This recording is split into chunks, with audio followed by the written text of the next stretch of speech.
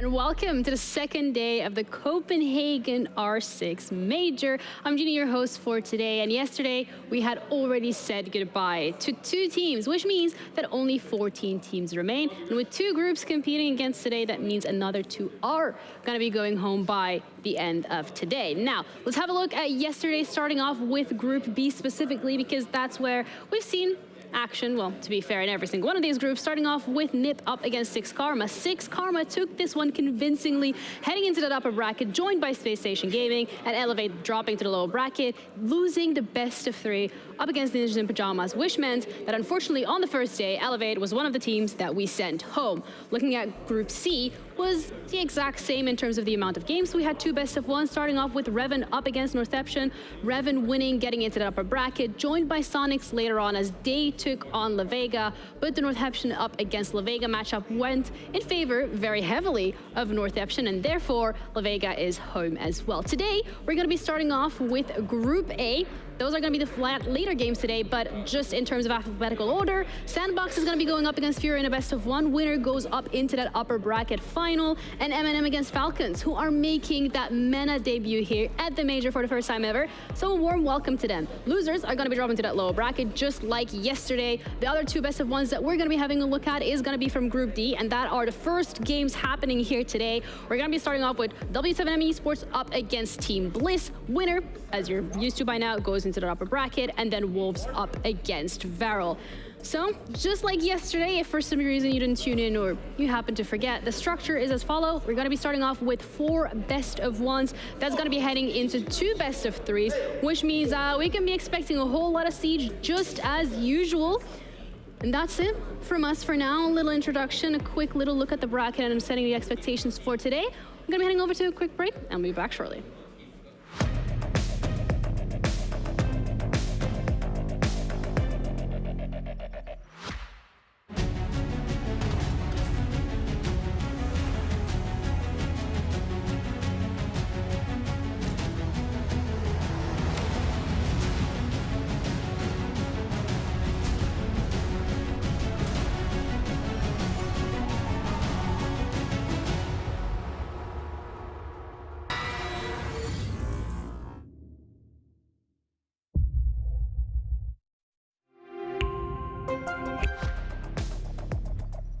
Guys, welcome. We have the first best of 1 coming your way. W7M Esports up against Bliss. And I mean, as much as you might be wondering what is she doing there by herself, trust me, I'm not alone. I do have some casters to actually help us walk us through this. And it's going to be Zanak and Gus. Guys. Hello, Jenny. Hello. How are you? Welcome. First time here. How's it going? Yeah, it's going great. And obviously we are excited because we get to cast W7M. Not Team Bliss. No bias, of course. No you bias guys are at going to be all. completely unbiased, no favor. You're going to be the biggest hypes for W7M, right? Well, exactly. We're not going to be biased, surely. No bias. No. If anything, we might be biased to W7M.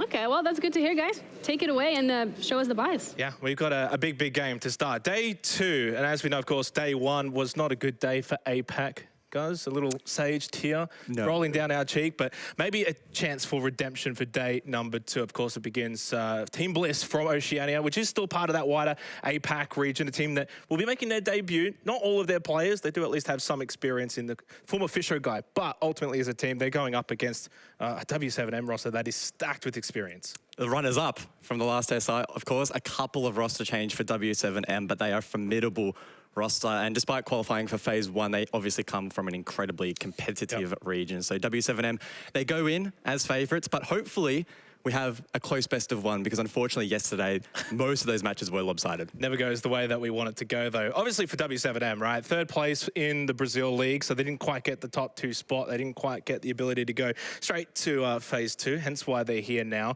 But surely 3rd place in the Brazil League should be pretty much good enough for even top spot in all of the APAC leagues themselves. That's kind of the expectation for me, at least coming into this game. This is a game that they've got to do well, that they've got to win, and we're going to find out where we're going to. So map vetoes, of course, best of 1 to start today.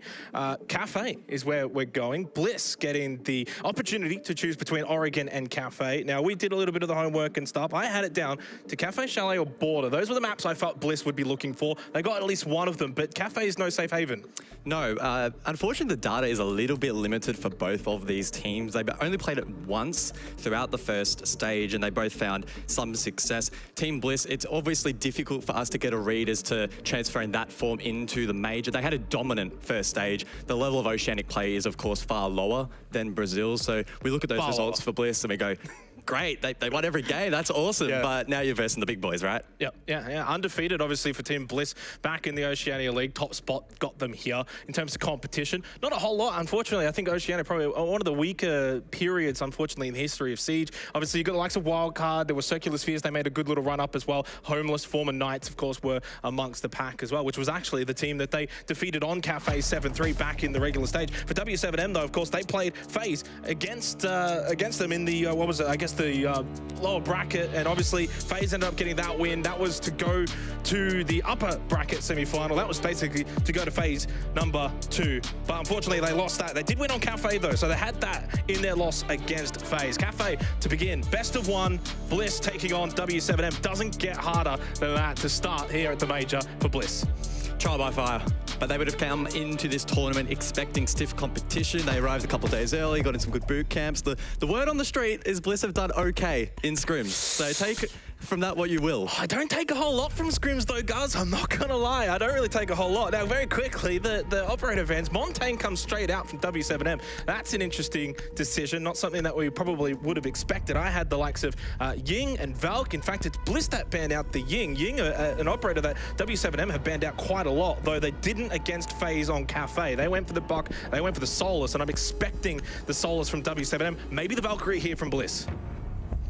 So as Army gets taken out, we know her prevalence throughout stage 1, back at SI as well. Incredibly prevalent, difficult to deal with, and annoyance for the attack. And keeping in mind, Bliss start attack, they have attack in OT, so they want to alleviate a little bit of that pressure, and then Valkyrie to round things off. So that does keep the Solus in play. Kafe naturally already very difficult to drone. With the Solus in play, expect teams to struggle to find pre-placed drone positions. Last time these two teams played on this particular map, Azami was banned out by Team Bliss. They also got rid of the Habana. Obviously, a little change up and a massive change up, obviously, for the side of W7M, who took out Buck and Solus last time. Now they get rid of the Montaigne and the Valkyrie. Valkyrie, though, very common ban across pretty much all maps for W7M. So we get underway. And Bliss will be attacking to start things off. They will also be attacking in overtime if it gets there. And I guess the relevancy for that is Kafe is going to be super defender-sided here, massively defender-sided. Yeah. 67% defensive win rate in Oceania and 66% defensive win rate in the Brazil League. So both of these two teams will be looking to the defense first and foremost. Obviously for W7M means that they've got an opportunity to get some rounds on the board early, put the pressure right onto Bliss. And I don't want to overemphasize this point too much, but we briefly mentioned, right, Solus makes it through the ban phase, makes it difficult to drone. Look at that economy top left for Bliss. They've already lost 3 drones in prep phase, and one of their biggest strengths throughout OS League was their ability to pre-place drones and then play off that immediately, especially early round, allowing players like Jigsaw to get entry. So with that information now being stunted and difficult to gain, we'll have to see how Bliss adapts. Again, it's going to be something they would have practiced in their scrims on the lead up to this against better level of competition, but now it's the real deal. Well, I mean, that's exactly what you were saying. Obviously, yeah, they've done all right in scrims. It's always a good feeling, but you can't really take away too much confidence from that. You've got to keep your expectations quite realistic and understand this is going to be a very difficult task for W7M. Sorry, for Bliss. Don't get it twisted. W7M here, heavy favorites. And obviously being on the defense first of Kafe, a good start here could put some pain onto Bliss. But on the flip side of that, Bliss can start well and obviously could give them the confidence to kick on. Attacking first, it will be through Bakery here on Kitchen to begin the opening round. Yeah, so an extension here from W7M, and Bliss seem pretty content to try and push through it. Let's see what I can find. KZ up above. You can see the power there of the Solus gaining information. You can spot out things like Claymores and Oda. One of the best players in the OS League taken down first in this matchup. Fisher to follow. In the world, would say Dev. Well, the stats would say so. Not the start he would have liked, and obviously losing Fisher guy, not ideal. That's your hard breacher gone. Jigsaw low on health, one of the top fraggers in the APAC region, was on IG, obviously last year as well, probably didn't reach the heights that it would have liked. Does find the kill there. Sage as well through Code. Oh, double kill for Sage! And Bliss find themselves back into this round. It's just down to Herds and JV. Why still up? Obviously with a 1.5x now, very deadly, something to keep in mind. Sage and Brendo, literal brothers, and we have seen the clutch potential from those two in the past, but now the clutch gene needs to be in the hands of W7M. A good push there. JV92 can reclaim that cross, but now he's low on HP, and Jigsaw, that's a freebie. Yeah, had the information, obviously, from that swing. Outside of Coat meant that Jigsaw had the sight line to be able to get that trade. Hertz in a 1v2. This could be the dream start, but Jigsaw gives away his position. Inside of prep, though, for Hertz. His position known to Brendo. Sludges his way in, makes his presence known as well, though, for Hertz. Can't shoot through that reinforced wall. And in goes Brendo. In a 1 versus 1, knows that Hertz is still inside of prep. Well, he crosses, so good position. Jiggles for info. It's an awkward 1v1 to open up this game, but Herd's able to just clutch it out. Big missed opportunity. Big missed opportunity. You're not going to get many chances, unfortunately, for Bliss. That's a big moment there from Herds. Essentially a 1 versus 2. Played it well. Played on that contact through prep. Got the barrel sticking out from Jigsaw. Gets that kill. Doesn't panic. Doesn't try to reposition immediately. Waits for a bit of a sound cue from Brendo. Gets it from there and plays off of it. So really well played from Herds. And that's just experience showing through. Had the pings as well, you could see there. Unfortunately for Brendo, he still had about 40 seconds. Could have gone for something a little bit more, but ultimately just wanted to take the fight. Lost out. But as I said, big opportunity gone for Bliss. You're not going to get many rounds here on the attacking half of Cafe against a team like W7M. And that one was honestly theirs for the taking. I think there's still some positive signs.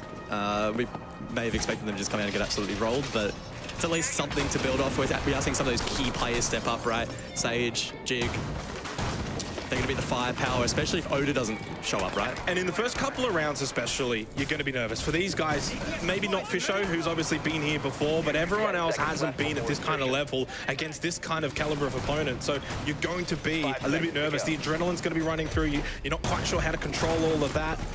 And obviously, in the end, if you can get those early round wins, it kind of settles those nerves a little bit. It's like, hey, we do belong. We can play against these guys. We did it in scrims. We can do it now as well when it matters. Either way, over towards reading a fireplace for the second round. W7M will extend up above. No real surprises with that. Fleetbox will bring the mirror. Something to contend with here for Bliss. And that mirror really can shift the dynamic up above, right? Cafe plays that very differently. If mirror is banned, you don't have to deal with that utility and the long lines of sight that can be generated from deep in towards the objective. So that's something that Bliss will no doubt need to be ready for, especially if they want top floor control. Oda currently on the cocktail repel. And we hyped him up. Yeah. Big numbers, big fragger, big player throughout stage 1. And I do want to say as well, because some people might be seeing Blitz for the first time. They'll go and check on Wikipedia. It's like, oh, these guys 7-0 this league. They don't know what maybe losing is like for them. No, these guys have been around for a long time now in the Oceania League. They struggled to get into APAC South when that was part of the ecosystem. They always lost in those qualifiers, those rallies, promo rally matches. So they know what it's like to suffer defeat, to have that heartache. It's kind of been more of a breakthrough season for them this year in the Oceania League. So they know what it's like to deal with that. So they won't be too dismayed by losing a round or two early on here. This is a wonderful spot though for Nate with that Nitrocell on the rappel. KZ over towards that piano position. Nitrocell goes down and Oda loses his life. He has not even been able to fire his gun. The highest rated player in Oceania has not even got really off the board yet. KZ in control over towards piano, gets the kill on Sage, and W7M firmly in control of this second round. And typically this is a position you expect the Azami to be locking down with key barriers. Not the case. Bliss did ban it out, but KZ still locking down that spot, having an impact. And Bliss now needing to rotate around and try to manufacture a play elsewhere. Herds, though, catches Brendo, leaves Jig in the 1v4. Starting to unravel a little bit here. And we talked about heartbreak, right, for Bliss. W7M, they lost their sight, so they know what that pain feels like as well. Yeah. Lose their sight. Also, then a couple of roster changes off the back of that for them. So 2 players go out. Julio and Fultz no longer there. And you pick up, in my opinion, though, a very talented player in Fleetbox, at least from MIBR. And obviously Nate as well, coming over from Black Dragons. And it is a team that's probably now looking towards the future, not worrying too much about the past, about those missed opportunities. SI, Yonkoping as well, 3rd, 4th finish. So they got close there at that major. This is a team with a lot of experience, and it's it's a team that I think will take Bliss seriously as well. I don't think they would come into this and think, oh, well, they're from Oceania, it doesn't matter, we'll deal with them comfortably. I think they'll come in and treat them with a lot of respect, and that second round probably showed it. I think you have to. This is an unforgiving format. You can go home today. If you disrespect your opponent, you get caught off guard, you lose the BO1 into the BO3, you're packing your bag, you're going home tonight, right? So it's incredibly unforgiving in that regard. At W7M, of course, in the Brazil League, just falling short into the Phase 2 qualification, losing out to FaZe, of course. So they are playing a little bit off the back foot, but with so much experience and so many good results in the past, the expectation is for them to make it through. So as we head to Bar Cocktail here, third round, Bliss are kind of now on the verge of basically being beaten around the world.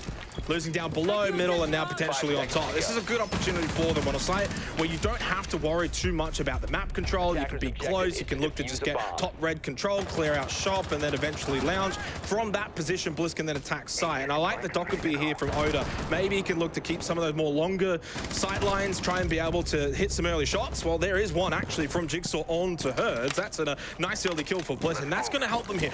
This is a gettable site for me. I think Bar Cocktail's really gettable here for Bliss. And unless W7M want to fill that gap back in, and it looks like KZ might fulfill that role, Herds was probably going to lock down this position again. We saw Bliss had issues last round clearing out Lounge, so now that pressure lays on KZ to try and fulfill that role, which is going to be quite tricky. Fleetbox on the Solus, though, has been brought out. Was obviously banned by W7M last time they played FaZe on this particular map. And with JV on the Oryx, they've got themselves some really offensive firepower on the defense. Brenda over towards the Skylight position, and he will just sit and watch for some time. This will probably be a somewhat slower round. That's my prediction. I don't think Bliss will get too aggressive here. Jigsaw on the rappel, almost finds another. And KZ will just continue to sit in his position. This position here, though, typically played by an Azami, but of course banned out by Bliss. Just increases the risk factor here for the defense, but it is still a position that is critical to hold, create a buffer towards the side drop, prevent the pressure from a red drop, for instance, from Heaven as well. But Bliss are tuned in. They're wanting to clear this out. I'm sure they'll gain a little bit of information, then head in the likes of Oda May before the entry. Oda does light up the kill feed, trades out Sage. KZ, though, still holding down the fort through Lounge. That might be his cue to start falling back a little bit, because he knows if he dies here, yeah, pretty much round over. Falls back to washrooms. Logic Bomb has gone out from Oda off the back of that kill, has one more available. There's still over a minute remaining. On Bar Cocktail site, you've got a lot of time here if you're Bliss. JV just lurking over towards White Stairs, makes his way up towards the top side, makes, I guess, sure that they can't push through that corridor, get some extra pressure and presence over towards that area for W7M. Brendo's now in towards Cigar Lounge with a minute left, so Bliss will start to try and get this foothold as they put pressure on site. Nate just lurking on the Warden over towards Cocktail, but it's KZ who peeks out through Pixel, gets the kill onto Fisher. That's the hard breach core. More fights to be had, and Brendo falls KZ with a nice double for W7M. They needed that. Yeah, he makes the UMP work there. Unfortunately, Bliss lining up, the spacing not quite there, and unfortunately, Brando struggling to get in this game. And now it's Oda on an island over towards Skylight. One gets fed to him. He has 30 seconds here.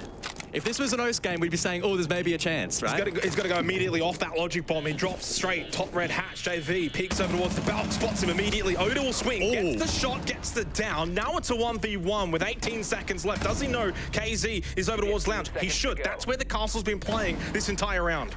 10 seconds for the quad. 10 seconds. Oda pushing forward. Swing him. Needs to be aggressive. Swings, but KZ will shut him down, and Lounge on lockdown. That is a massive round from KZ. On the castle, you don't have the keeper barriers from an Azami. It's not a fortified position. It's a very aggressive hold, and he's played it well to get multiple kills in that round for W7M. A round where Bliss got the opening kill, where they make that site vulnerable. He was able to respond, and these were big impact kills as well from Washrooms peeking out through Pixel. He got some really big kills, and eventually then wins the 1v1, goes 6 up in 3 rounds. And W7M, their experience is now just really shining through. They go around the world, 3-0 start. But again, reminder, this will be very defender-sided on Kafe. For Bliss, 1 round might even be enough to get them to OT. That's what we're kind of talking about. 2's definitely required, though, in my mind. I see W7M at least getting 2 attacking rounds. Bit of cope, maybe? A lot. A lot? A lot. A good dose? Is that what you had for breakfast? I think right now it's shaping up to be like a 5-1 half, potentially 6-0 could be on the cards. There's not going to be many opportunities on a map like Cafe. Kitchen's definitely going to be one of them. Bliss almost got it in the opening round. Another being Bar Cocktail. Bliss got the opening kill in that round. So there's 2 rounds in my mind already. Bliss have at least been competitive, but they didn't get a result for it. And competitive's not going to be good enough. There is no honourable losses at the major. You either win or you lose, and right now they're losing. So no extension through the bakery here this time for W7M, and based on the attack of repicks, it looks like Bliss are willing to take and exploit this position up above. You can see the vertical being created by the defense. That's why they're bringing the likes of the Jackal. The Yana can scan ahead. Oda as well can deal with a bit of utility if required as well, and just has additional information available with the Roteros. So this is like this feels like the real tester, right? If Bliss can pull off maybe a roam clear and actually look okay, they can kickstart something, but if they get stomped here, it's going to be even more difficult in my eyes to see them recover. Well, Philippos got at least 1 kill in that last round when it came down to that sort of roam clear. So he at least got 1, and that's probably the goal then. If Bliss are going to go hunting on the Jackal with Brendo, I think as long as Philippos gets 1 kill, that's job done. And that means Bliss will not quite be at full strength going into that side push. KZ also lurking around shop, lounge, and he might just get a kill here. Oh, does get tagged back, holds his position, very aggressive hold. Knows that one is dropped top red, makes his, oh, what a shot into the head of Brendo from KZ. He's had a perfect start here in this match against Team Bliss. KZ 7-1. And can make his way back down White Stairs as well. They just can't kill him. It's been incredibly challenging to deal with him throughout this match. It is a 4v4 though for Bliss, but time now begins to dwindle. Philippos as well, still up above, and the brothers Brendo Sage just walking into the arms of W7M and KZ. That's 8 kills now in the 4th round.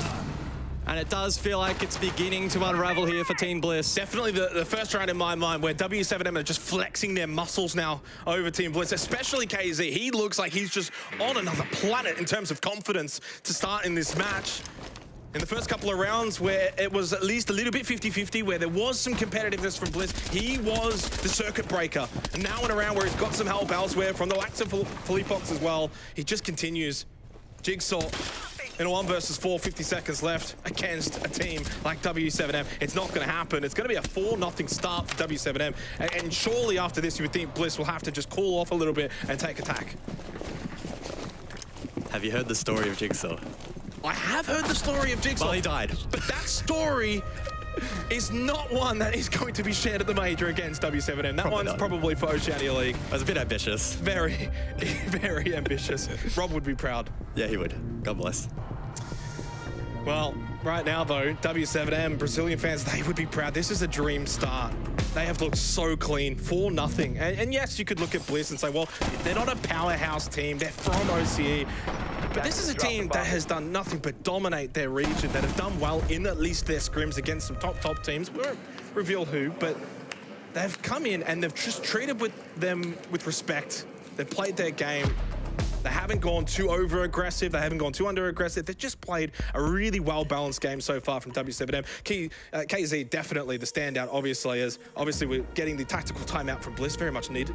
Nico will be speaking to them. I'm not sure what he would be saying, though. I don't lip read, so I'm not entirely sure. We can theorize, of course, and I think that they're going to know, right? The win condition is shutting down KZ. He's just been so chaotic, and he keeps holding down these key positions for map entry to kickstart map control. And if you can't clear him, at least trade him out. It just causes a ricochet of issues throughout the rest of the round, and that's why they're finding it so difficult to get back in. That's why other players then make desperation moves, and then it just compounds, and that's why Jigsaw keeps getting left in these 1v4s. The interesting thing for me is that W7M are not exactly doing anything too crazy. They've played this rather default, they've played this rather structured. You would expect that on a map like Cafe, but they're just so much cleaner, sharper, more switched on. They know where to get their trades from, and Bliss is struggling with that. They got a couple on the roam. I think it was round 3 where Philippos got traded after getting a kill. Yeah, Oda got one back, but you know, you're talking about KZ, for example. He hasn't been traded at all this whole game. He's just getting 2, 3 at a time, and no one is able to sort of respond. It just means that Bliss just keeps kind of trickling in towards him. Makes it rather easy. This site, though, definitely not going to be easy. Reading Fireplace, we go for round number 5. Bliss need at least 1 in my mind in this half. 2 would be ideal, which means they're going to win the next 2. Now we are going to see Oda dabble in the Nook. An attacking operator that Bliss don't typically shy away from banning, but we'll now see it actually played out. And that might be something that Bliss can look to leverage to try and unlock a couple of these rounds, right? Try to catch a defender off guard, try to get some map control, at least hold down a rotation for other players, then pressure defenders out of position. We'll have to wait and see how that does play out. One player as well to know is probably Brendo. A disappointing start for him, and we know he's such a damn good player, but just hasn't quite been activated so far today. Yeah. Obviously for W7M though, 9 for KZ, so very close to double digits already. Everyone else though, so balanced. 3 for Hertz, 3 for Nade, 3 for Leapox as well. On the smoke this round. Jigsaw though, Nade towards White Stairs. JV getting a bit of pressure here. He'll fall off.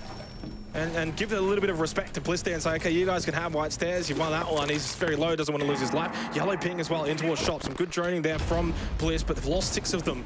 So W7M at least responding in the drone game. They also got the Mozzie as well. And Brendo falls to the C4 of Herds. So again, another opening kill, another Nitrocell. That's the second one from that spot for Nade onto Oda. Deja vu. And now with just over 90 seconds remaining, the task gets even more insurmountable for Team Bliss. Sage this battle towards top white, in towards Cocktail. He has the ping, doesn't know there's a player to his left anyway, and KZ will go to magical 10, double digits in 5 rounds. And the Brazilians are very much switched on here. And Jigsaw, again, 1v4. Time and time again. W7M just on a whole nother level.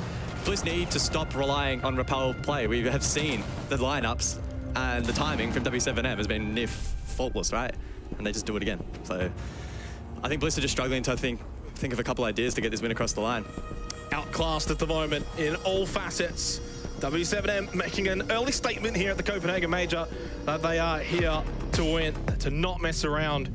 Very much getting the job done early, and this round, once again, KZ, I love the push up towards Cocktail, understanding the push was coming over from Planks. He repositions, he gets himself into a position to at least trade or peek first, so they've always got these backup plans in place, whereas Bliss are going on these little solo roams, these little solo adventures through top white, through Planks in toward Cocktail, or on the Repel solo. They're not playing as this organized structure that we're seeing from W7M, and right now, they are getting taught a lesson as to how good they need to get to if they want to compete at the Major. And perhaps you are just tuning in to reiterate, the winner of this game continues through to the up bracket. Loser goes down to the lower bracket and will face elimination today. So yeah, if Bliss don't get their act together, assuming they lose this game, it could be a very, very early major for them. And I will say as well, again, Kafe, very defender-sided. Had these two teams swapped for the first half, I think we would have seen Bliss get a couple of rounds on the board. I'm not saying they would have gone 4-2 even, but at least maybe a 3-3 or 4-2 to W7M. At least it gets them a couple of rounds, but they had their chances. Opening round, round 3. You know, those are the kind of rounds where you really can't let those slip. You have to put the pressure on W7M early, because I tell you what, really every round that has played out so far, W7M are just getting better and better. And this game is really getting away from Bliss. It pretty much already has. 5-0 down. Yeah. It is Kafe, but still. Well, we'll see Jigsaw lurk down below. Players stacked up above, so pretty standard here for Kafe. Oda keeping an eye on Freezer Hatch up through to Dining. I think that angle may be being held, or the outline is just tripping me. So there's a couple of positions down below, a couple of dangerous lurks here for Bliss that may pay off, but we need to see pressure on the defense. Fisho, again, another Claymore kill on this map. That's like his 3rd out of his 4 kills have come from Claymores. Yeah. But hey, well placed from Fisho, and understanding where maybe W7M want to get their aggressiveness. And it's KZ. Yeah. So you can't really complain too much about that. He just gets a little bit overzealous on this final defense. Recovered the diffuser. It feels like they've been trending in that direction the last couple of rounds, obviously with W7M. As they're getting these rounds, they're getting more and more confident as to what they can get away with, what Bliss won't punish. But this is the second time now in this half where Bliss have gotten that opening kill. They've got a 5 versus 4 lead, but it's these on-site executions that have really let them down, and some really stalwart defense from W7M. Yeah, they can get aggressive early in these rounds, they can roam, they can lurk, but when it comes time to execute onto site, they can hold really well. Jigsaw just gets caught, well and truly, from above, from Nade. Easy kill. Jigsaw once again unable to make an impact in the round. So we'll see the Repel game once again from Bliss, but they don't have to fear Nitros, none left none available for W7M. Sage able to get an entry, gets aggressive, sprays down, but they're getting mowed down. 2v2 though. Oda, Sage to try and win the one and only attack for Bliss. 40 seconds, so you've got time. You don't have to rush this. You've got a little bit of information, at least on JV, in towards washrooms. What a sightline, though, towards Sage. But Oda gets the big kill. 35 seconds now. 2 versus 1 for the second time in this half. Bliss cannot mess this one up, and they don't. Oda, the best player in the region, gets the round-winning kill. Bliss are on the board. Look, I know you said off camera that a 1-5 may be recoverable. Now that it's happened? But... You want my new opinion? I'm not so convinced. No. Yeah. I did, obviously, to give some clarity, I did say off camera when we were looking at Kafe, when we were looking at the map and how this might play out, I said, you know what, Kafe is so defender-sided, it wouldn't be that unimaginable to think that from a 5-1 deficit that maybe Bliss could do something on the defense. Now that I've seen how good W7M have been in this game, they are just not giving Bliss many opportunities. It's going to be so difficult. But what I will say, and I'll get the bottle of copium out right now, round 1, round 3, and then what we saw there in round 6.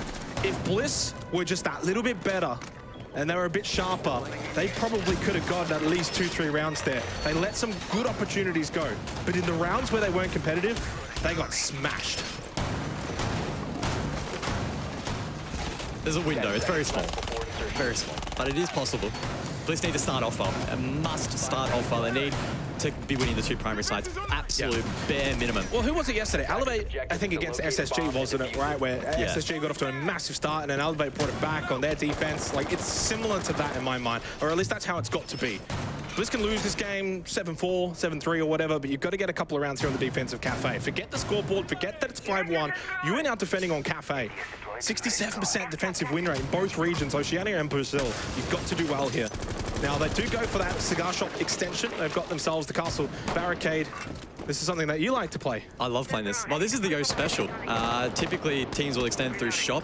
Lounge, unless Azami is in play, is often a bit more hands-off, and they'll rely on deeper angles from washrooms, etc., holding Pixel. We're not going to see the likes of, you know, how we saw KZ hard lock down that position. Bliss will lean into shop, try to make plays from there. I think it's Fisho playing it currently. But we're going to see W7M, they themselves lean into the Repel game. They may not even really want to push that side of the map all too much at all. Only 1 drone eliminated at the moment for Bliss. That's not good. Really good drone work from W7M, and they're getting the yellow pings out on site, and you've got the Roteros as well going in for the Flores, and that's why Herds just got that opening kill. Yellow pings on Brendo. Really solid drone work from W7M, and it will punish Bliss here early on their defensive start.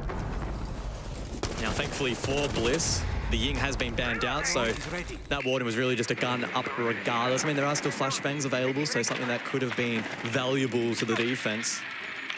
That information, though, it's great. You can see Jigsaw down below. Sol's trying his best to gain information, but the second he tries to do that, he's under fire, under pressure, and forced back. Yeah, did get a couple of drones for that little hunt, so from 1 to 4 now destroyed, but KZ makes his way in towards Belt. Are they even aware of this? They will be now. Oda cops a couple of bullets to the face. That shield won't do much, and Fisher Guy loses his life. KZ up to 13-3 is just menacing here on Kafe against Bliss. Forget the 5-1 copium. It's all W7M as they look to put 7 on Bliss. 1 round to go. Yeah, W7M putting on a little bit of a clinic so far in this game. Did a great job clearing Brendo early on. You could see the amount of information they were able to gather, add that on top of the Flores, Roteros as well. There was just yellow pings absolutely everywhere around that site. Jigsaw trying his best there on the solos to clear that information, but you could see those areas were being zoned out, so he couldn't necessarily do a whole lot to deal with that. And then unfortunately, control was forfeited, that repel allowed, and just completely crumbled there for Bliss. Even the replay operator feeling bad for Bliss, just re-showing the 1 round that Bliss were able to win from the round prior to the last. 6-1 lead for W7M, and they are firmly in a position to move on. Honestly, not just from this game, I think from this group stage as well. They've got their sights firmly set on phase 2 onwards. It's really, I don't think it'll be a contest for this group. W7M, you would imagine from here, should be able to get out rather comfortably because they look so good. 10 seconds to insertion. Yeah, been very impressive, but Look, to be fair, our expectation was had probably been that. Sure, they finished third in Brazil, but third in Brazil is pretty damn good. I did say third in Brazil is probably better than all of the top teams in APAC. So, fortunately, we are getting very much, though, a taste of what these top regions really, really look like. Obviously, yesterday, a lot of talk was about APAC and its lack of competitiveness. Obviously, Bliss, they are a part of that, and they are now a part of said lack of competitiveness. Is the scoreline indicative, though, of some of the rounds? I can't even bring myself to say it. No, they've been smashed. Yeah, they've been smashed. That copium has been thrown away. I think the bottle's empty. I'm just going to throw it out. It's gone. It's knocked itself from Jigsaw, though. Looking for a position here over towards top red. Blows it early, though. Oh, there's it's going to be a Gemini. Or was it? It is. Oh, Fisher, though, loses his life early in the round, and W7M further pain put in towards Bliss. So for Bliss now, after they lose this game, it's best of threes onward if they want to progress on to phase 2. They'll have to win 2 best of threes in their respective group to move forward. That is a very difficult task. Herds towards red stairs. He peeks on down. Absolute clinical display, though. KZ, again, goes to 14. He would have dropped 20 plus in this game if Bliss were competitive. Looking for more. A 4v3 now for W7M. They'll get control in through Whiskey, headed by JV92. Closet still being held, but Sage low on HP, so that'll be a tricky swing to make. He goes for it anyway, but doesn't land the shots now. A 2v4, Oda, Brendo exchanging some jewels. Oda forced back though, and Brendo looking to flank.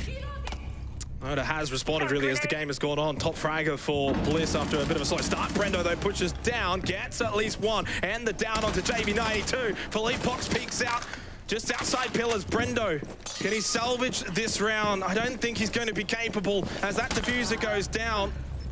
Never mind. Still a chance. Gets off of it. Over towards Freezer. Vulcan canister blows up, and Brendo loses his life. It's all too easy for W7M. They put 7 on Bliss. They'll move forward in this side of the bracket.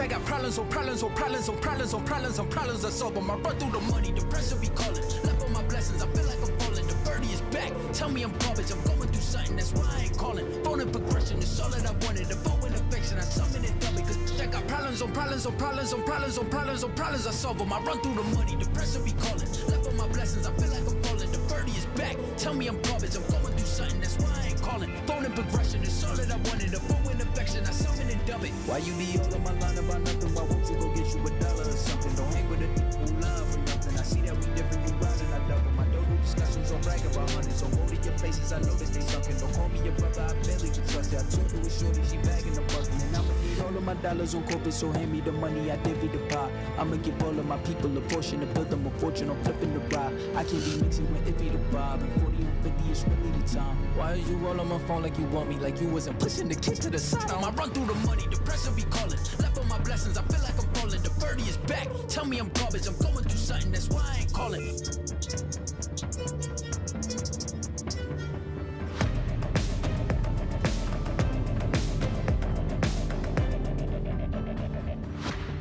W7M will progress forward in Group D after a rather comfortable win against Team Bliss, really. In the end, 7-1 was a very much fair result, probably a result we were somewhat expecting as well. The Australians, unfortunately, not good enough for the Juggernauts from Brazil. Third place in their region, but top probably just about everywhere else.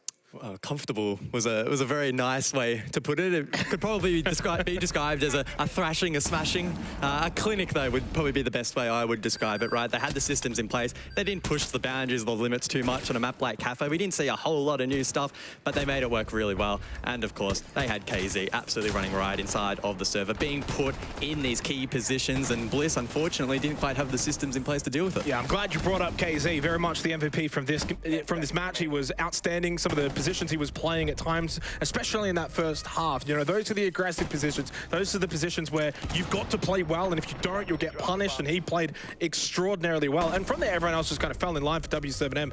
Clean, methodical, default, probably the best way to phrase it as well. As you said, we didn't really see too much that made us believe that we were going to really see any kind of trend-setting stuff from W7M. They just played pretty much standard Siege, and obviously that was far too good for Bliss, who, yeah, they had a couple of rounds maybe in the first half. They had some opportunities. We saw there on the highlights to begin that very opening round, 2-1 on Kitchen, and then they lost the 1v2. So, you know, credit obviously though to W7M, and that's a big lesson for Bliss. They don't get these opportunities that often to play against these caliber of teams, so they'll take a lot away from this. Well, I hope so for their sake, right? Because now they're down in the lower bracket. They might be going home today if they don't really sort it out quick, fast. So hopefully for the best of three, it's a slight improvement for them. Yeah, obviously, what is it? We got Wolves and Varrel later, so not really an easy task there. Obviously, though, for W7M, one more best of one that they win, and they can go straight to phase 2. And for us, we've got Ginny, who's got Philippox for an interview. Ginny? Yeah, we have Sandbox for an interview indeed, and that was quite the lesson for Bliss, as some of the casters just mentioned. 7-1 victory, probably the quickest game we've had so far. Yeah, probably. Yeah, how does it feel? It was a simple match for us. Like we prepared, we knew it was going to be Kafe, and it wasn't an easy match. So going to that map pick, actually, you knew it was going to be Kafe. That's a prep coming into play? Yeah. We knew that it could be Kafe or other map, but like we knew that probably Kafe. So we prepared a lot, and they did everything that we thought they would do. So it was pretty easy, yeah. I mean, it did look that way. Now, this is the first time that you guys playing as a 5-man on LAN after some of the roster changes. Yeah. Previous roster, you guys had a really good run at SI. So how is it like being here for the first time as 5? Yeah, it's my first major, so it's a nice feeling to be here. And it's the first major like for this 5-man, like you said. So it feels pretty good to be here. I don't know. Yeah, what have you learned so far? What's the #1 thing that you noticed? Actually, I don't know. I don't know. It was easy for us. I don't. Yeah. So going forward, is there anything that you want to keep doing? Anything you want to change? I think the preparation for the game was pretty good. So we're gonna keep that. Well, you guys also have a lot of support. So I want to ask if you want to share anything with the fans at home watching. I'm going to speak Portuguese now to the fans. Obrigado, torcida aí, galera que acordou cedo aí pra ver a gente. Obrigado a todo mundo aí que tá aí. E bora pra cima agora, próximo jogo quinta contra o vencedor de Wolves contra Varrel. E é isso, tamo junto aí. Well, thank you so much for the interview. It was very lovely. We appreciate it. Thank you guys for tuning in. We're going to have a little break, and we'll be back with the second game of today.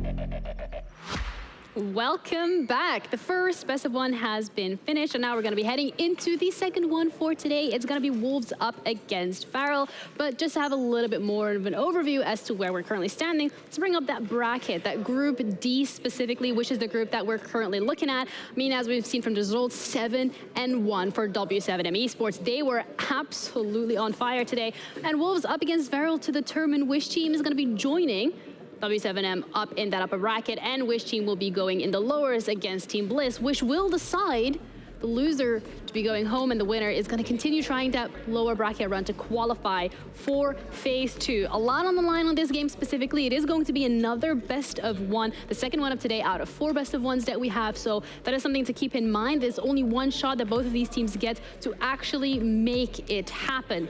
Now, I'm not going to be walking you through this game because I wouldn't probably be very good at it, but we do have some lovely casters who will be. We have Mandy and Deb. Hi guys, how's it going? Yeah, I'm doing great. And honestly, Ginny, I think you're doing a phenomenal job. So don't put yourself down. We're having a great time here, and I'm really excited to get back on the mic. We're loving it. We're having a great time.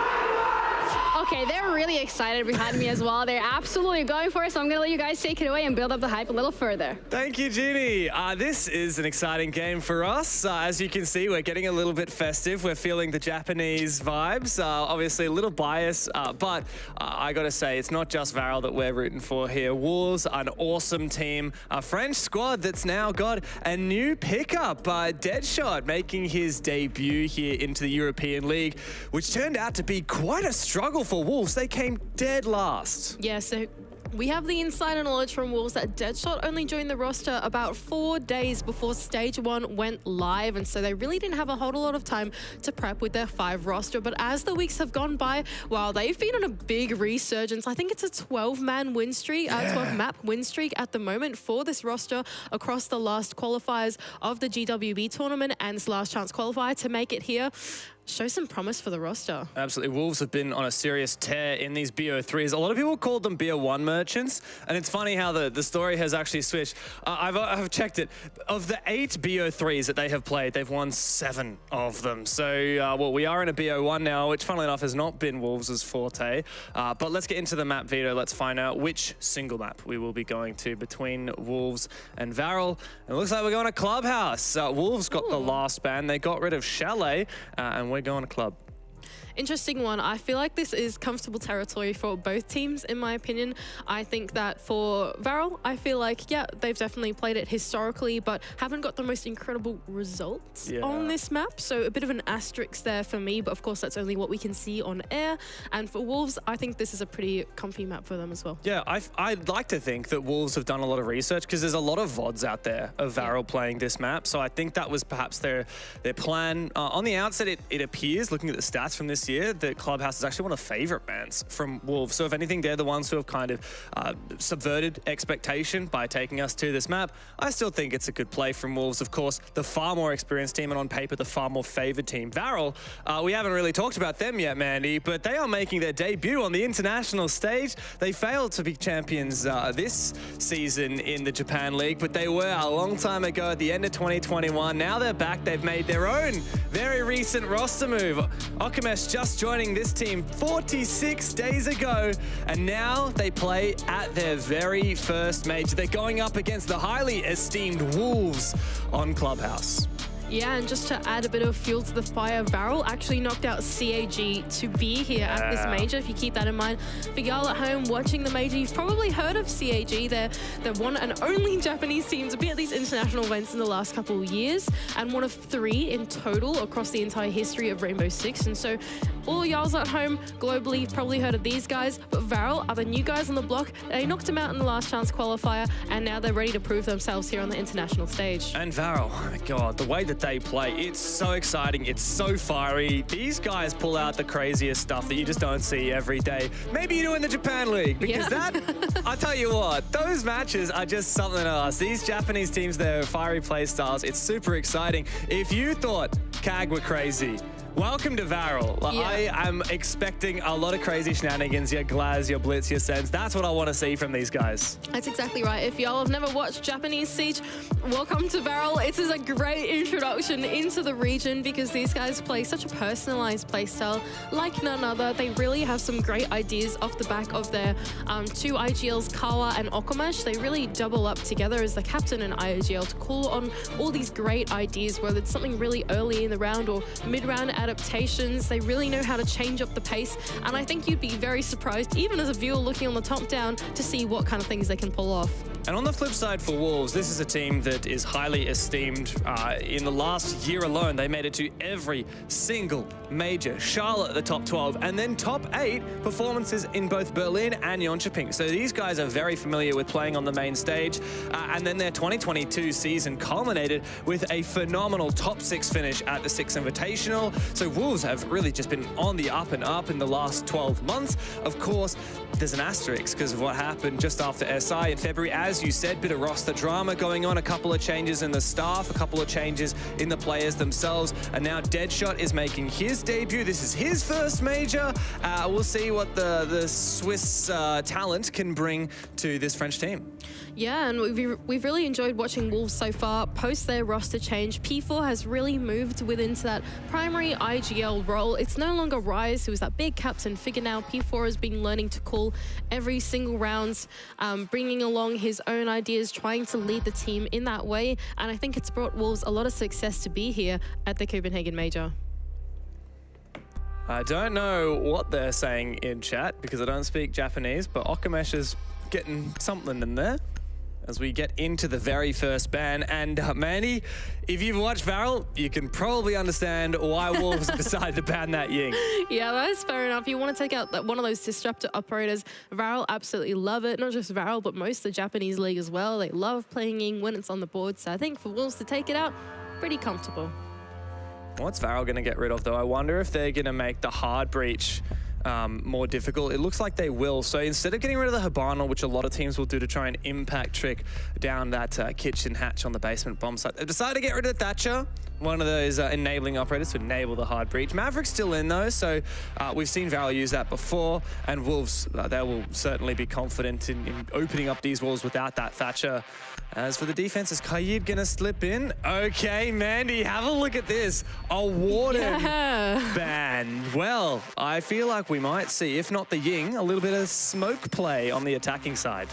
I actually really like this. By taking out Warden, it means that all of a sudden, like you said, smokes become reliable within your attacks. And so bringing things along like the Glaz, Sens, Capital, which is all operators definitely within the pool of Varrel on the attack, they would love to utilize that. And by having Warden off the board, it enables so many different kinds of executes to their toolbox. And as we get into this map, it's the first time these two teams have ever encountered each other in the server in an official match. Both teams have played a huge number of official matches this year with the new roster, so both teams having made roster changes in the last 50 days. Wolves have played 24 official maps, Varrel have played 19. So these guys have played a hell of a lot of Siege so far this year in the lead up to the Major, and most of those matches have been streamed as well, so there's VODs available for counter-stratting from their opponent. Yeah, certainly very interesting with the format of this last chance qualifier. If you don't make it through stage 1, it means you've got to play a whole lot of other games to actually secure your spot at the Major. And while we're all entertained back at home, it's certainly going to tire out the teams playing week to week. But here we are in this first major matchup for these two teams. We're going to be starting out down in the basement for Wolves. But look at what Varrel are bringing along already. We've got the Monty pick for Okayu, and it's supplemented by, of course, Rento on the line and Kawa with the Ash license to try and get an in onto the map nice and quick. I am very interested. I'm very excited at this operator lineup from the attack.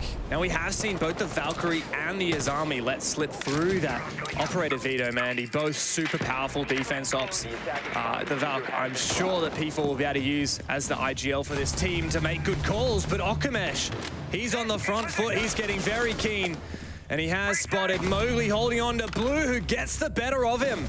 A very fiery start here from Varrel, as they're not looking to waste any time whatsoever. Double kill for Kawa before the trade comes through. The final E1D rattles on out, but Deadshot has traded out the Lion himself. It's a 2-on-2. Man advantage even now. Varrel dialing it back, problem solving. They have no more hard breach. Actually, they do. 2 on Archive, so they can get some of these hatches open and try and crack down on this bomb site and make their way in. C4 prepped in the hands of Deadshot. Will it connect? It doesn't seem like he will, as he waits, lying inside of Church. Wolves so far playing a very disciplined game. This rush has panned out very swiftly. C4 comes out. That's a huge amount of damage onto both of the Japanese attackers. Out comes the fire. And this is perfect now for Deadshot. A triple kill in the opening round, and that diffuser cold. It's now up to DD, low HP, as he waits the 20 seconds for this fire to subside. Such a difficult crossfire he must enter into. And Deadshot is sitting safely behind the keeper barrier. In Church, out comes DD, the pre-fire, that gets him the kill, or the injure at least. Shinka now, with the pressure on his shoulders to clutch. He has information from his down teammate from some cameras. And DD must deliver now in the 1v2. He's looked to isolate the first, and he's trying to get back towards the diffuser to secure the second. The pre-fire comes out, the diffuser picked up again, finished off the down player. 45 seconds now to play this game of cat and mouse. But it's Shinka, the clutch king. Can you really count on him to lose this one? You certainly can't ever count out Shinka, but DD's got the read. He heard the spray. The pre-fire doesn't quite come out from DD. He still doesn't know it. And Shinka holds his nerve. It was a tight contest at the end of it, but Wolves come out just barely on top. Nice stuff from Wolves to retain their composure right at the end in the 2-on-2. They had the tools that they needed left on the site to shut out that Monty in tandem with DD right behind him. The fire and the flames, unfortunately, would take down the big shield player. No bullets needed, and it left DD in a pretty tough 1-on-2 that he almost clutched out, but Shinka, well, you can never count him out with the SMG-11. You certainly can't. Shinka is such a phenomenal support player for this roster.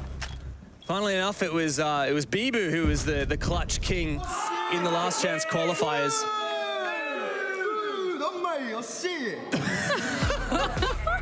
Something is in the water with these Japanese teams, Mandy. They just lost the round, and that was their reaction. These guys are just so happy to be here. Yeah. The privilege of playing against talent like Wolves is, I mean, they just appreciate it so much, and they're ready to give it their all.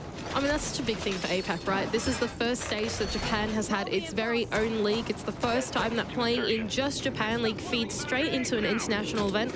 And so for teams like Varrel, for teams like North Epson, this is the first time watching their heroes play or getting to play against their heroes, right? People that we've seen on the international stage time and time again, champions, big names like Wolves. And so for Varrel, honestly, they're just having the time of their lives, playing the most competitive siege that they've probably ever seen in their entire career. These guys never played in APAC North in the past. They were just an RJL team, you know, a national league team. And now they're competing against Wolves, some of the most esteemed players in the game of Siege. I mean, how many seasons of EUL have all of these, or at least 4 of these 5 players competed in before? They are experts, they know what they're doing. Varrel will bring the fire. Good information gathering. I love this 0 pick. Rento taking a chunk of damage from an engagement over on the Logi hatch. We'll have to be a little more cautious there. Wolves actually playing a pretty conservative defense off the back of the Azami. Being left in means that they can make that gym and bedroom area a lot more viable to play in. There are not that many power positions inside of Master itself, but having keeper gates there, having shields there, makes things like playing around the bed, playing around the mattress a lot more viable. And so Wolves are really going to be leaning into that come to the late round of this attack. This army has been a real pain, hasn't it? Making it so difficult to clear off these bandit batteries, but fortunately for Akayu, he's just going to use the Maverick. He's opened the top, and now he's going to open up the bottom. That should trick the wall. He needs to finish this off, though. He hasn't quite done the full side. There you go. The wall has now become soft. Doesn't really have any teammates to go and actually make that a walkable hole, though. Yeah, it's a bit dangerous. I think the only soft breach they had was actually breach charges on Rento, who I think has just fallen off the roof, unfortunately. Thankfully, one of his teammates are there to help him out, so that's not too bad. But like you said, it's going to be pretty tough to get that wall open, and instead Varrel realized that, well, we can't really attack all that directly. Let's try and sweep the map instead. DD grouping his way up the red stairs now, takes an engagement with Deadshot on the other side on the Jaeger. Chunk of damage, now just a slither of HP as Deadshot rounds the corner and takes him down. A lot of HP lost for his troubles, but the kill is what's important. Speaking of HP, look at the bars on the Varrel side. Deadshot does find his second onto the low Rento. At least Kawa had found one, but it's all falling apart now for the Japanese. Wolves have been in control of this round. Deadshot is still in control of Cash as well. Okamesh. What's he gonna do?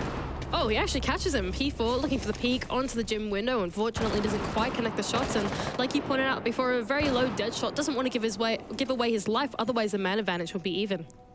Deadshot does actually have an angle onto that gym window drum pin where Okamesh is at the moment. And as that timer goes down very low, there's no choice but for Varrel to jump on in. Deadshot's got the long angle. The second one jumps in. Kawa does get the kill, but is traded back immediately by Wolves, who are sitting composed 2 rounds in a row. Really nice from Wolves to hunker down on the site and not overextend in their peaks. They were able to find Varrel as they loitered their way up the red stairs and tried to go for the sweep across the map. But it was really the bandit player on the top of the red stairs, Deadshot, that took all the engagements necessary to win out that round. I think he collected 3 to his name in the end, 1, 2, and the last one to jump through the window as well in this final replay. He did a fantastic job here with this long line of sight, even only just 1x scope. He gets the job done.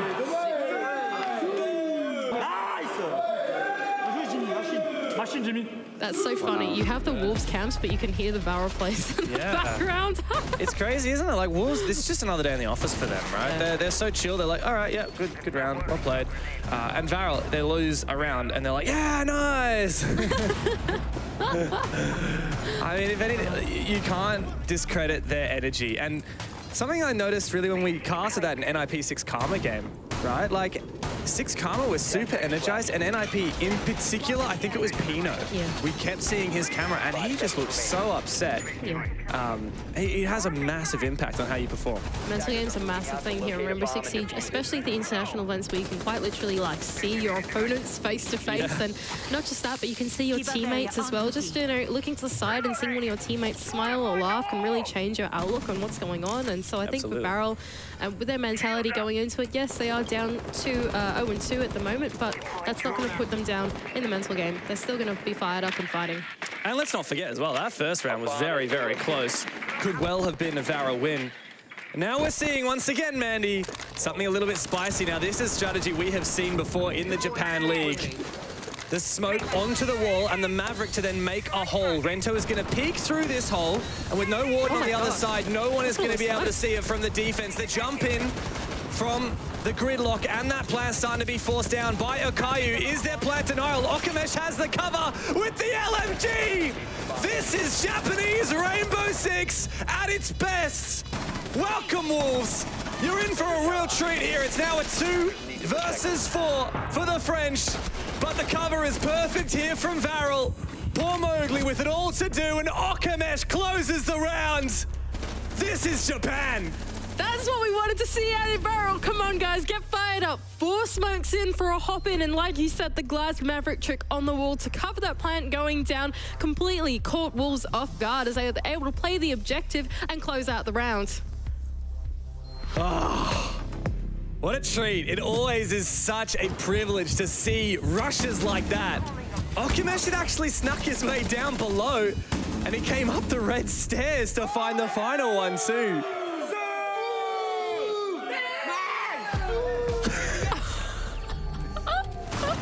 I absolutely love it. I absolutely love it.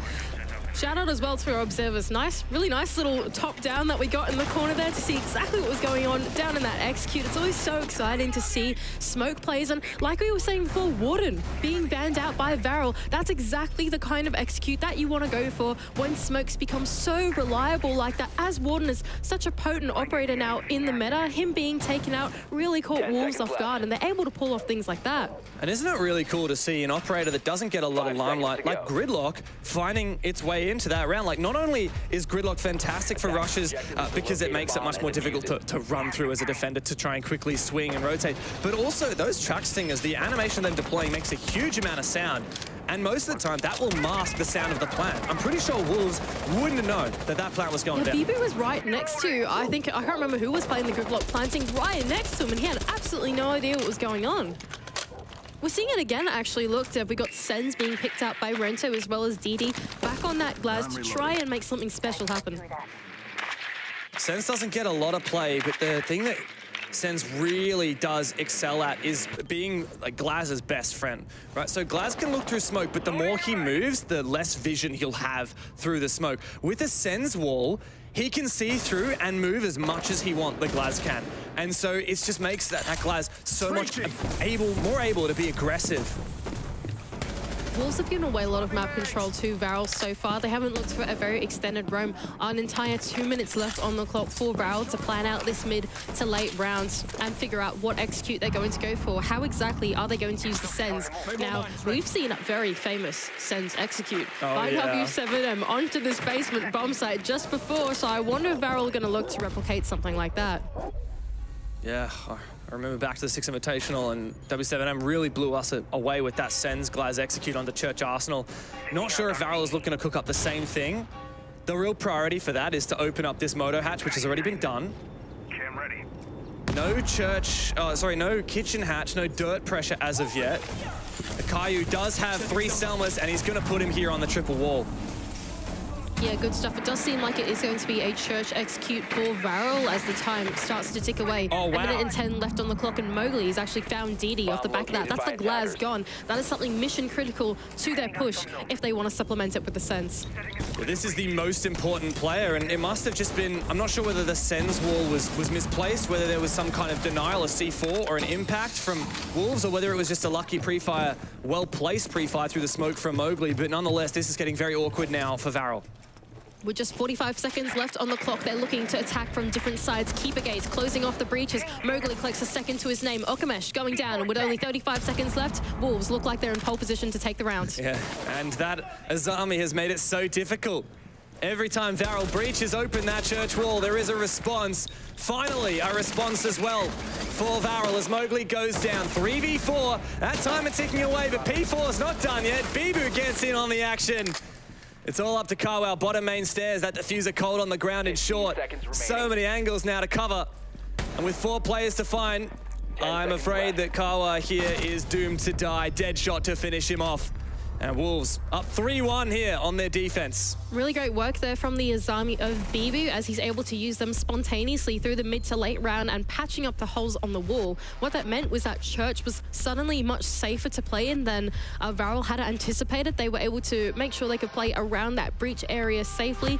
Not only that, but the Azami gate on the table as well adds an additional power position inside of that bomb site. And I think Varrel, in the end, really played into the hands of that impromptu strategy that Wolves brought out through the mid round. Yeah, massive credit to Mowgli there. He really stopped that push. We just saw it on the replay. He actually peeked around the Sens wall, so he managed to see the Glaz. So he just timed it perfectly. Took advantage of a slight misplacement of that Sens wall. And that's the thing with these very rush and execute-centric plays that Varrel tend to love. You have to dot all your I's and cross all your T's. As soon as something is a millimeter off, there's an angle and the defense will win it. I think the way I'd phrase it is it takes a lot of finesse to get it right. Like every single little part of your push kind of has to go right. And if something doesn't go exactly the way you want it to, there's a slip in the crack, a weird line of sight that you realize you didn't make for the defenders or something like that, it can fall apart. And that's a big criticism of Varrel through stage 1 is that although their playstyle is so unique, it's unpredictable and it's fun, it can be inconsistent. Well, as for Wolves, they have been so consistent. 12-map win streak, as you pointed out, between the last chance qualifiers and the GWB qualifiers. These guys have been on an absolute tear, really farming through Europe. I believe they've defeated 6 different EUL teams, including Virtus Pro, who are the champions of the league throughout that campaign. And they've been nigh undefeated in BO3s. Now, this is a BO1, which has proved more challenging for them, but the same can be said for Varrel. All right, so Varrel, you've got 1 attack on the board, but can you make it 2? Gym and Bedroom will be the next bomb site of choice, and once again, the Azami being cycled through the players of Wolves. It's now on P4 this time on Gym and Bedroom. Now, last time we really saw Varrel struggle to get their way into that bomb site. Master Bedroom and Gym was very fortified by those keeper gates to create additional power positions, and this time it seems like they're going to try and do something a little bit more direct. Yeah, this is a much better attack here for Varrel. Already a lot of progress made. In comes Carwow, jumps straight on inside. But he's lost 2 teammates already. Akayu and DD goes down. Carwow finally finds P4 inside a gym. Okamesh, though, he needed to win that fight to keep this round winnable. All up to Carwow now. He's found 2. He's going to have to find all 5 in the round. Isolating these ones is essential. A nice pre-fire, but doesn't quite land the shot. Unfortunately, that Capcan trap has taken him down very low. And Mowgli to finish him off. It seems like we're saying this man's name every single round. And he's leading Wolves to a seemingly dominant half. Yeah, Mowgli was like, that's my Capcan trap. I'm finishing the job. It didn't kill him. And he sweeps around the corner and takes down Kawa. Not a bad idea from Varrel. Change up the pace, try and go for something a little bit more direct and a little bit more quick, opening up the breach and hitting the bomb site directly. But Wolves were ready for it. They were absolutely there to recollect themselves back on the site, to play the trade game. And in the end, it was a pretty heavy man advantage to them as they retain their composure and close out the round.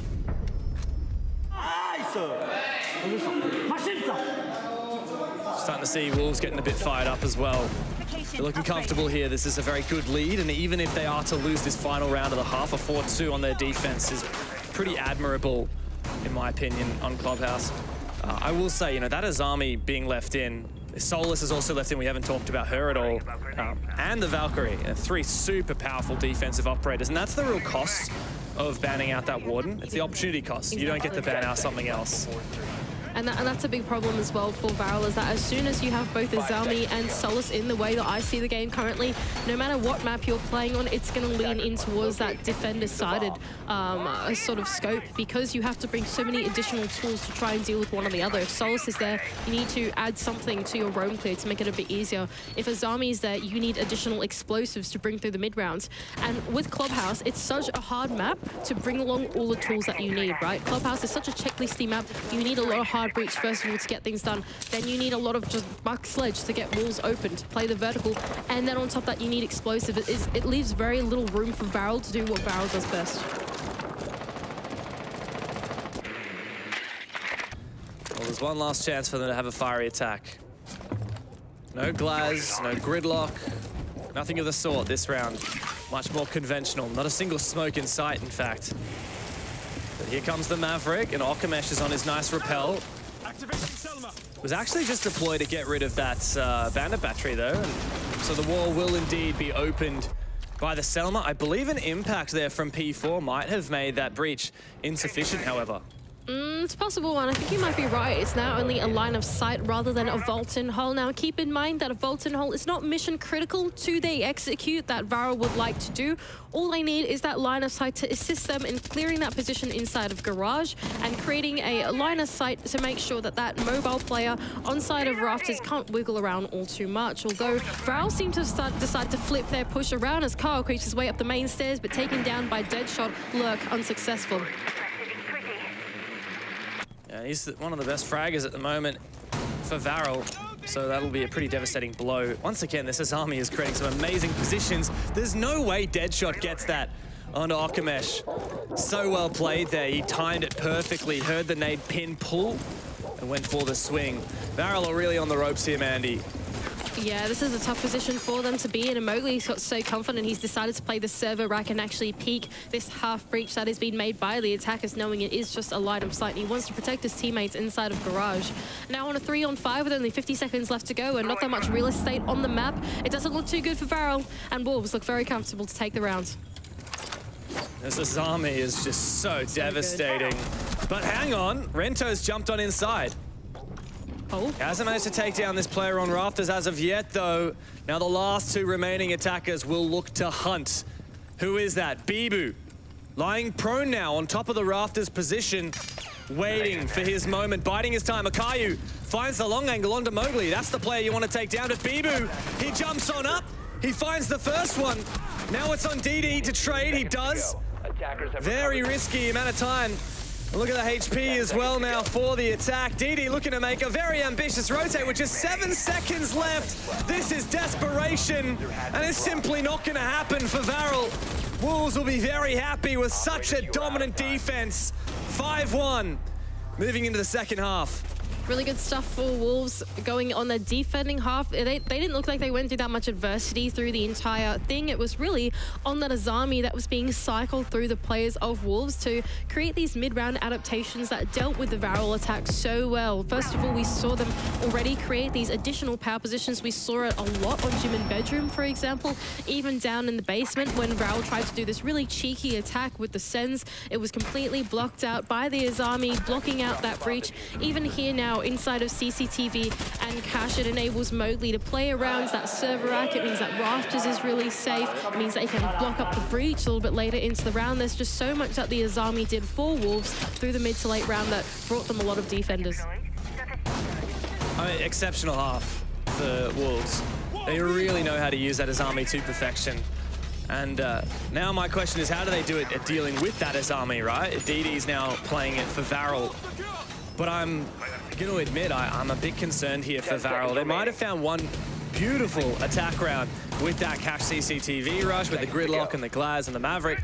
But that's the only thing they found all game, Mandy. And while one of the rounds, the very first round, was a very close 1v1, a lot of the rest of these rounds have been pretty dominant in favor of Wolves. And I think they'll be very confident now moving on to their attack. Yeah, I think that's exactly right. Do keep in mind that because both Azami and Solus are left in for the defense, I was expecting this map to be a little more defender-favored regardless. I felt like there's a lot for the attack to deal with, although I feel like Wolves have actually brought along kind of the right lineup to deal with it already. You all right there, man? I'm not dying. I'm okay. We've got Mowgli, who's got the Ashe, and while Kawa was playing the Ashe as well on the attack up, Kawa was doing things like looking for lurks and whatnot, right? But you can immediately see here, P4 and Mowgli are actually immediately assisting the push on that early to mid round and making sure that they have their explosives in the right place to try and deal with Azami early on. Well, now an attempt here from Wolves to breach this wall. The electrical has been found, and the EMP has gone out. Wall successfully breached now. Bibu tries to, oh, actually, it's a rush. Look at that for Wolves. Fight fire with fire, I guess. Rushing into the top floor. Nice shot from P4. And that does bring the man advantage back to Wolves' favor. It was Akayu who found the opening kill, but immediately Wolves have found two in response. DD's evened up the numbers once again, as Deadshot is in the dirt. 3v3. And Wolves, while they don't have the site yet, this is bar and stage, remember, they do have top floor control. A really great mini execute there onto that top floor has enabled them the control that they need on the vertical. No more denial can be made from the defenders unless they go for the retake. Wolves though with info, yellow ping goes out, a grenade to be sent through, does sink a little bit of damage onto DD Man, but no kill. P4 can now use the vertical to his advantage, clearing out the entire bomb site, knowing that two of these Varrel players are there on the retake. Off the back of that info may enable Wolves to go for an execute. What's critical here for Wolves is one of the big players they've taken out is Kawa on the Solus. If he was still alive, he could enable a very potent retake from Varrel by seeing where that plant's going down. But instead now the rest of these Varrel players are feeling a bit of pressure as the logic bomb goes out. Akayu hangs up his phone, but the drone may have spotted him there from inside the kitchen hallway. Shinka seems to have a clue about these positions, as well as they're trying to suss out whether there's a possibility for an execute. Yeah, dial it back. They don't want to rush themselves into this not knowing where that third defender is. One has actually started to retake up the top as well. Okamesh taking a chunk of damage. They have info on the player on the back of the site. Bibu does not want to go for the plant just yet. Sends out a flashbang. He's going to round the corner and can collect that kill nice and easy onto DD. Now with only 15 seconds left to go, has to go for an execute, but Okayu's only on a sliver of HP. Oh, and he's found the one he needs. Can he get P4 as well? Shinka on the ground. P4 has to find this kill. Akayu doesn't need to peek, but he does anyway. And Varrel, they got a second round on the board. Really good stuff there from Varrel, especially Alkayu in the last few seconds to recompose and take down the planter as he went for that kill onto his teammate. Unfortunately there for Wolves, although the mini execute onto the top floor was successful, they couldn't quite translate it down another floor as they felt the pressure of the Varrel players going for that retake onto the top floor, then having to figure out where the final defender on the site was. There's just a little bits of missing intel for Wolves and they were scared to go for that execute, and off the back of that hesitation, Varrel recompose and win the round. Bar is such a good side when it comes to retaking. Like, if you forfeit bomb site control, but you've got control all around the bomb site, like we saw from Varrel, players in kitchen, player upstairs in con ready to drop the hatch, a player in lounge ready to rotate in. But Wolves played it really well, to their credit. And Varrel are very lucky to have won that round, took some heroics by the end of it.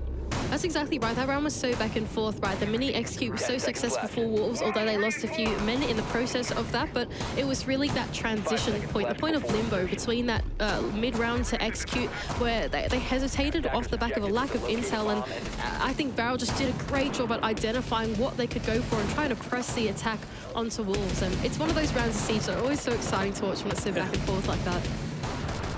Well, Mandy, the trend continues. We have only seen a single attack round one so far here on Clubhouse. Wolves are looking to add a second mark in that column. Bibu has had a phenomenal game so far. I just realized he's on double digits already. He is taken very low here by an aggressive peek from Varrel. Okamesh has identified that there is some drone work going down onto that ground floor, and it's probably calling out to his teammates that in fact they are not so directly attacking the bomb site, which is gym and bedroom, and they are in fact setting up their way down below.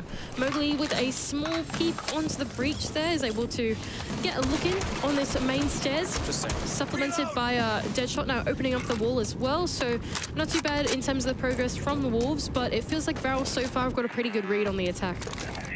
Very curious setup there from Varrel, not reinforcing one of those walls, even though they did have a reinforcement spare, I thought. Maybe not, apparently. Now Miscalculation. Yeah, I don't know, a bit strange. No reinforcements left. I read that wrong. Yeah, okay, fair enough. Well, Wolves, at least they had the buck to open that up. They've made some good progress now as well on the CCTV side. They reinforced over it. Oh gosh. So okay. they actually didn't have a reinforcement. The buck opened it up and then they reinforced over it. Spooky. What the? P4 probably just came back to this wall and was like, hang on a second, I thought we breached this. I thought we breached this a few moments ago. Oh, Deadshot taking a bunch of damage off the back of the CC window from Kawa, who has decided to retreat back into his shell a little bit with a minute left to go. Wolves need to figure out exactly what their point of execute is going to be. Are they going to sweep the map or try and hit the bomb site directly? Mowgli looking for a lurk on the other side of the map, can round the corner here inside of Cash onto a low Kawa, who drops the hatch to safety.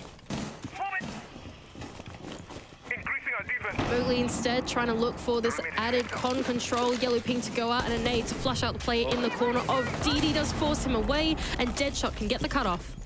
And now they're encroaching upon this bomb site of Wolves. They got numbers advantage. Nice nade there. Akayu feeling the pressure. It wasn't cooked, however, so he might be able to sustain some damage. A good flash. No, actually doesn't work out. In fact, P4 may have flashed himself. The second one does blind Akayu for just a moment. And that's enough time for Shinka to find the kill. Wolves numbers advantage, but that's immediately changed as Okamesh is on for the flank and Rento's holding down the fort on site.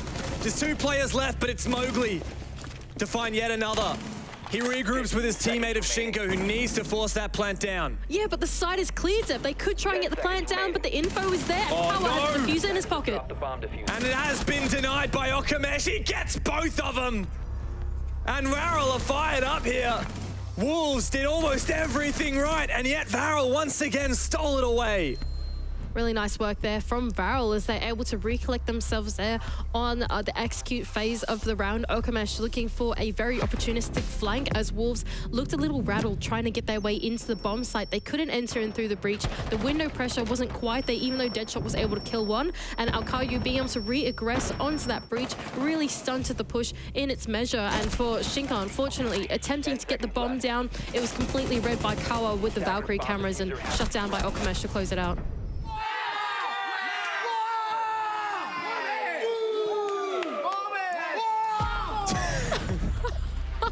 I wish I had half the energy of these players.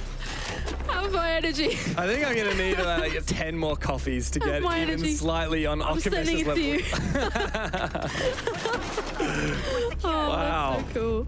I mean, it continues to amaze me how teams that are on their debut, like there's no doubt about it, like they are outnumbered, outgunned coming into this tournament, and yet even at they were at a 5-1 deficit. Even then, it's still got this level of energy, this level of motivation. I don't care if they're losing. They will bring it back. Yeah, absolutely ecstatic to be here. And like, honestly, Deb, I mean, so am I. Like, we've covered this region for an entire stage now. We've gotten to be excited over the Japanese roster for week upon week, and to see them here now at an international event, I think is just so heartwarming. It is really great to see them here. But Wolves is a pretty formidable opponent to try and take down. That is scary for your first matchup. Wolves are very much returning to the form that we saw at the Six Invitational, where they peaked with that top 6 performance. Obviously, it was a struggle. You know, when you lose Rise, you lose a player that's been on the roster for a while. It changes the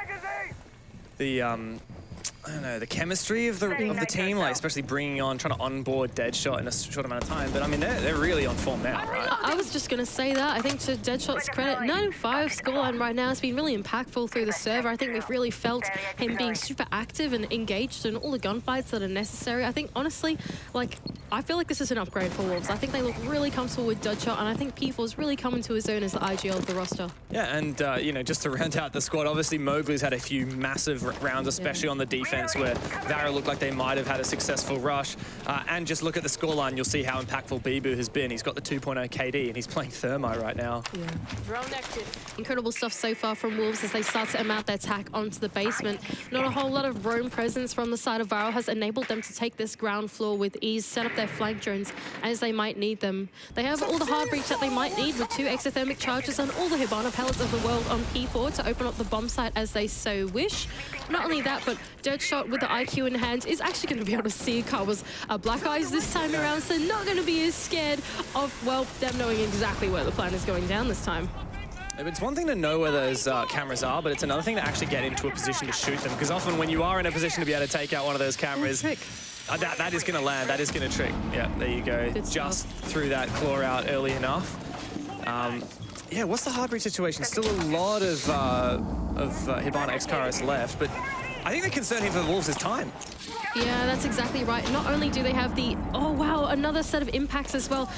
Varrel doing an excellent job right now on the defense to play this kitchen hatch minigame and stopping them from making this push happen. And time is the enemy of Wolves. Yes, there are still 12 X-Kairos for P4, but does he really have time to get all 12 of them down? No, he doesn't. But Mowgli taking down Okamesh can help their cause. I mean, that was a massive mistake for Okamesh, but fortunately for Varrel, the time is the enemy for Wolves as they must collapse now. They find another pick. Shinka is straight on in. He needs to find this kill on the player at the bar, and now he has the ability to plan. It's a 1v2 for Rakayu with Bibu to cover, and he does it perfectly. This guy is just farming.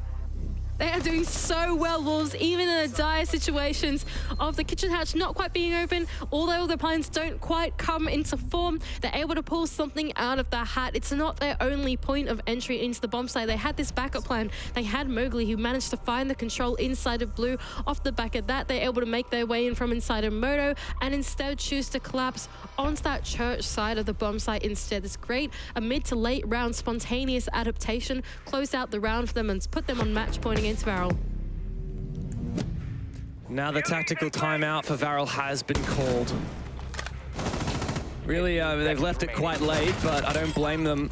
I didn't want to disrupt their momentum when they was having some success on that defensive side. With this from Bibu, was just massive. Every now and then, a player just has a huge game. And today it's Bibu. He's been the kind of silent killer. I mean, there haven't been a lot of moments where I've been shouting his name, and yet you look at the scoreboard, he's got 12 kills to 5 deaths, and that round would have simply been Varrel's if it wasn't for Bibu. That's exactly right. Bibu able to play the refrag game onto Mowgli, who was able to get that blue control initially, really enabled that push to come through. As soon as you have blue control, you have so much enabled for you in both a kitchen push or a church push, right? You can get your line of sight into both bomb sites. You can take gun engagements there really easily, and having 2 or 3 players go down there and be able to take that engagement with Jinka coming in with the diffuser as well was really what enabled them to get that down. And an experienced player like Bibu is exactly the person that you want to enable that push. Bibu is highly, highly experienced and actually one of the oldest players at the event as well, the 8th oldest. He's been on real good form ever since Wolves struggled in the EUL this stage. They went to the last round's qualifiers, and I mean, he was just on fire. 5 clutches, the most of anyone in that tournament. And he's had a lot of clutch moments this game as well. One thing that's interesting, just looking at kills, everyone on Varrel is between 5 and 8 kills, so very much tight. On the flip side of Wolves, you've got Bibu leading the way with 4 times as many kills as the lowest player of the team in P4, and I think it's a bit of a reflection of, I guess, more typical role structure on Wolves. It feels like P4 is doing the majority of his work while he's on his drones. And Bibu is really leading the way in the fragging, whereas for Varrel, it's much more of a shared situation. Yeah, it's really interesting as well. Not only that, but Bibu and P4 are the 2 big leadership figures of the team as well. Although P4 is the primary IGL, Bibu does do a lot of calling himself as one of the more experienced players and is really good at finding these opportunistic moments. And you just know that with Bibu injecting himself in pushes like that, that it's really going to help his team around him now. Deadshot has found a lurk inside of Strip Club and is able to collect the first pick of this round onto Renzo, potentially the final round of the series. It's a big opener. And a big play to lose early in the dock. I mean, no heals late rounds. Utility is utterly useless. Didn't even find a kill with the 1.5. This roam, though, is still at large for Varrel. But Wolves have done... Oh, no! They've done such a good job here. Okamesh is caught out. DD as well. It's all fallen to pieces for Varrel. 2 players left. Up against 5 from Wolves. The onslaught will surely begin shortly, and Kawa has been caught out on his rotation as well. All to do now for Akayu, and he can't even find anything. Wolves close it with a flawless round. And what did seem to be a bit of a close game ended in quite handily a fashion for the Wolves. A big game for them, and with that, we'll go to a quick break.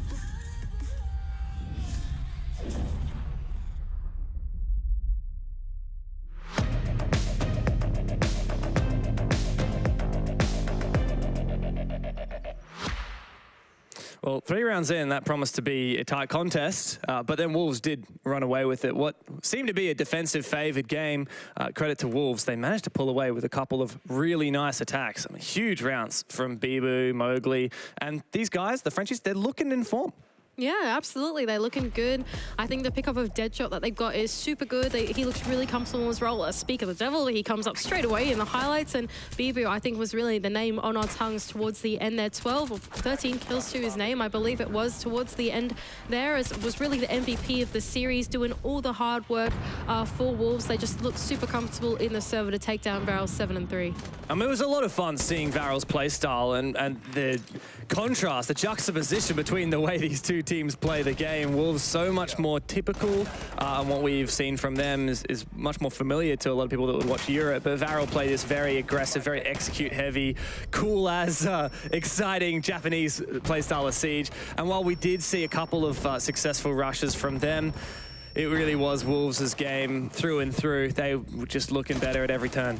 Yeah, that's exactly right. I think, to piggyback off the point of Wolves that we're talking about in the server as well, I think P4 and Bibu both have done a great job in that series in leading the team. There were so many rounds here, like, for example, this basement execute, right? It looked unwinnable. They couldn't get the hatch open. They couldn't get the triple wall open, but they still made a last-ditch effort work off the back of this blue and moto push at the exact same time. It was so well coordinated with the minimal tools and entry points that they have, but if there's any teams do it, it's the Wolves, because their teamwork is so good.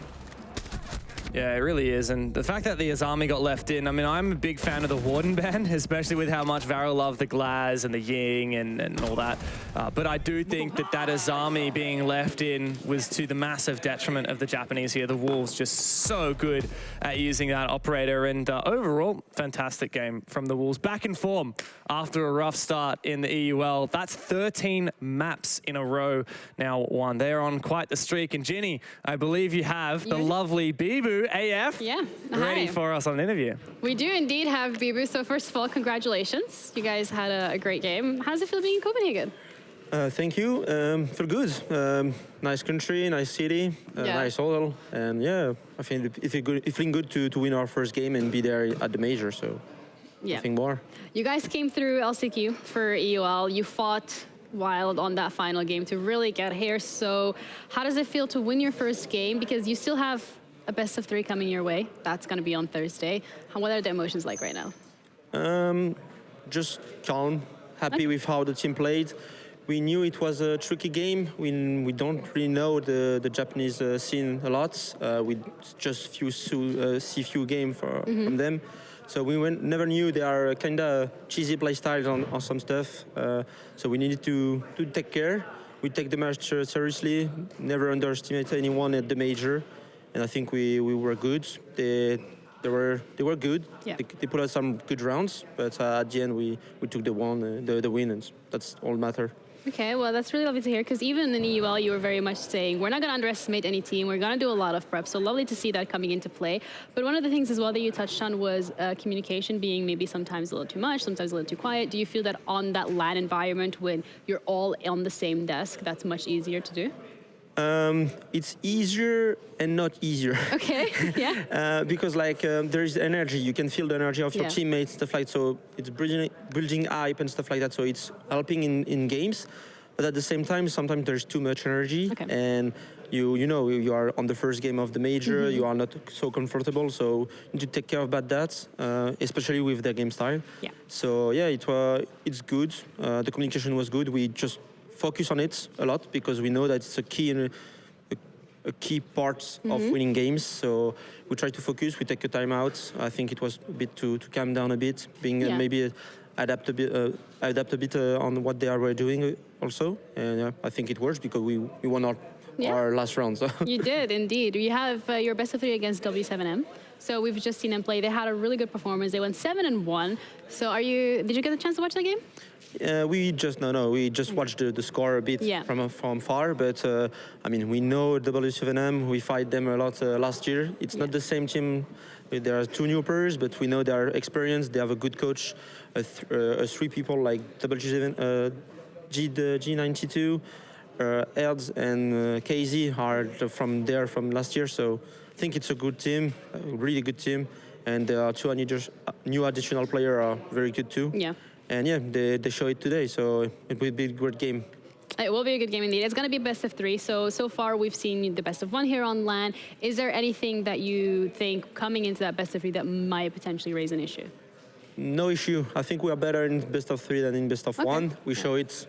We get 4-0, 0-4 on best of 1 in UL, and we just won everything after that in open quals and LCQ. So I think we are a good team in best of 3. So yeah, it will be a great match. Never underestimate, of course. And we will just prepare the match as we did. And I think it will be good. Yeah, I'm really looking forward to that one. Thank you so much for the interview. I appreciate it, Bibu. We're going to be back after the break.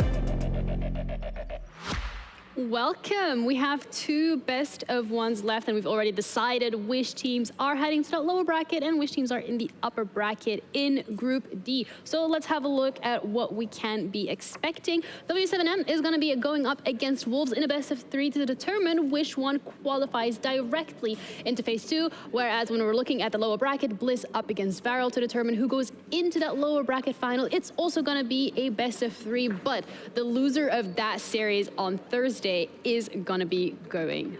Actually, the loser of that series is going to be today, and that team's going to be going home. So we're doing that today. We're not waiting until Thursday. We're seeing all that live. Now, the group that we're going to be heading into, which is going to have 2 best of ones, is going to be Group A. We're going to be starting off with Sandbox up against Fury. Winner goes to the upper bracket, loser goes to the lower bracket. You guys already know what it is. Eminem up against Falcons, which personally is my favorite game. I'm looking forward to that one the most. But you know what? We have casters as well that can chime in and let us know which game they're looking forward to the most. I know this is going to be Sandbox up against Fury, but guys, do you have a favorite game for today? Oh, you go first. This one, because we're casting it, Ginny. I'm gonna say Why exactly the else same would we be thing. here right now? I'm gonna say exactly the same thing. They're all winners. The audience at home. Is that the line? Yeah, the viewers at home are The the real viewers at winners. home are the real winners. Oh, because they get to watch all the stage. Yeah, that's a good point, guys. Well, take it away, Happen Flick. Thank you very much. Thank you very much. That's Halftime Fluke. Will not change. At least, for now. Not yet. Yes, we have 2 teams going up against one another, both from the APAC region, and one of them is going to be knocked down a bit. APAC. It's been a rough one so far. Obviously today, 2 APAC teams have bumped their way down into the fight. One of them will be going home. Here, at least we get to keep an APAC team in the upper bracket. Yeah. We get to have a fight, and it's Fury versus Sandbox. A year ago, this would have been the fun story of APAC North versus APAC South. Now, obviously with the change up in regions, SEA versus South Korea. But still, as I said, as a whole region, APAC have not had a great ride. Can we get a bit of a heated performance here from 2 teams that have been on the majors over the past year? Yeah, that's it, right? Like, we want to see APAC do well as well, because there's always, like, you know, people looking down at them and seeing like, okay, well, I mean, this should be a good matchup. But some of these teams really have some good bites in them. And Sandbox, for example, has been one of those teams that has been able to, well, basically surprise every now and then. So I'm kind of hoping to see that here as well, as they're going up against Fury. The team that had a very long road to get here, actually. They got 5th in the C-League. Then they had to go through the open qualifier playoffs, managed to get 1st in there, and then they became 1st inside of the last chance qualifiers, compared to Sandbox, who just got 2nd in the Korean League and managed to just go through like that. It's always that sort of breakdown of go through like that. Well, where we're going to go through for now to see who keeps progressing. Obviously, we have our map veto that we can break down. We've had a couple of interesting maps today, and, well, we'll go back to a little bit of yesterday's energy. Oregon back on the boards here after in the Clubhouse and perpetually finding ourselves in one of the 2.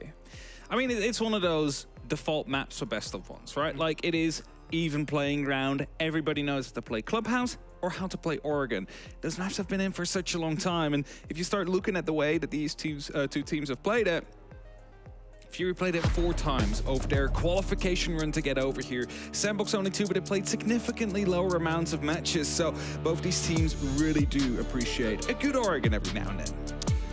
I'm curious to see how this one comes together as well. Obviously, as you said, it's something where Fury have been able to find some success there. They took it against Elevate, the other team from the region that we've sort of seen over the past 2 days. The team that went down and out, unfortunately, yesterday. One of the first 2 teams to fall. The other being a team from Korea, from the Korean League. And they also played on this map against the team that we have right now, but it was a 7-1 victory when Sandbox played against La Vega, and it was an 8-7 firefight when Fury were able to take it against Elevate. So, if we're gonna go by that sort of primary, secondary, tertiary comparison of how good can they be at this map, I've kind of feeling Sandbox on paper here. I just have to give a quick shout out to the map flies. Really like the new map very flies cool. that we've had. Yeah, it's been a while since we've had any new ones, and they're very nice. We have had the same ones for years. For about since we had the original previous observer in the game, like the second safety cam, 5 years ago. But they've changed. I've really liked it. But first, the bans, the floras to be removed. It's kind of a basic to see on the map. Like Oregon, often shields, especially down in the basement, are going to be very difficult to get rid of. If there is no floors, suddenly you have to go back to, you know, the good old days of sending down an S-Charge or a Zofia burst, or maybe even a grenade around the corner. You cannot just drive in a drone anymore to do the job.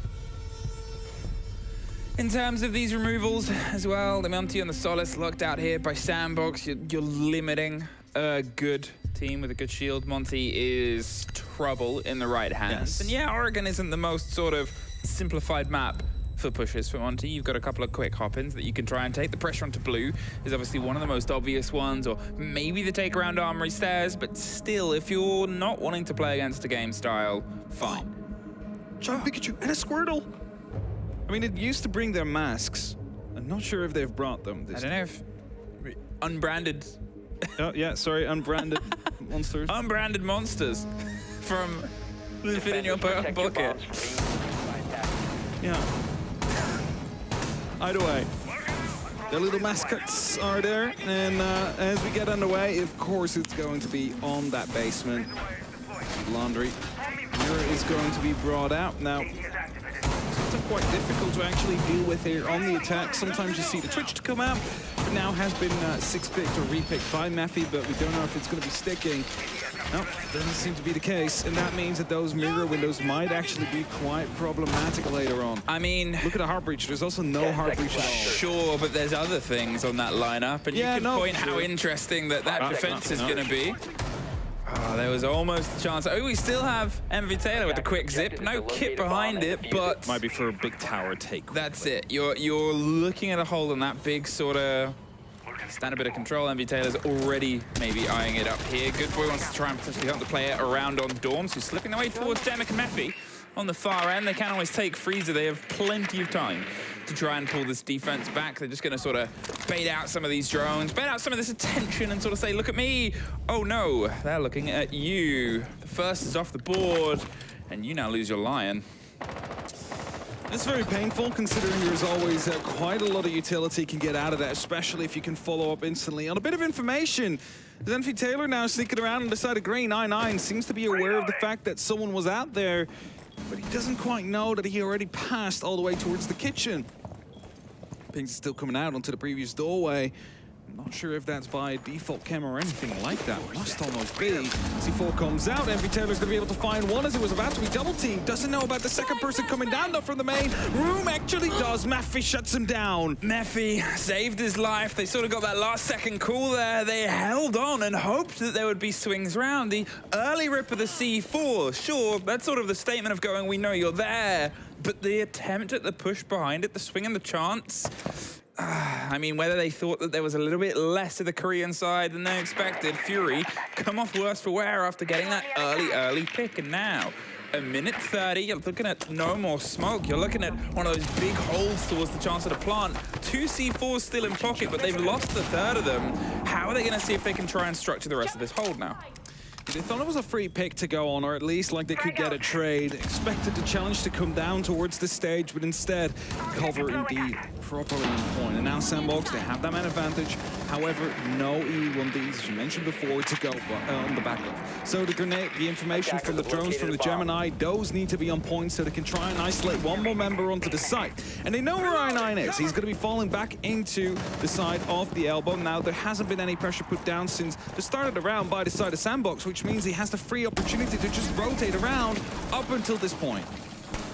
I9, they're closer and closer towards this wall, but they do not obviously have the pocket reinforced to get it locked in, so they got to try and deep dive on the shield. The drop comes and gets instantly locked out, but there's Mephi once again trying to find a bite back and putting us into this. The 2 versus 2 now is like Olis. They're able to swing around. I9 keeps the control of blue. And Arakaze, all that's left, has the kit, has fire stopping him, hit the default, the flashes and the blinds onto the close freezer player, but they've rotated themselves closer and closer here. I9 is ready to offer the support swing. They want this as a 2 versus 1, just misses the feet as they tuck themselves in and out of time and out of the room. I9 locks off the end of the first round for Fury. managed to recover it yet once more as the final push decided to come in from the side of Sandbox. It's almost a very tricky push. Even if you have a man advantage, you still have to drop these hatches. C4s can just fly over if they're still in pocket.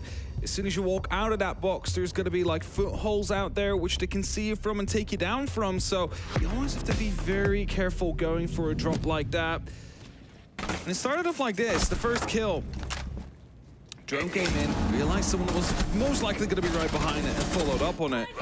And you see Matthew just coming in with the cover just in time before Dark was able to put in the final bullet into his teammate. I mean, I do like how Fury set up their defense kind of sort of postured aggressively. They weren't too far away from the site. They had the hatch, they had the staircase control, they fully had the option to rotate back if they wanted.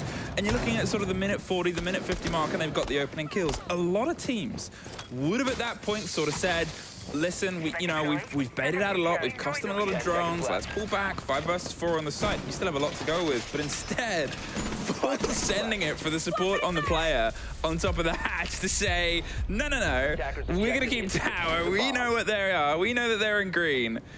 And it's sort of a statement to make early on in this game of, we're gonna have these fights in these positions that we're hoping you're a lot more uncomfortable with than we are. Now I9 playing in the big tower. He's all the way up on the top floor as well, has of course these keeper barriers he can use to fortify his position if the need may arise. With that I mean, as soon as those windows start getting punched in, he's probably going to be tossing it onto the railing just to give himself a bit of extra support. Waiting for now. No real pressure coming through as of yet. Some slight pings are coming in from the side of Sandbox as they're trying to figure out where they want to go for a push from, because right now 3 members right in front of that main doorway. It seems like they just want to go for an easy take right through the master bedroom. I mean, maybe they're hoping that if they put this direct line of pressage on, ignore the passage itself towards the tower, they maybe assume there's a player up there. Maybe they know. Either way, you've also got the stretch onto Attic itself. Let's force the rotate back. They hear the softing going up onto Trophy or around that sort of area. That gives Demic an idea. Okay, I can get a bit closer. But last time he tried that, in the first round, he was the first body off the board. The mirror window with the half swing onto Trophy. It makes the top of Armory Stairs awkward. You hand over some of Trophy, but now this breach, this is the moment where, look, I9 rotating his way back round. Cannot sit in tower because, well, they're not going for it.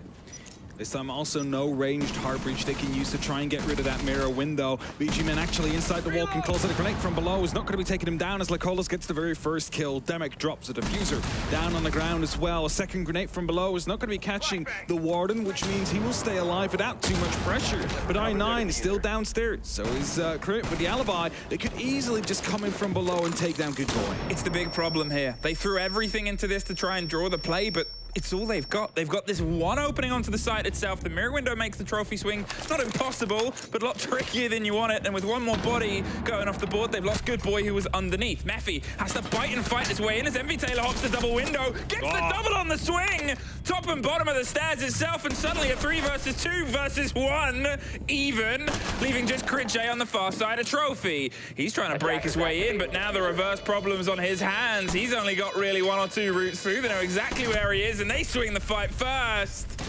I mean, they made something out of pretty much nothing there, Sandbox, but they pull us back level.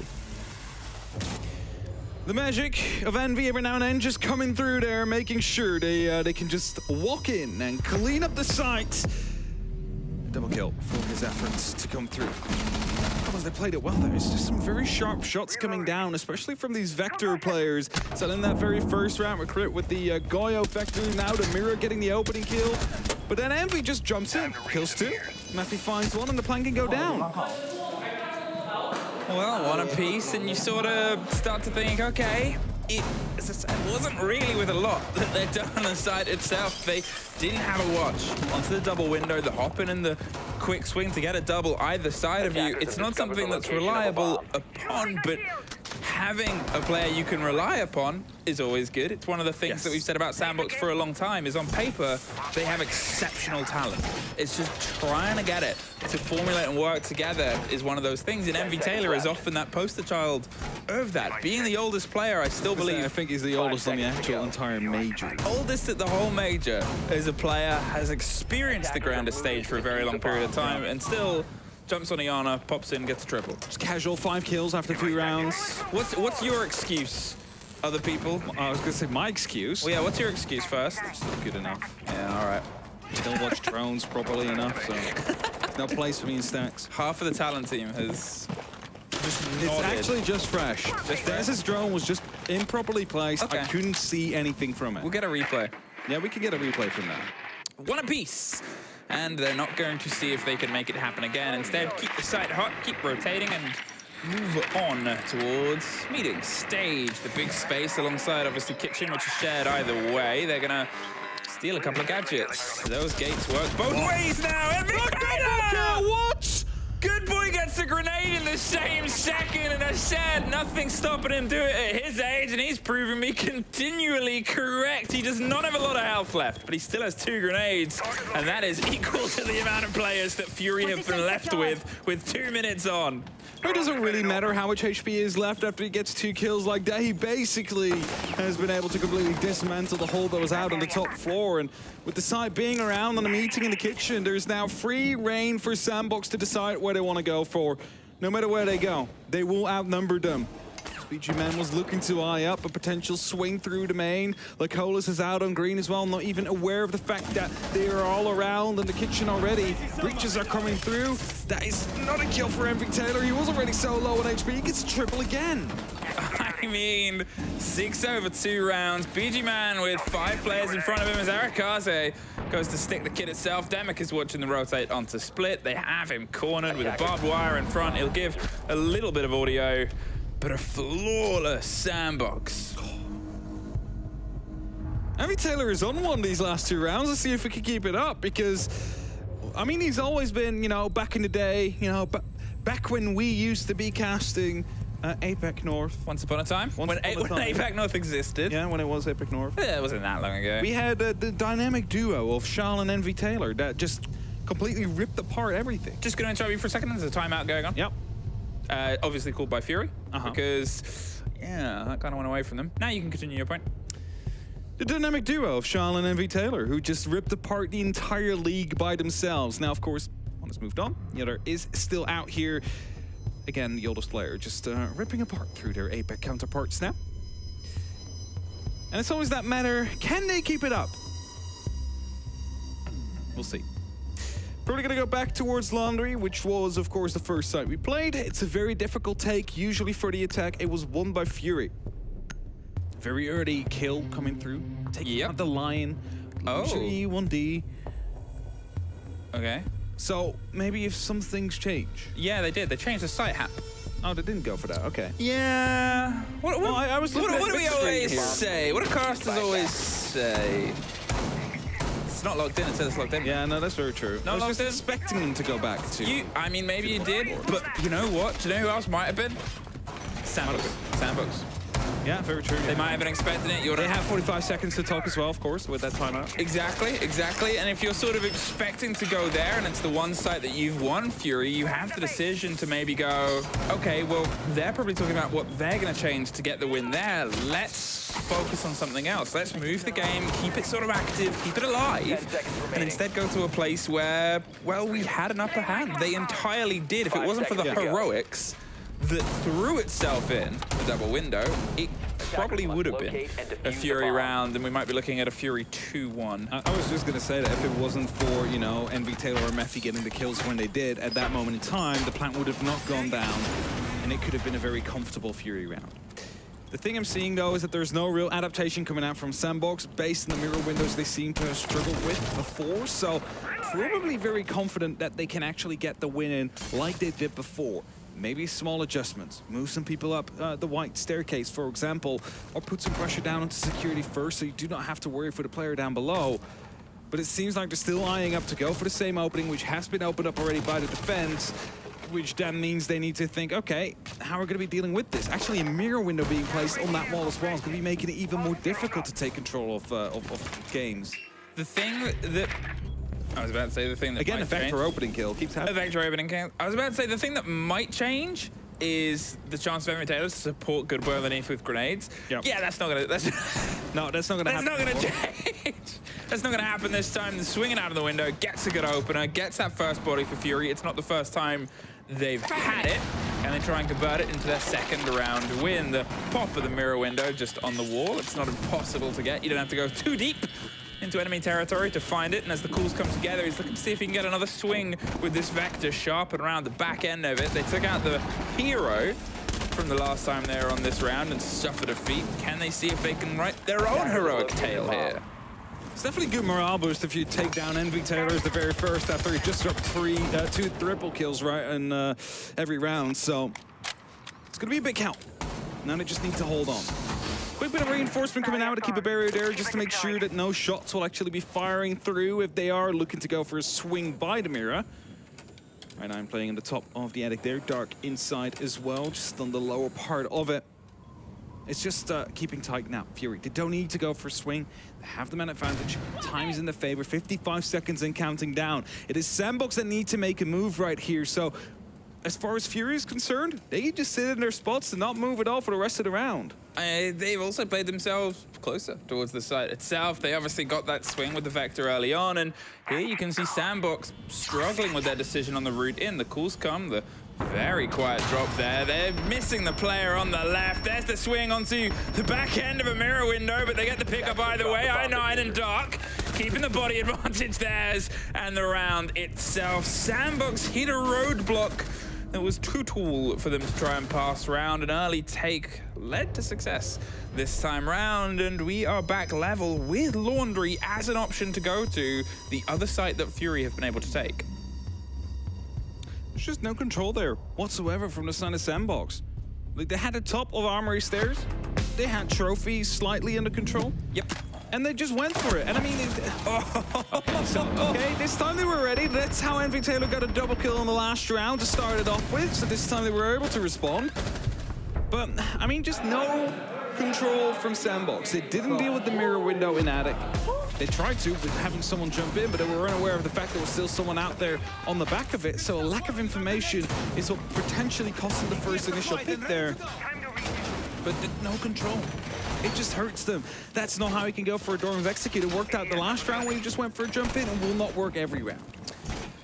It's always that worry, is if you have a team that takes rounds based on the heroics of an entry, fantastic. If your first body is putting down multiple bodies and it leads you through onto the site, whether it's a flawless round or a pullback, it's great. However, if you cannot function with any sort of clarity of pace without them, if you're suddenly looking at a situation where you go, now what do we do? Yeah. And you don't instantly have the conversation of this, and this, it leads to rounds like that. 30 seconds left. They've stalled out. They just have to try and throw themselves at the site, as we sort of saw in the first round as well.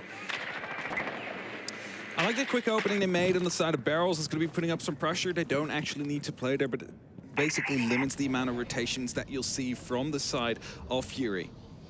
Lacolis holds very tight here, gets droned out. It's going to be pretty far by Goodboy, but loses the fight. Lacolis shuts him down, and again, the entry with the Vector to come through for the side of Fury. I mean, he's making that gun sing, and there's another one! Okay, just give Fury a Vector, and they seem to be able to get kills. 5 Vectors, unstoppable at that moment in time. Ah, well, that's the worst entrance that we've had for Sandbox so far. 2 very early deaths here. There's still 2 minutes left. You think about what those fights were sort of achieving, and yeah, it was pressure close towards the site. At Freezer, if you can sort of give that a bit of grow. At the top of Laundry Stairs, if you can claim that. But here, with players still loose inside meeting and just winning out a fight that maybe should have been a bit cleaner, it's just all falling apart here. Emvee Taylor does get one on the back end. Meffy with a great take with the DMR. Gets another, but has enough damage already been done. As I said, when things fall off, how does the cart keep rolling? It hasn't before, but Sandbox still have their man of this match so far. Emvee Taylor still standing. Just gotta hope it starts to snow and can use it as a sled, I guess. 2 C4s, 3 smokes. It's what they have available to them to just make sure that this defense sticks. Also, there's still Goyo canisters all around. Like, honestly speaking, there should be no way that they're able to get into the side and go for a plant. Like, there should be a piece of utility to either kill them or stall enough time to make sure it won't happen. That's the first smoke canister to pop. It seems like they're going down from the laundry stairs, also having one at the freezer. There is going to be those canisters there. There is going to be a C4 near. How are you going to be dealing with this Sandbox? Camera gone, a hot drone ahead of it. They'll sort of have the reveal of, well, the two remaining players are trying to work on this pinch. There is the one tucked on laundry on the far end, ready for the swing. The smokes are going to do their best to cover the motion. They move into it and pull back. Envy Taylor goes down, though. And Mephi isn't that far further behind. Fury pull ahead. Once again, they're able to get it on that site. Can they get themselves the 4-2? And try and get a double back, whether we go to stage or dining. Now, looking at it statistically over the past stage when these two teams played, attack was the better half for Sandbox and defense was the better half for Fury. Oh. So this is the better half of the game? This is the better half Is of the this game, what you're telling me? I'd say. I think whoever wins this half, which for now seems like Fury is doing quite well on, is the ones that is going to be favored to win this best of one at the end of it. Attacker's bomb diffuser has been... That wasn't a shotgun kill. What? What? That was a... So, we're going back towards the meeting, but we'll see the extension up towards the top floor. You see those big holes already being made, so laser gates, they are looking to hold it from up top. And it's logically so, because especially this kitchen part is going to be very difficult to take if you do not have that top floor control. All the verticality is just going to be stopping you from walking through either the breach or the doorway, and that means we're more than likely going to be seeing, well, maybe even a meeting approach if they don't want to be dealing with that top floor. The Pulse is hoping to get a read on somebody hopping up onto the white van. They want to get them on the balcony, swing them around, and Demic is checking ahead. There's no vector. I mean, what are you doing here, Fury? If you don't have a vector, what do you have? Game over for them. You're giving yourself a disadvantage here because you're so good with vectors. Just a funny stat that keeps popping up. The Ossa plant, the most famous plant on this sort of site. It's something that you'll probably see most of the time. They'll open up attic, set one watching down across it, try and rotate down, and then open up meeting. You do that so you can ensure that the vertical above stage is clear, so people don't just get you through the soft, and people can't just play on the hatch itself. So, as I said, first step. Get that open. Second step, secure down here and get this wall open. We'll waste the utility, put an Ossa shield down, plant behind it, bish, bash, bush. You should have a round. Yeah, I do like to see if they put down the Ossa shield a bit earlier, though. There has been no Ossa placements yet onto the actual side, and both the walls already being breached. It's going to be putting the Ossa in a bit of a vulnerable position, because as soon as you start placing it, your knees kind of stick out, which makes it quite easy to take down. A lot of the keeper barriers have been placed on the side, which is going to be making it, you know, quite difficult to dislocate the one member out here. A lot of explosives are going to have to be used to make sure you take that full control. Azami filled all the seats with as many fake sort of barriers as possible. They've made things a bit awkward. It's not impossible, but you suddenly have more routes, more pop-up positions for players to pop their heads up and try and put some bullets down at you. You've got to play against it. Whether you got the nades, whether you got the pressure, they also have the same huge amounts of explosion. The frag breaks onto the back. The PG Man with the wide swing takes the head off a good boy, locks off the player that had pushed all the way up green. We hear the Ossa shield deploy! What? With green being open, they decided to waltz right through the door, take a body. I9 gets a lock in. PG Man's keeping support onto split itself. Mephi gets dropped on stage. And Fury bounce back from a 2-1 to a 4-2. How did Pose manage to walk all the way up green, unseen, find a kill onto player on the stage? That's beyond me. They tried to go for the Ossa plant there, Sandbox weren't quite able to deal with the problem at hand, which was, of course, all those keeper barriers. And then you start looking back at the current bans we're having. Floors has been removed. It makes it very difficult to get rid of all those. There's like 5 keeper barriers on the side. You need like 3-4 grenades to clear all of them, and they just did not have enough in pocket to try and deal with it here. And it's also saying, like, even if they manage to get the Ossa shield down, there's going to be impact grenades, plenty of them, and a C4 down from below if they wanted to go for it. So what it looked like to me was Sandbox was trying to do the bare minimum to get that plan down. There was no basement control, there was no further attic control, so they could try and go for that plant, but then impacts would start flying through. If those somehow missed, a C4 from below would have done the job. The big problem there as well is you look at, as I said, that green player dying. They got themselves there quite aggressively, quite early, with very little cost in utility. Usually, it's a bit of a fight to get yourself just tucked into position. Good boy was in, there's ADSs around the corner, you got to swing, yada yada, but it wasn't. However, the wide swing to get a kill, they didn't account for it, and then suddenly they've got no one in that position. There's someone close to it that picks up the kill at the end, as we have a kill right at the beginning here. Good boys get a retweet. But either way, the moral of the story there is Sandbox slow to rotate and slow to fix a problem that's emerged.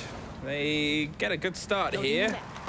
Can they try and push it towards closer back to balance? Looking at the attacks of Fury, out of the 26 rounds I believe they've played, they've won a total of 11 attacking rounds. So that's below the 50% mark if you'd like to see if you want to lock it off here with a 3-round split. So we need to make sure, we need to see that they are taking more control than we saw from Sandbox, because Sandbox took the bare minimum and just didn't have enough on the back of it. Made it work on that back of hero plays.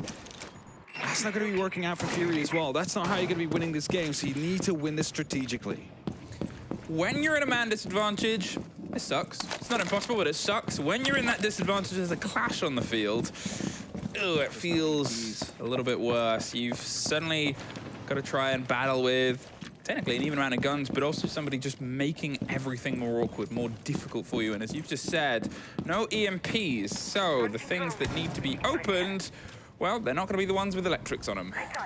Yeah, they need to get a grenade right below that hatch to stop the electroclaw to be active. It's like I was going to go for a hot drop. Oh, hot drop! Is that? Do it. Not debating it, still. Yeah, he's going to go for it. There's one coming in from the freezer. Oh, and there's one gone on the side itself. Eric Arce quick to react. The Vector strikes once again. Mephi blocks off one. Dark at least gets the mirror window. Hey, you know how I said a 5 versus 4 was bad with a clash? What about a 5 versus 1? Okay, so you know, I don't know everything in the world, but that seems pretty unwinnable to me. 5 versus 1, and now you have no gadgets. Makes it even worse.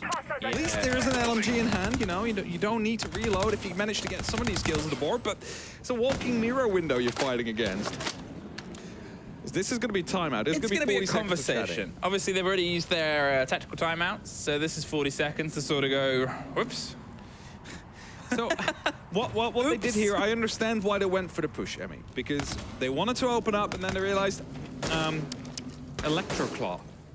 We don't have EMPs. They never had EMPs. They needed to get grenades down there, but it was going to be very unlikely to work as well because you need to guess where it is. So they were like, let's just go for a Hail Mary push, right? Like, what else could they have done strategically? Not too much. And as a flawless round is coming in for the side of Sandbox. They'll be more than welcome for them after they've just suffered the 2-4 health. Second flawless, they've been able to get this map itself. After that, there was obviously the timeout, the previous one. And then we had the growth from Fury back into the game. There, as you said, it wasn't just so much that they lost the game in terms of the gunfights, but maybe in the selection, maybe in the fact that they didn't prepare for the play against the Kaid for, or they hoped that they could strong arm them out of position. I mean, either way, the lockdown, the continual use of vectors throughout this game makes my mirror main heart very happy. Used to be a mirror main. Very happy to see her return. Being a mirror main, since the sort of early days in terms of her addition to the game, however many decades ago that feels like now. And then how like 80% of the games since then I've cast professionally over like the past 5 years, she's been banned. It's nice to see a successful mirror effect. It might say a lot about us being mirror mains and not being banned so often. It's because it's not about our gun skill, but our knowledge. Yeah, that's it. We can architect the way through our sights. Don't need to get the gunfights. What's like a mirror? This is a riddle. What's like a mirror but on attack? Like a mirror but on attack? What does it mean? I think you hinting at a Blackbeard here. Very vaguely hinting at a Blackbeard, yes. It's not anymore in the same state. It's not the 800 HP shield we once knew and not loved. No, yeah, it's a very different story there. Okay, that was a very weak connection, but I wanted to point towards the Blackbeard. First time we're seeing them across the games that we've cast, and maybe across all the rounds, but I haven't been able to watch everything so far. Either way, in the position that they're at, if you get that extra split second in a firefight against teams that sort of have guns like the Vector and they have those swing and accuracy, well, maybe just throw everything else out the water. The LMG swings their way through, the Finker with the cover, once on the door itself. Mephi does get a lockout, but they're trying to blind the cover as they go for the plant itself. Dropped. Harikaze with pick control, I9 with the Blackbeard locked down on the back end, a 2 versus 2 post-plant situation. Blackbeard, he's still holding on to the close window as Dark smashes themselves some cover. They've got to rotate their way up white stairs. They've got the player elsewhere, and that smoke is going to be able to get them right in the fire, upside down on the window. How do you approach this? 30 seconds versus a Blackbeard. They're trying to work out exactly where to go. They prep the jump out, go for the hit, draw the attention, but they're tucked in such a corner where you've got to go for a very wide run. The fight is above them. Oh, it's one every Taylor takes! There's going to be enough time for them to stop that diffuser from ticking down. And it's going to be 4-4. A good rush attempt coming through from the side of Fury, though. They had the plan. They executed it right away. They tanked the damage. All they needed to do. They were just ready for it on the side of Sandbox. Yes, the plant went down. And yes, if the Blackbeard was able to just hold on for maybe 7 seconds longer or get that kill, most importantly. Not even 7. If it would have been the kill on the player out there in games, if Epic Taylor would have been shut down, it would have been the round. If that would have been the kill. I'm a bit curious as to where the quick sip ended up. Obviously, the kill there onto the window, the swing round, that sudden sort of removal of the approach. Yeah, they got the plant down, but you could see the frustration there from Fury. There was a couple of moments where if that player had been inside, rather than just sat on the window for the free swing, the hit and the follow through that, they'd have had the Blackbeard, as I said, wasting a little bit more, maybe just a bit. And those little conversations of what could have been different, it leads to the expressions they had. They're frustrated because it could have and should have been their round, keeping themselves that distance. Here, we're on the third site, the tertiary swing, but 2 in a row. They managed to get 3 just before the turn of the half. Fury on their defense. If Sandbox do the same, suddenly the balance of this game has shifted massively. Also remember, those last 2 rounds, basically both have been rushes. I mean, the first one not so much as the other, but they lost their first initial player, then realized we don't have any other option. Yep. But we either go or we don't. And so they went for it. I mean, it's the sort of mainstay, as I said, if you're looking at the Monty removal as a thing, I said at the very beginning of the game, it's because you're not quite massively used to playing against them. Yeah, the hot drone underneath. It's almost a weirdly same story where we've got Thatcher on the board. We've got the chance of EMPs on the board here, but they're just not playing against them too much. We've obviously got it here for the Oster for the take onto the wall, but they're really just wanting this gunfight more than anything. Now, we didn't see Sandbox take the bottom floor of the basement under control when they wanted to go for this take. We do see it now from the side of Fury. Basically, you only need to have someone out there to stop any C4 from flying through. But they're also not really willing to commit to go deep enough. And part of that is, of course, because Mephi is currently playing it. He's going to be stopping anybody that's trying to move through on the E-box out there. And that means it's just not safe. But he starts falling back. He has been spotted out. He knows he's no longer safe in the position he's just been in. And now the talent shields start to come through to provide some extra form of cover for when Locolas is starting to open up these walls. Again, they don't need much. They just need to have that stage under control. Locolas is key in that and opening that up. Next it is BG Man. We're getting those talent shields down. But after that, C4 from below, 2 impact. That's what they need to get rid of if they want to get a plan down. They're pushing their way across Attic. They're sort of driving in. They keep the cover so they can get rid of the mute jammer. Who needs pocket EMPs if we can lead in with guns? MV Taylor pulls himself further back, but they're holding this quite aggressively. All the way up towards pit door is the Ash, and they're sort of making sure, well, this is our control. The hatch will get itself popped as well. They've got the wall down underneath. They have enough for this, and they've still got the Oster in position. Not the plant yet, but yeah, you've called it there. The drone keeping the eye. The Yokai just tucked by the side of the stage, caught by another drone. C4s, it's a little bit of a showdown right now. It's coming in from above, trying to find the player that's out there underneath the sandbags. Will find a kill, and so will Colas, and suddenly it's a 3-on-5 situation, but Envy Taylor strikes back, or at least strikes through as it gets double teamed upon. It's only up to Demic now in a 1v5 situation, and 40 seconds left on the clock. How many Yokais do you have left? It's most likely not going to be enough, as I9 shuts you down. It's a flawless round for the side of Fury. They keep themselves ahead, a very important round for them to take, because if they found themselves on the wrong end of that after the 2 first rushes, well, the execute was starting to become, I'm not going to say troublesome, but you have to look at how sharp that was. The instant calls, the plays and the reaction onto the player tucked on the side of sandbags. They timed the exothermic breach with that alongside another kill happening towards the back of the room itself. It was very well coordinated. They have the capabilities. You convince yourself you don't when attacks go wrong, even more so when they're ones built on coordination and it's a post plant. Nothing more frustrating to a well-coordinated team when a plan is 80%, 90% completed.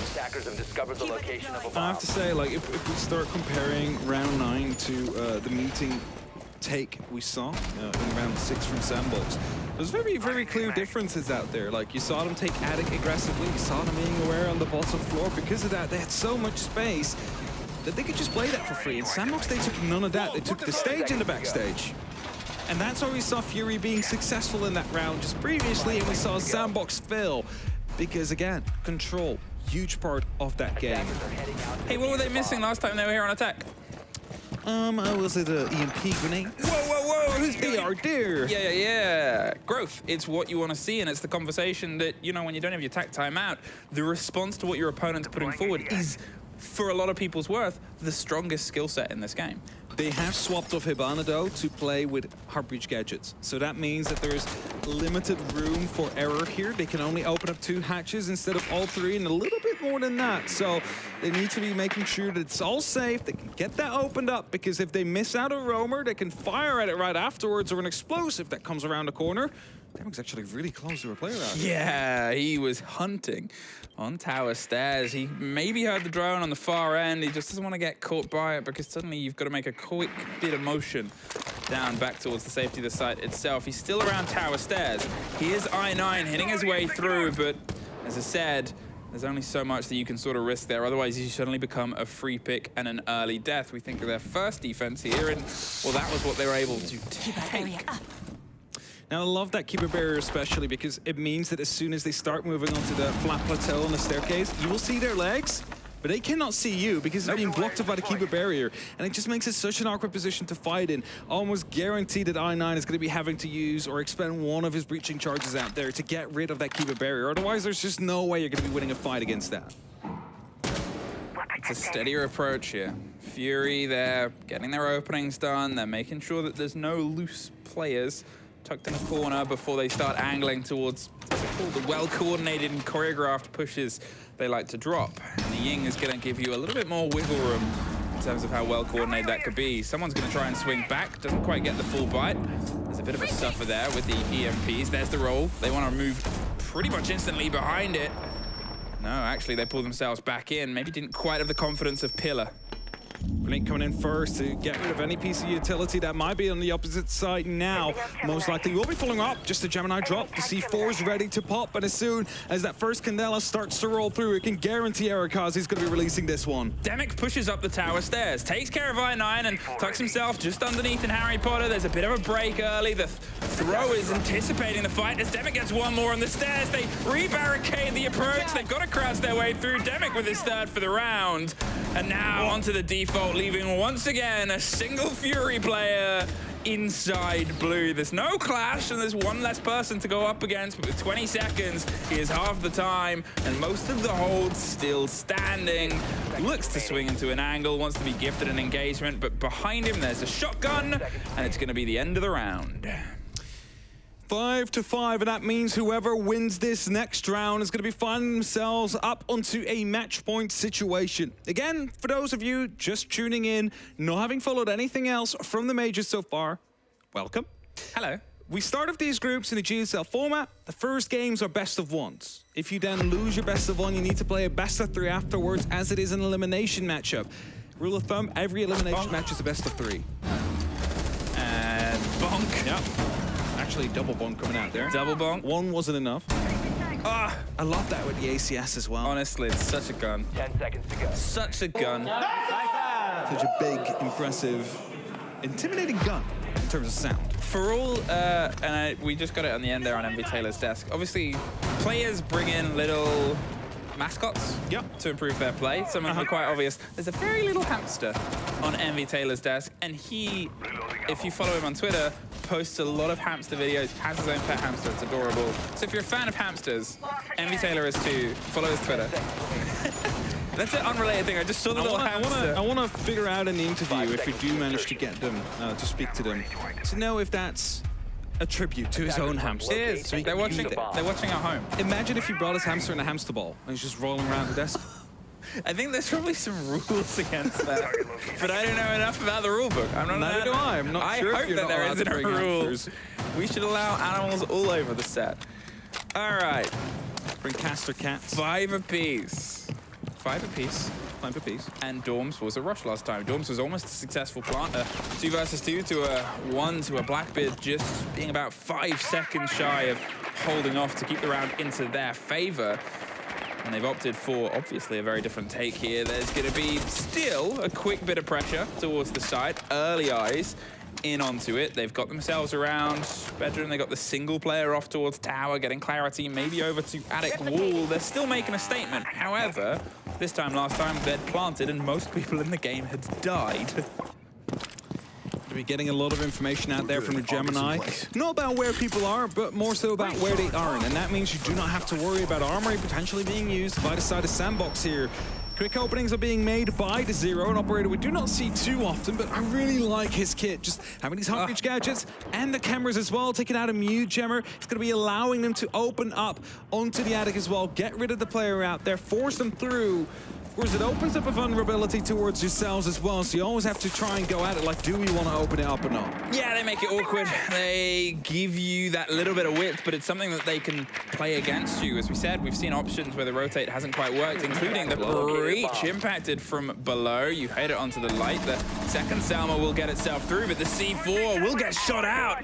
They're able to at least get the rotate round. MV Taylor wants to try and find the fight on the rest of it. The pulse is there, though! Demic gets the double with the C4 from Classroom. He is in session, as Crit J is as well. Gets one right back into the games room. Looks across the breach. They've got control of attic with a single player lying down, holding onto pit itself. But with 50 seconds and still a lot of time to work with, how are you going to try and shape what is really just guns left? It's an aggressive swing. It's Erikaze winning out the 2 remaining players. Are both now here on attic. They try and move against each other, but Mephi pushes Sandbox to map point. Huge C4 to come through. Surely probably going to be seeing this in the replays afterwards, but they realized, hey, they're coming in from the bedroom side. We need to get them taken care of as quickly as possible. And just completely disarms the entire push from one entire side. You no longer have to worry about that bedroom. It's all going to be attic at that point. So well done by this side on Sandbox there, having the right people in the right place at the right time. Here you have it, C4 to come through. Well done. You didn't even need to use a scanner there. That's just calls coming in from the team. I mean, they're on the breach. They're on the breach. Erikaze. The filthy take there. It was the good combination. The Gon 6 pull back, try and swing with some surprise. Unfortunately, they fired at that sort of crouch and stood height. And, well, it pushes a lot of pressure here onto Fury, taking onto the third. We're going to have a very quick rehost. Yep. Just as we get ourselves back in. It's a moment where the coaches cannot talk to the players. The players obviously can still talk to each other. Yep. And at this point, Sandbox, whether they're talking about what they can do, they probably are more wanting to get back into this as soon as possible. Keep the momentum, keep the energy. That's it. They are having the momentum right now. They would love to continue going on as they currently are. And usually these kind of timeouts, we always mention it, they are slightly in favor of the attacking team. Yes. Because they have just played multiple puzzles. They've just seen them go wrong or go right multiple times, and they can adjust accordingly. Your defense, that's pretty static. You set it up, and that's all your utility basically out there. After that, you start basically moving your players around. So, Fury, they have a good opportunity here because they lacked, or at least they didn't have a timeout anymore. They used it after round 3. They have the opportunity to discuss between themselves now to see if there's an opportunity, if there is a way back in to push this to overtime. It's tough because Fury have been close multiple times. As I said before, when you're a team that can be that sharp and that coordinated, those losses, if you throw everything in and everything goes wrong, whoops. You know, it's frustrating that you lose a round, of course, but it's a very different kind of frustrating to when you drop, you know, one incident, one cause is the reason for it, because then you go, well, are they going to fall for this twice? Are we going to be able to get success from this the second time round? Is it really just a muscle through situation? Or now, you know, should this be Navarre's? And it all builds up throughout the game here, and there's no worse point to be at. From the 4-2 up at the turn of the half. Thumbs up, MV Taylor. New haircut from MV Taylor as well. Not seen him with this haircut in previous majors. It's one of the things that obviously we get to see if we see him so often. We track in stats. Yeah, it's the average hair length. That's part of your EPS as well. Put it on Liquipedia. Put it on the stats page. It's like going to be some Liquipedia editor coming out every event. Fresh, make a graph. Measuring your hair every single time so we can keep track of it. You viewers at home might be laughing about that, but it's actually what's happening. Little do you know. The other side of esports. Sandbox, you are one round away here from pushing along with the upper bracket. The thumbs up are coming through for the connection, so we'll hopefully have the players in soon. We can only go by what we see from the hand gestures here. And yes. As I said before, the sooner the better for a team like Sandbox, a team that, although has had potential, although has been very strong in their region, they spent all of 2021, I believe it was, dominant in their region, taking pretty much everything. They come through into this second place, obviously, from their regional qualifiers with DK being the top swingers. They've seen the South Korean team go home. Same way that we've had from the SEA region. Yeah, and they don't want to be next. They want to make sure that they are, you know, at least coming in third place, right? Like, that's what this game is kind of about. Like, if you win this, you're not going to be last E group. That's as far as it goes. Winner of this, by the way, will have to play against the winner of either Eminem or Falcons, depending on who's going to be taking that game. And the loser goes up against the opposite side. And I think that's, like, either way, how you spin it, is going to be a very difficult game going up against. Of course, we haven't seen Falcons, like, too much yet on, like, the international stage. They've never been at majors, so we don't know exactly what they're going to be bringing at this stage yet. But what we've seen from them so far has been very impressive. And we all know Eminem. They've been at, like, so many majors last year. They've been at SI.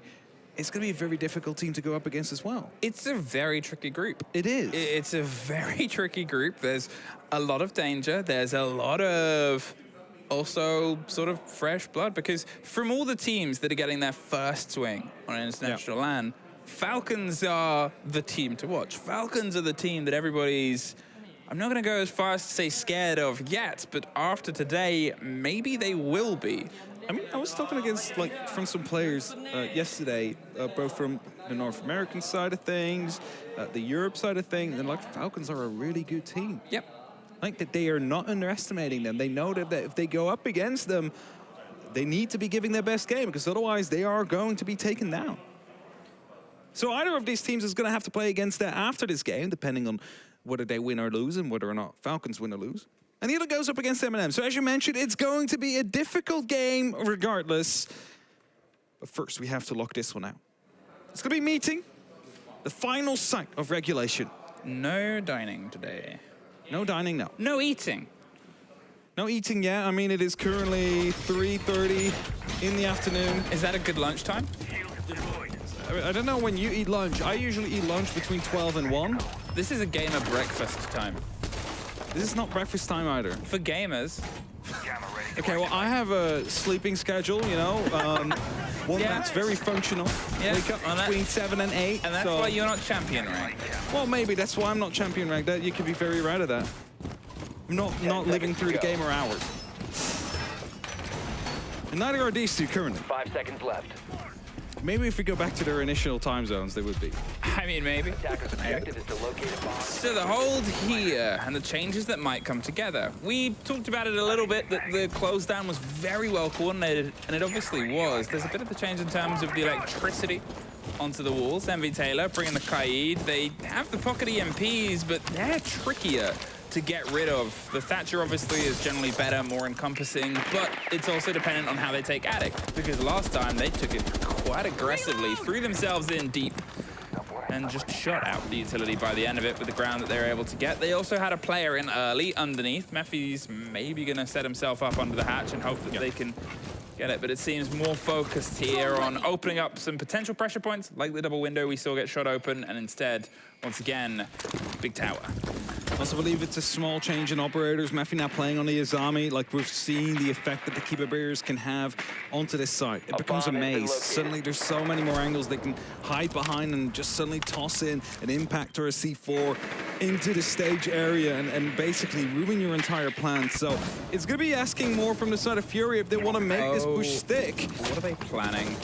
There's definitely a lot of planning that needs to go through. Well, I just see the Finker LMG looking like it wanted to swing green there for a second. I'm like, are they just going to try and throw themselves in? I he's tucked on the top, maybe being watched by an Echo drone, but it's just flicked away at the worst possible time. MV Taylor's holding the fight in the angle, very sharp. Dark and Arakaze get into a scrap and an engagement on green. They're putting pressure onto the stage. They're hoping it goes unchecked, but I9's been caught out.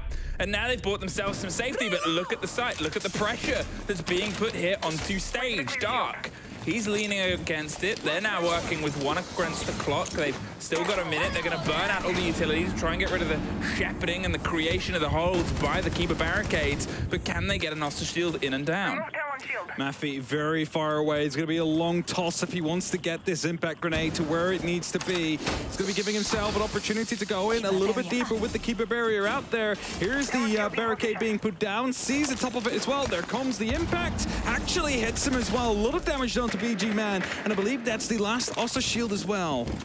It's now turned into a very awkward push. Look at the player underneath as well. They have somebody that can try and get them up via the hatch itself. They could try and do some damage up the stairs. There is one more Oster Shield that's going to get itself put in and planted, but they're heading to the hatch. I think we're about to see a C4 from underneath up towards the top. It's broken and breached. La Solis gets a double. They lose the shield once again. Now they're just going to try and strong arm. Well, there's an Echo drone on the table. Might add a little bit more worry, but the main worry is the two players on the backboard either side of split. They forced into stage. MV Taylor's able to knock one more out, all down to the Thermite to try and keep Fury fighting here in the upper bracket. They can't find a Korean player, but Korea finds a win. The 7-5, it's a hard-fought victory, especially after the first half. Sandbox were behind with a 2-4 scoreline. But they managed to bring it back. They managed to show their experience, first of all, against Fury here and make sure that they were able to come out victorious. And Taylor, he played very well. It's been a long time since I've seen him pop off like this. The scoreboard doesn't really show it now because, you know, I mean, still 2 kills in a 1 round, but he's like on a total of 15 or something over the entire best of 1. It's that sort of drive that you need, though. You need that pressure, you need that support, and you need that experienced player and that IGL at this performance to show up. And these two teams, as we said, it was always going to be an exciting game because they're two teams from the APAC region that have been able to fight their way here in the previous system. Now, in some regards, they might have an easier route to get here. They've got a more direct route. They still have to bump heads at some point. And this time, it is Korea that stands tall. So with that as well, Sandbox will guarantee themselves 3rd place in the group. Of course, they want more than that, but at least they have that one in the pocket as we're going over the highlights of the round. Again, I'm not sure how Critch was even able to get in there with that shotgun, but Fury able on the back of that to get themselves a 4-2 split. Beautifully played. And after that, Fury basically struggled. 2 rushes that really, well, the first one was a Hail Mary. The second one had a lot more thought behind it, but just falling a little bit too short out there. And Sandbox from there on just taking the reins. I mean, there again, it's those little moments. I said that it builds to a frustration. And for all I talked about, little moments of costing Fury rounds, being 1 round away from OT, maybe 2 around from taking the map itself. You think of those engagements that could have gone into their favor. Pushes like that, it's not that they weren't ready. It's not that that they weren't caught out. And it's going to be one of those sort of bitter fights now, and it has to be because every single fight ahead of them is do or die. The hefty performance of Sandbox here, they were able to cinch it out. Some great motions and growth, but there were still a couple of weaknesses, and you're thinking, well, who's watching this and who's going to try and find excuses to exploit it? Because on their attack especially, as you said, they were sort of just taking the pockets that they thought they needed. Let's say they lacked a lot of control, they lacked a lot of information on the majority of their attacks, and that's why they struggled so much. Now, their experience managed to let them bring it back on that defensive side, but now they're going to be going up against either Eminem or Falcons. Are they going to be as forgiving as Fury was here today? Oh, I doubt it. I doubt it as well. I mean, it's, as we said, two terrifying opponents ahead of them, two teams that, you know, depending on who you ask, they could be favorites. They're definitely expected to push further and further into this. Whatever team either of these two end up against, it's not going to be a pretty fight. It's definitely not going to be a pretty fight. It is going to be a do or die. Well, first of all for Fury, and then maybe later on we'll find out, you know, on the opposite side of days, who is going to be knocked down to that decider as well. Well, where are we going to be knocked to? A quick break before we're back with Ginny and an interview.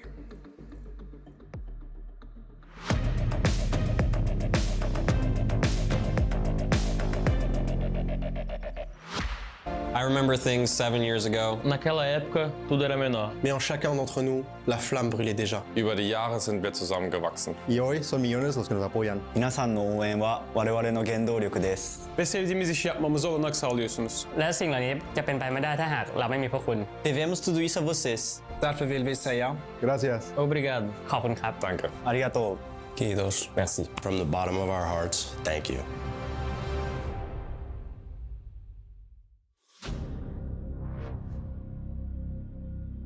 When you have two teams from the same region going up against one another, you're best friends. But in the server, you want that win.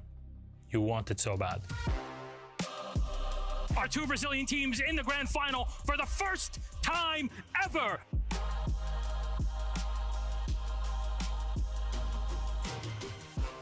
Ninjas in pajamas! Some tournaments you have a better feeling about winning, and that one, it was ours. Our second Brazilian team, Team Liquid! NIP was very well prepared. They were like top one team in Brazil. It goes to Brazil no matter who wins it, but for NIP, it means a lot. We lost to SSG a year before, and then we knew like in our hearts that this invitation we need to win, you know. It was a very difficult time for us as a team. It was pretty hard, like especially because of what happened to me at the moment. Like I lost my dad during the competition. In that final, I think Liquid kind of won people's hearts because of the tragedy that had happened, but because they had also played incredibly well throughout the tournament and through the grand final. They gave us an incredibly entertaining game. Psycho goes big with 4 kills to push them over the line on Kafe, and that is going to be NIP 2-0 on maps. There you go, the kill comes in. He knew exactly where the man was coming from, and that's going to be Team Liquid taking our second map of Chalet. Palu, 1 second left to go. Diffuser goes down in the absolute nick of time, but Moringa, he gets a huge kill, Des! He gets a huge kill! We're going all the way to 5. We're going to find out who really is the best in Brazil. Palu cannot find the kill. Out comes the Nitro. Shot out by Pino. That is the round in 2020. Brazilian hearts were broken, but like a phoenix, NIP rise from the ashes to claim the hammer at the 6th Invitational 2021. It was one of the best days of my life. I think we can compare that as a Brazilian team winning the World Football Cup. I think winning the 6th Invitational was the best feeling ever I had. Was the best moment of my life in the sports scene for sure. I was crying a lot. I was out of control. We were very sad to lose, but we understood the limits of the team at the time, and we were very proud. But also it was very nice to see another Brazilian get a title. After that SI, like I think it was a motivated thing to grow as a region and make it through a lot of other tournaments. At the end of the day, Everyone is just friendly. So yeah, we have a very nice relationship. The friendships run deep and it goes beyond shouting and cheering on stage. You know, all of that is part and parcel of this. It's a respect that is given and earned between these players. It's an awesome feeling for everyone, you know, not just us. We win for everyone.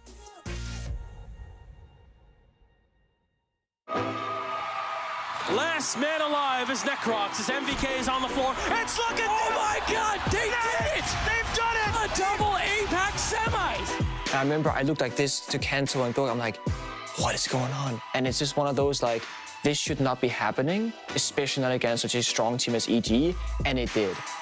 Fnatic demolish EG with a 2-0. Dizzle takes it. There's rare coaches that have been able to achieve what he has. That's immensely unusual.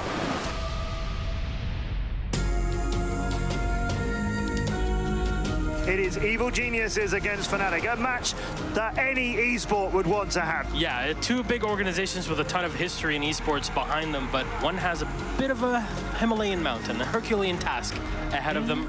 The night before we were supposed to fly out to Brazil, I get a bit of a stomachache. I try and, take pain medication or something. Nothing works. They run a couple tests on me, and I finally get the news that I have appendicitis and I need to get surgery right away. He was not able to fly to Rio de Janeiro for the Pro League Finals at the time. This is your in-game leader. It's your captain. It's a big, big problem. The unofficial ruling was to be that we could find a substitute as long as they weren't contracted to an organization and hadn't competed in any of the Pro League circuits around the globe. Yeah, basically we had to make the call and it's like, look, there's nobody else. I guess I'm just gonna have to play. Normally when a coach has to become a player, we're always thinking that's gonna go terribly wrong. And to make things worse, Dizzle came from Xbox or console, so he didn't play with mouse and keyboard before. It is interesting, though, when you have the coach playing, because he's potentially coaching in real time, especially as they've lost their IGL. It had been almost 2 years since I played competitively, but that having been said, I generally always had a competitive spirit and I have nerves of steel. And Dizzle will clutch it! Fnatic to take the third round! Dizzle, in that event, was called This God from that moment on. Round 4 for Fnatic, and APAC 2 rounds away! I knew he was a good player on Xbox, but I knew he knew how to play the game. I just didn't know if he was mechanically up there, and obviously he was apparently. We knew if we're going to win, it has to be on Oregon. And the call came out and just said, guys, we need to get out there, need to give them pressure. Just don't let them get comfortable, don't let them execute. I'll never forget Aces bringing FO12 Ella and jumping out the window on Oregon from Armory, and then, getting 3 kills and finishing up the game practically for his team. Last man alive is Necrox. It's looking. Oh my God! They did it! They've done it! They've done it! Fnatic demolish EG with a 2-0. Look at that! They can't believe it. We can't believe it. The crowd can't believe it, and they just got destroyed by APAC. It definitely sucked not being there, but I just thought it was great that the guys won without me and they won with Diz. I just couldn't believe it. The crowd went up, and I'm just sort of sitting there going, is this real? And then to have all the thousands and thousands of Brazilian fans chanting and stuff. We've never had so much support before. It was absolutely incredible.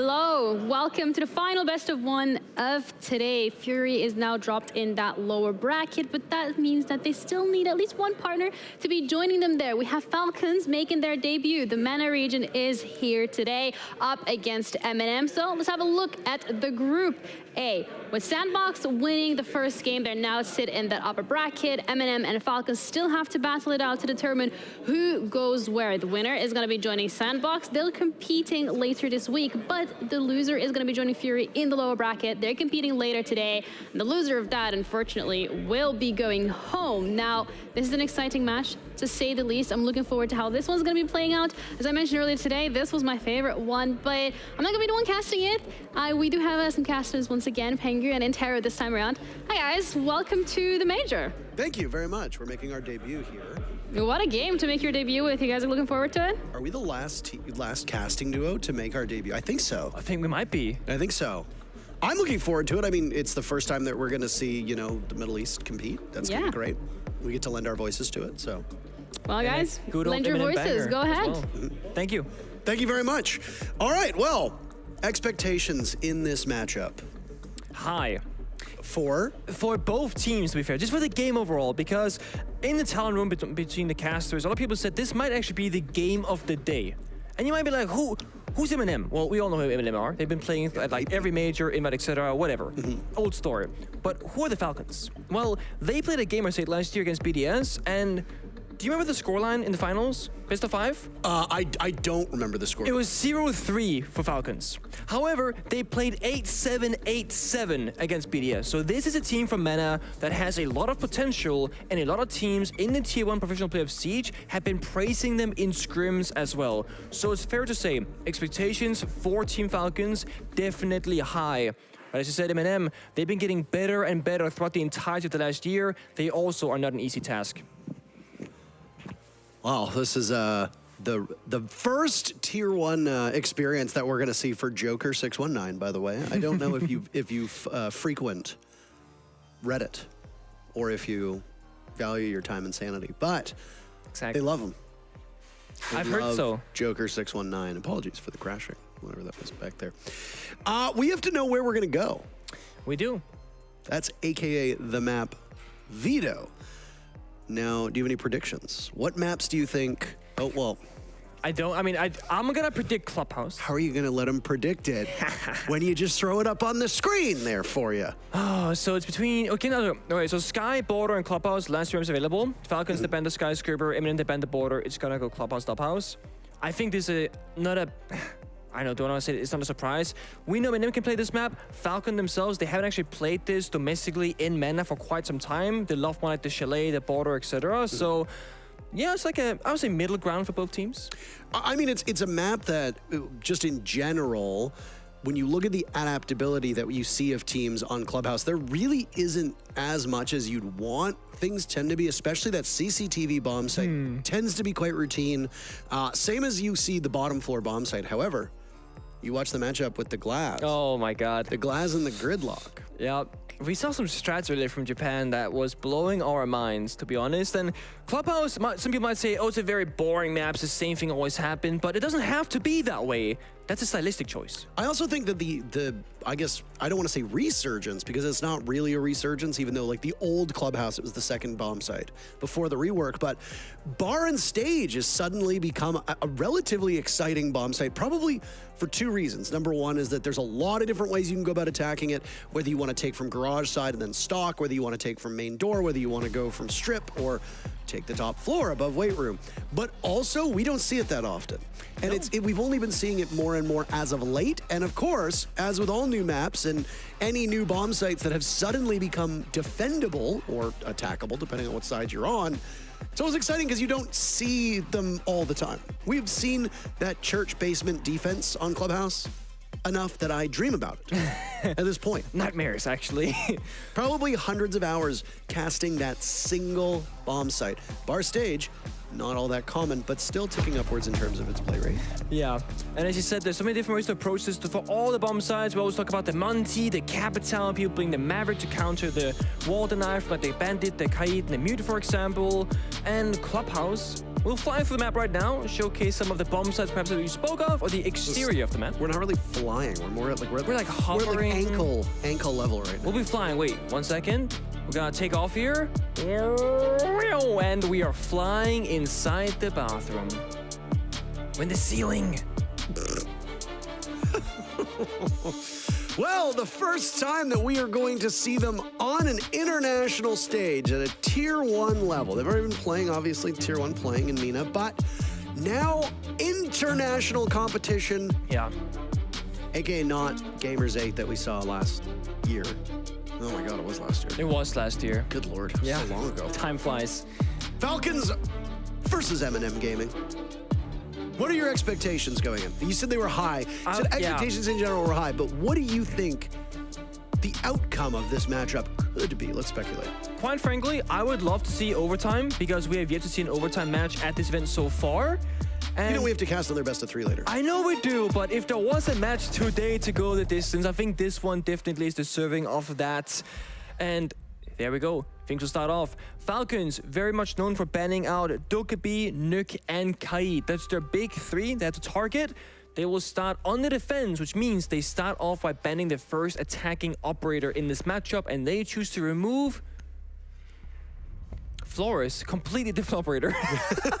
All right, things are changed up here for the Major. Love to see that. Of course, when you get to this stage of play, you often look at your opponent and be like, okay, what can we remove from them that they love to bring every single round? And that might be Flores, that Falcons want to worry about, was Eminem. They're going to remove that ace from action themselves. I like the Flores ban an awful lot. Ace, obviously, very, very standard operator. It's going to be forcing, I would imagine, a lot more Hibana. Or teams can totally forego Hibana, and in that case, they're going to need to bring the secondary hard breach. So you're going to need to bring it on the Buck, you're going to need to bring it on a Ying, whoever you want, that is going to be available. Solus and Kaid banned out, no Azami ban. Their prevalence has been quite high. Yes.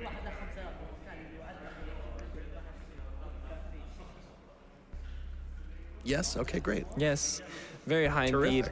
No, it's so Asami right now is actually sitting on like I think I read a stat from Jack on Twitter, like 94% like pick/ban rate if you combine the numbers. Basically, whenever she's not banned, she's basically almost always played.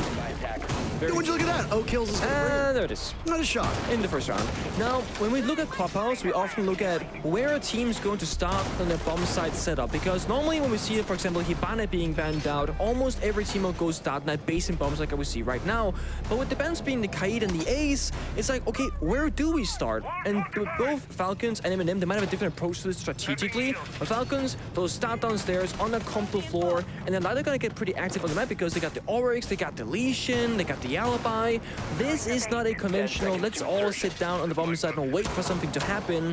This screams, get upstairs, top floor, there it is. Deployable shield, rotation holes, etc. Active gameplay. Now Eminem, they have the Blitz, so they managed to try and circumvent this entire room setup by going for a quick and dirty push, as we say, through third tunnel, through that main stairs area, or maybe, just maybe, Tyrant will take this split up to that top floor and start hunting down the roamers one by one. Either way, I think the Blitz here is a phenomenal operator pick to try and make this a more difficult roam game for Falcons. Seeing these shield operators' pick rates increasing time and time again. Blitz in particular was an operator who just wasn't really ever shown, and now all of a sudden, okay. Mad Skill's the first one to die from either of these teams. It's an altercation that happens by the main door on the first floor. Decides to test his luck against the Lion. Tyrant is in, and they can hear the shield coming. Look at all the space that Tyrant is making up. It's Valentino now holding down the fort. Confronting the Blitz. Oh my, Usus dies. Valentino is taken out by the Blitz. Now it's Joker roaming inside a lounge and back towards blue stairs. Spotted out. The Blitz upstairs. Continuing onwards. 1 minute off the clock. Eminem's lost 1, Team Falcons lost 2. Yeah, I mean, this is incredible value. I mean, the pace here from Eminem, it's super quick and it's super effective. I mean, you get 2 kills, that's the cost of 1, full top floor control, and because Tyrant on the Blitz is still alive, he can bring the Blitz downstairs, roam to the first floor. They can contest on any staircase or any entry. For example, on this blue staircase position, 1 member on the window, Blitz in the door, collapse together, isolate the member, sure, they trade 1 for 1, but it's another successful trade going in favor of Eminem. Oh, P9 P9. Are you going to test your luck? Smoke at the bottom of blue stairs. Here the explosion's going off. That's the Hibana on the board in the hands of Nafe. So I'd speculated that we'd see the Hibana. No thermite present for a downstairs attack is something that is not entirely typical, especially if you want to pressure that church wall. Because of how early those first couple kills went, this sledge of Solotov has so much time to just take up space in the kitchen and just wreak havoc. Attackers drop the diffuser. Looking at attacker operators though, you have Sledge, Hibana, and Blitz. It's all the operators you'd want alive, right? You have smoke grenades, flash grenades, and frag grenades, soft breach, hard breach, and the Blitz shield in action. It's gonna make P9 and Okill's job a lot more difficult to do because isolating members now, a lot more difficult. Okill's kept all those Kiva barriers in his back pocket so he could toss them out. All three of them are now gone, none remaining. That's 3 melees, that's it. I don't know if Tyrant's gonna be able to get underneath this or not. Oh! Nave taken down, but so is Okills, and guess who's in the middle of the site? It's the Blitz of Tyrant. P90 in a 1v2. Diffuser going down, Solotov to watch and cover. P90 can very easily pull this off. There he is! What? How does that work on the Blitz? Good Lord, Falcons winning round number 1. How does it kill him? That's his shoulders exposed. I mean, every single pellet hitting its mark. And that means a 2v4, so a 2v3 essentially for Falcons. The roam was not successful. Eminem looked like they were in full control. They hit the ABCs to 1, 2, 3, second the roam clear, into the heart breach, into bomb site execution. The bomb site cover was even there for the Panther to go down, but P9 with this MG11 so efficient, gets the injure and then the kill. There we see Tyrant and roam clear. Nobody Falcons really helping Joker here on Nailbound Blue Stairs. Might have been a mistake, but doesn't matter. Because again, P9 with the clutch gets the round. Great start for them. And the opening rounds of, the first game of the major, in play-ins, etc., and in general, are always gonna feel very nice when you win that round, right? It kind of sets the pace, you start building that momentum, and you get really comfortable in your place. I mean, if you get a kill in the very first round of a Pro League match, I always used to say that is the best possible outcome ever. Because if you go 2 or 3 rounds, you don't really get a kill, maybe you die early, etc., you can get in your own head about your value as a player, not feeling comfortable in your gunfights. So if you go into the very first round, you get a kill and you win the round, it is quite literally the best place to be mentally. And that right there is where Falcons will find themselves on 3 of their 5 players already. Tyrant, of course, had a phenomenal last round. One of the standout players for Eminem as well. Now off the Blitz, onto Iana instead. Lion getting brought. Second time in a row. Double hard breach on the board for Eminem. This is a dedicated hold by Okills. Might test his luck now as he sees that CCTV wall opened up. Presence over by Cash is where he is. Attackers know that. He moved to the last second when the Lion charge was going off, and look at Okills in this position. They've baited them in. All right. This seems to be working out quite well for Falcons. That's 2 big picks. Oh. Solotov on the board. Looking for more. Tyrant's there to do some damage to Okills, and finally, Falcons have been flushed out of cash. And all of a sudden, it goes from a big advantage to one team into a equalization where it's a 3 versus 3, but still half the round to go. And it seems like there's always going to be 2 very aggressive players from Falcons far off the bomb side with little to no help, and then 2 or 3 members playing very close to the side, playing off one another. But that means that Eminem, they always tend to find these early kills and get ahead or get equal, and that's where the attackers they want to be. 3 versus 3 for this stream attack is not a bad position to be in. That second extra thermal charge gonna pop on the jacuzzi wall. The net is closing in on the remaining defenders of Team Falcons. Joker will be watching that mirror window looking out to the jacuzzi balcony, which, as you said, had just been opened up. The one thing I like about Falcons that we don't see all that often, at least when you and I cast the North America League, is how aggressive this Falcons defense is. Yeah, it's a 3v3. It's not usual for them to take these engagements. Usually you'd want to play back, you'd want to play safe, wait for the attackers to get to you. Falcons don't want to do that. They want to set the tempo on defense. They were peeking construction. They peeked jacuzzi. They just peeked the window by power or by weight room. Was it a missed opportunity, by the way? Oh, he gets the Solotov's nade, blowing up Joker and P9.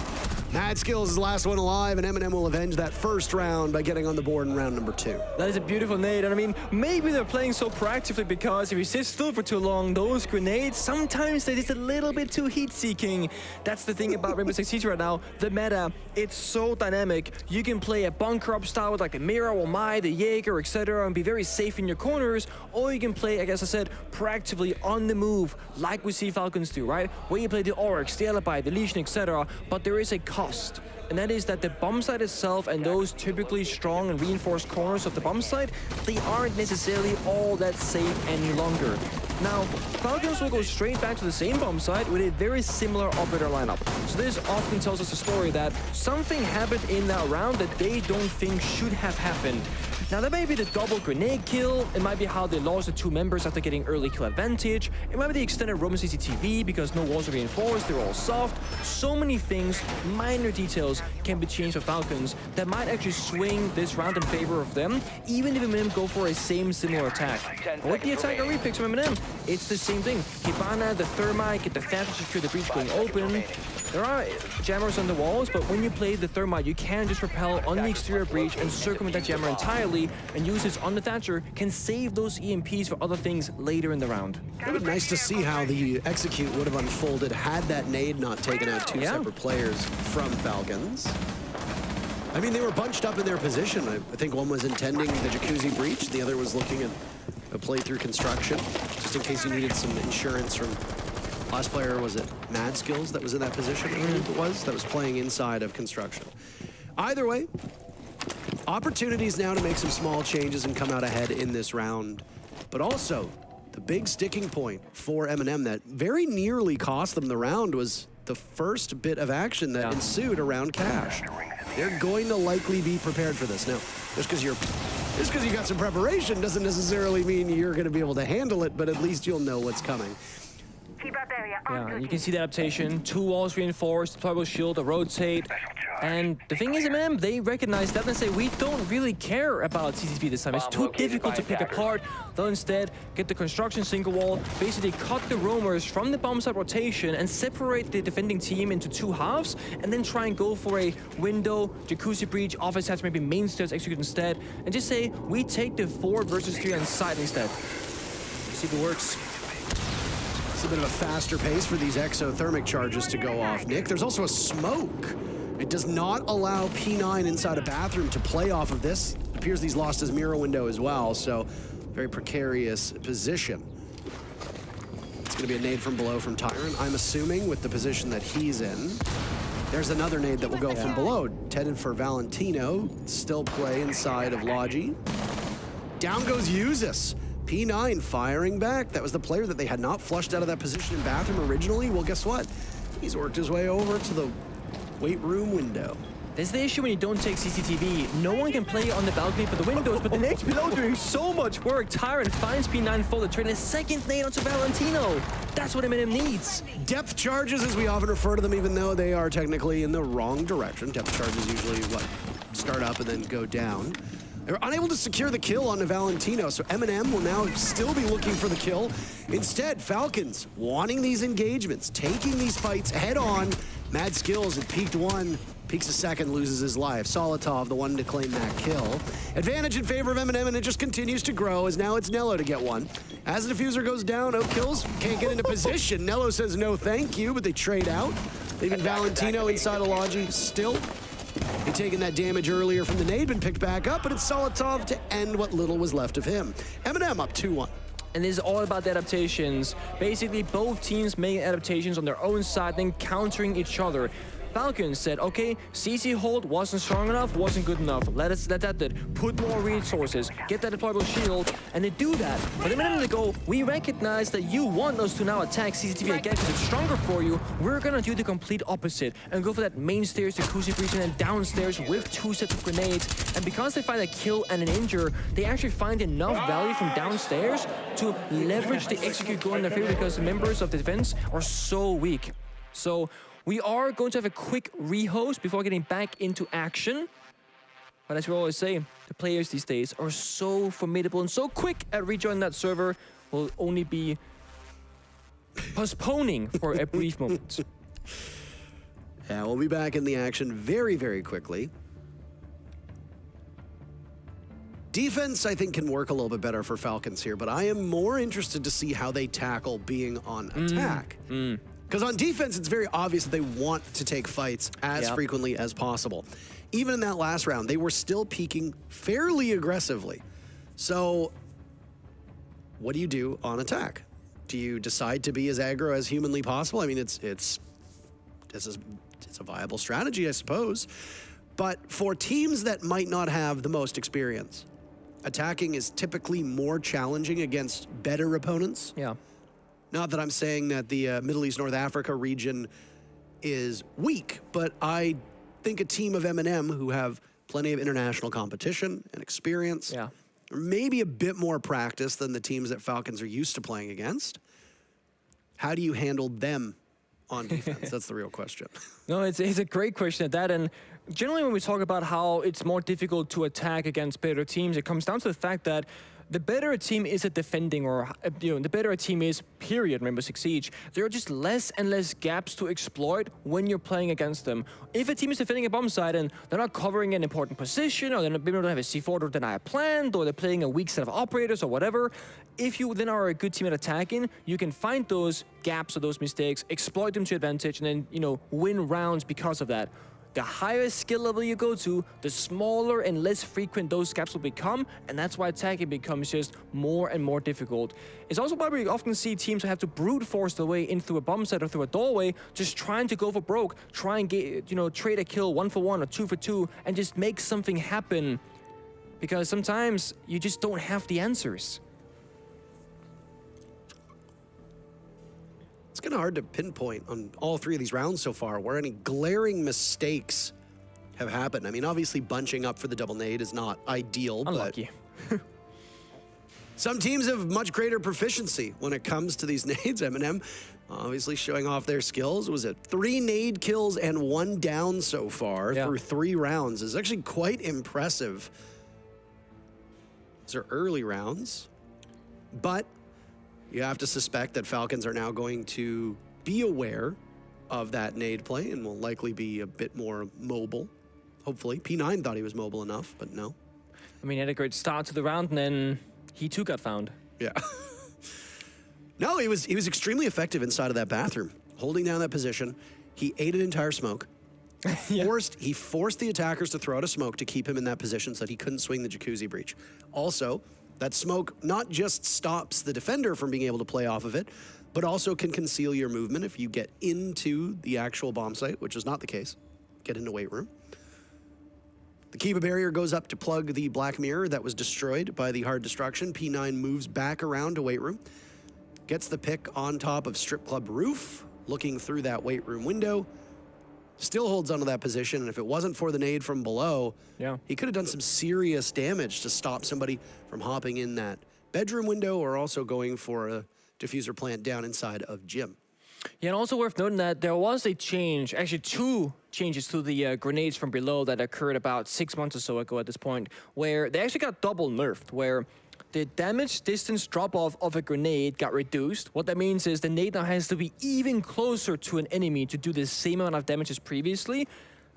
Plus, we've seen multiple operators get changed around in their armor types and speed types, so they have more health in general. Getting a grenade kill from below basically means if the defender is full health, you have to land it between their feet or in between their toes to take them out.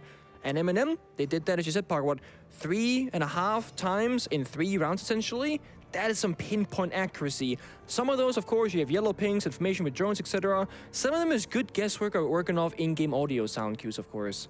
Either way, it's great utilization of the dynamic maps of Rainbow Six Siege, where you can attack a bomb site quite literally from below or from above the bomb site because of that self-destruction and because of that verticality. Yep. Almost all the players are back in the lobby. But a relatively quick day. We're on a rolling schedule. We were supposed to go live at 4 p.m. We went live a little bit before that. Yep, shortly before. Which is actually crazy that we're keeping to the schedule despite most of these maps being quite lopsided. Yeah. It's been relatively quick most of the games so far. Saying goodbye to 2 teams later today as well. Yep. Every day, or at least day 1, day 2, we think about two. Are we thinking about the 2 teams every day? We must be, right? Yeah, because we're going through the groups, yeah. How sad is that? It's very sad. It is very sad. I mean, imagine flying out here, being prepared, and then you basically get to play for a couple hours, and that's it. Yeah, I will say though, because we're seeing so many quote-unquote like new teams here that we haven't seen at international events before, there are a lot of fans amongst the professional scene right now, like players who are fans of other players, walking up, asking for photos, autographs, hi, etc. I mean, there are people coming from APAC, from MENA, etc., who have never met these other professional players that they might have looked up to for many years or watched their games for inspiration before, you know, they became Tier 1 players themselves. And I've seen so much wholesomeness from these players the last day and a half. It's been wonderful. It takes me back. What also takes us back? It's gonna be Falcons. Back to the first bomb site downstairs in the basement with that same operator lineup. The dynamic one, deletion, the alibi, the Oryx, get upstairs, get active on the roam.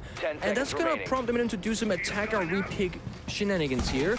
But, you know, Tyrant on the Blitz last time for the roam clear, that the Lion. Now they're going for a Nurk, Dokkaebi, and a Ying. So they both got the backstab, they got the roam clear, they got the bombs that execute. And Eminem, they're bringing a primary harbage of Nave on the Hibana, but they're also bringing in 2 sets of secondary harbage destruction on both the Bok and the Ying. So now they can risk losing a member and still get all the hatches opened up. Nicholas, remind me when we were talking about the ace ban, what I said was a suitable alternative that we would likely see more of. You said Bok and the Ying. Wow. And they brought both. That's crazy, isn't it? The longer we cast together, the more I get to the point where you should become a coach and you say, I can't be a coach. And look, that's a great play. That was an excellent entry by Solitov. Walks in, down goes O'Kills. He knew that he was coming, to be fair. At least had an idea that this was something that Eminem would do. Punch out a certain small portion of that door. You can go in without the entirety of the door breaking. And then, of course, there's almost no greater operator in the game to do that with than No, there really isn't. They also spent one of the calls from Dokkaebi to kind of help Solotov get that kill to the sound cue. And so they strike in first, they fall back around. Now they're gonna go top 4 instead. Valentino gets a kill back onto Solotov to even back the numbers to 4 versus 4. Candela's going off. Right now, there's no real targets that it's getting hit. They just used all those Candelas, and it's for naught.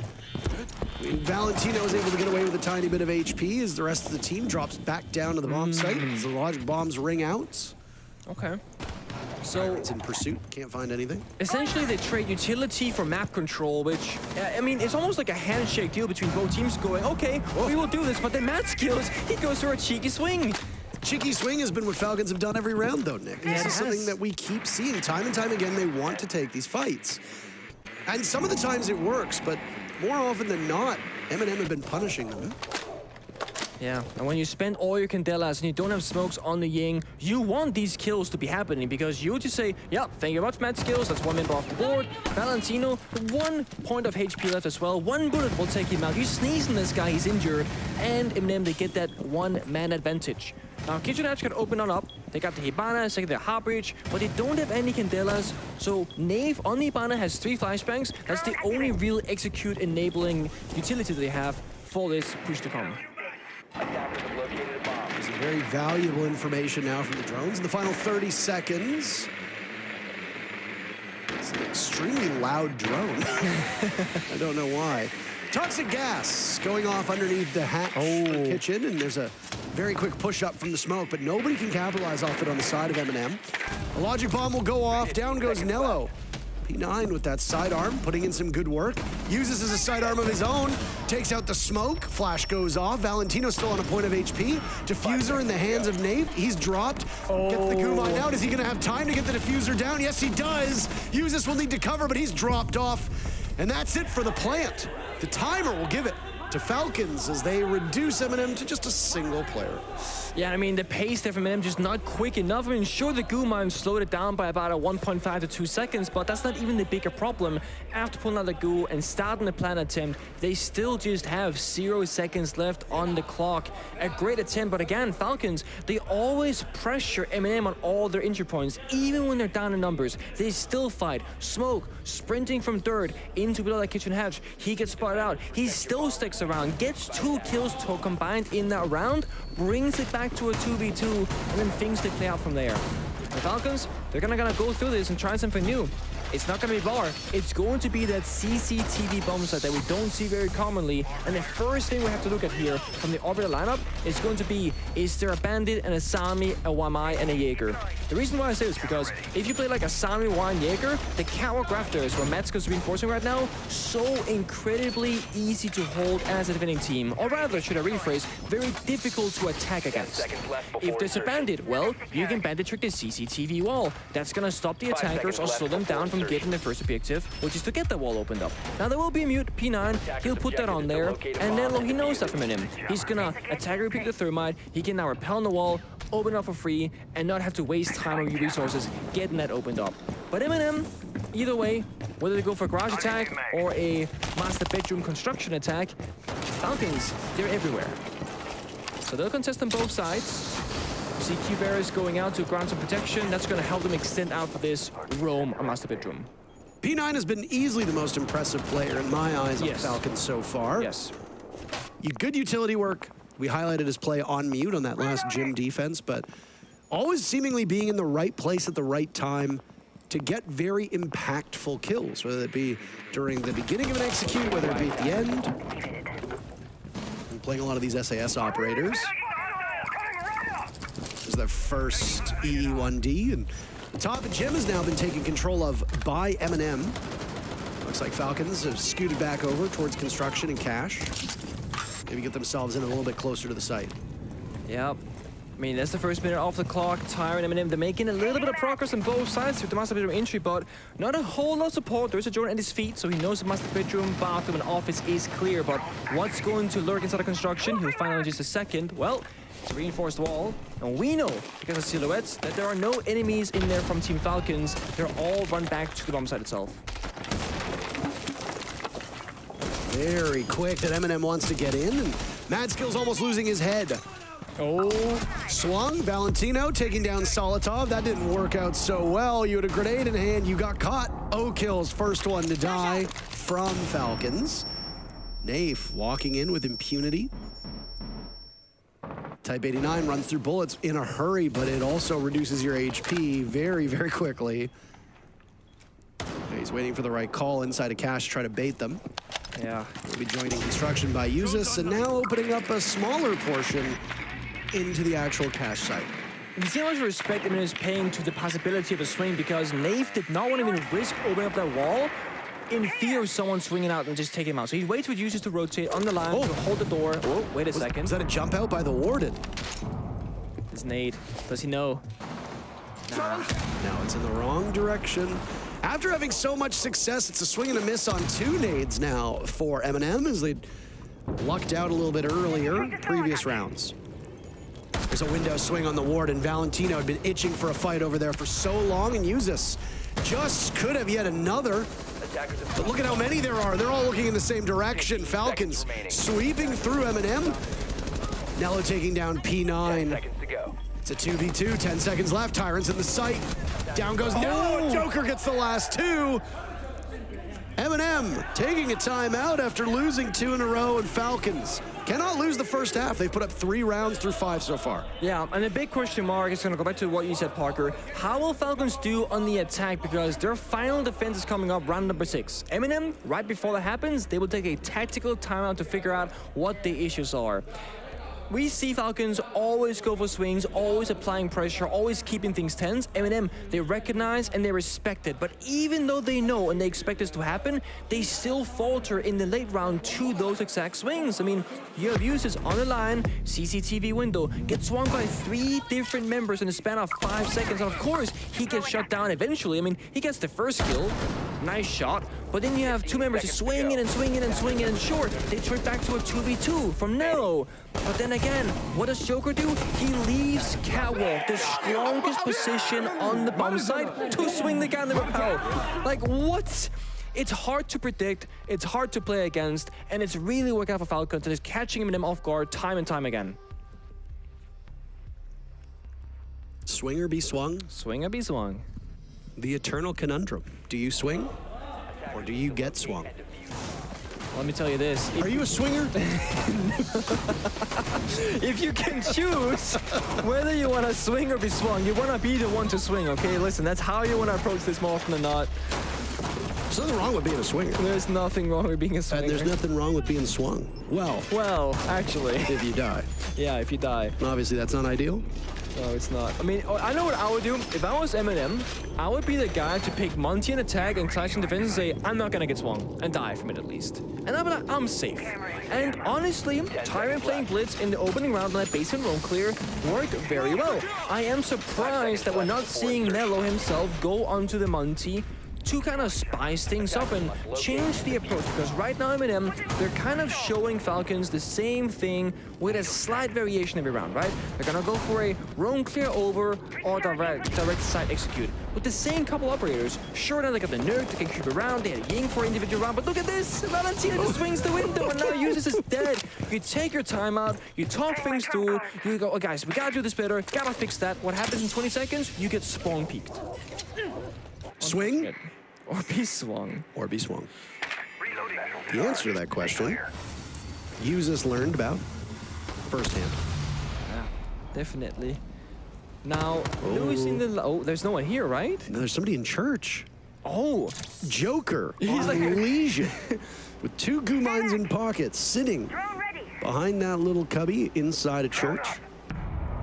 They must know. I mean, you're not waiting here if you don't know. Roam clear being progressed as well. Falcons, with that early pick, they actually fall off their extended roam because they recognize that they've already built that advantage that they're seeking. They can now play near the bomb site, wait for that flank from Joker. He has 2 impact grenades in pocket as well. Can open up different avenues back to the bomb site for himself. Still lingering downstairs. Well, this call is made for that he knows that somebody's there, maybe a drone? Attackers have located a bomb. The Legion's all the way back up top. Valentino taking up place on that main floor.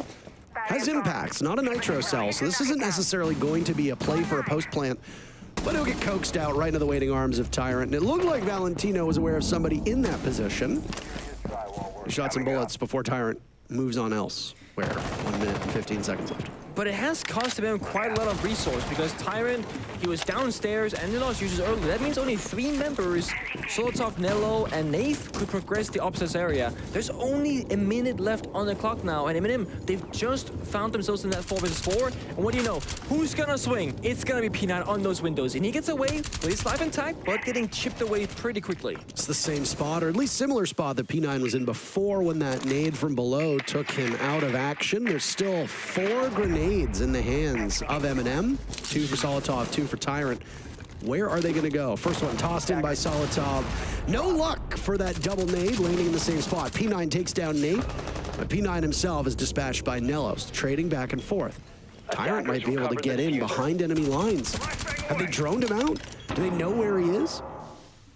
No, he's still just holding this position inside of construction, but he'll pull the pin out of the nade and takes some damage from Logi and blows himself up. An unideal set of circumstances. The advantage goes to Falcons in this 3v2. Nello trapped inside a bathroom, but Solotov is making short work of them.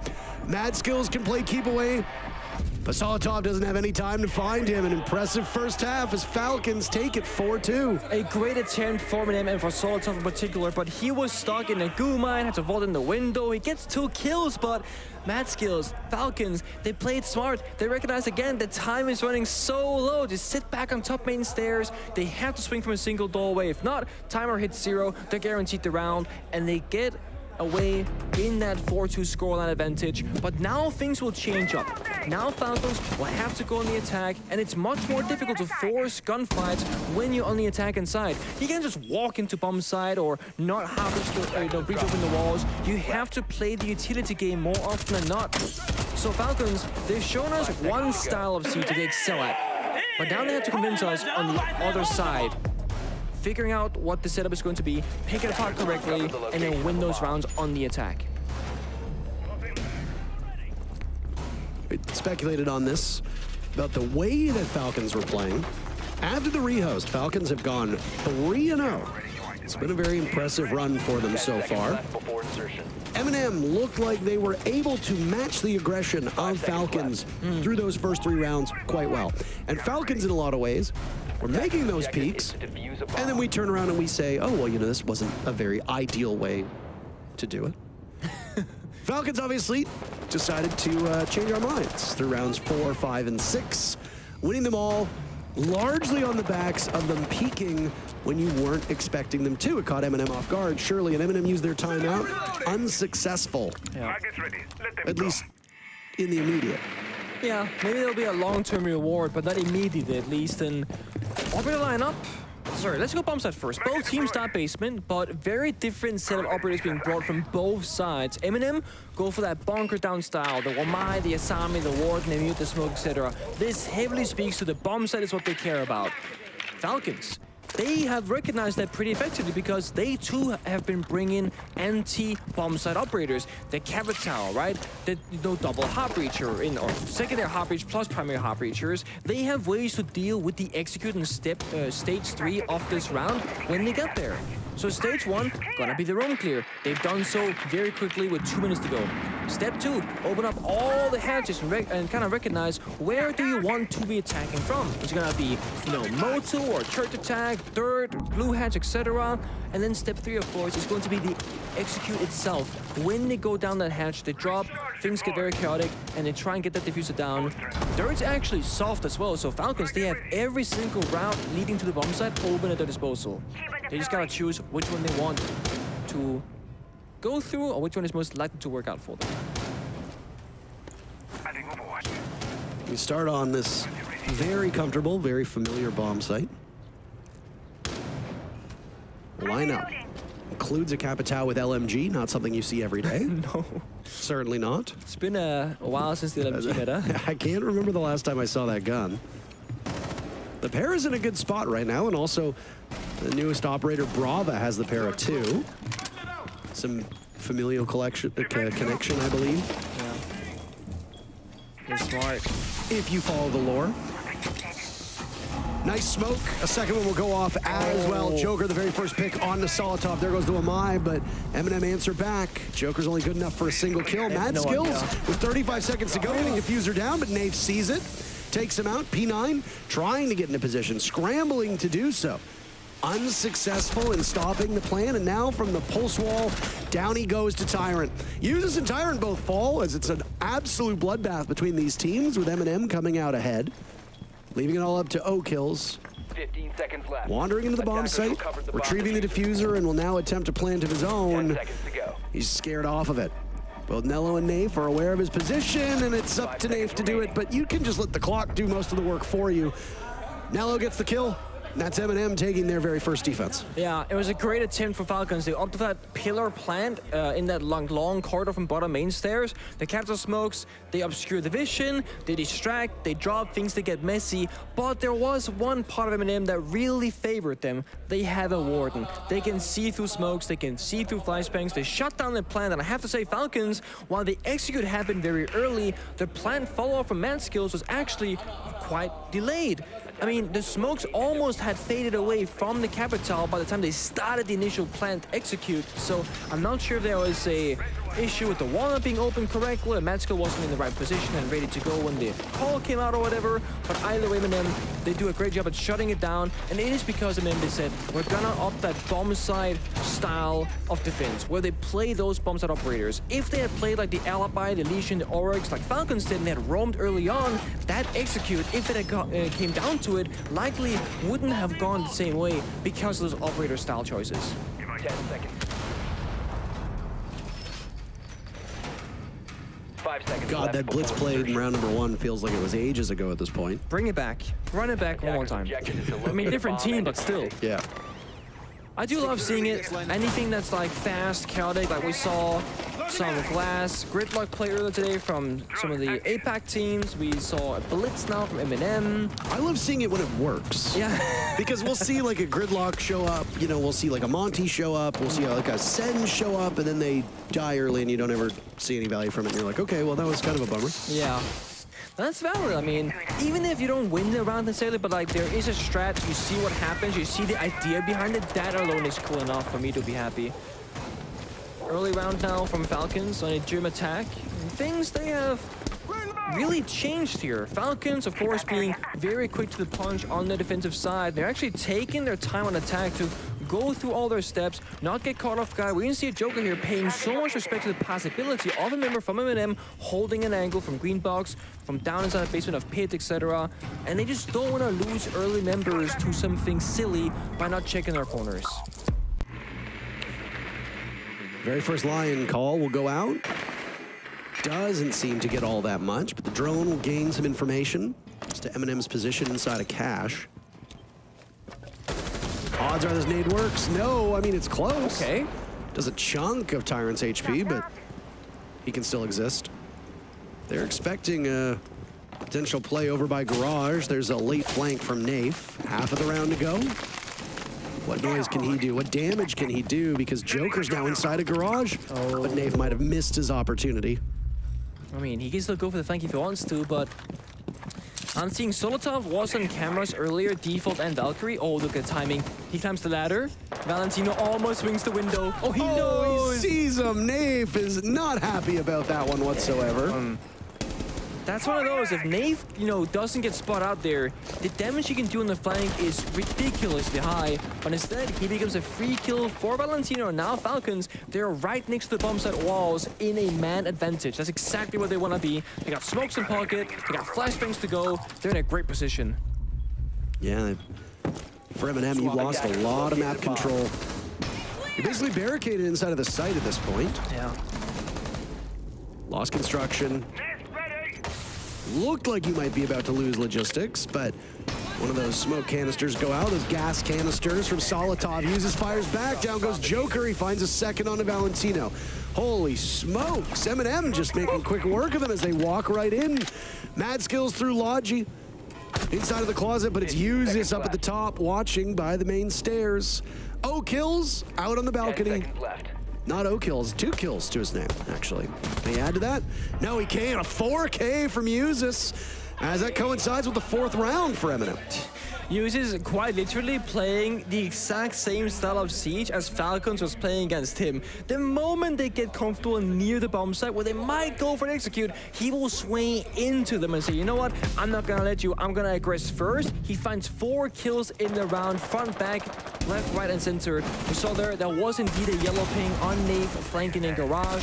Falcons, they take that time early on to establish the drone network, the safe entry into the building, and they get to the bomb site with as many people alive as humanly possible, but there's Uses.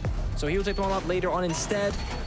We saw Bandit being played last round by Nello on that gym defense. Wasn't needed whatsoever. He was on that jacuzzi wall, I believe. And they will bring the same operator on a different player of Uses this time on CCTV. Now, in a Tier 1 game of Siege, when we see a bandit, we don't typically go, oh, this bandit's gonna completely stop them from breaching the walls because bandit can just completely, remove any option.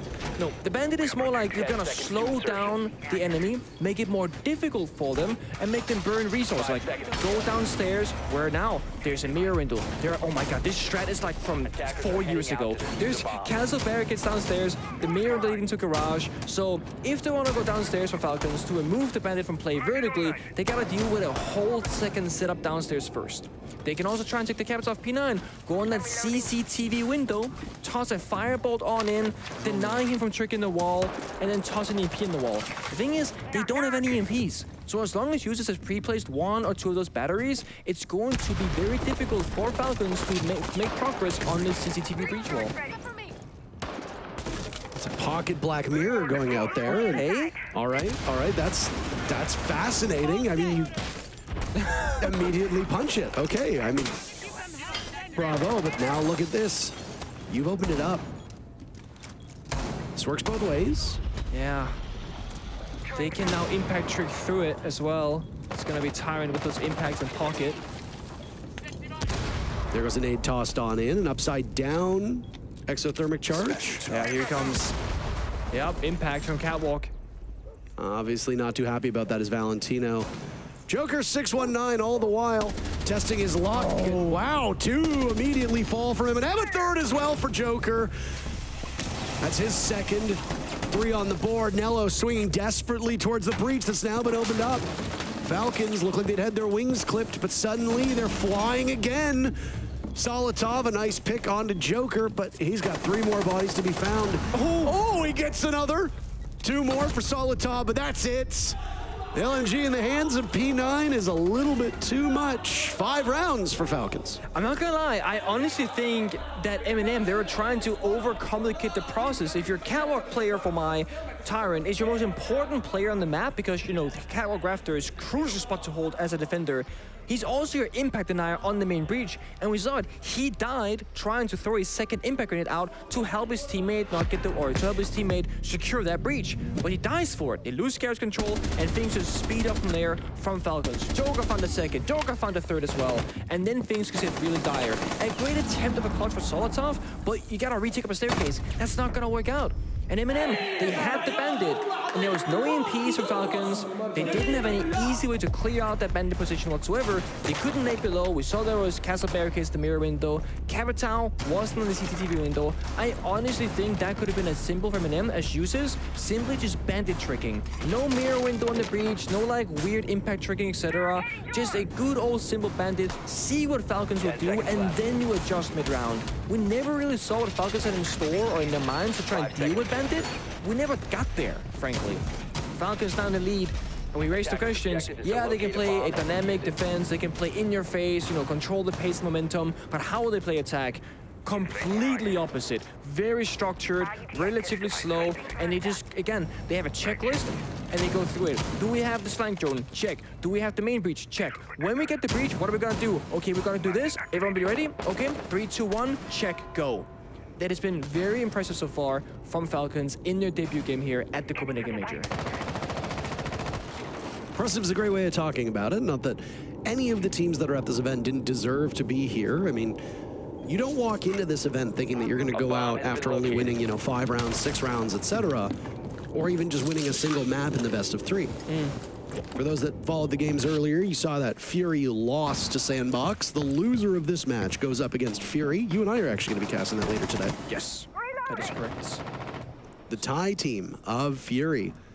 Will they go up against the EU squad of Eminem or the Saudi Arabian squad of Falcons? That's the question. Right now, Falcons really well positioned. They went on that 3-round run tail end of the first half. Forfeited their first 2 attacks to Eminem on defense before getting on the board. Falcons still have their timeout in back pocket as well. Solitov is solo roaming top floor at Castle, running away from office because that's where the Falcons' focus is. They want to get that kitchen edge opened up, so they open the office hatch, they toss out a grenade, and now those 6 Kyles will go out, open the hatch, and it looks like a relatively limited attack. I mean, right now all they really have is Joker is in garage as well, so they actually have full map control pretty much. Blue stairs control, first floor, etc. They just have missed Solitov upstairs inside a gym bedroom. Besides that, they have full map control, but do they know he's roaming? That's the big question in my mind, because Solitov, he's looking for a play down the main stairs now. He might catch 1 or 2 members, actually. Yep, that's the first. He does, P9. Not without taking some damage in the process, and the remainder of him is easily handled by Valentino above. So you get a pick, but you don't really gain all that much for it. That's now we see the bandit trick in action. Now, there's not many walls you can easily bandit trick, but the Church 1 basement Clubhouse is one of them. There's no verticality, you can try and chuck a nade above, but it's difficult, so instead Joker will walk down the boost stairs and look for kills. Valentino is just soldiering onward, finding his second pick, and Joker's patience where it pays off on Naif. Falcons in a 4v2 looking to move to match point. An impressive place for them to be. 15 seconds. They've got 4 bodies to throw at this. Nello dealing with some issues inside a dirt tunnel. Down goes O-Kills to Tyrant. Nello finished off, leaving just Tyrant. Can he deal with them? He does a whole lot of damage. Looking for more, but he can't stop the diffuser from being planted. He's reduced Joker to basically nothing. Tyrant needs a hero play. Creeping up. There's a flash, not blinded, another one tossed out. This one finally gets him, so that's time to waste. Nobody from Falcons aggressing at this point, waiting patiently. Tyrant getting ever closer, gives his position away, and it's Joker to send Falcons to match point. The discipline in the 2v1, the crossfire, the flashbangs going out, and both teams there just waiting for someone else to make the first move. But Falcons, they show us they can just wait. They recognize they are in the favorable position, burn down that clock. There was 20 seconds to go. It's a 7-second diffuser. They have to act soon. Match point, and Eminem maybe a little bit shocked with the outcome here. Not what they want, not what they expected, but it's what they've been given.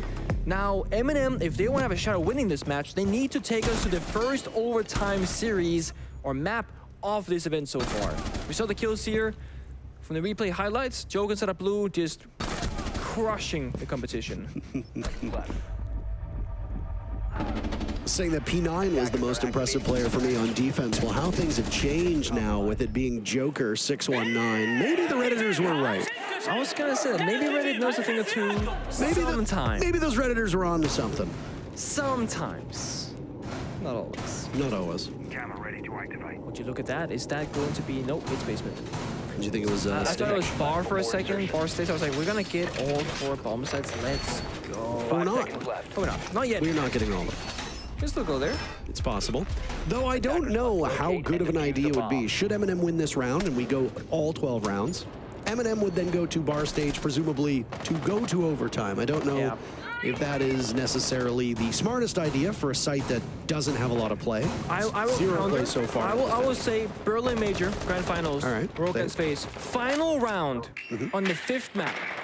Koi/Rogue back then, called Rogue. They go bar defense. And you know what? They win.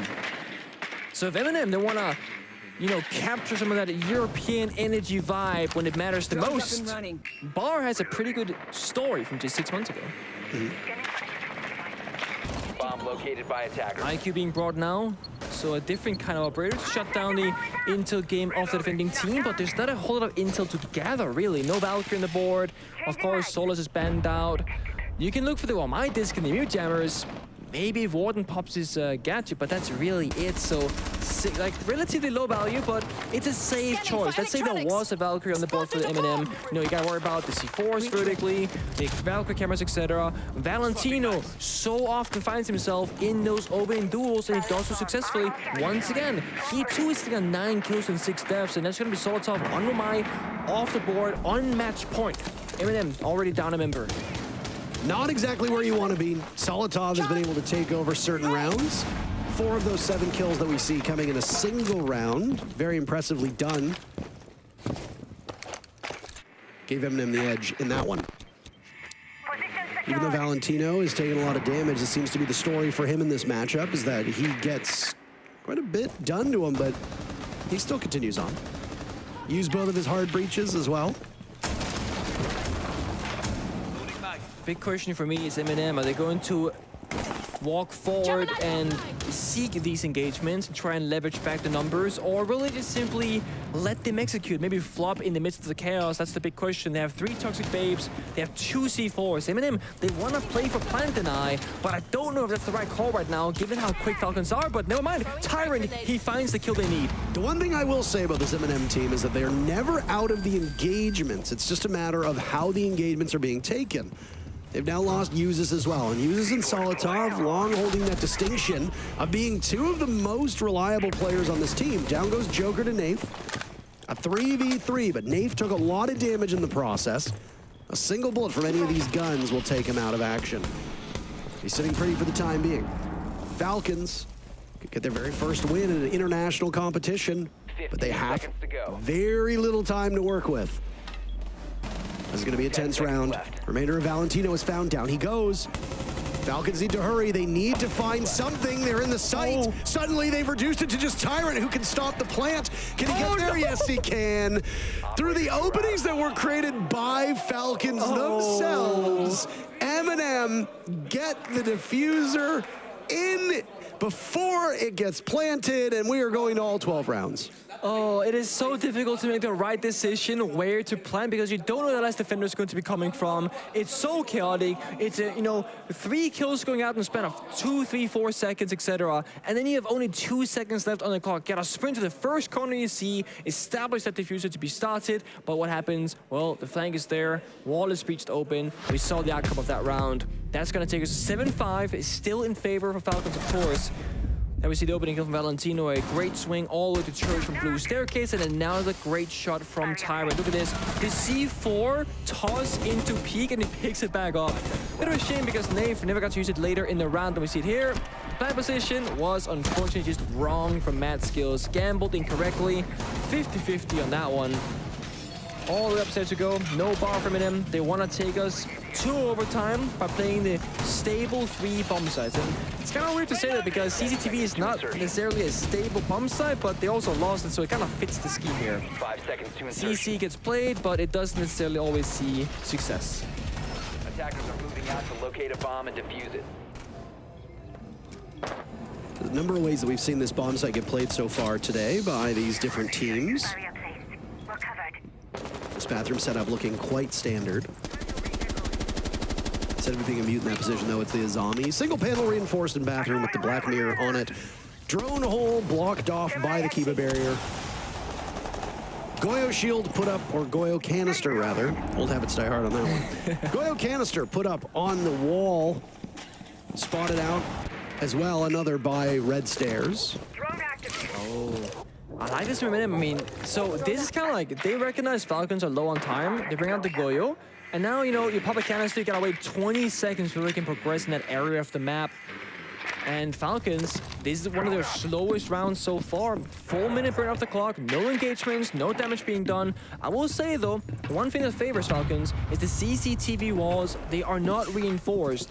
The roam is simply a soft extension that's only going to be held for a brief period of time. As we see now, all Eminem defenders have fallen off this extended position. They're playing now downstairs in bar. They're playing on the bomb site itself. They're not going to try and give Falcons any easy or early kills in this round. Eminem, once again, they want that 4v4 or 5v5 bomb site brawl rather than the early engagements. Oh, they double reinforced the office walls, actually, even. It was a late reinforcement, too, obviously, but those X-Kairos are going to go off. Now, Uzus needs to be a little bit concerned with somebody potentially pressuring him through logistics. For the time being, he's relatively safe. Jacuzzi wall opened up as well. Oh, no. Oh, Nave. Playing downstairs with a Nitro Cell, expecting somebody to go towards Logi, and it's going to be some shrewd maneuvering by Oak Hills, who throws up a nade. It does damage to Solotov. Doesn't kill him, though. The Ana of Oak Hills able to get out of there. Just barely. I mean, this is messy, right? Oak Hills goes downstairs, gets a kill. Nade C4 is removed now, and they recognize this, but Solotov and Uzus, they both have a C4 at their disposal, too. So if they remember, could go downstairs, play for that post-plant later on in the round. There is just 35 seconds left. Where this plant gets planted is going to be the big question for Falcons. They're not ready yet. Valentino's got that diffuser in hand. He needs to get in. 2 smokes as well. And do some damage to Eminem. Not literal damage, but enough to get them out of that position. Flashes in towards the bathroom. Izami in that spot, but Solotov walks up, takes down Mad Skills. Nello shouldering off a lot of damage. Right now, Falcons have to go through the window. That's all they can do. The fire. They can't deny it. Joker now in, finds Solotov. Valentino with diffuser. Only hope is for Eminem to stop it. It's only Nello. And my goodness gracious, they came all the way from the Middle East. And they walk away with a victory in their very first international match here at the Copenhagen Major. Falcons 7-5 over Eminem. Yeah, that should be the case, though. I mean, they thought they knew the plan was going down, but they didn't. So Falcons, they just steal the show, and Joker once again, so formidable on the entry. Falcons, they do the impossible. Incredible performance, defying the odds. And now Eminem will be the team fighting for their lives in a best-of-3 against Fury later today. We'll be right back. Sit tight.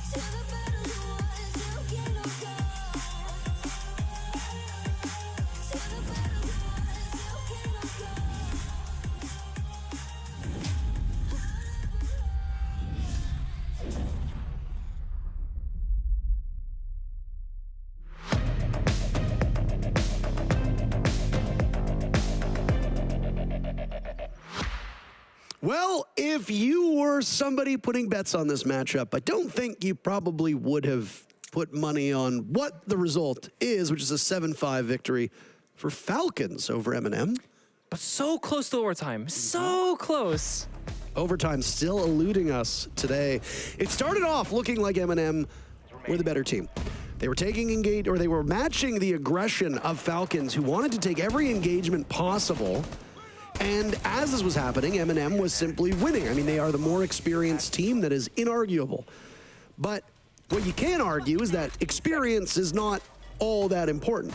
No, and Falcons, we kind of had the question, how deep do their strats go? How many different styles of seeds can they pull out? Honestly, they played the fast, the slow, execution, strat-oriented, and of course, as we saw, that aggressive, fun-forward, dynamic style. And they impressed me all the way through, to be honest. And in that final round that we saw, 7-5 match for, 6-5 match point rather, they were just like, you know what? There's 2 seconds left, we'll just go. It seems like they don't really feel the pressure when it matters the most, and that's exactly what they need to be doing, because when the pressure is highest, you gotta be as calm as you can be.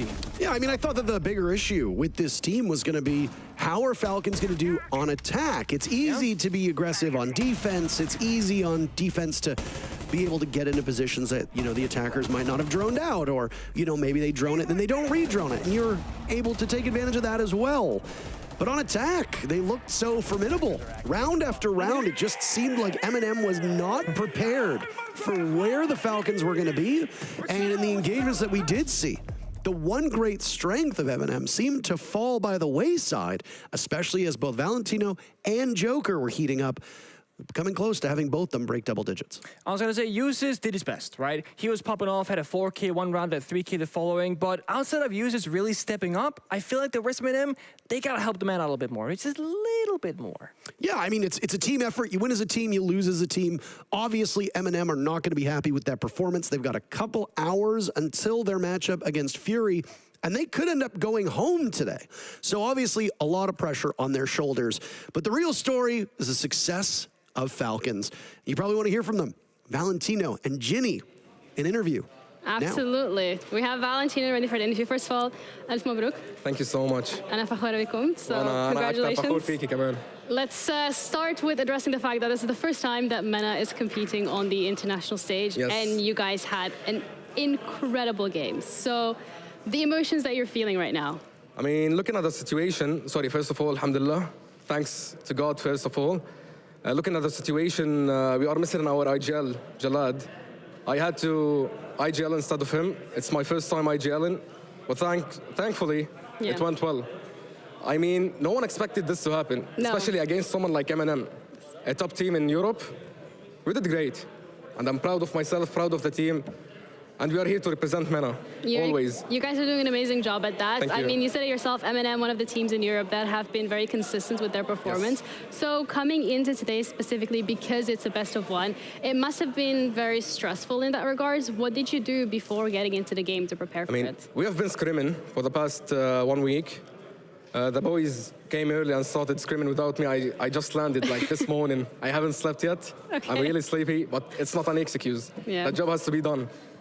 Thankfully, we learned from some mistakes through scrims. We focused more on fixing them, and it paid out. It did. It paid out indeed. You guys have a best of 3 coming as well. Yes. So, but that you still get some rest. You can get some sleep tonight. So going into that, what will be your main focus? In best of 3s? Yes. I mean, the next game should be best of 1 because it's the upper bracket, isn't it?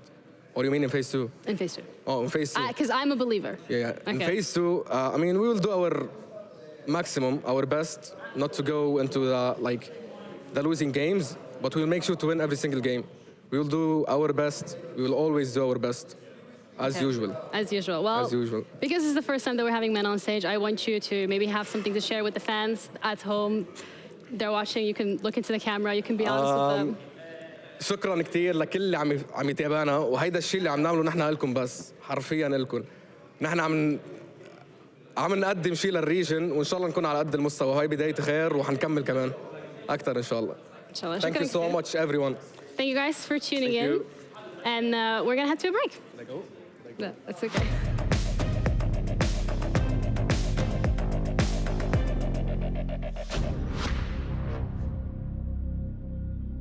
When you have two teams from the same region going up against one another, you're best friends. But in the server, you want that win. You want it so bad. Our two Brazilian teams in the grand final for the first time ever.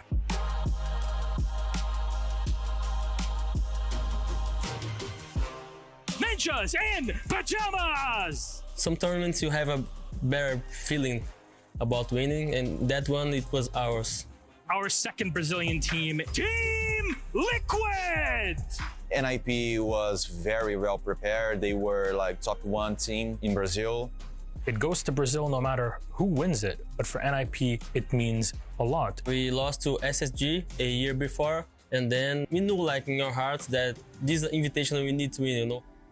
It was a very difficult time for us as a team. It was pretty hard, like especially because of what happened to me at the moment. Like I lost my dad during the competition. In that final, I think Liquid kind of won people's hearts because of the tragedy that had happened, but because they had also played incredibly well throughout the tournament and through the grand final. They gave us an incredibly entertaining game.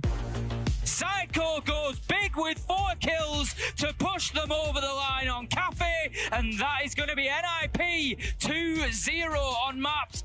There you go, the kill comes in. He knew exactly where the man was coming from, and that's going to be Team Liquid taking our second map of Chalet. Palu, 1 second left to go. Diffuser goes down in the absolute nick of time, but Moringa, he gets a huge kill, Des! He gets a huge kill! We're going all the way to 5. We're going to find out who really is the best in Brazil. Palu cannot find the kill. Out comes the Nitro. Shot out by Pino. That is the round in 2020. Brazilian hearts were broken, but like a phoenix, NIP rise from the ashes to claim the hammer at the 6th Invitational 2021. It was one of the best days of my life. I think we can compare that as a Brazilian team winning the World Football Cup. I think winning the 6th Invitational was the best feeling ever I had. Was the best moment of my life in the sports scene for sure. I was crying a lot. I was out of control. We were very sad to lose, but we understood the limits of the team at the time, and we were very proud. But also, it was very nice to see another Brazilian get a title. After that SI, like I think it was a motivated thing to grow as a region and make it through a lot of other tournaments. At the end of the day, everyone is just friendly. So yeah, we have a very nice relationship. The friendships run deep, and it goes beyond shouting and cheering on stage. You know, all of that is part and parcel of this. It's a respect that is given and earned between these players. It's an awesome feeling for everyone, you know, not just us. We win for everyone. I remember things 7 years ago. Naquela época, tudo era menor. Mais en chacun d'entre nous, la flamme brûlait déjà. Über die Jahre sind wir zusammengewachsen. Y hoy son millones los que nos apoyan. 皆さんの応援は我々の原動力です Ve sevdiğimiz işi yapmamıza olanak sağlıyorsunuz.และสิ่งเหล่านี้จะเป็นไปไม่ได้ถ้าหากเราไม่มีพวกคุณ Devemos tudo isso a vocês. Därför vill vi säga gracias. Obrigado. ขอบคุณครับ Danke. ありがとう Kiitos. Merci. From the bottom of our hearts, thank you.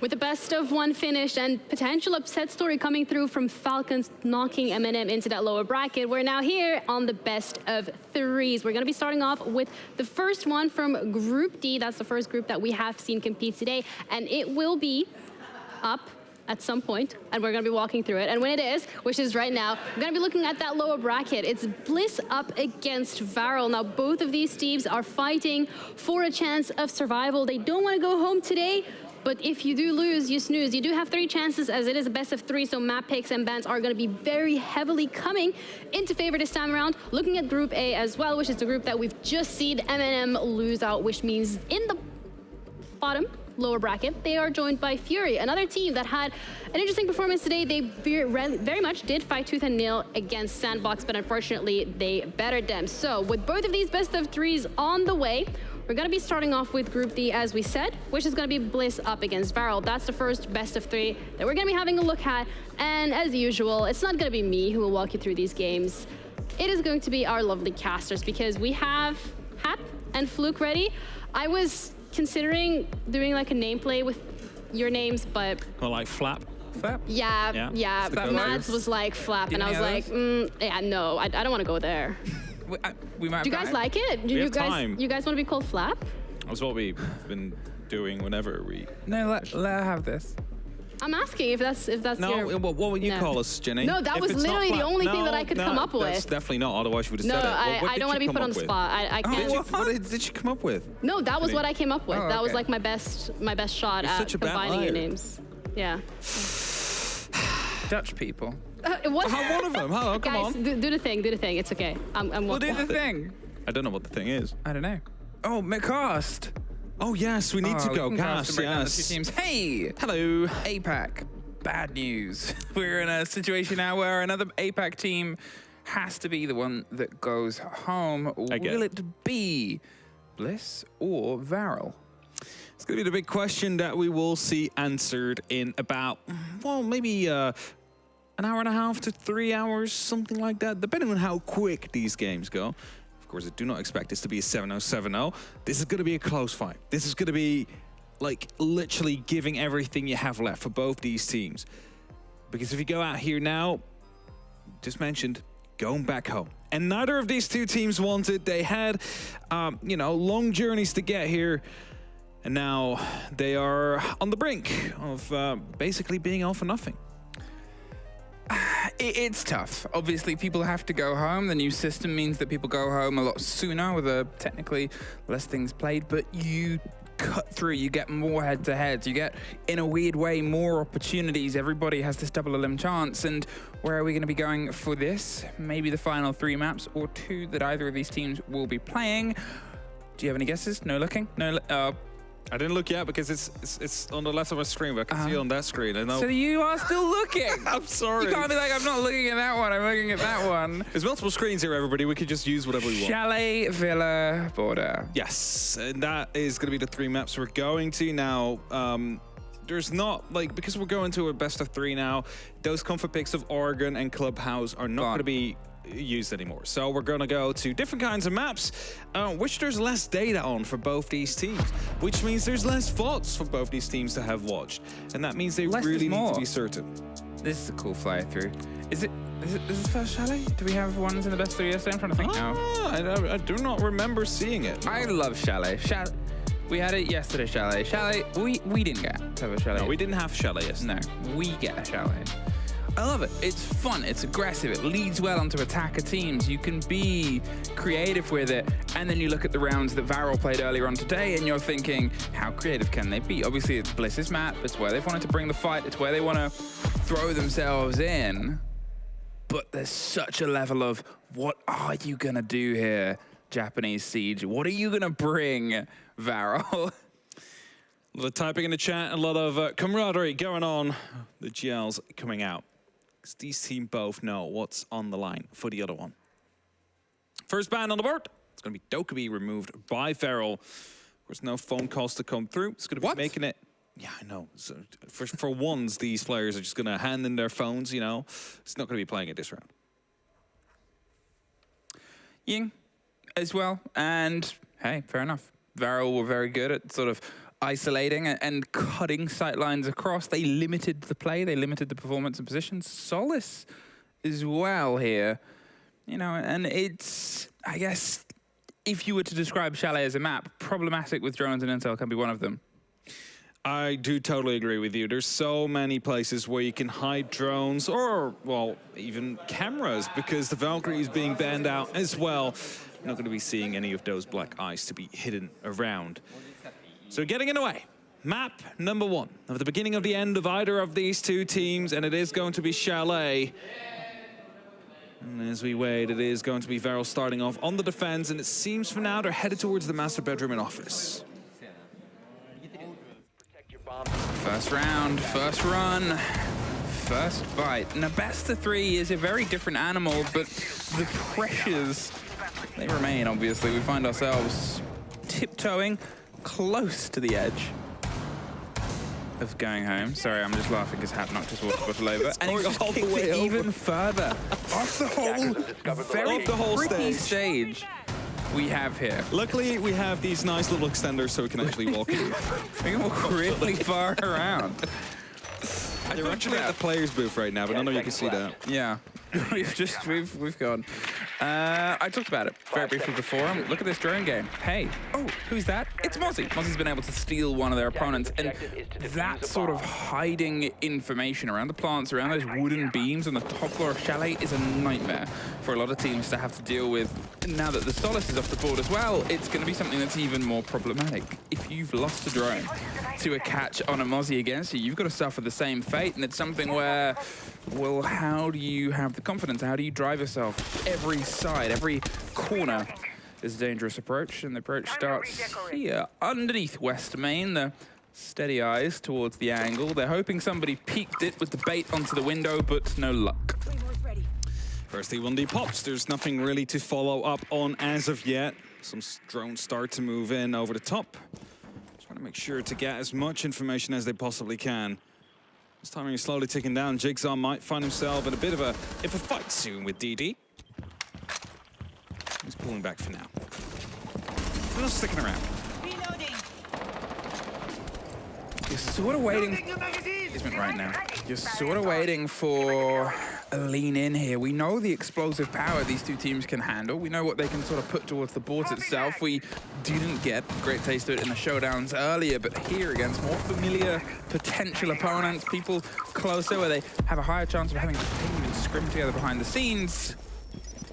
Will there be the route through? Cower on the wrong end of the first engagement. Brendo suffers not long after. There's a lot of soft, a lot of pings and angles, and with the rotate round on the back, doubled up with the Mozzie as well. Suddenly they've got to pay attention towards the site itself. Okamash is the first one gone. Jigsaw's trying to find the next, but they're about to be swung from under if they don't know about it. A second grenade kill is able to bleed themselves across the site. The fight on the Iana goes into the favor of Bliss here, and they've been able to hold on. You've suddenly got Varrel having to retake their site, retake their control here, break their way back through, but they've sort of been pulled apart just from the territory underneath. The pressure onto the door here of Solaria.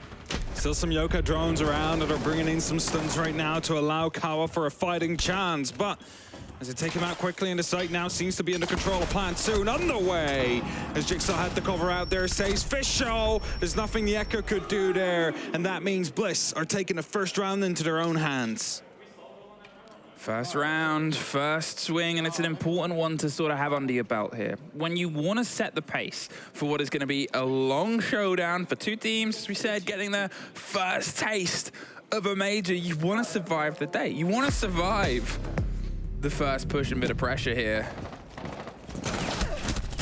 There it is, great swing back round, whether they knew or just got that nice bit of timing. They held that angle from the very beginning of the round. They had that control, and it seemed like they entirely just had the number on Bliss's defense. They definitely did. They knew how to, Varrel's defense. They knew how they played. They knew where to take this from. I saw a Bliss logo. That's okay. It happens.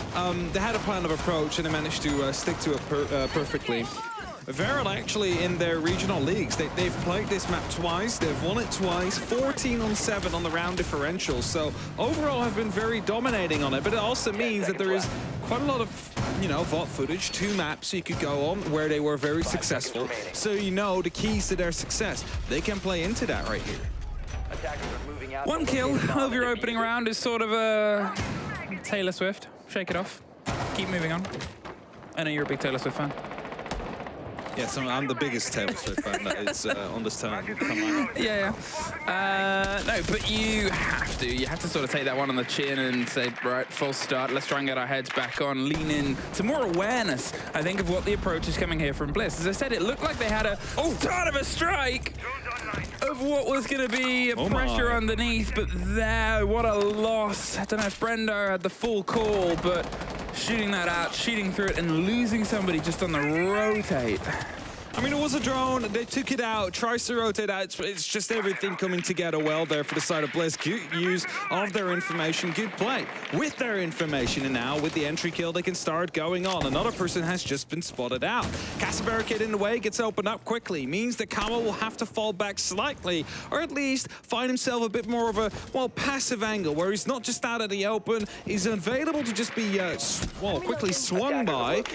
And that way he has a bit of a better fighting chance on that double door, on that window. So Jigsaw might be the next one, actually, as soon as he walks through that double door to take a gunfight. Yeah, they're kind of leaning into the pressure. They're not hiding their hand here. They're more than happy to sort of take loud statements, Bliss, on their approach and say, this is what we have, this is what we're taking next, try and stop us. Last time, as I said before, and tried to make the point of it, Varrel were a bit slow to pop in, but look at this, the positioning touch just on the side. Drone. Caught on the drone, not caught on the rotate. No, Kawa, stay down, buddy, stay down.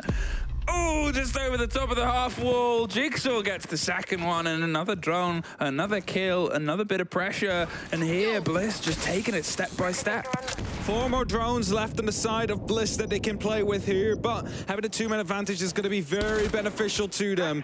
They now know of the fact that someone's around here. They have just seen him with the Gemini replicator. He's going to grow aggressive, but the angles are being watched here by the side of Bliss, so they have the opportunity to instantly strike back if they are indeed to fall right into the crossfires.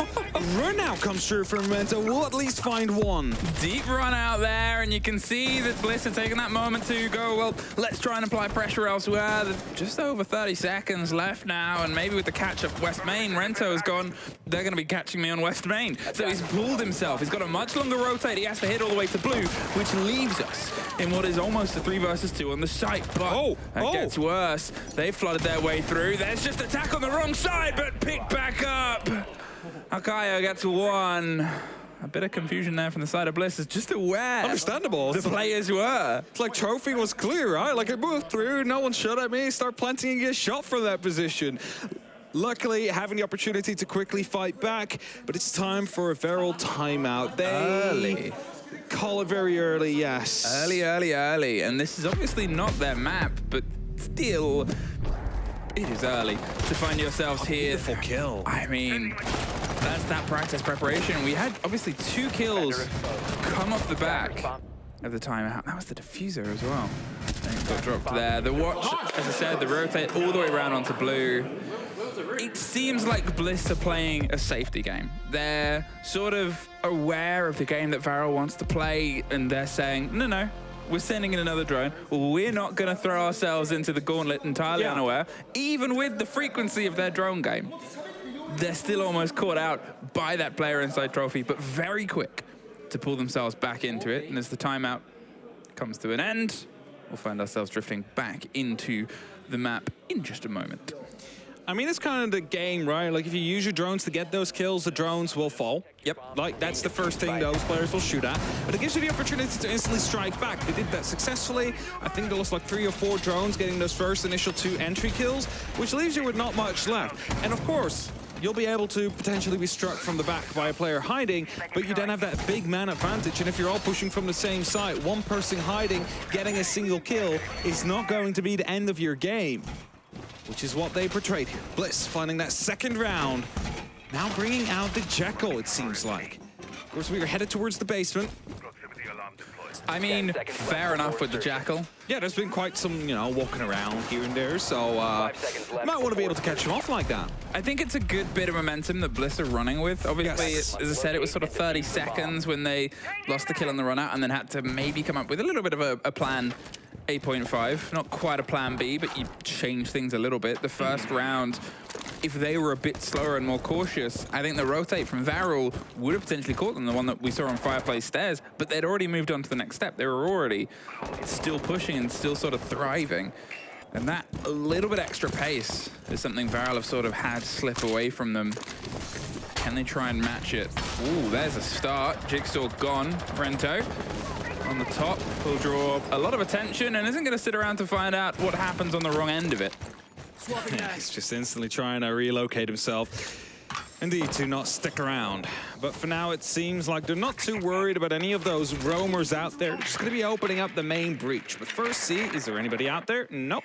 Where's the electric lot? Seems to be all the way up at the top, but it should be able to still reach it. Exactly, it will. And thus the opening will be made instantly to rotation as they want to head over towards the trenches. That's usually where you want to get a plan down like that. Yeah, with the Thatcher on the board, they'll still have the size of the radius to take care of that if need be. They can get that breach across it, regardless of generally how deep. Maybe if it was a little bit further back inside the top, but that's all sort of miniature rolls at that point. Either way, with that wall open, how do you put the second bit of pressure? Do you try and full send, get a bit of control onto blue and the fireplace stairs and see if you can sneak a plant at the bottom of it, or do you try rotate, put some pressure onto West Main? They've just seen Okamash being in this corner here. The pre-fires are coming down. Brendo takes a lot of damage, instantly hops back out. Now another spot coming through from the drone, and instantly the rotate to come through, but it's again a vector terrain in, takes down one of the players on the side of Bliss here. The mirror window is making Fisher Guy's entrance a bit awkward, and as I said, if you're going for that plant, you need control of those stairs, because otherwise it's so easy to swing it. And with that prep round the back opened and under pressure, Oda's trying to watch towards the player that we've already seen rotate out. The one loose thread here right now is that Oryx on the far end. DD, where are they gonna go? They have the option of West Main. The barrier's been recreated with Kibas. They want to put the C4 just over it. They're going to wait for the hits to start coming through. They're looking for a fight on the drone hole. 30 seconds, and it's a strange puzzle being put together here. Oh, this is definitely going to be a very aggressive fight as soon as he opens this one up. Should be instantly taken down. The flashback comes through! He actually punches it himself! Oh, he's down! He's able to finish it off! And now he's outside in a big rotate. Brendo gets one, but Oda is held up with the fire and caught out at the end of Akoya. Just misses the last rotate of a player who's still outside. And as Brendo tries to find a fight on the stair set. Wow, it is. Opening round for Varrel, timeout, and a new.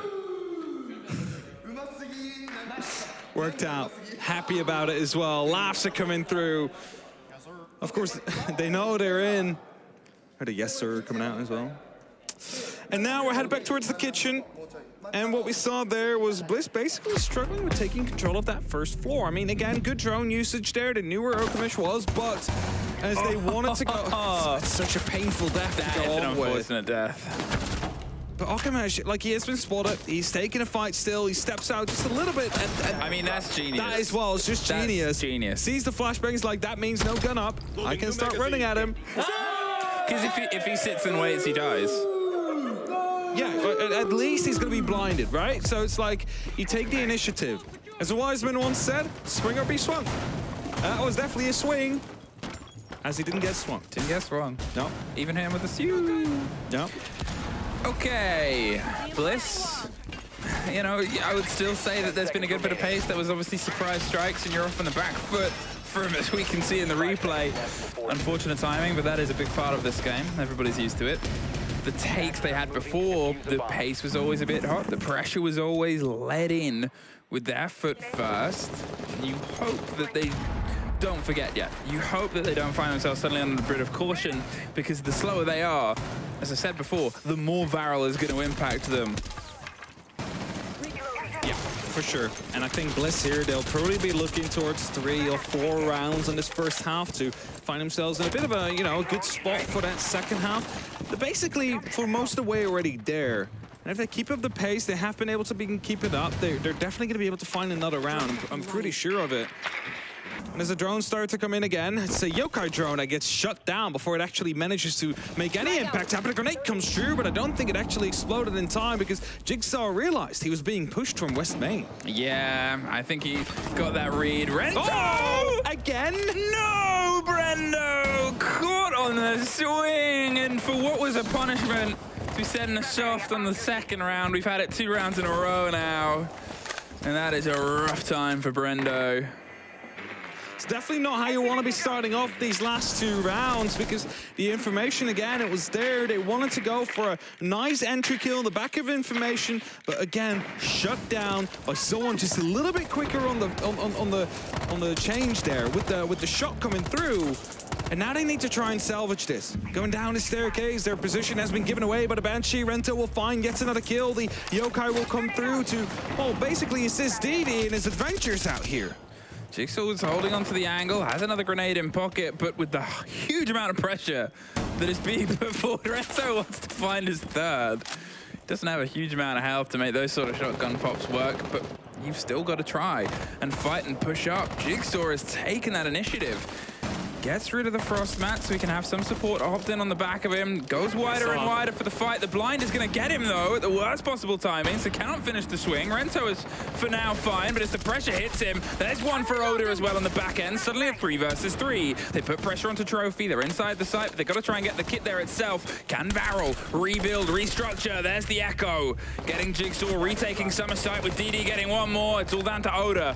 40 seconds, a 2 versus 1, and no kit. Goes for the rotate back to West Main. It's because I said there's still a player on the side of Bulletproof there, giving away the information needed to find the kill onto Jigsaw, who found himself on the site. Not on a 1v2 situation. Bulletproof out there, might have a bit of line of sight. They definitely know where he is now after it takes a small amount of damage from Kawa. They're just hiding. They don't need to go for a swing here. The time's definitely going to be running out very soon, so Oda needs to make a push happen. Could not quite find it with the 9 mil.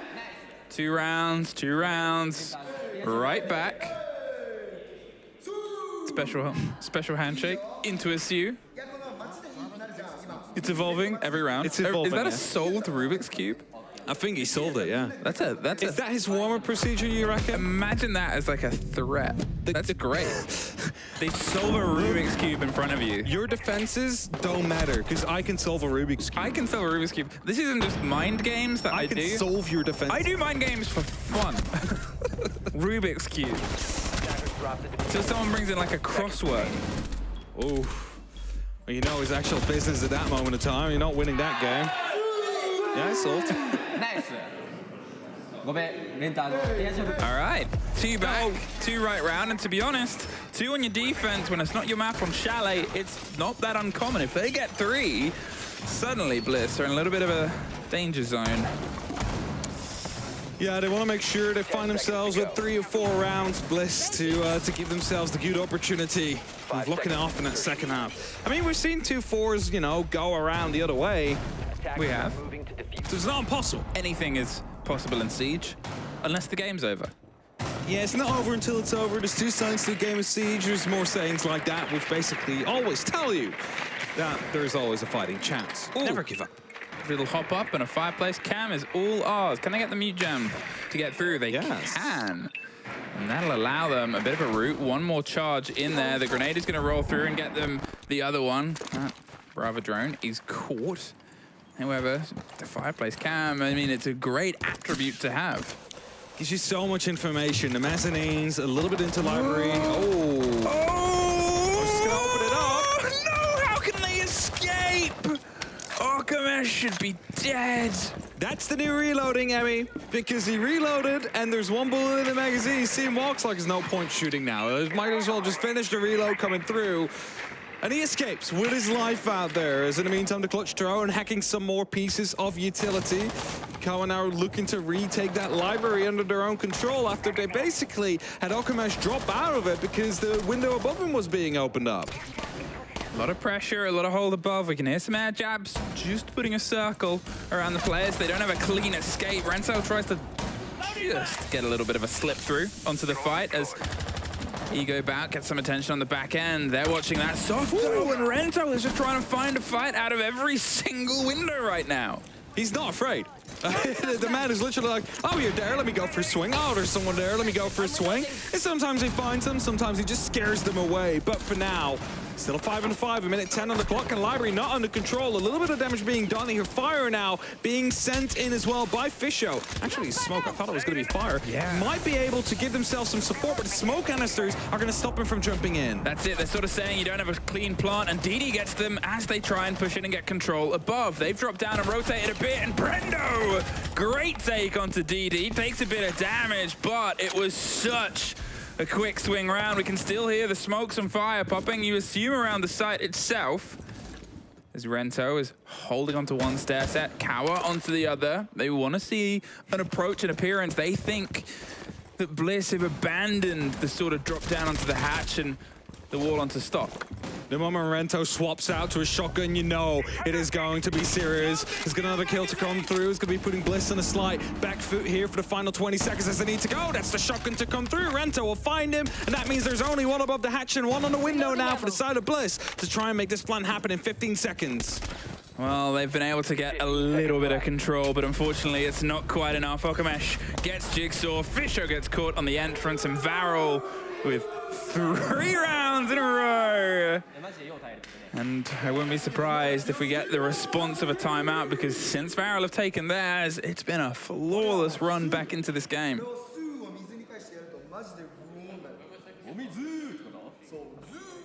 Enjoyed listening to them. It's a new hot box. I don't understand, except for the Sues coming out. I do not speak any languages other than English, unfortunately. I will be no help. Yeah. Unless it's English teams or English conversations. But even then I could understand. Yeah. So, yeah. So you won't need my help. No. Sorry. I understood let's go. Yeah, I understood that, yeah. And Sue is obviously is a celebration that they're giving in.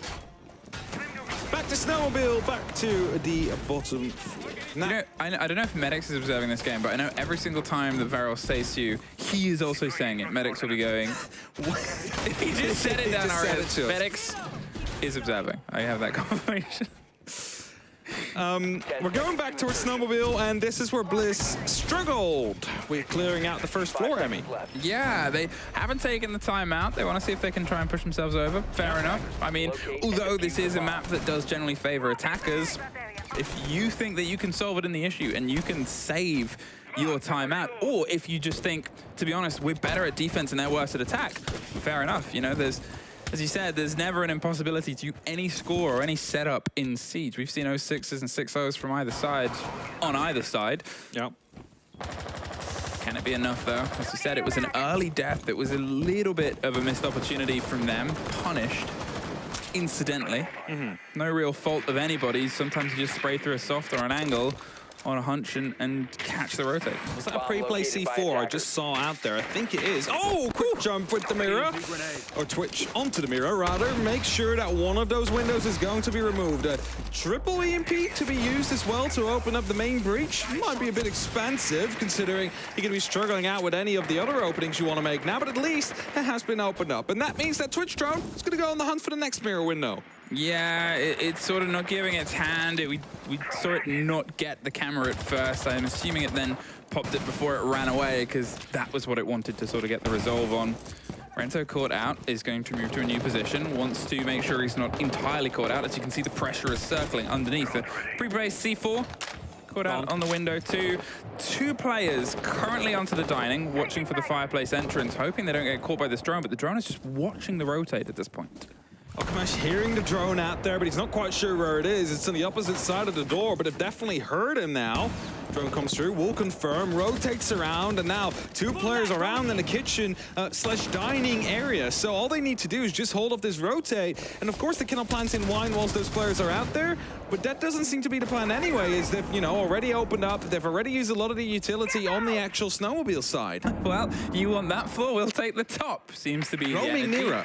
DD with the rotate alongside the roaming mirror. One fast and one slow together. Maybe they'll be just right, but they hear the drone just whirring ahead of them. The breach has been keyboard once again and reopens. They're still putting the pressure on, but without the control above, they're concerned. You can see Oda is waiting for the fight. The grenade over the top as the pressure comes together. Now Caillou almost goes down. Cower does as Fisher guy gets a lockout. There's the grenade, and there's suddenly a Bliss explosion. All 4 fights heading into their favor. They had to watch, and it leaves just DD. Drops the hatch. Tries to find the engagement. One's just gone past him. Goes right back. Gets the kill. The plant should still get cemented, and does. Cannot get their way out there. Bliss get themselves the even half. This game is still batting both. Good recovery there for Bliss, taking that final round quite convincingly as well. And that's kind of the convincing round you want to have before you go for that site swap. Because now, onto the defense themselves, they basically just handed Varrel their own site to them there after a pretty successful one. Not really worrying that much about that top floor. First floor rather. Not taking more than they needed. Do you know what I want to see? What do you want to see? I want to see fun attacks. And I only am saying that out of the pure envy of what we saw Varrel pull out earlier, the game that Pengu and Parky got to cast, where we had the CC take with the glass through the Maverick hole and alongside the gridlocks. I love things like that. I know Pengu does as well. He tweeted as much. And I want to see more of that sort of play. We get a glass. We get a Maverick. Oh my word. Are they listening? Hello? Hello? Do a wave if you can hear us. No, don't, because then we'll have some very... They cannot hear us, people at home. We need to... I mean, we are in a player booth right now. Oh, dang. That's probably the mistake. Okay, well, I called for a Maverick and a glass. I did say there was a gridlock and some smokes to go alongside with it. Ooh, Jigsaw almost has the fight alongside the double stack of Oda, but Oda is the only one who suffers. Didi was ready for the engagement. Sagon gets caught a little as well. And it seems like Bliss want to stay on the attack, at least for now. I think that was a run through a wall there with the Ramadash, considering it was on cooldown. So I wouldn't be surprised if that's where the damage came from the Oryx. Is Oda the most damage taken out there? Flashbang. Flashbangs over the top. The Maverick is going to go for the breach and the pressure, and the Glaz is going to see if they can get onto the back of it. They're hoping to get a lucky strike, but unfortunately the pack's empty, as is Okamesh. Coward does get one back and is inside the site though. The Ash is spraying through, caught from Brendo behind. And there's a little bit of a moment where they take the drop above. They're looking to rotate their way back down Fireplace Stairs. Rento wants to catch anyone who moves on the opposite side as Jigsaw holds on to the wall. It's got the line blown through it, but look at what's sort of been removed here. The Lion, the Ash, suddenly you have those pocket players left for the pocket play and not a huge amount else. So you have to try and construct something a little bit more clever than if you still had the Ash and the Lion doing their due diligence. There is, however, 3 players offside on the side of Bliss. There's only a single person, I believe, directly playing on the side. However, we do just see the Orcs rotating back down through blue, so they might be trying to, you know, reinforce it just a little bit so there's not another quick push coming through like we just saw from Kawa, opening things up before you are shut down. With the hatch still open, Rento doesn't have a clean route through here without it being swung potentially from Pillar, just misses the arm. And the fight might hit him from blue door as well. They know they don't need to give him everything. But that is that sort of tragic moment where they pass so close together. You can see Varrel want to just be not gifted a 1 versus 1 engagement, but find a way to isolate it. Another near miss. And with that player in blue, they can get support somewhere else. Jigsaw goes down to the grenade, but Brendo gets the pick right back up, and they do get the player too. Oh no, they get themselves. It's a rook. Yes. Everybody with the plates can pick herself back up. A beautiful shot. Still not an opening though, so that will be made now with a blowtorch as DD's coming in from the side of the blue hallway. He's going to be providing some cover. If he gets this kill, which he almost does, just 1 or 2 shots miss. All they need to do now is try and get themselves in, try and go for a plant and make sure the cover is out there, but a rotation over the top might make that difficult. Oda does get the kit carrier, they go down. And with Sagan getting the next Bliss, they held on. They were sort of under a lot of pressure from the site quite early on, but the setup that they had meant that nobody fell for that glass trap and trick, and even the players that just broke their way into sight, they were still being watched from above, in the rafters. And they were sort of handed their own game there, Varrel. I mean, of course, if you start comparing this round to the one we saw in Clubhouse earlier when they went for a CC plant, it's not like you can make a small line, have the cover out there, but also enter the site quickly from a different point to go for the plant at the same time. So, you know, it didn't really work in that way. They weren't really able to force the players out of their positions, so they would be walking right into the lines aside of the glass, which allowed Bliss to just play it a bit more passively, be a bit more off the side, use that hatch, use the verticality to their advantage, and so they did. And now in the lead.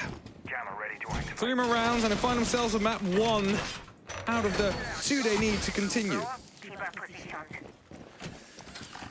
The setup of the laser gate on the outside of box, I'm curious to see how they try and play that. If it's just to sort of stop the rotate, you'd often put it on the other side. It might burn a bit of utility and put a bit of cost in.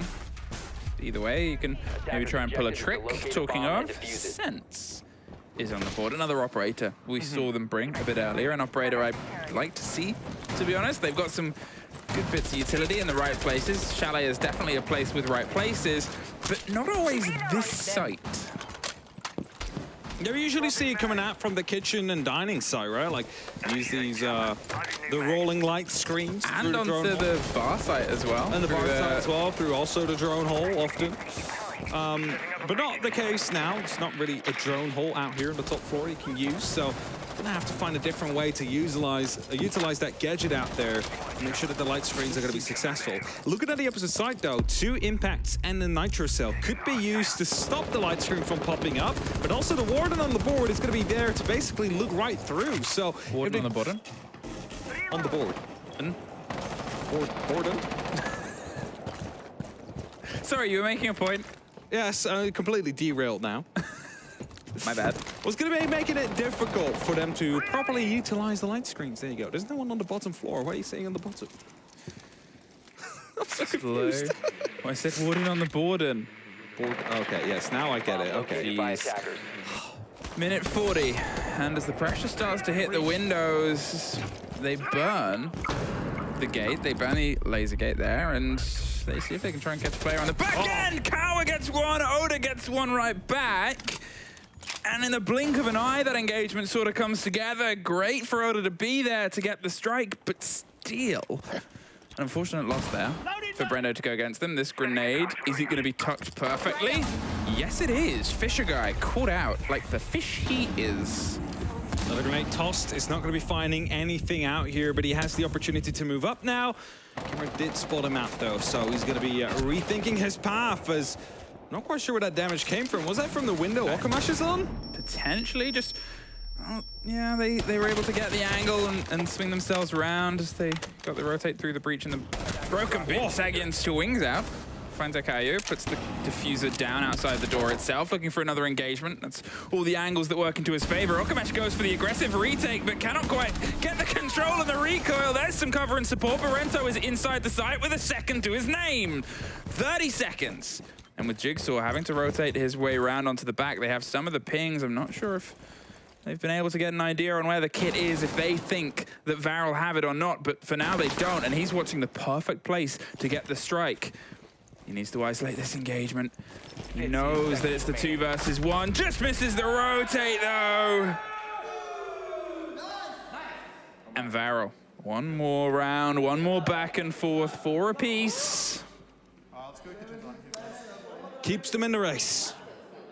Good round coming in from them there. They realized what they needed to do. They brought it to the board as well, isolating the kills necessary. And Kawa, I mean, it's unfortunate he instantly got basically swung upon as soon as he went for that fight.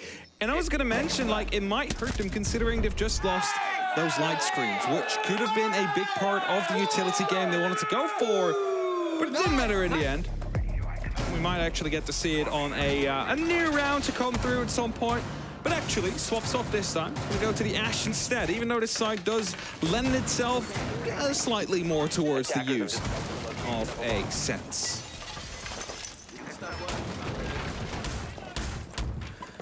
How do you respond to Varrel players running into the site? Because there's 2 rounds in a row where suddenly it's like suddenly he returned. Suddenly Palpatine came back. Suddenly Varrel is inside the site. And sure, the first time round wasn't so successful, but it's a tough problem to try and piece together because it really is a sort of blink and you miss it gameplay that they're putting down. We see the sense again coming through. We see the track stingers of the gritlock, the glass. So there's definitely going to be a bit of a combination coming out there. Give me the game. This time, only the warden on the borden, as you would say. Warden on the borden. To try and counter it. We also said that this was a site that we'd like to see the sends. You've got the drone hole that rolls it through, and the warden, as we said, is the entire piece to stop this, helped by a couple of C4s. Otherwise, that's it. Otherwise, it's just the gunfight, the swing onto the shields itself. It's not as sort of solid as a prepared hold against that take. We have seen great movement from Bliss. We've seen them have these opportunities. But as I said, if there's this weak spot that Varrel keep finding, maybe a structured approach is something that will work better for Bliss. Maybe if they have the expectation of, okay, well, Varrel are doing this setup, they're going to try and roll this sense. Even if it's a faster play, they'll have more readiness for it.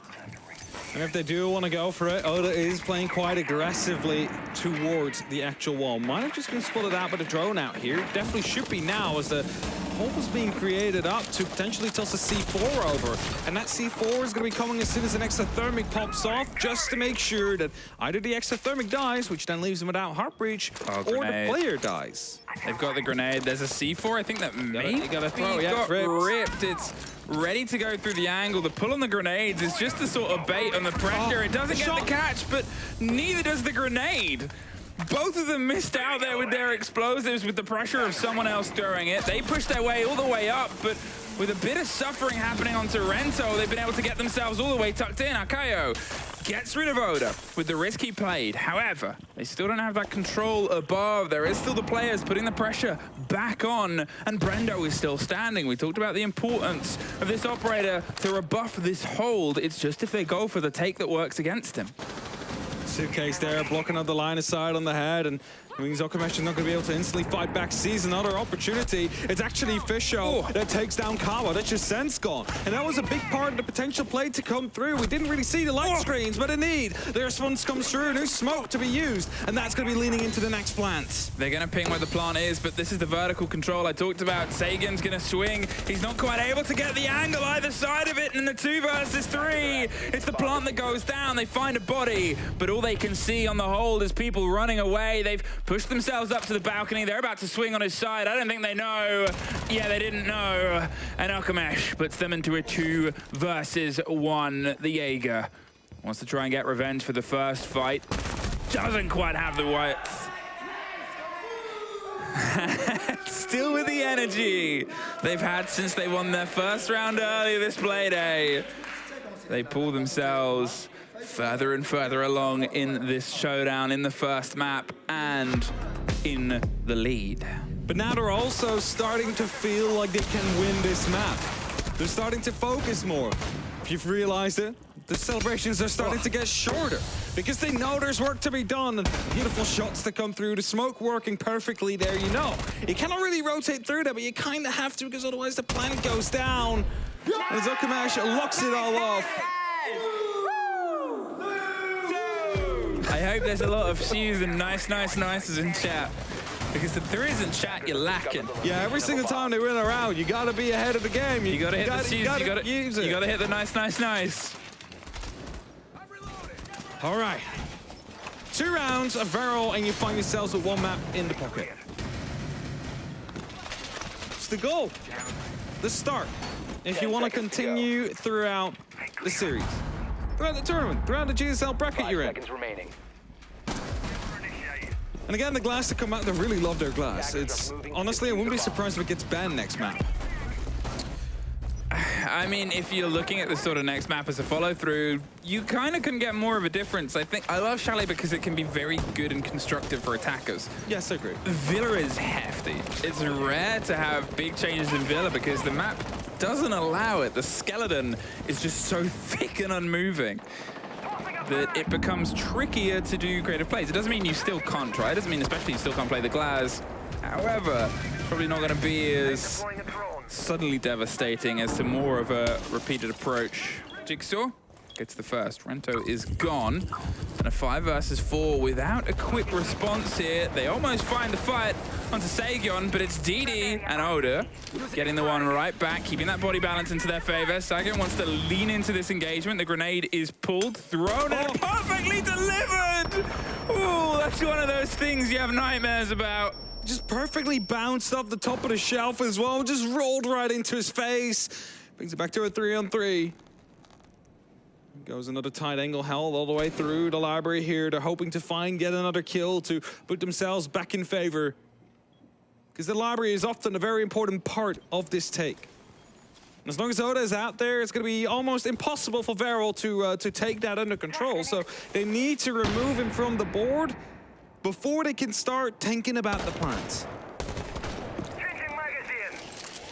Movement on the rappel will give some of the audio game, but they're actually not going to sit around too long. They drop themselves down, rotate, and want to try and apply a bit of pressure directly towards the site potentially instead, because Kawa's coming up underneath, and if the two players can suddenly get control of Prep in this back line, well, you got a big risk. There's a C4 into one. Kawa gets Jigsaw right back. They still have the kit, and it's making its way inside the site right now. They watching and missing a bit of the motions.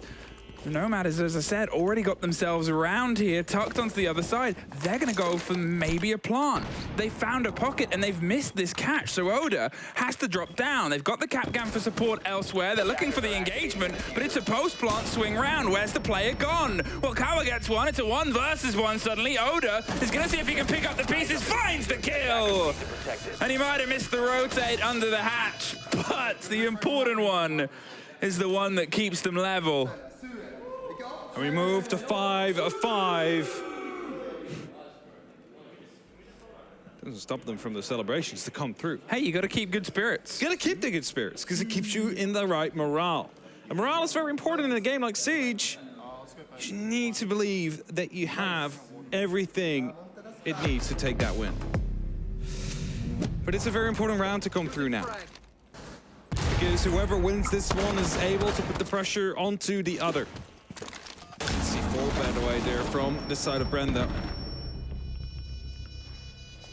And as they move on, after a good clutch from Oda, that 1v2.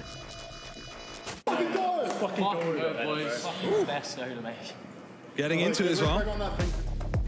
We'll be getting into it in just a second.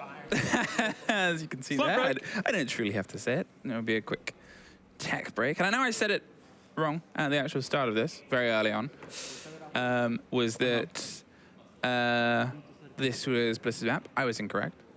I wrote the graphic down wrong because I saw Bliss's logo and I thought, well, no, I wrote it down, but it's because they started on attack. I'm dumb. That's okay. This is Varrel's map. Yes. Obviously. I thought I would just take this second to clarify. I wasn't going to because, you know, the game was in progress, and obviously occasionally I look to your screen and I see the UI. You look to, because my screen doesn't have it. Ah, yes. Okay, yeah. I look up. So I don't have. Oh, he's doing the Rubik's Cube. We need to stay on this production. There's no way you can cut off this now. I'm glad you added the music. Do we have a timer as well? I'm sure people are timing. Do we have a poll? Will he complete it in time? Someone threw a poll up. He's getting there. He's getting there. He's definitely getting there. Oh, Look at him. Lightning. He is lightning. Super quick. That's a Sue coming out. He did it. He did it. He did it for a second and then he instantly smashed it up. No, because there was one on the other side probably still off. There you go. Hey! And he's instantly gonna mess it up again. Now we're gaming. See, this is just how he stays in focus, I reckon. You know, you're waiting. I mean, it's brilliant. Just keeps him busy. That's not a Rubik's Cube. No, that's not a Rubik's Cube. That's to keep your hands warm. Oh, he's got notes written on his hand. We can't read them. No. You wonder if it's... Was it notes or was it a tattoo? I on don't the know. inside of his palm? Oh, man, I don't know where people put tattoos down. You can do, but the reason you wouldn't generally go on the inside of your palm is because that skin is replaced quite quickly. Does that actually then remove your whole tattoo? It wouldn't remove the whole thing, but it looks worse and worse over time. That's why you usually get it. It's a, you know, think of how many things you pick up. So, I don't have tattoos, so I didn't know. So I'm just asking. All right, he's gonna go again. I mean, you can still get it if your heart is into it. I'm not gonna stop you. A second solve that quick. Honestly. Unbelievable. I would be shaking in my boots right now if I was Bliss. It's 2 solves. 2 souls before. Do you think you could do a Rubik's Cube? With enough time, yes. Okay.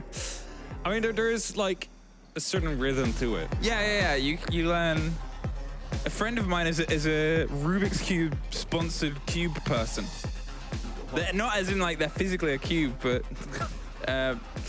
they get cubes from Rubik's. Well, I mean, they he's handing it off to someone else. They do like tricks and magic with them, and they can solve it with like one hand and their eyes closed and all that stuff. I don't think I could solve it with 2 hands and all the time in the world. Rock, paper, scissors. Rock, paper, scissors. Someone else is fixing the cube now, by the way. Yeah. Move the camera. Cube. Come on, move the camera. To the cube. To the cube. Yes. We're cubing up. Oh, Fixed it. Solved. That's 3 cube solves. 3 cube solves. That best be in every replay. I'm requesting it now. Every replay package, not even if Varrel are playing or not, needs to have a Rubik's Cube solve. in it. Hey, I've got a sneaky peek. It's a sneaky peek. All the players are pretty much back in the server now. Yeah. There was obviously a tech rehost on 5 apiece on this, the first map, Varrel's map. They have a chance to push it over. Bliss still have their timeout. They still have a chance here, and for the pressure they've been able to put together, who knows if they can try and push this one over the edge before we head into the heftiness of Villa. Completely different map as well with the way he plays. Someone give Bliss some Rubik's Cubes as well. This is how we should decide the rest of this map. See who can solve it the quickest.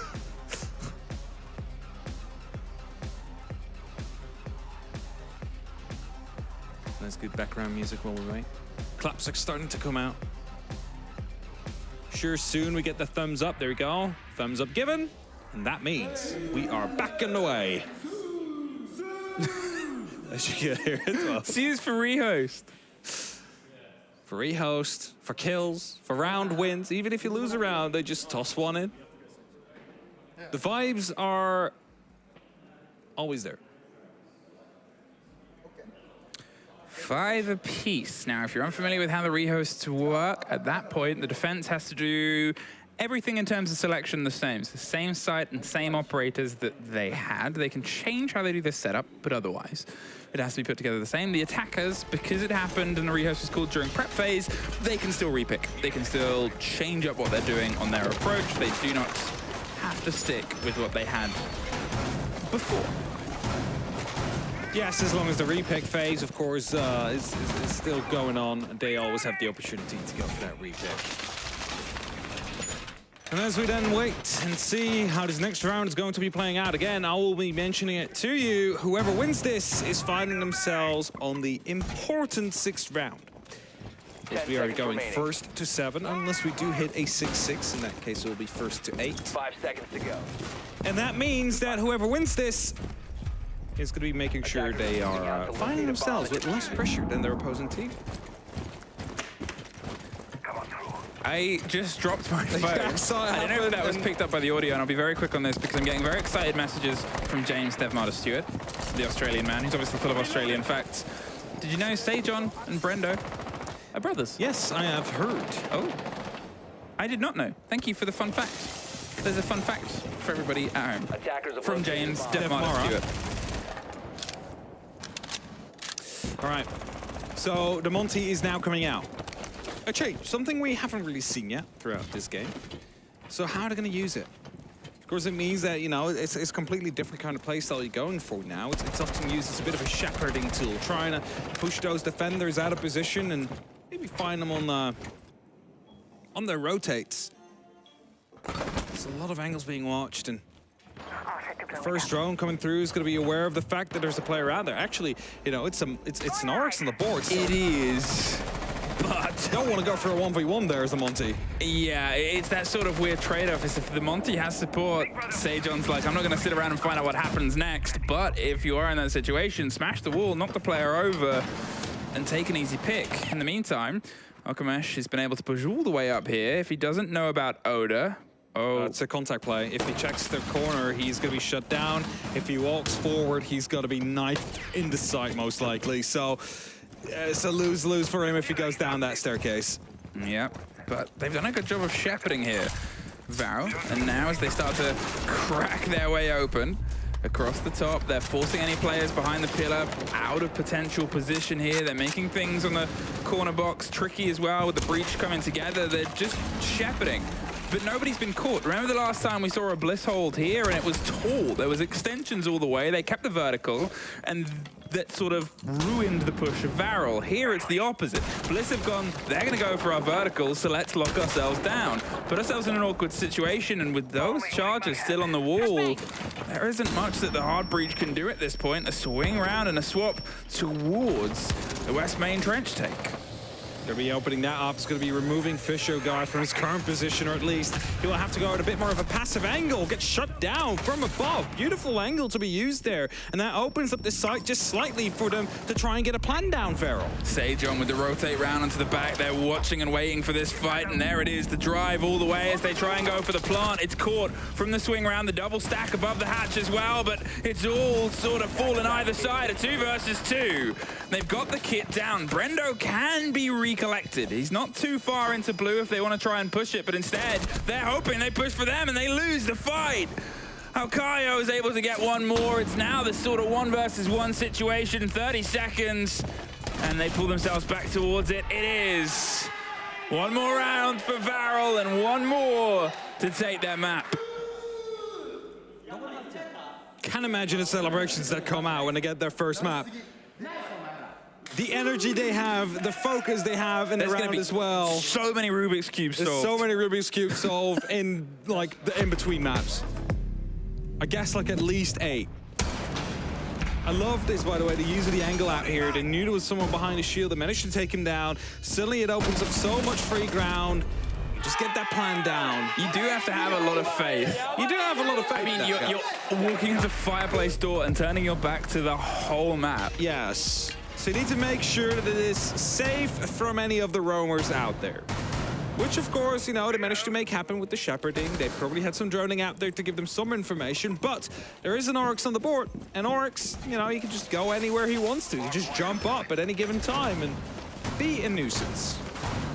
Varrel on map points. Not yet match point. It is a best of 3 that we are on to today, right now. And that means that after this one, we still have Villa and potentially even a border afterwards. Varrel wants to lock it off here. They want to get themselves that map on the board. Show what they're made of. Must locate and defuse a bomb. 3 minutes. Starting now.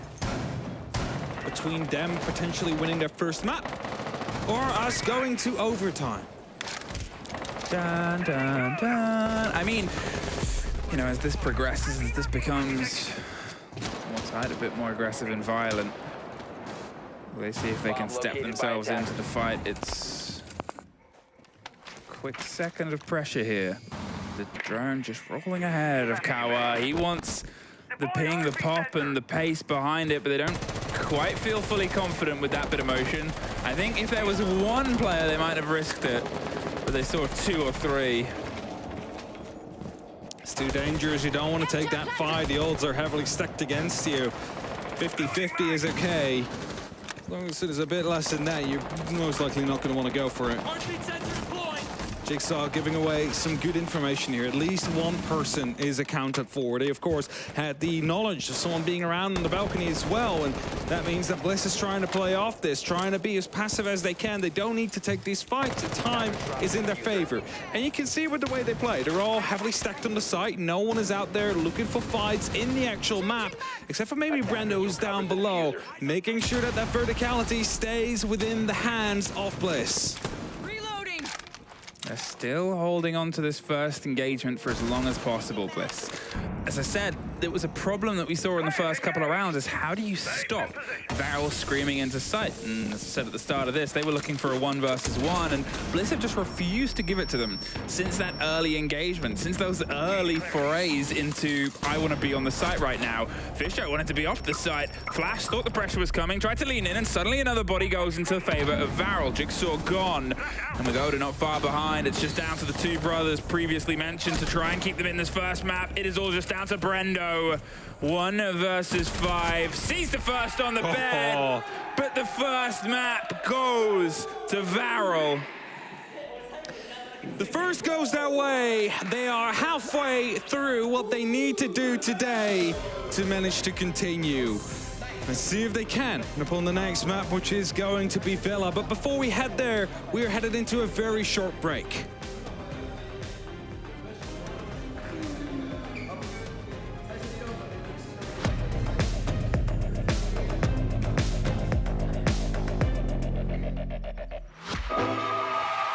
Last man alive is Necrox. His MVK is on the floor. It's looking. Oh my God! They did it! They've done it! A double APAC semis. I remember I looked like this to cancel and go. I'm like, what is going on? And it's just one of those like, this should not be happening, especially not against such a strong team as EG, and it did. Fnatic demolish EG with a 2-0. Dizzle takes it. There's rare coaches that have been able to achieve what he has. That's immensely unusual.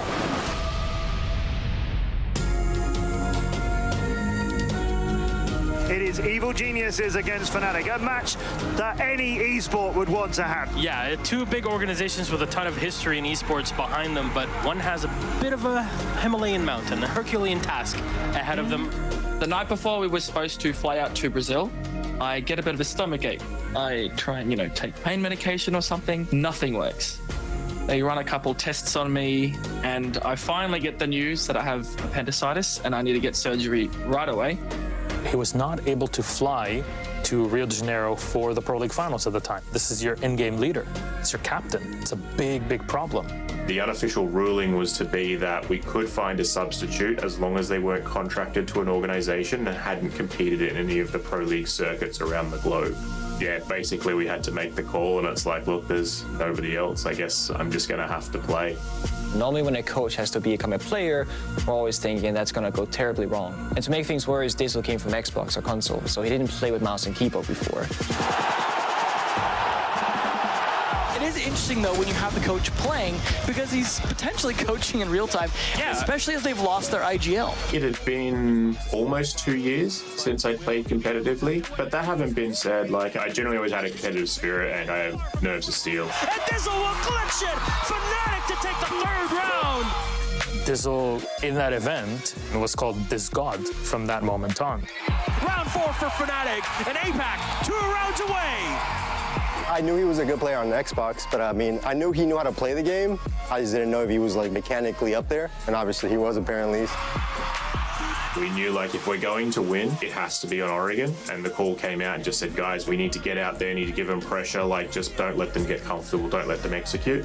I'll never forget Aces bringing FO12 Ella and jumping out the window on Oregon from Armory, and then, getting 3 kills and finishing up the game practically for his team. Last man alive is Necrox. It's looking, oh my God, they did it! They've done it! They've done it! Fnatic demolish EG with a 2-0. Look at that, they can't believe it. We can't believe it. The crowd can't believe it. And they just got destroyed by APAC. It definitely sucked not being there, but I just thought it was great that the guys won without me and they won with Diz. I just couldn't believe it. The crowd went up, and I'm just sort of sitting there going, is this real? And then to have all the thousands and thousands of Brazilian fans chanting and stuff. We've never had so much support before. It was absolutely incredible.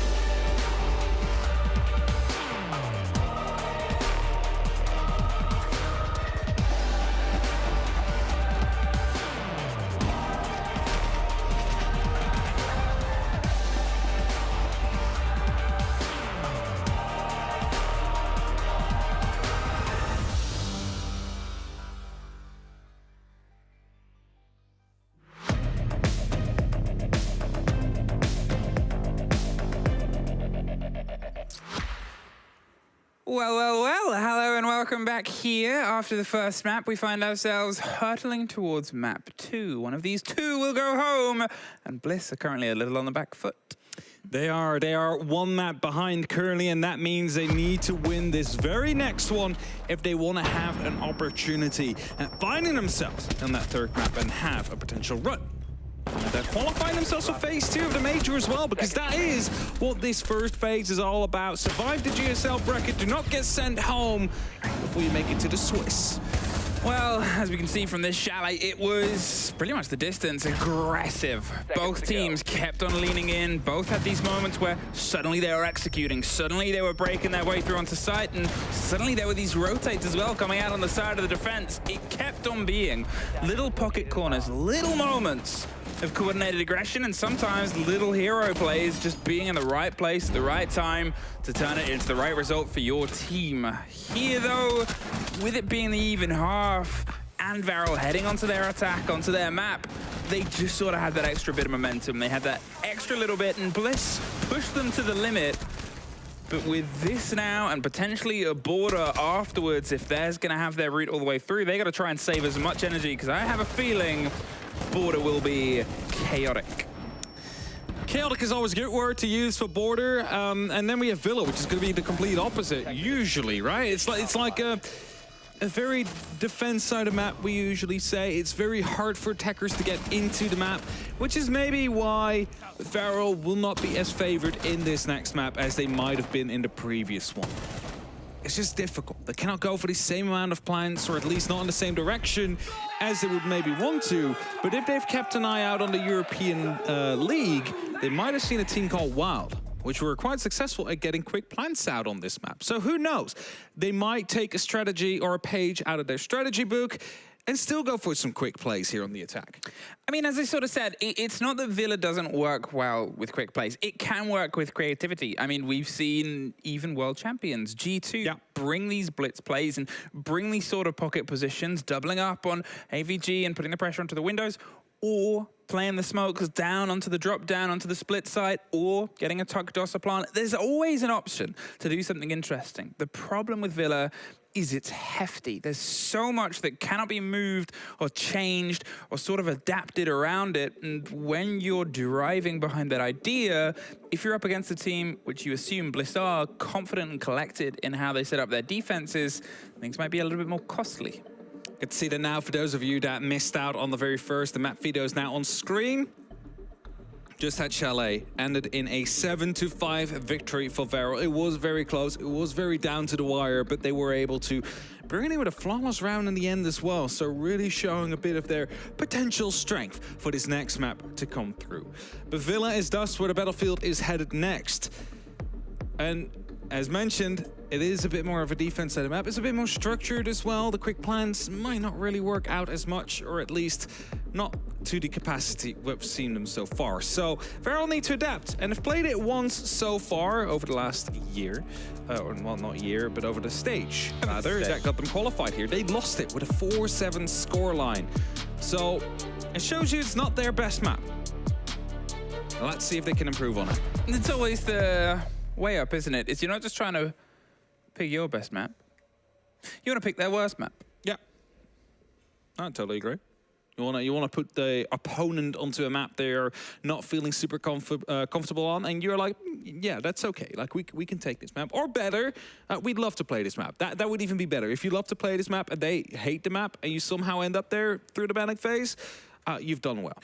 Bliss banning Dokkaebi once again. Still not getting a run in here. Still not getting a show up into this showdown. Will it be Ying as well? Is it that sort of continued blow for blow? No. Thatcher instead. And okay, if you're looking at Villa, if you're looking at more solid walls and you want to play against that, you want to sort of play these long extensions, you're thinking of maybe, you know, if you've got a bit of an opening from AVG, if you're looking out towards the balcony, Valk, though, will stay banned.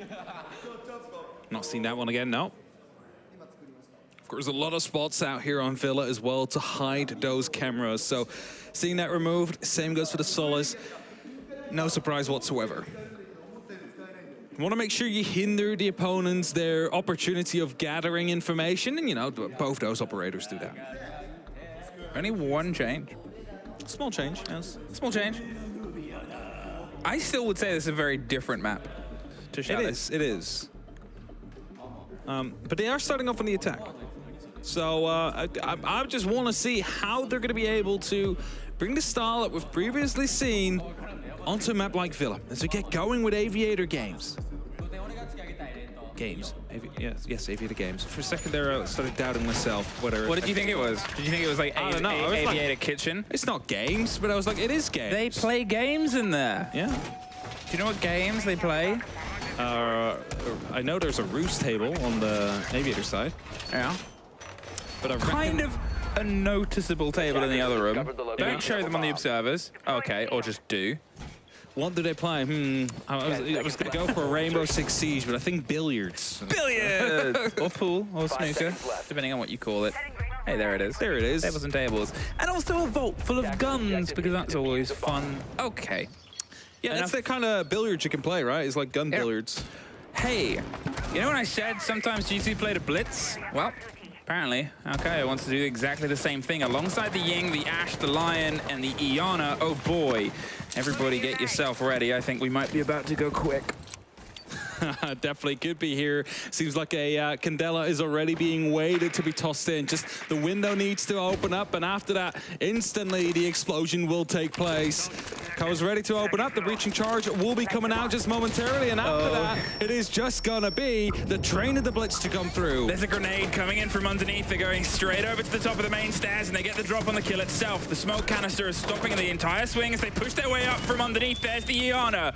Gets one, but does get dropped. They lose Rento, they lose the Ying. They've been able to force themselves control here of main stairs and of study. They're trying to dabble with the fight onto the next. The blitz goes down in the smoke. They don't know, but Cow is inside. They're going to keep pushing on. They get the down on the rest of them.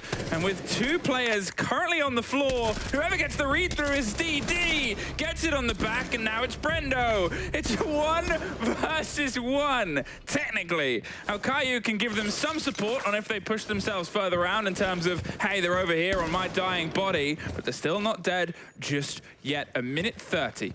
And inside the gun vault, Kit Pink. They know the diffuser is down, so they're going to be able to play that here to pick up comms just in time. And the rotation is just too late, but he still gets the team kill. Oh, that's a bit of an odd one to go out there. Pick up the blitz just to take him down right afterwards. But that Kit being down is the crucial part here, because that means that within these next 60 seconds, they need to make a decision. It's down in the hallway. Brendo has an opportunity to hold off on that, and as the fake Gemini came in, he might not be expecting this to be the real deal until those shots just came through.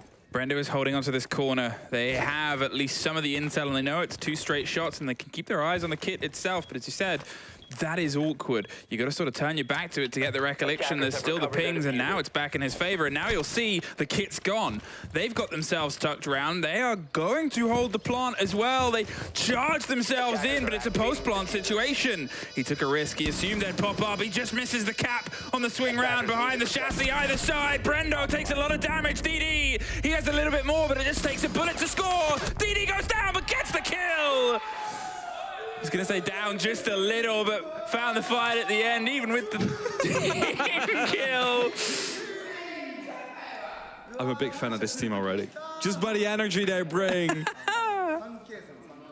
And the blitz worked perfectly. It seemed like an eternity ago, but as we go to these replays, you will most likely see at least some of it, because it just opened up the opportunity, because they were able to walk in the back of it. I still don't understand the team kill there, but at least, you know, he got the kill in the end, got the plant, he won the round. We can forgive a team kill on the blitz. I guess you just have a couple of questions. He still celebrates. Of course you are, you won the round.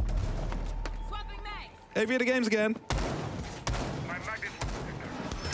Now, I did say that we're not going to see the same kind of quick rounds like we've previously seen in terms of the glass, the smoke, the Maverick. Now we're getting blitz. Not now, but like previous round, we're getting blitz. Yeah. Worked perfectly. I mean, it did what it needed to do. I think that's still the sort of statement coming true, though, is that there's sometimes the plays that you want to make. If you want to do these surprise plays, now that my brain finally... puts the sentences together is you have to do them in a way that Villa lets you. You can't sort of grab Villa and say, this is the ride we want to go. This is where we want to go with this. Villa goes, no. I do not. Italian words. We stay where we are. I'm sure if Rhett is watching, he's going to be appreciating that. That's my impression of Pietro. With hand gestures, obviously. Now, yesterday, Carter really managed to make him upset. Yeah, because he said there was noodles. Lasagna noodles. He said noodles are in a lasagna. He's going to be listening to this. He's going to be absolutely upset about it now. But Pietro was like, what do you mean, noodles? Yeah. Yeah, he went down in Pietro's estimations there. Camera caught out the Twitch making some progress here on the back end. They're just seeing who's loose, and they're concerned about maybe a hop out here from the library side. There is a Claymore in position, just in case, as is standard, but still, you have to be a bit cautious. A lot of pressure onto Brendo on the back end. He was obviously almost the hero of the moment the previous round in the 1 versus 1. Have they seen the Capcom traps, though, with that Twitch drone? I don't think they have.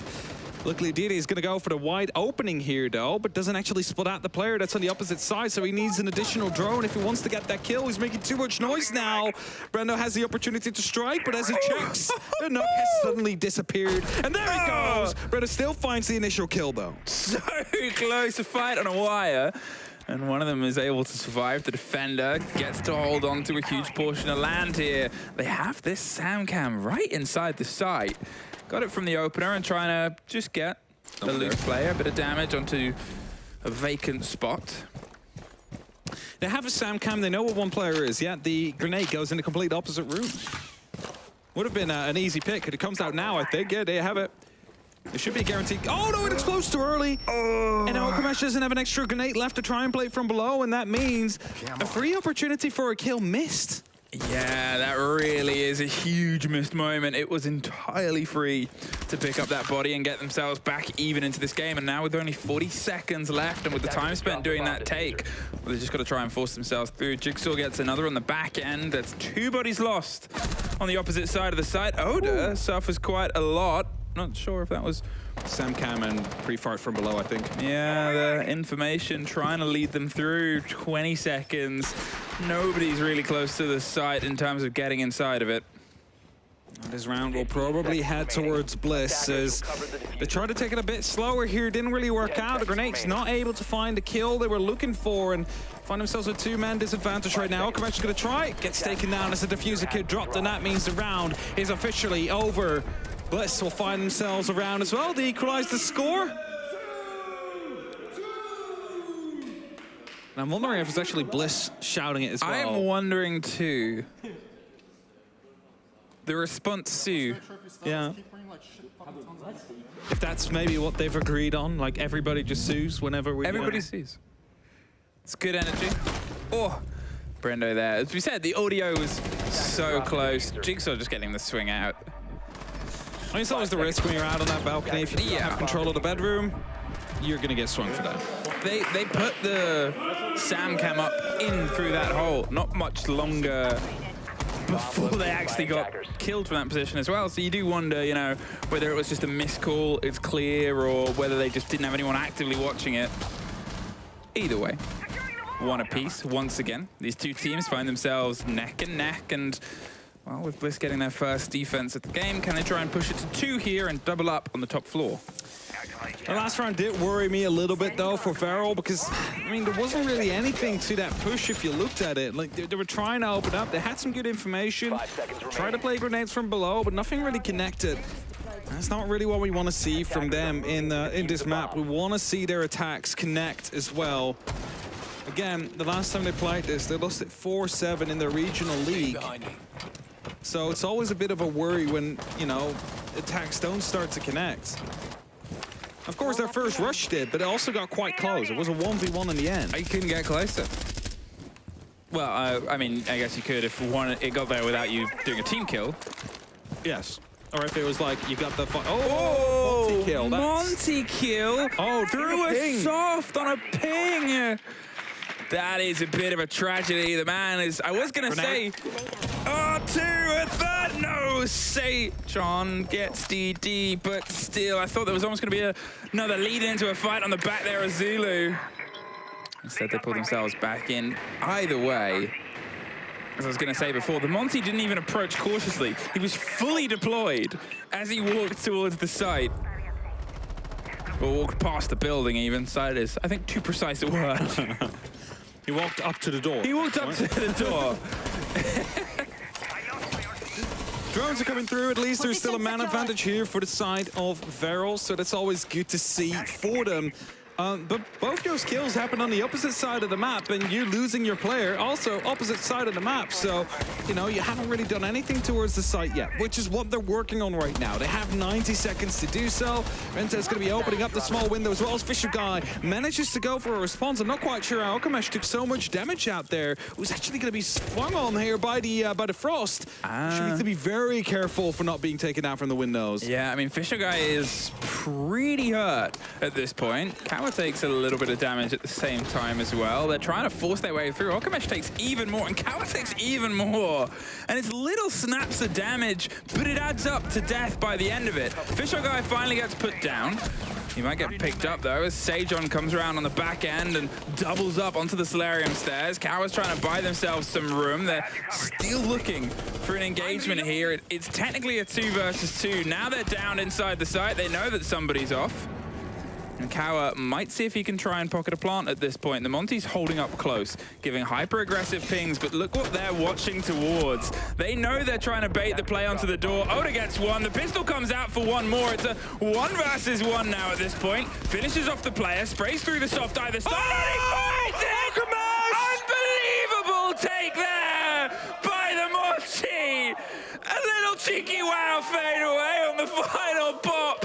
And our man does it all. Rubik's Cubes and Monty kills.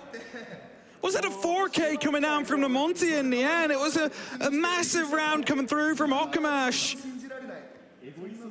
I didn't hear any soos, by the way, coming out for this one. I mean, there was too much shouting. They didn't need the soos. They just let the play talk.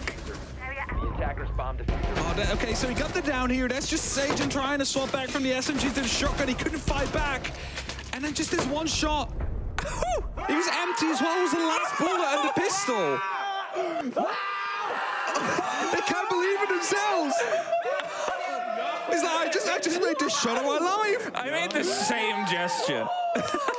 I couldn't because I have a tablet in my hand. I was like, throwing that away. But it was the last shot in the pistol. He was out afterwards, and he gets that kill beautifully. 10 seconds left. And again, trophy going on next. But Varrel having 2 rounds already, Emmy, is really good for them. We're on attack. They're on attack. It's a defense of the map overall. That's an early E1D. Instantly. I'm not questioning that. Maybe because of the, you know, swampy attempts that we've seen so far. Want to be getting the better of that before it hurts you too much. This might be a quick play as well because there seems to be some stack-ups right here with a glass, with a gridlock, with a diffuser in hand. There's a frost med underneath. That's going to be the one thing that stops them. A lot of players are off-site. They're trying to find maybe just a positional idea. Maybe the E1D was to give them a bit of a slow attempt, and slow is not a word in Varrel's common vocabulary. The gridlock track stingers pop bottom to top. They're watching and covered by the smokes. There's the plant. He reverses his way in, and they're very noisy. The ka-chunks are covering the motion. They spray through. They're caught on the window. Sejon gets one into post plant. The grenade over the top does get the second on the Mozzie. The ping through the Jigsaw. Huge take round into the 4 versus 2. Kawa goes for the pop. Look at this. They're rebuilding the doors. They're making them awkward. They're going for the counter defuse. They're holding on to it. Rento has to appear and has to appear now, but with everything relocked. A great retake there from Bliss. It felt like the rest of Varrel wasn't really ready for that plant as it came down. Like, there was 2 players set up for it. The rest was on opposite sides. They just had to go for a play, and it did not work out. They tried to go quick. They got the plan down. You know, we can say as much, but they didn't really have the control afterwards or the players to play with it. And that came costly for them. And Sagen right here, just finding DD as he swings in. Jigsaw with a beautiful kill as well into the glass that was on the window. Those 2 kills really swayed the entire momentum of this round. Well, we wanted an exciting game. We're definitely getting that so far. We're definitely getting that so far, from a rush on the first and the fourth now, and then the multiplayer in the second, in the third. It's definitely heating up here between these 2 teams, obviously, with Varrel claiming the sort of first game, first skin. It's up to Blitz to try and push on. Okamesh back with the shield. Oh, you came by, man. I mean, does lightning strike twice? It's time to see if they can replicate a phenomenal bit of siege. All right. As we get going, the clutch drones of Kawa will be used to potentially get rid of some of that utility. Look at the Capcan traps from Sagen. They should be taken down or at least swapped allegiances. Now you have the opportunity to potential catch a defender off guard with it. Doesn't happen that often because they start to glow bright blue, which is often, you know, very easily taken care of by the defenders afterwards. But if time is starting to run down, if you start shepping him, put him under enough pressure, they might just as well run right through. Kawa doing a little bit of daylight robbery right behind Jigsaw there. Yeah, he was watching. He's like, I need to stay in range. Now I can go out. Bye-bye. Gets the cam. They have now eyes onto 90 all the way down towards this. Remember how the 1 versus 1 almost ended before, and it was a fight on that exact corner. Now if it starts to go the same way, they have some of that control themselves. The Bravo has another drone that they're going to throw out and get some eyes on the back end, where things went wrong. They lost 2 players quite early on. Ping the frost mats, let people know, but also put her indicator and an icon at the top middle of the screen so you know who you've killed if it gets grayed out. Also, just to make sure everybody's aware, the first grenade comes through. It's going to be slightly off the mark. Opens up an opportunity to, you know, go for verticality, but it's Brendo that gets the very first kill.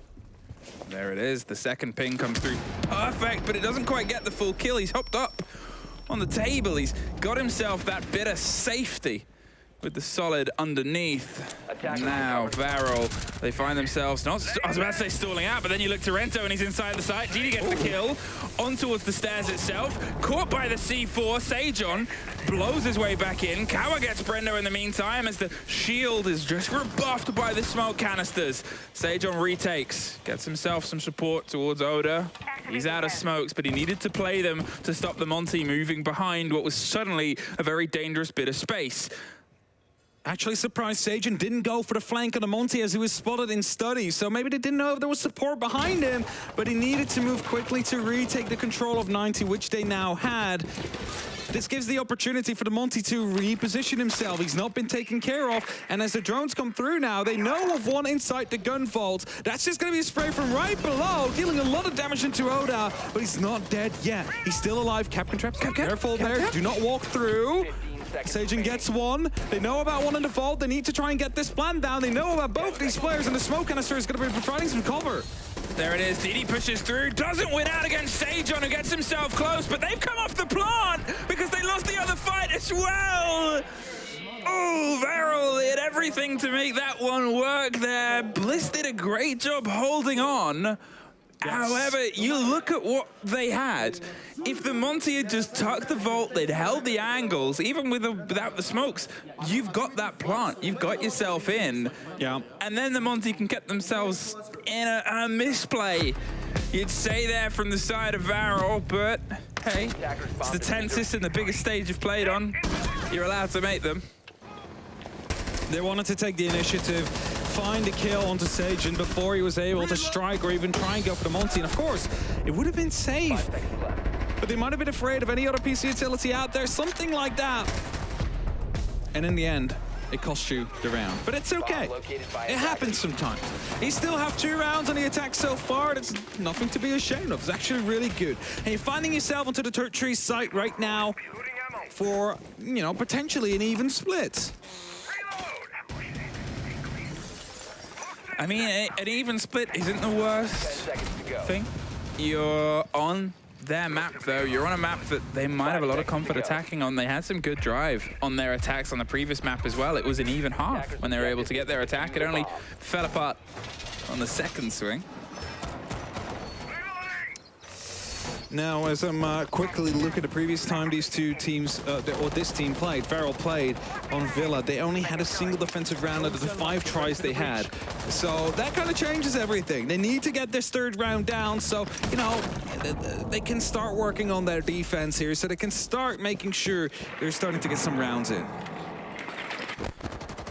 Well, they have the angle on the site, but they don't have the player trying to come up the backside of it. Oda has it watched. Brendo actually moves into the space where they've just lost a player. Slinks past an angle, but Oda sees the pickup anyway. Oh, they thought they'd vacated it. There was a drone underneath as well, and it's just another missed moment there for Varrel. A good watch and a double as the lead in here for Bliss to push themselves confidently towards their 4th round. As you said, towards Varrel's much weaker half of defense. Very painful to lose 2 players out like that when, you know, drones are available to you. You could have just droned out the players and potentially find yourself with an entry kill, but you lose out on 2 of those engagements and suddenly you're finding yourselves in a 3-on-5. Very unfavored situation here because Bliss, they have the time in their favor as well. They have the verticality, they have the sight. The question is, what do they not have? Ooh, Kawa has a fight inside the site against Fisher Guy. Doesn't get the kill, but here is the ace to offer some support. Brendo does get Okamash, and Jigsaw gets one more. It is just the ace inside. Caught a little bit on a camera inside China. They have the diffuser, but they also have a lot of Australian players to try and burn their way through. There's one more. I believe the 2 remaining are both on the vertical above, though. Wants to bait the plant. Get the reload first. So he has more than 1 bullet in worst case scenario. Has a ping on a player. Wants to see if he can lean in, but he's being watched from above through the soft. That'll get called out. Suddenly it's a 2 versus 1. One of them's rotated, but Jigsaw, as I said, still had that vertical angle and didn't want to see if that round could get any tighter. Took him a long time before actually responded there, though. That got way closer than it should have been in the end. But they managed to find themselves with a 2-4 split. Bliss. Of course, they are a map down. They need this map to survive. They need this map to go over to border to go for what might be a very chaotic final map if we head out there. Because right now we're headed towards Varrel's defense. We just mentioned it. They played it. They played it against Scars back then. They had 5 rounds they played and only 1 that they were able to win. I can't even hear him, but it's right behind me.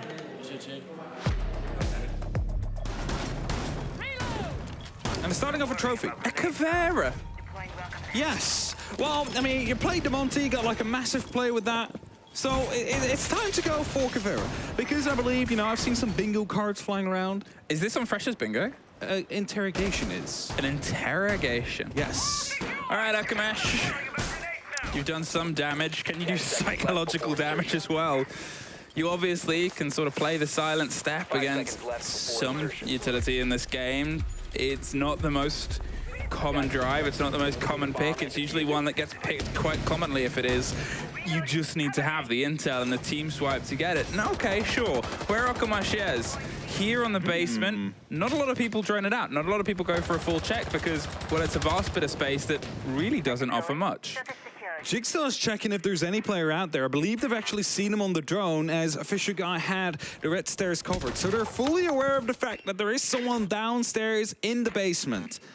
Now the default cam is up as well. It's going to be giving away information if indeed they do start pushing that way. But for now, they don't really have to be too worried about it because if he leaves, they'll see that. If he stays, they know he's in there. So it's basically 1 player removed off the board they don't have to worry about. They are checking it very in depth. There's a little bit of movement that comes from the Caveira. The drones are watching either side. At least 3 players have come for this dedicated close down, including the E1Ds. There's the reveal. They swing into the fight, but get nothing more than just a little bit of damage to the side of the ER. I mean, they've also taken a minute 10, though, out of this approach, and there was a lot of attention paid to them. Kawa finds Brendo. Finker's gone.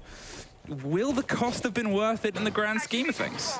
A lot of drones, of course, utilized as well. They're all down on the basement now, so they need to be driving up. Takes you some extra time.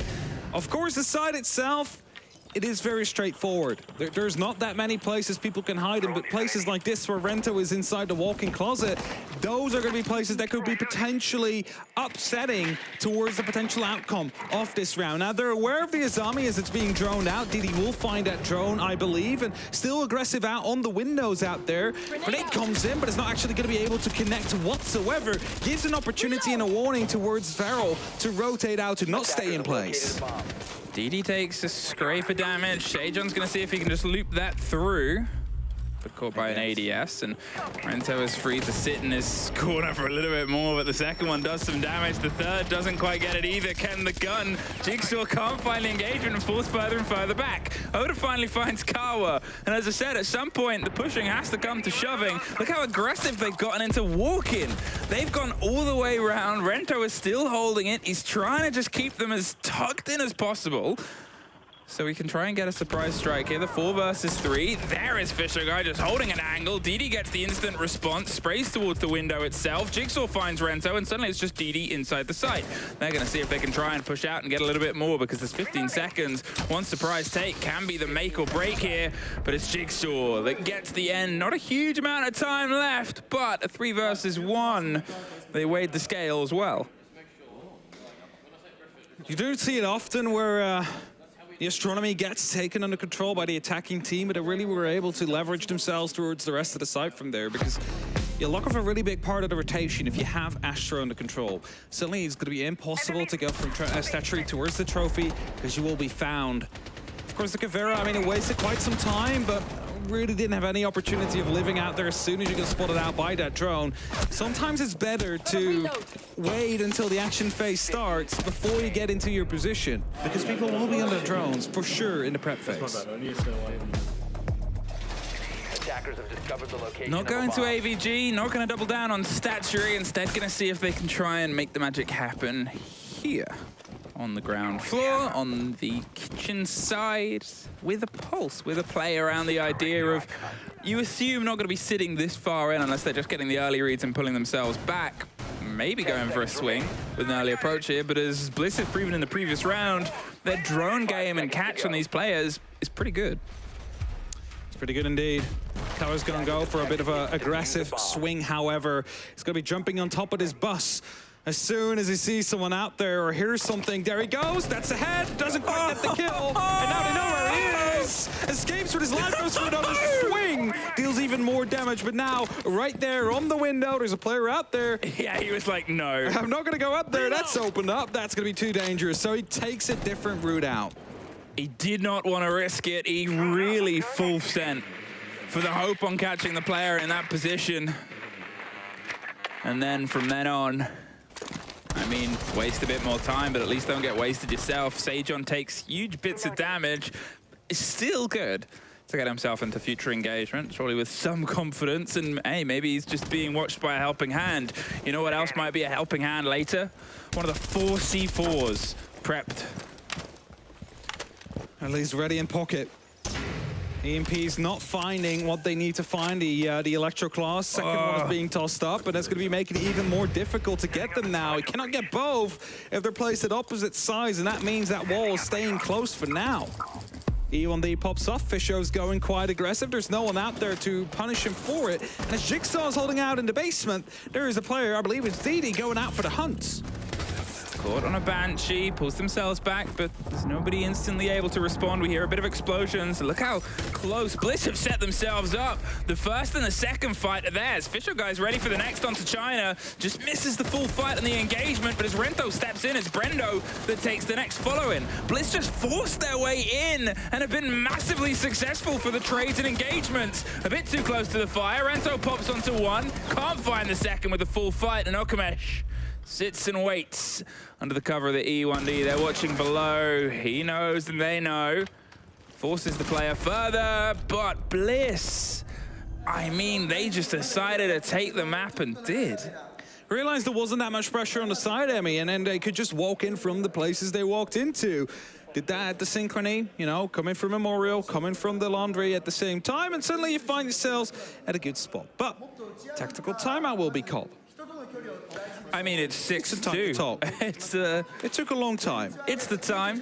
it's the time to do it because, well, those first two fences weren't fantastic. They had little chances and moments. Yeah. You can see they're not comfortable defending this map. You can see there's a lot of space that's going away from them. They're not quite ready to respond. And Bliss are happy to punish that game. They feel confident going, we've got someone here, and I put good money that Varrel don't have someone ready to respond to that. This is exactly what worked out so far. And now, you know, Bliss, they're on that point.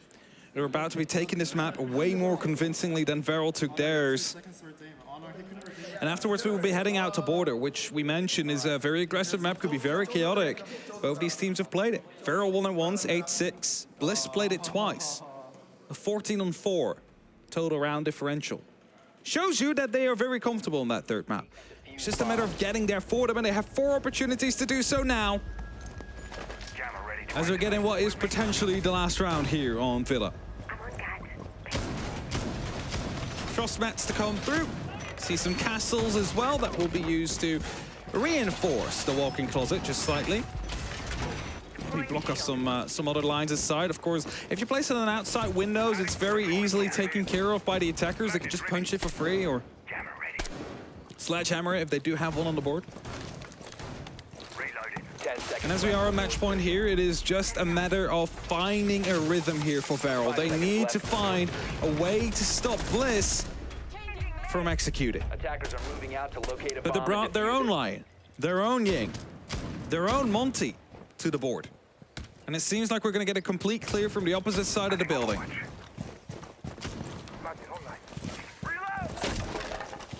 At this point, this really should just be Bliss's to push over the line and take us into Border and a map where it's gonna be fiery and spicy. I said at the start, they want to try and get this done as quickly and cleanly as possible to keep their energy, because Border is a high-intensity map, and it's always gonna be it. The grenade put back away. They didn't quite have the full read on the players. The E1D pauses for a second, where they're waiting for some more intel. There it is. They catch the drone. Are they going to move, though? Are they scared they can't pull the grenade? I mean, the Monty's already stacked up. Oda with the kit is seeing just how far they can get. Brendo gets Okamesh.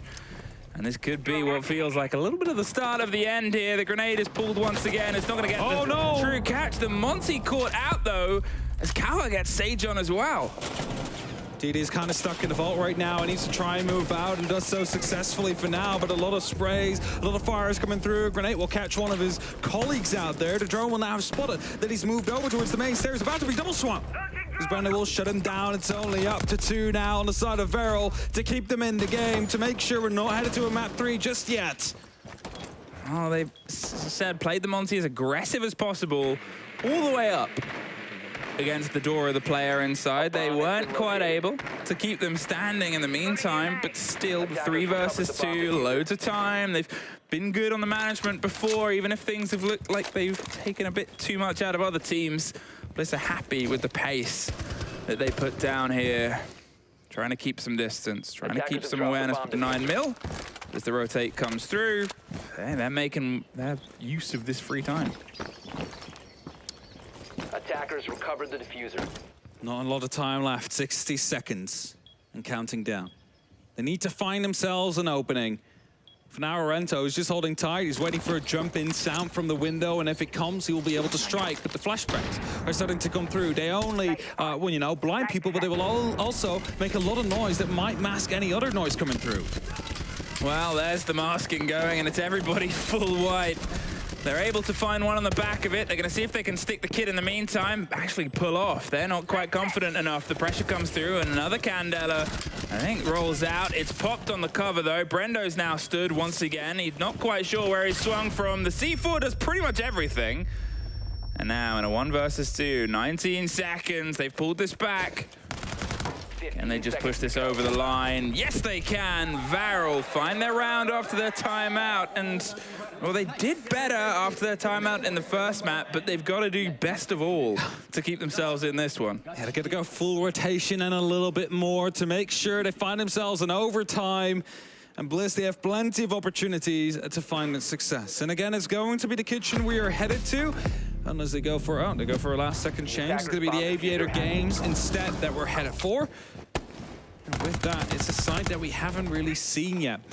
But this is also Varrel realizing, like, okay, we have been avoiding Aviator games so far, but there is going to be a point where we need to win this site if we want to have an opportunity of going, you know, locking it off here, avoiding map 3. And that's the code for Aviator games now. Make sure it's not going to be that final site they had to. There's a drone inside, quickly taken down. Somehow found itself a way up into the study already. It's fast. It's very fast. I was like, faced? I was like, it's no, we're fast. I was like, what is that? No, it's fast, yes. Captain traps being set up. That might have been heard by the drone out on the balcony. Where is that drone? Oh, no, it's right underneath. I was going to say, how did it get on the balcony? Climbed. Imagine if drone skins that you got on the battle pass gave them special abilities. Like the cat skin that you could get from Rainbow's Magic allowed you to climb up walls. There'll be... Imagine how worse that would make. What about a camouflage drone? Just turns invisible when you're on it? This is the worst idea. Do not do this, Ubisoft. Or do. Or do. And watch it instantly get banned from play. There's no passive abilities to drone. Yeah, a drone and an operator with a jetpack. Yeah, that's Production's... Production's just throwing us a name. Yeah. What would we call it, though? Just a jetpack operator. Lightyear. All right. We get close to the 2-minute mark. Bliss, as I said, they really should still push this over the line. Don't get me wrong, Varrel have a chance here, but it has been Bliss on cruise control throughout most of this map so far, especially on their attacks, and the first is theirs. Sejon takes a shoulder's worth of damage. However, Okamesh is gone in the engagement. There's still a bit of a hunt coming through here, and Bliss don't leave things up to chance. Drone and drone again, double down on the intel. Do they know about DD? Well, they'll probably still find out soon, because here comes the Monty. They hear the call. The C4 hears it too. They keep striking back with this utility, making sure that these important operators are taking up the board, and losing a Monty like that, I mean, that's very painful for the side of Bliss. Now, Flashbang's coming through. Just going to be making sure that 90 is safe to eventually proceed through, as the Keeper Bear is going to be making a new hallway, or a new doorway that the attackers will have to move through. It's an escape. They get themselves the route out, they get themselves back towards the site. And now as they encircle it, they find another body as well. There's the break of the C4 from on top of the billiards. The one potted is the player on the window. As the diffuser tries to replace that zone, a 4 versus 2. As you said before, the utility is being a big drive here for them. Can Jigsaw try and force out a firefight here? Can Brendo get one on the opposite end? Will Varrel hand one to them? They know exactly where they are. Brendo has given away his position, and now he's finding himself in a 1v4. Takes a little bit of damage through the wall out there, nothing too much. Keeps on being pre-fired every now and then. Will eventually find a kill as he's about down to, well, 45 HP. He's about to be swung from the main stairs as well, but Varrel, sometimes, if you want to win, all you have to do is nothing. And I think this is one of those rounds. Just stay put. Wait for that plan to happen before you make something happen yourselves. Because if you give him these 1v1s, which are not being given this time around, as coming against the final kill, they would have had an opportunity to win. And it's 4-6. 2 more rounds. And a timeout being caught from Bliss. Right decision. Cut the momentum. You still have it. It's a 2-factor thing, a timeout. It doesn't just give you an opportunity to talk about things, but it also stops the game. It pauses it for a time that, yeah, they can talk, but they don't want to talk right now. Varrel want to keep playing. Varrel want to be right back into the rounds in the server so they can try and stress and stretch what is turning into a little bit of a worry here for Bliss. As I said, I still think we're so close to the end of this being theirs. Varrel haven't given up just yet, and Varrel have the opportunity to close it out this map. Not a option gifted to Bliss. No, Bliss is fighting for survival in this one. At least trying to drag it across the finish line. And Varrel, well, they have to go to kitchen next, or living room library. I'll correct myself, it's not just kitchen. But I've played the kitchen before, which is maybe why they would like to go for it. And if, you know, Bliss have time to talk right now, Varrel also do have time to talk right now. And they realized what went wrong the last time. Bliss was able to walk into the site and just kill everybody on there. It's not really how you want to play the game. No. You want to fight back. And thus, more than likely, I think they will be ready for a similar kind of push from Bliss to come through this time around. So I'm waiting, I'm willing to see how they're going to be setting that up. Now, we do see the Capcom, some traps maybe on the windows or the doorways close to the side itself are going to be stopping a quick plan from that to happen. But the best ways to make these Capcom traps work is by challenging the player on the opposite side.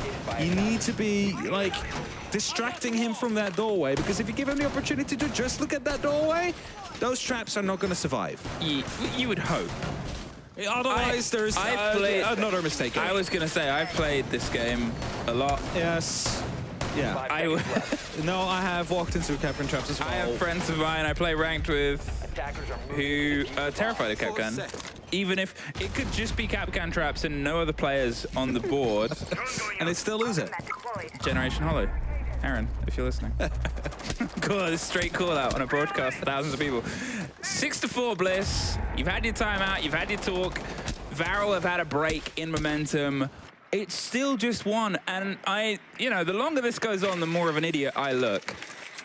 But you should still be pushing this one over the line. They should totally push this across the line without too much trouble by the way that they've been playing in this first 2 rounds. Now, they're even getting some pings out from the drone out here. I believe it's been heard by Rento. But look at the amount of traps on the board currently. We have the Razor Blooms from Thorin. We have the Capcan traps. We have the Frost Mats on the board. We even have the Banshees that will be alerting the enemy of their presence. And at the same time, we have the cardiac sensor that's going to be able to feed information based on where they're coming from. E1D1. To be used to just open up into the walk-in closet. Top floor control seems to be the name of the game that Bliss wants to play for this round. They're still seeing if there's that opening. And as you pointed out, they saw it before and they took it. They whole-hammed themselves in. And they don't want to be offered the same growth here, but still the catch is on the player, the forcing further back in, the little bites, little swings and pops of pressure. Another call, another bit of pressure in the rotate round on the back. Does Brendo know? He didn't know where the player was. He now is going to get another ping on the player, and that means Kawa has basically gone unseen. So they knew a flank was happening. They didn't know it was a double flank, though, and that leaves him in this position where he can just strike whenever he wants. Holding on, Jigsaw wants to roll the grenade just to see if anyone's tucked on the other side, pulls back. You can see, as you said, Blizzard trying to find that intel on that first player.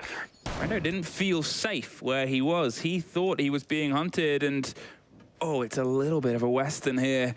Everybody's standing, holding an angle. They pop the grenade around to the back end. They're just going to get the Banshee. There's the Jackal caught out, though. And Varrel suddenly have that flank watch down on the main corridor. They're getting some control of the vertical, but look at the time. 40 seconds, and they've got to do all the structure on the site, and they're just slowly losing players around it. Sajon gets one. The Fisher guy has to push around. Doesn't hit the bar, but the MH70 doesn't care. 2v4 now, it's getting very close, but Oda manages to shut one down, brings it a little bit closer towards doable for the side of Bliss here, but 17 seconds, that plant needs to go down. You're still being challenged from the likes of China, and that means that Sajan needs to go for a huge play here. He opens up the hatch, that will be heard. There's a player ready with an M870 that's coming in to finish the job, and that means it is now 5-6, a single round away from making it to overtime and bringing it to a best-of-3 in rounds to decide whether or not a map 3 is needed. Will this be that first overtime? Will this be that first extension of play? Will we see a third map? Bliss, a 6-2 to a 6-5 is worrying, but still not impossible. Trophy statuary is where we've opted to go for what might be the final hold. We've seen it swing both ways before. The clash is the pickup that might be the difference maker. Now, we've seen this indeed won by both sides. By the time that Varrel won it, it was basically a 2v4 or a 2v3 clutch situation where utility played that big role. The C4 that suddenly found one, and afterwards they didn't feel safe to go for the plant anymore. The plant was trying to go down, then a 2v1 fight happens on the opposite side, and oh, you find yourselves all alone. That's something that Bliss needs to avoid now. Florist on the board is going to be there to take care of some utility. Located a bomb. Was able to be used to take care of, let's say, the Goyo pockets that are out there, maybe the Banshees as well. Bulletproof cams. Besides that, not too much he'll be able to hunt.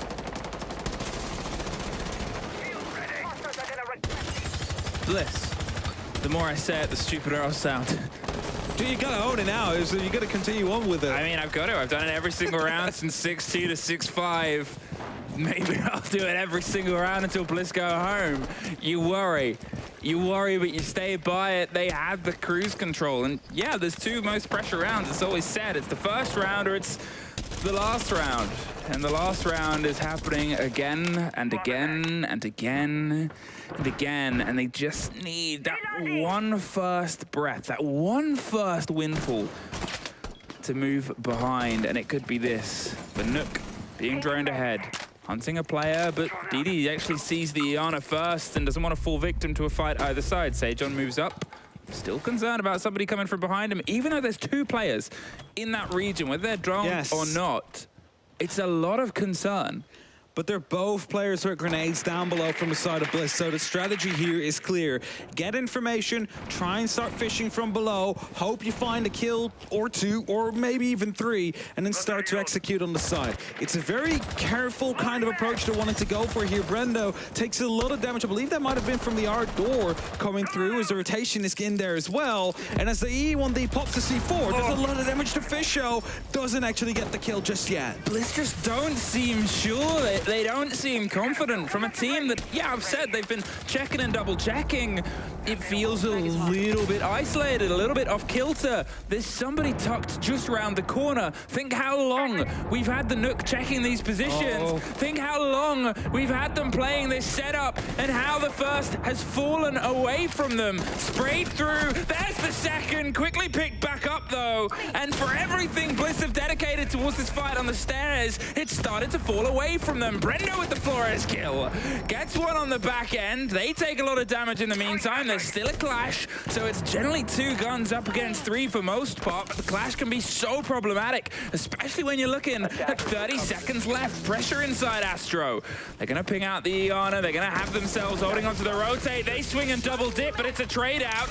The 2 versus 2. The Iana is still being pinged. Now it's a 2 versus 1, and you're up against the clash as well. They're looking for the engagement. Slow down. He gets it is! From 2 rounds to 6, with 2 separating them, maybe 3, of progressing in this tournament. Varrel are not done yet. The series are coming back out again. They know they are getting very close to continue on to the next. And Bliss, well, they've used their tactical timeout. They've lost 2 rounds since. You mentioned it, they were in cruise control. They were just cruising through the game so far, and then suddenly everything took a very sharp turn downwards, and now it's just a matter of time, it feels like, until Varrel is going to be able to lock it off, because they've been looking very solid ever since they played round 9. It was a close round, they just managed to win it, but ever since, able to just get back into it. And that hurts. 1v1 on a clash, he picks up the shield, you're just waiting for him to turn and you still get caught up by it. The hardest round is the first and the last. And it is just that, from the play that we've had from Bliss to the play that we're having from Bliss. You know, how many times did they check the door, the rotate underneath, the door, we got it, and then a minute and a half passed, and there's still so much time. We saw those Varrel players rotate all the way to Art, all the way underneath and back round.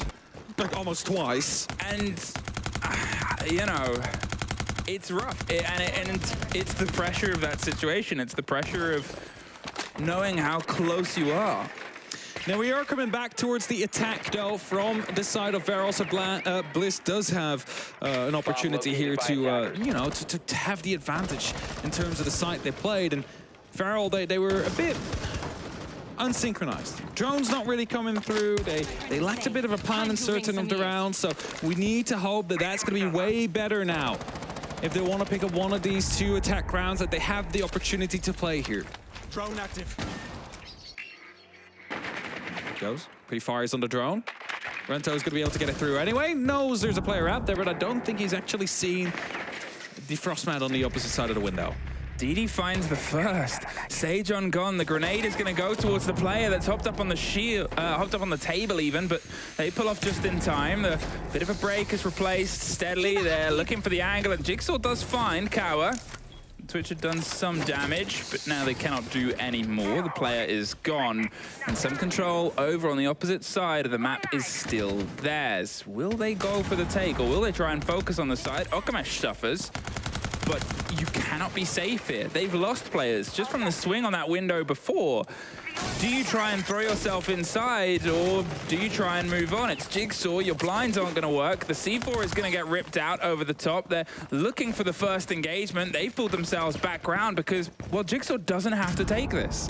He doesn't, he just needs to waste some time. The last grenade used now from DD as well is not finding another player, and more Excaras are being used to get rid of the utility that is being tossed up continuously by the side of Bliss. I believe there might be actual impacts flying around on the opposite side as well to stop them from being successful. Gemini Replicator trying to gain some information. Some Candelas might fly through the window. They're looking for a way in, and we know that Varrel can be very explosive once they find it, so maybe this is what they need, just this Candela to open up a spot somewhere. As soon as it pops, there'll be this big call from Bliss of pressure's hot, we need everybody back. They're still waiting, still trying to isolate where the players are. The first rolls out. It does not stop that, though. Odo was watching and waiting for it. Fisher guy gets one more. And here, Bliss have been able to remind us what they were capable of at the start. Instantly traded back out. And a solid hold, and okay. Yeah, I say it reminds us, but if you're a Bliss fan, you hope it reminds them what they can do on this map as well, because for a long time it felt they'd lost that confidence. Onto the attack again, where Varrel has just been able to win 4 rounds in a row. At least on their defense, whilst they were on the attack themselves. They have 2 opportunities to go to a map 3, Emmy. If both those opportunities fall the opposite side, we're gonna have ourselves with Varrel with a 2-0 victory to go at it. Let's fucking go. Beep. What can they swear and I can't? Doesn't stop you.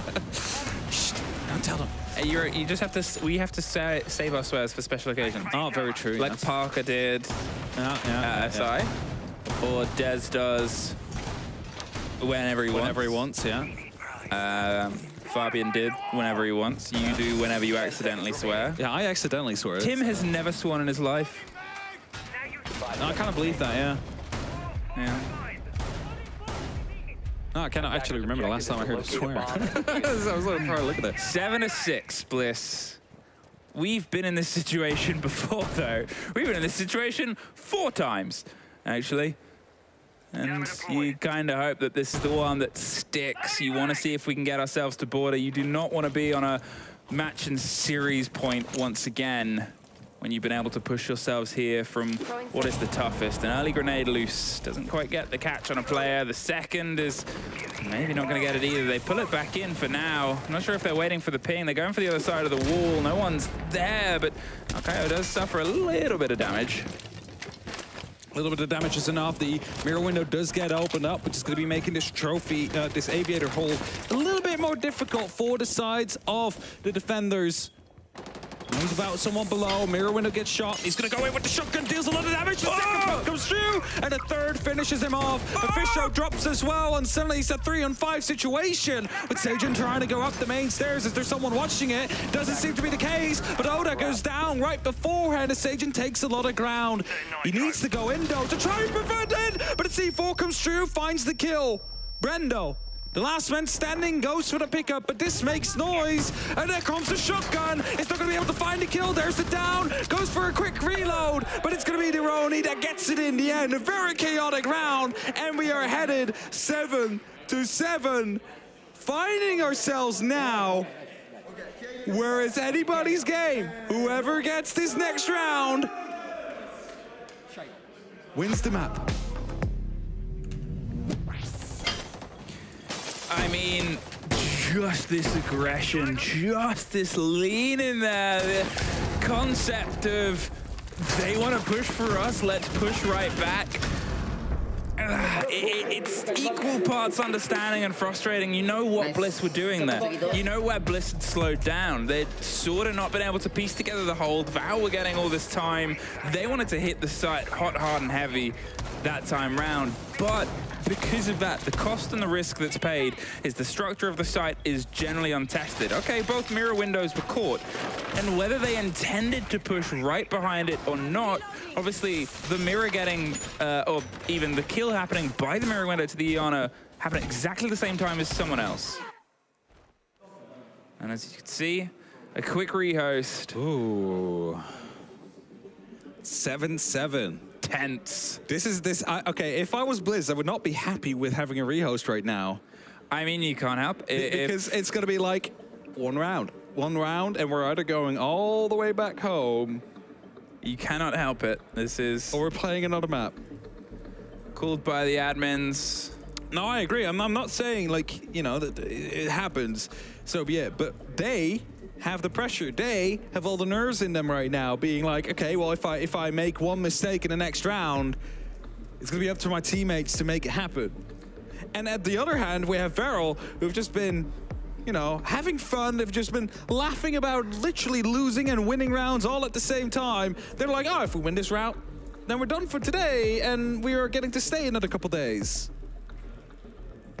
Tense. It's very tense. And you can feel it in the room. I'm sure you feel it a lot more in the room with the players.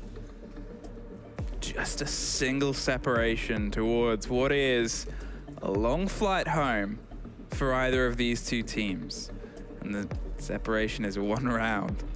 One round between just being rebuffed and continuing on to fight another day in what is a tricky group. It's very tricky.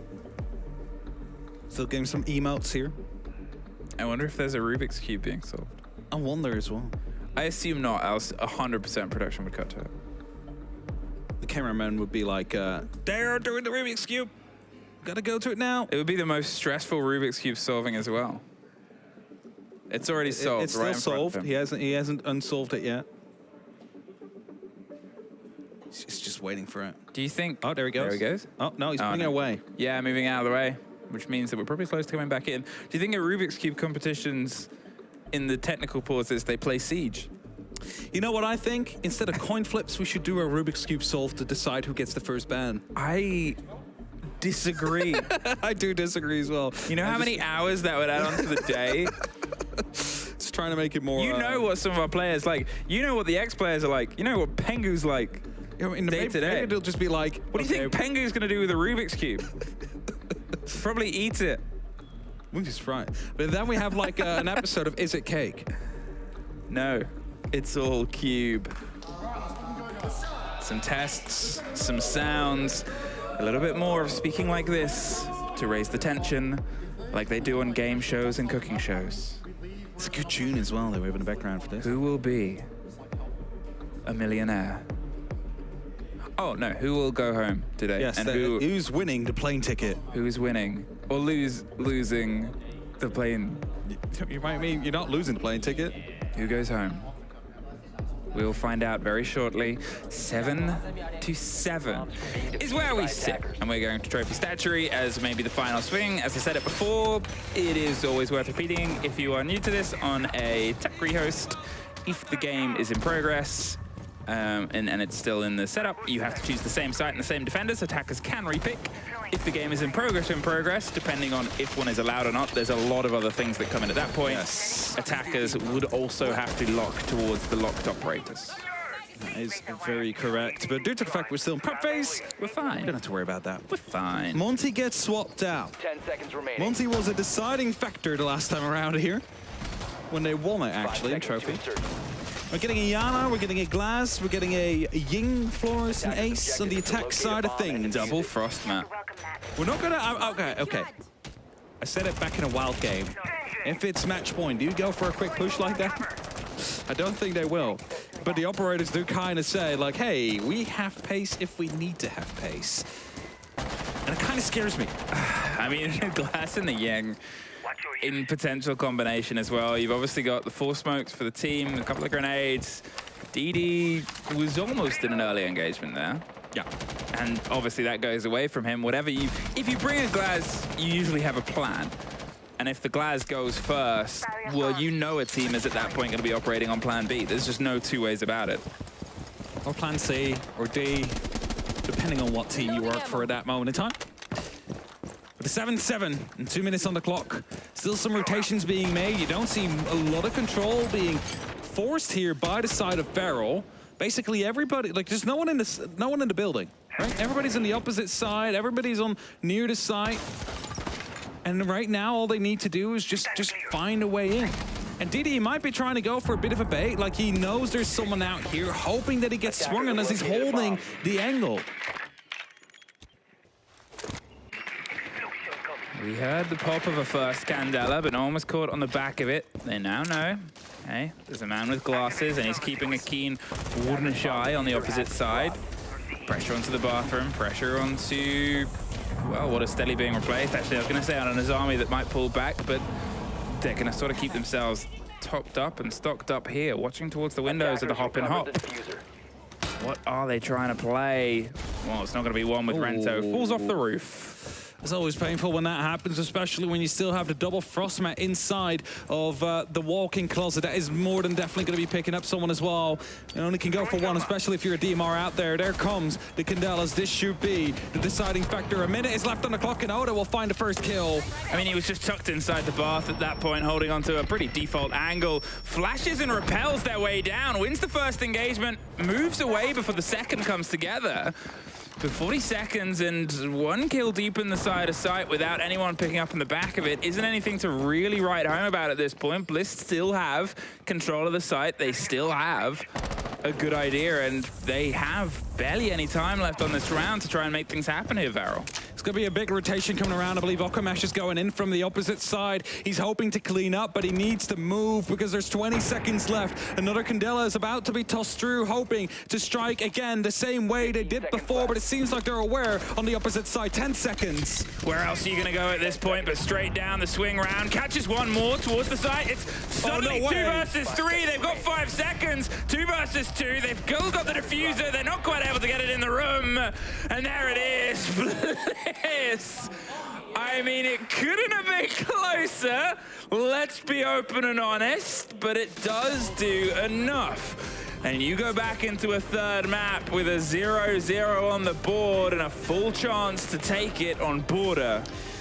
That is going to be a very close victory for them. Came down to a 1v1, but before we are headed towards that final map, before one of these two teams is going home, we are headed for a very quick break. Get hydrated. We'll be back soon.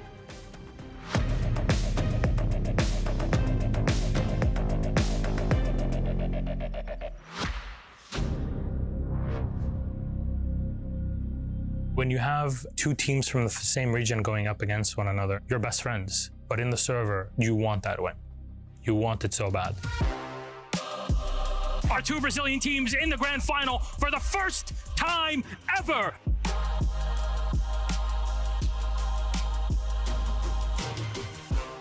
Ninjas and Pajamas! Some tournaments you have a better feeling about winning, and that one, it was ours. Our second Brazilian team, Team Liquid! NIP was very well prepared. They were like top 1 team in Brazil. It goes to Brazil no matter who wins it, but for NIP, it means a lot. We lost to SSG a year before, and then we knew like in our hearts that this is an invitation we need to win, you know.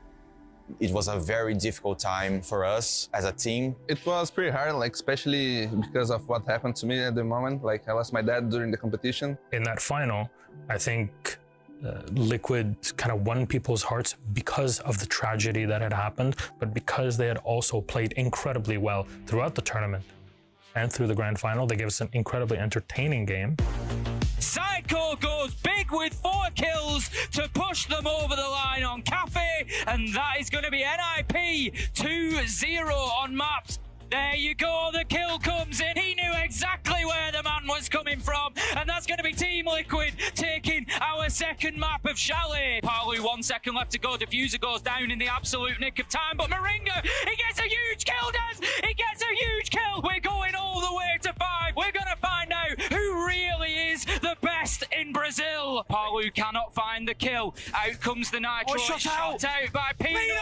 That is the round in 2020. Brazilian hearts were broken, but like a phoenix, NIP rise from the ashes to claim the hammer at the 6th Invitational 2021. It was one of the best days of my life. I think we can compare that as a Brazilian team winning the World Football Cup. I think winning the 6th Invitational was the best feeling ever I had. Was the best moment of my life in the sports scene for sure. I was crying a lot. I was out of control. We were very sad to lose, but we understood the limits of the team at the time, and we were very proud. But also, it was very nice to see another Brazilian get a title. After that SI, I think it was a motivated thing to grow as a region and make it through a lot of other tournaments. At the end of the day, everyone is just friendly. So yeah, we have a very nice relationship. The friendships run deep and it goes beyond shouting and cheering on stage. You know, all of that is part and parcel of this. It's a respect that is given and earned between these players. It's an awesome feeling for everyone, you know, not just us. We win for everyone.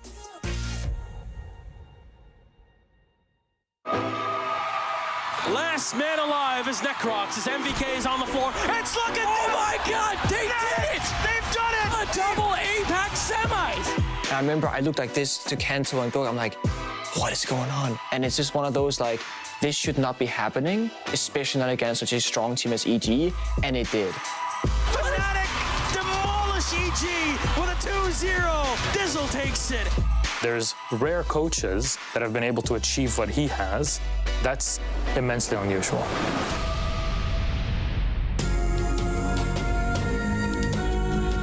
It is Evil Geniuses against Fnatic, a match that any esport would want to have. Yeah, two big organizations with a ton of history in esports behind them, but one has a bit of a Himalayan mountain, a Herculean task ahead of them. The night before we were supposed to fly out to Brazil, I get a bit of a stomachache. I try and, take pain medication or something. Nothing works. They run a couple tests on me, and I finally get the news that I have appendicitis and I need to get surgery right away. He was not able to fly to Rio de Janeiro for the Pro League Finals at the time. This is your in-game leader. It's your captain. It's a big, big problem. The unofficial ruling was to be that we could find a substitute as long as they weren't contracted to an organization and hadn't competed in any of the Pro League circuits around the globe. Yeah, basically we had to make the call, and it's like, look, there's nobody else. I guess I'm just going to have to play. Normally when a coach has to become a player, we're always thinking that's going to go terribly wrong. And to make things worse, Dizzle came from Xbox or console, so he didn't play with mouse and keyboard before. It is interesting, though, when you have the coach playing, because he's potentially coaching in real time, especially as they've lost their IGL. It had been almost 2 years since I played competitively, but that having been said, I generally always had a competitive spirit and I have nerves of steel. And Dizzle will clutch it! Fnatic to take the 3rd round! Dizzle, in that event, was called Diz God from that moment on. Round 4 for Fnatic, and APAC 2 rounds away! I knew he was a good player on Xbox, but I knew he knew how to play the game. I just didn't know if he was mechanically up there, and obviously he was apparently. We knew if we're going to win, it has to be on Oregon, and the call came out and just said, guys, we need to get out there, need to give them pressure, just don't let them get comfortable, don't let them execute. I'll never forget Aces bringing FO12 Ella and jumping out the window on Oregon from Armory, and then, getting 3 kills and finishing up the game practically for his team.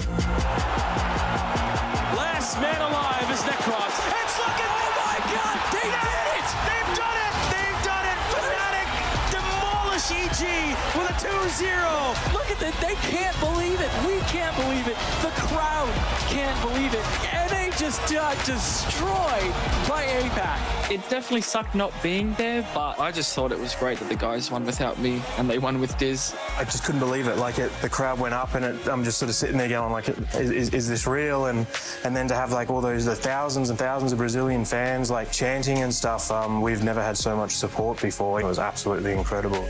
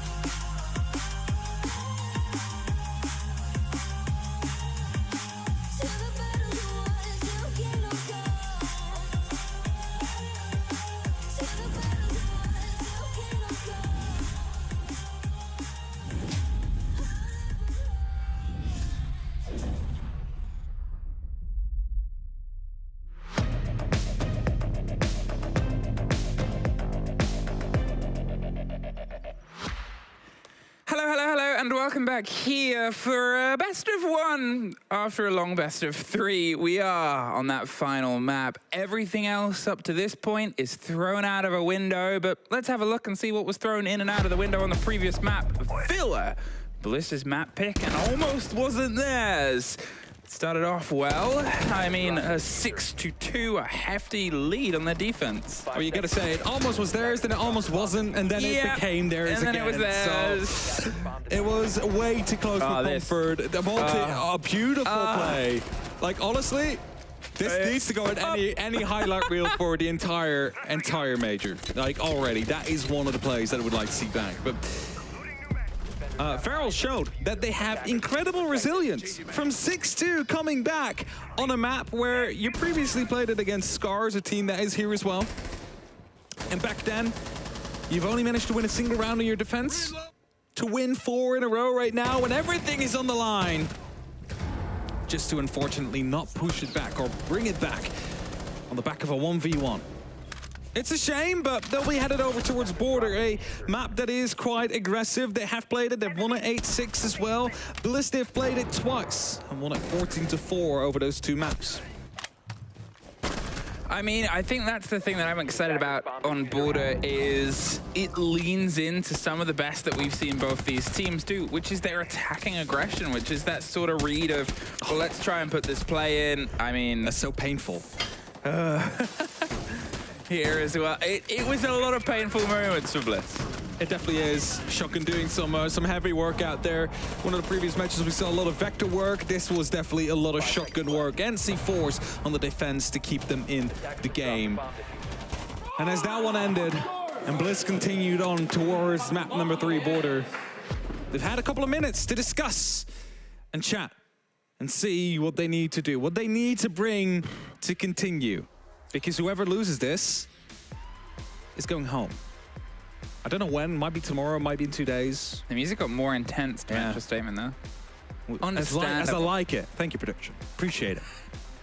We have, as I made a joke about at the start, technically it's just one map now. It's just the best of one. It's everything that these guys have worked for to get to here up to this point is settled now. And then tomorrow, but now. For now, one of these two teams will be going home. We'll be joining the 2 other APAC region teams that have unfortunately left us from yesterday. But it's all to play for Border. It's always still all to play for if you have a map in hand. And as I said before, this offers strengths to both of them. It does offer strength to both of them. Border is a very paper-thin map, like we mentioned. Plays like we see from Varrel, the quick plans, you know, trying to play it from outside the map, work very well on Border. You do not need to have a lot of control. But at the same time, there is a lot of room for aggression and for gunplay, which is something Bliss excel at themselves as well. And as we're getting over the new map fly, I haven't seen this one myself yet. Again, I love these map flies that have been made for the event. Gorgeous. They're pretty cool. Pretty cool. Pretty pretty. Pretty shiny. Pretty slick. I'm just throwing words at you now. You got any words back? Me? Yeah.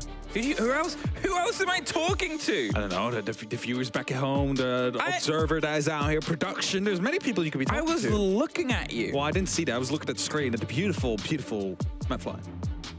Honestly. Where do we find you? Somewhere in the Benelux.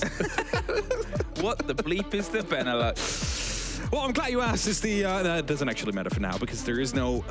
Is there a Benelux player? I don't think there's a Benelux player. I don't know. You know what? Without further ado, let's just get going with that final map, with the decider between these two teams. Who proceeds and who goes home?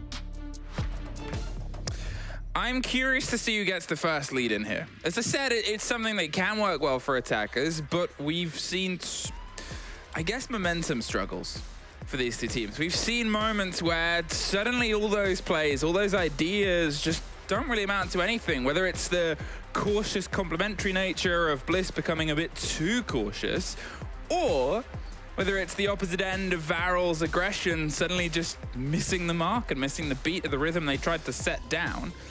Ying's gone consistently once again. Will we have a Dockerby as we have had from pretty much every time so far from the other side? No, Nomad. Limits on the pace that you can put, and you're looking at that corridor above becoming a bit more dangerous. Yeah, for sure. Certainly these flanks are going to be a lot more, well, potent in terms of how they can go through them. Going to be more reliant on flank drones to come through and potentially even gridlock, as we have seen the operator played at least once or twice. Slowband to come in, but it's the Valkyrie again to be removed, making sure there is not going to be too much information play. And that means I wouldn't be surprised if a Solace is the final one to go with it. Yeah, it's been the same pairing every time. No Solace, no play, no entry, no boarding the helicopter. Yeah, don't forget, you're not allowed to board the helicopter, guys. Unless you lose now, then you take the helicopter back home. Oh, that would be terrible. It's a very long flight. How long would it take a helicopter to fly all the way? I can't even remember that. I'm not good at geography. What's the ocean? The ocean? Pacific? Pacific. I think. Who knows ocean? It's called Asia Pacific, so I wouldn't be surprised if it's called the Pacific. That is the smartest thing you've ever said. Thank you. I thought I said a lot more smart things, but you know, it's just this apparently. Hey, Dockerby is allowed to be played, and Rento might be living rent-free-o in the heads of Bliss sooner rather than later for letting that slip through. I'm curious if it's going to be as heavy-hitting as, well, maybe the fear was well placed. The DMR solid in the right hand. Obviously the gadget controlling the space and forcing players off of cams as well that have otherwise left the map. I mean, we've seen information be costly and useful. Yes, for sure. It could be very costful. As it gives an opportunity to move through. Like something the Nuck does, for example, is, you know, activate its camera. You can walk past these cameras if they're active. If you have a Dokumi, just call and everybody can move past cameras whilst they're active. By the way, quick use of the clutch drone here. Probably first target is going to be the Syria laser gate. Actually, oh, Capcom Trap. He's debating now. He's like, which one am I going for? First the Syria. Actually not wanting to go for first the bulletproof camera. All right. He's like, well, those Capcom Traps will probably not get anybody, but I'll just take down one, you know, for good measure. I mean, look at that. The bulletproof instantly has to be removed there. It had the full watch, and it's such a strong piece of utility to be removed that early. Before Brava, they were a menace. They were a nuisance. They still can be. They're often protected a little bit more. The Sam cams buried on the back of sight as well. I mean, it's a really good catch of intel here. And as we said at the start of this, it's a very thin map. You go from outside to inside the site within a blink. The pressure's going to come in hot and heavy. So you have to do as much of this checking, information gathering before things start to turn into a hefty offense. The player on the east stairs is still sitting, I'm not going to say pretty, but cautiously. Oh, the only operator missing from this to make it a full information-heavy lineup, Flores. Yep. Just to make sure that you have the opportunity to just get as many as you want. Now, the wrong Capcan trap is being taken out, the one that would actually hurt the attackers moving through. And with that, they no longer have to worry about that. Another clutch drone coming through, knows about a player out there. He's just holding the window. It's going to be a free fire through that window if they manage to get it, but the drone gets spotted out potentially. No, it doesn't. He's still out there. The pigs are still coming through. This should be a very, very free kill, but the player on the east could instantly move back up if they're not quick enough. Oh, and there it is. I said that the DMR in the pockets of the Dokkaebi are powerful, and the Twitch just as powerful. There was obviously the player on the east stairs that's probably regretting not quite being in a position to strike there. The free fire around the corner, the grenade is going to be pulled on the pin. It's just going to bounce close, but they've tucked a bit further away, the double frost. But hey, they're planting in the site. Let's blend our way over there as they've just tucked right on the side of the door. The Capcan's obviously both removed, and it's a post plant. Absolutely nowhere. Alkayo gets it down. Brendo goes to try and retake on side AC. The impact does get the down. He won't really know about that, or he might have assumed the players dropped off. Calls go. A rebuild right into the barricade that doesn't quite get the full stretch. They can't get the cover for themselves. Okamesh with the double on the back end of the site itself. DD gets one more. And Sejon has everything in front of him to try and take, gets the first. DD dips into the fight, but look at the timer. He has barely any of it left to make the distance. He's not even gonna see it. I mean, an opportunity was theirs, and they took it. Realized there wasn't too many players on the side able to stop it from happening, and that's kind of the plays you want to see. Spot the opportunity, take it with both your hands, and even if people are taking fights on opposite sides of the map, if you get that plan down, people don't expect it, because it's like, what? Again, I'm a big fan of the way that Varrel has portrayed themselves during the major so far. They've been showing that they have fun playing the game, most importantly. And that's always what you like to see in these professional teams. Yes, they haven't had many opportunities yet to show themselves on any like international level, but they're having fun, and they are having success right now. They have the first map, they got so close to picking up the second as well, and now with a good call coming out from their IGL, or maybe as a team collective, I don't know, but they managed to get that round. Well, always remember what I said on Chalet after we saw the first two Varrel attacks was, how do you stop them just appearing on the site? Win or lose? Yes. Varrel keep getting themselves onto site there, and habitual. It's just ingrained in their playstyle. Their approach is, here's an opportunity. Oh, now I'm on site. Getting kills, getting plants, getting control. Either way, it is something that, you know, Bliss need to find a response for. They started to find it on Chalet, couldn't quite get it in time, and obviously it went into the favor of Varrel by the end of it. And here, if they don't quite get a check on it, you might imagine a timeout sooner rather than later. You wouldn't be surprised if, you know, we have two more Varrel, or one or two more Varrel rounds like we've just seen, that we might have a tactical timeout by round 2 or 3 if Bliss isn't able to get a hold on it. Chems again being hacked by the clutch drone. It's such a powerful gadget in the right hands. And of course, many would have expected it to get Capcan traps mostly and hope to find defenders, but that doesn't really work on the top levels of Siege. Like, they will be very well aware of it. So taking out utility is often way more powerful than taking a Capcan trap. I still love their use of Sam, of Zero, getting those cams in, getting the watch on everything. It's just been consistent, and it's an operator that I've always appreciated to see him play, but you don't always get it as the full test of maps. No entry for the clutch drone in our picture-in-picture, so instead it's going to route its way up towards the top as they're still getting some awareness. They want to get this, an A line, an A idea as the gridlocks start to pop off, but there's no kit going down behind it and no watch. Another reveal, another player watched there, and they don't want to lose the other clutch drone by the looks of it. Gonna bring it right through Workshop, first of all, to gain some information, calling that the hatch is opened up, but also to potentially lead them into the bathroom, because look at that. Seems to be a free way in if they manage to take it. Just a single person on the site. But behind that, what is there? It's just Fisho. Well, the calls are coming out. They're trying to move in on the pressure. There's the catch onto one. It's just a down for now, locked off on the other, and suddenly they'll have the call of their inside construction and workshop. They're leaning through onto us. There's nobody to really directly support DD on the back end. You can see they're rotating the kit towards the window on the far side. They're trying to make sure there's a pinch to the back of it, but the longer they sit here, well, the more likely that's going to happen. Oda gets one. COPENHAGEN gets Oda in response. Rento just flicked to the wrong place, but there's Jigsaw retaking that vertical. The fight is happening over the 2 floors and 2 boards. As long as this top floor is under control from the side of Bliss, it's going to be difficult for them to get that plan down. And as Rento now drops as well, and so does Kawa, it's only going to be up to the player on the grid. Look, I mentioned that we see this operator more most likely because it fulfills a similar role to Nomad. It doesn't really have any utility out here to, well, accommodate a plant like this that needs to come down. So it comes down to the gunfight and finds the very first, suddenly to 1 and 2. It's very doable with one person up on the top and one down below.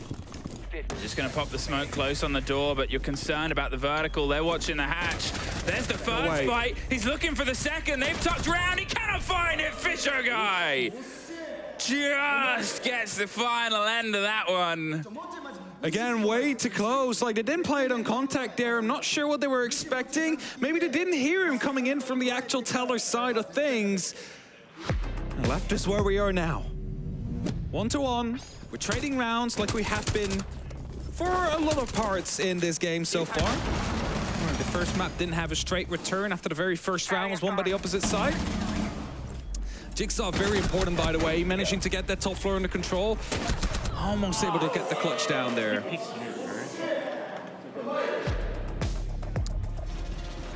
Varrel, once again, seeing opportunity. Trying to knock on the back of it, and maybe if there was a player a little bit closer to support the direct line through onto the bathroom, they might have maybe pushed in. As I said, the longer you sit there, it's all soft above. They know a player is around this area. It's only coming for you. It's only a matter of time before they start trying to put the pressure, whether it's from bathroom or above, unless you have players watching it. And to be fair, we saw Varrel going for the rotate, but COPENHAGEN was a little bit late to stop the kill happening on the player below, and then was traded out themselves as well. Just a bit of mismatched pace there. It happens every now and then. It's not the end of the world. But for now, we find ourselves with that 1-1 scoreline. Again, everything to play for here. The loser of this game, the loser of this one map here, is going to go home. Not going to be able to see or play the rest of the tournament. Neither of these two teams won that. They're going to give it their all. And that gives us these close rounds and these opportunity spotting moments that work out so well for Varrel, but Bliss able to just stall them to the skin of their teeth.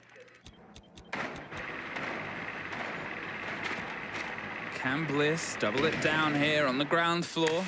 They're not gonna rotate back towards the top. They don't quite feel comfortable there just yet. Fair enough. There's, I mean, the continual use of these cameras just being stolen by COPENHAGEN on the Brava. It is just, I'm not gonna say going entirely uncontested, but we're seeing them be a lot more successful. More shots to come in, opening up some doors, some opportunities. Just checking the drone, seeing no one out there inside of Archives now currently, but there is definitely someone out there. Touchdown doing a lot of work, spotting out that the B side is actually completely safe. Might be some players up above. Verticality is going to be the name of the game out there, but that means they can start working towards clearing that out. Good grenades being used. Actually not taking care to keep a barrier, but that might have not been the actual goal, as they do a lot of damage to Jigsaw, but doesn't quite get the final connection they need. Oh, Jigsaw surviving with his life there, obviously hit by a suppressor, so he wasn't entirely sure where it was coming from, and he's not going to risk to find out where. He tucked tail, pulled back and pulled off, but they still have the vertical and they still have the player alive with the C4, and that's the important ploy. Rento, he's going to see if he can try and creep up the stairs, but it's DD that gets the end, and the plant is going down. Okeo, once again, inside of smoke, covered on the side of the site. Does get caught by Oda, though, and Rento gets Jigsaw. Oda's holding onto the back, but cannot quite prevent everybody swinging on him. 50 seconds, a 2 versus 4. A bit of a rebuild by Sajon. A bit of damage against Kawa. He's going to try and tuck closer and closer. They know where the kit was maybe going down, and they're trying to rebuild closer towards it. All the way in towards the side, caught by the swing of the run out of Brendo. They know where he is. They know where he's got to go. what a shot! Great take, 2 versus 1. They've pulled back. They're watching the flip round. The Beats will give him round onto the back if they've got an eye on it. A C4 still in pocket. Does he try and go above? Seems like no is the route for now. A flat push. He's cautious of what is otherwise ahead of him, but look at the positions the other players have taken. One's rotated their way all the way out on one side, and the other, whether they've gone above or just tucked themselves back in for now, he's gonna hold on, and there's the above. Good clean up there coming down from Varrel, and they find themselves in the lead again. Playing very heavily on the objective here on border, and I mentioned it when we started off this game. Their playstyle is not taking too much control. It's taking just enough so they can go for a plant. Yep. And that's what they've been doing so far. And yes, even though they find themselves like in the middle of the building at times, that plant is their main ID. They want to get those kills down. Beautiful use of information out here. Also beautiful shots from Brendo coming through, but in the end, not enough.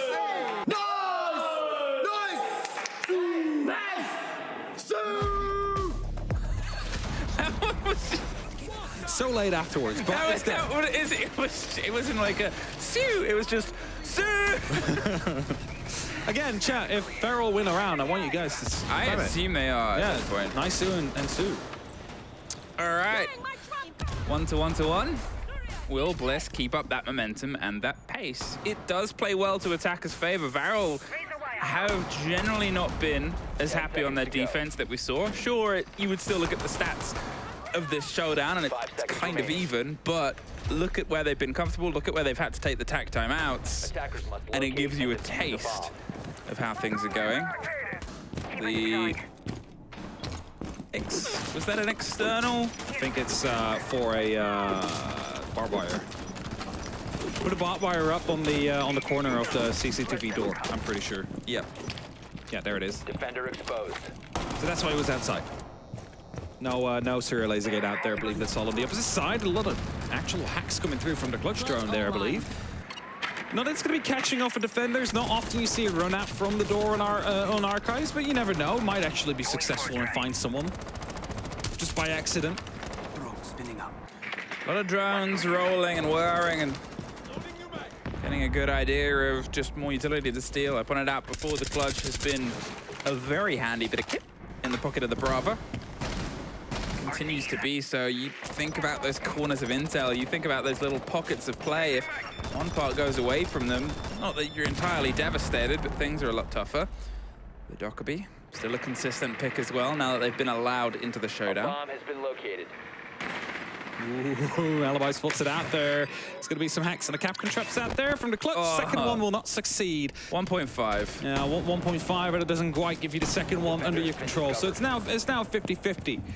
Both the defenders or the attackers can walk through and make it explode. Are Varrel going to be able to find their first engagement here? Obviously, they're having to go wider and wider. DD's going to want to break underneath. Maybe expecting a fight through. The prepared grenade towards the hatch itself. Oh, danger! Get the down on the player. Doesn't get the kill. They will probably hear the shuffling. They're going to send a second grenade through. That will get the hatch open. No, it's on the rotate. They pick the player back up. The calls can't lock it in. There's nobody in a position to get the end of that. Spotted out the player on the door out there. Fisher goes aggressive. No one there to pick him up. There's 20 HP. Just a single shot is going to be enough to take him down, and that might be what they're aiming for later. But for now, let's find another opening, they say. Big opening in the wall here in the 1-1-1 to allow them into the office is what they're going to be trying to use, but I don't think they know about any of these positions out there as Oda gets the very first. There it is. The first is Oda's. They're able to pull back from what was almost an early blow, but Okamesh is still on the crouched hunt here, and will he be able to get the swing round? They're a bit late to the party. Gets it as Kawa is able to do some damage, but Oda is still tearing through a fight here. Rento goes down as well. Just Okamesh here, and Oda has an opportunity for potentially an ace, assuming that down was because the result of his firefight and no other objects were in the way. He's going to try and make his route through onto the site itself. No diffuser, no time. No round. Keeps us trading. And the focus is there on both these teams. But the time not working out for the side of Varrel there. Bit of desynchrony maybe coming down as well, as we probably get to see those replays happening.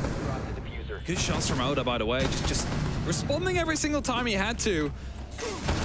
Oh. Yeah, so he also got that down over there. I think it might have been I don't know if it was a cap can, because he looked like he was still standing in the fight. There was one Capcan left that was unhacked. Maybe. So it could have been a Capcan injured. Doesn't matter anyway, they didn't bleed out. It's just hypotheticals. So we just would have liked to know if it could have been it. We've got the joy of casting one ace so far. Is this still the only ace we've seen so far? Do not know. I do not know 100% either. I can't count. I can count to 1. Congrats. Thank you. So can apparently these two teams, actually. Yeah. They both keep just getting one round. One round.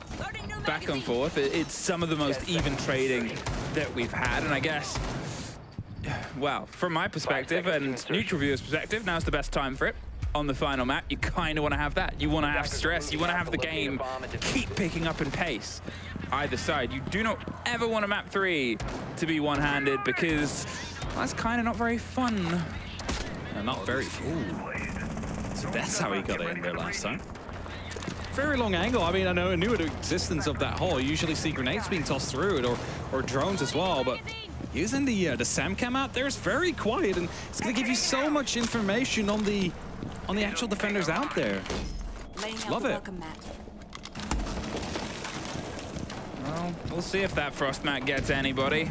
It's rare to fall for the one that's the slight hop over. Remember how this opened once upon a time was they saw the ping on the player on the window and just swung in and took it. I said East Stairs players probably going to regret that being let through. You assume they're the same.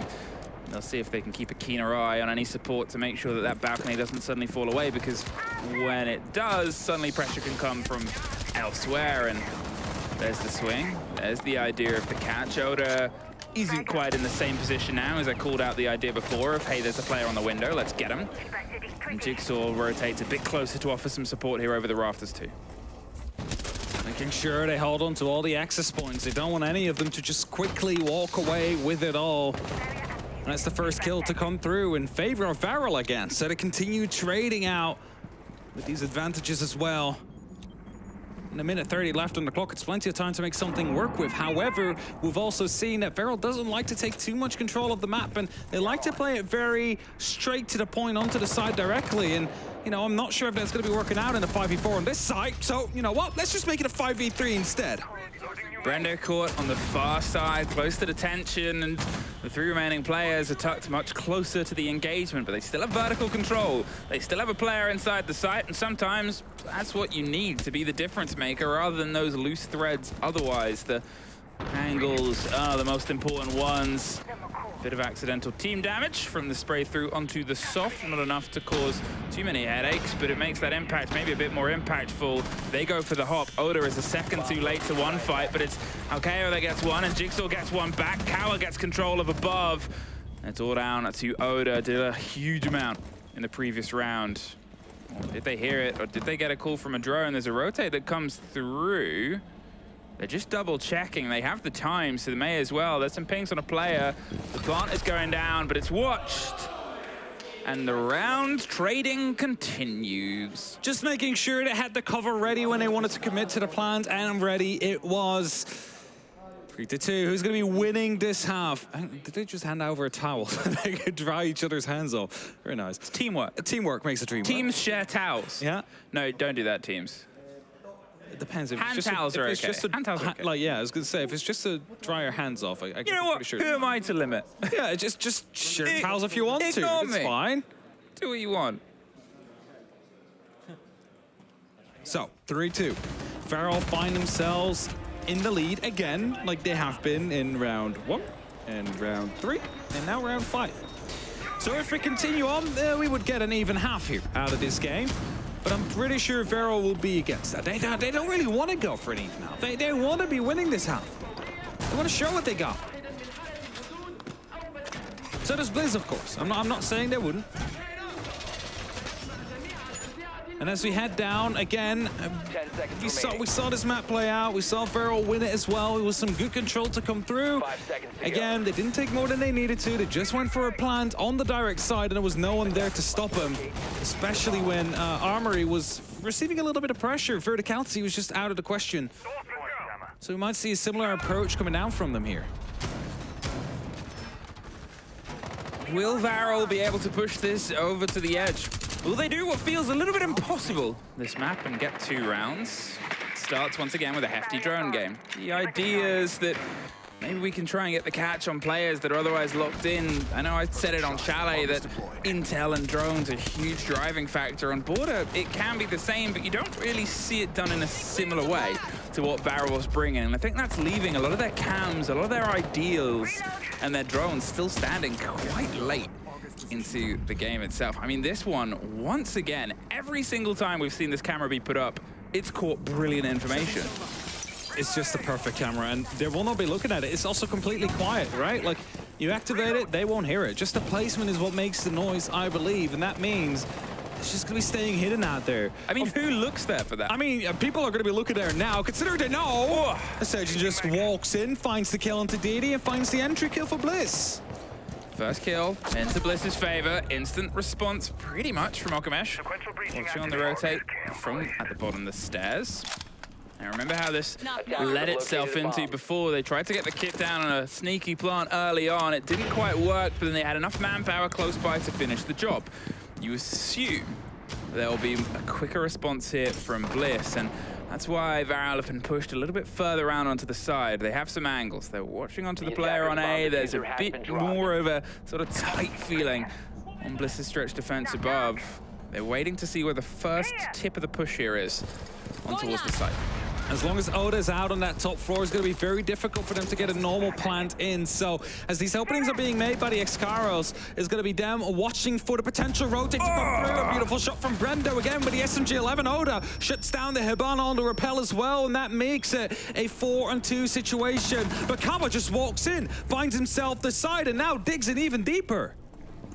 The worry is neither of them have the kit, and Kawa is forced almost out the sight from the door itself. He's going to see if he can retake. Okamesh suffers, but he gets the kill. There's someone right behind them. Does Jigsaw know? Does Kawa know? Whoever gets the first sniff, you assume is the one that's going to walk away with the kill. Oh, he's crouched. Definitely going to check it. You can see they're watching. He's heard it as well. It's a sliver of a fight, but it's Jigsaw's to win. And Okamesh in a 2 versus 1. Let the beepers go off just to let them know I'm coming for you, but Oda shuts him down, and we continue trading. It's a 3-on-3 as we are headed towards that second half now. The sides will swap for one last time in regulation.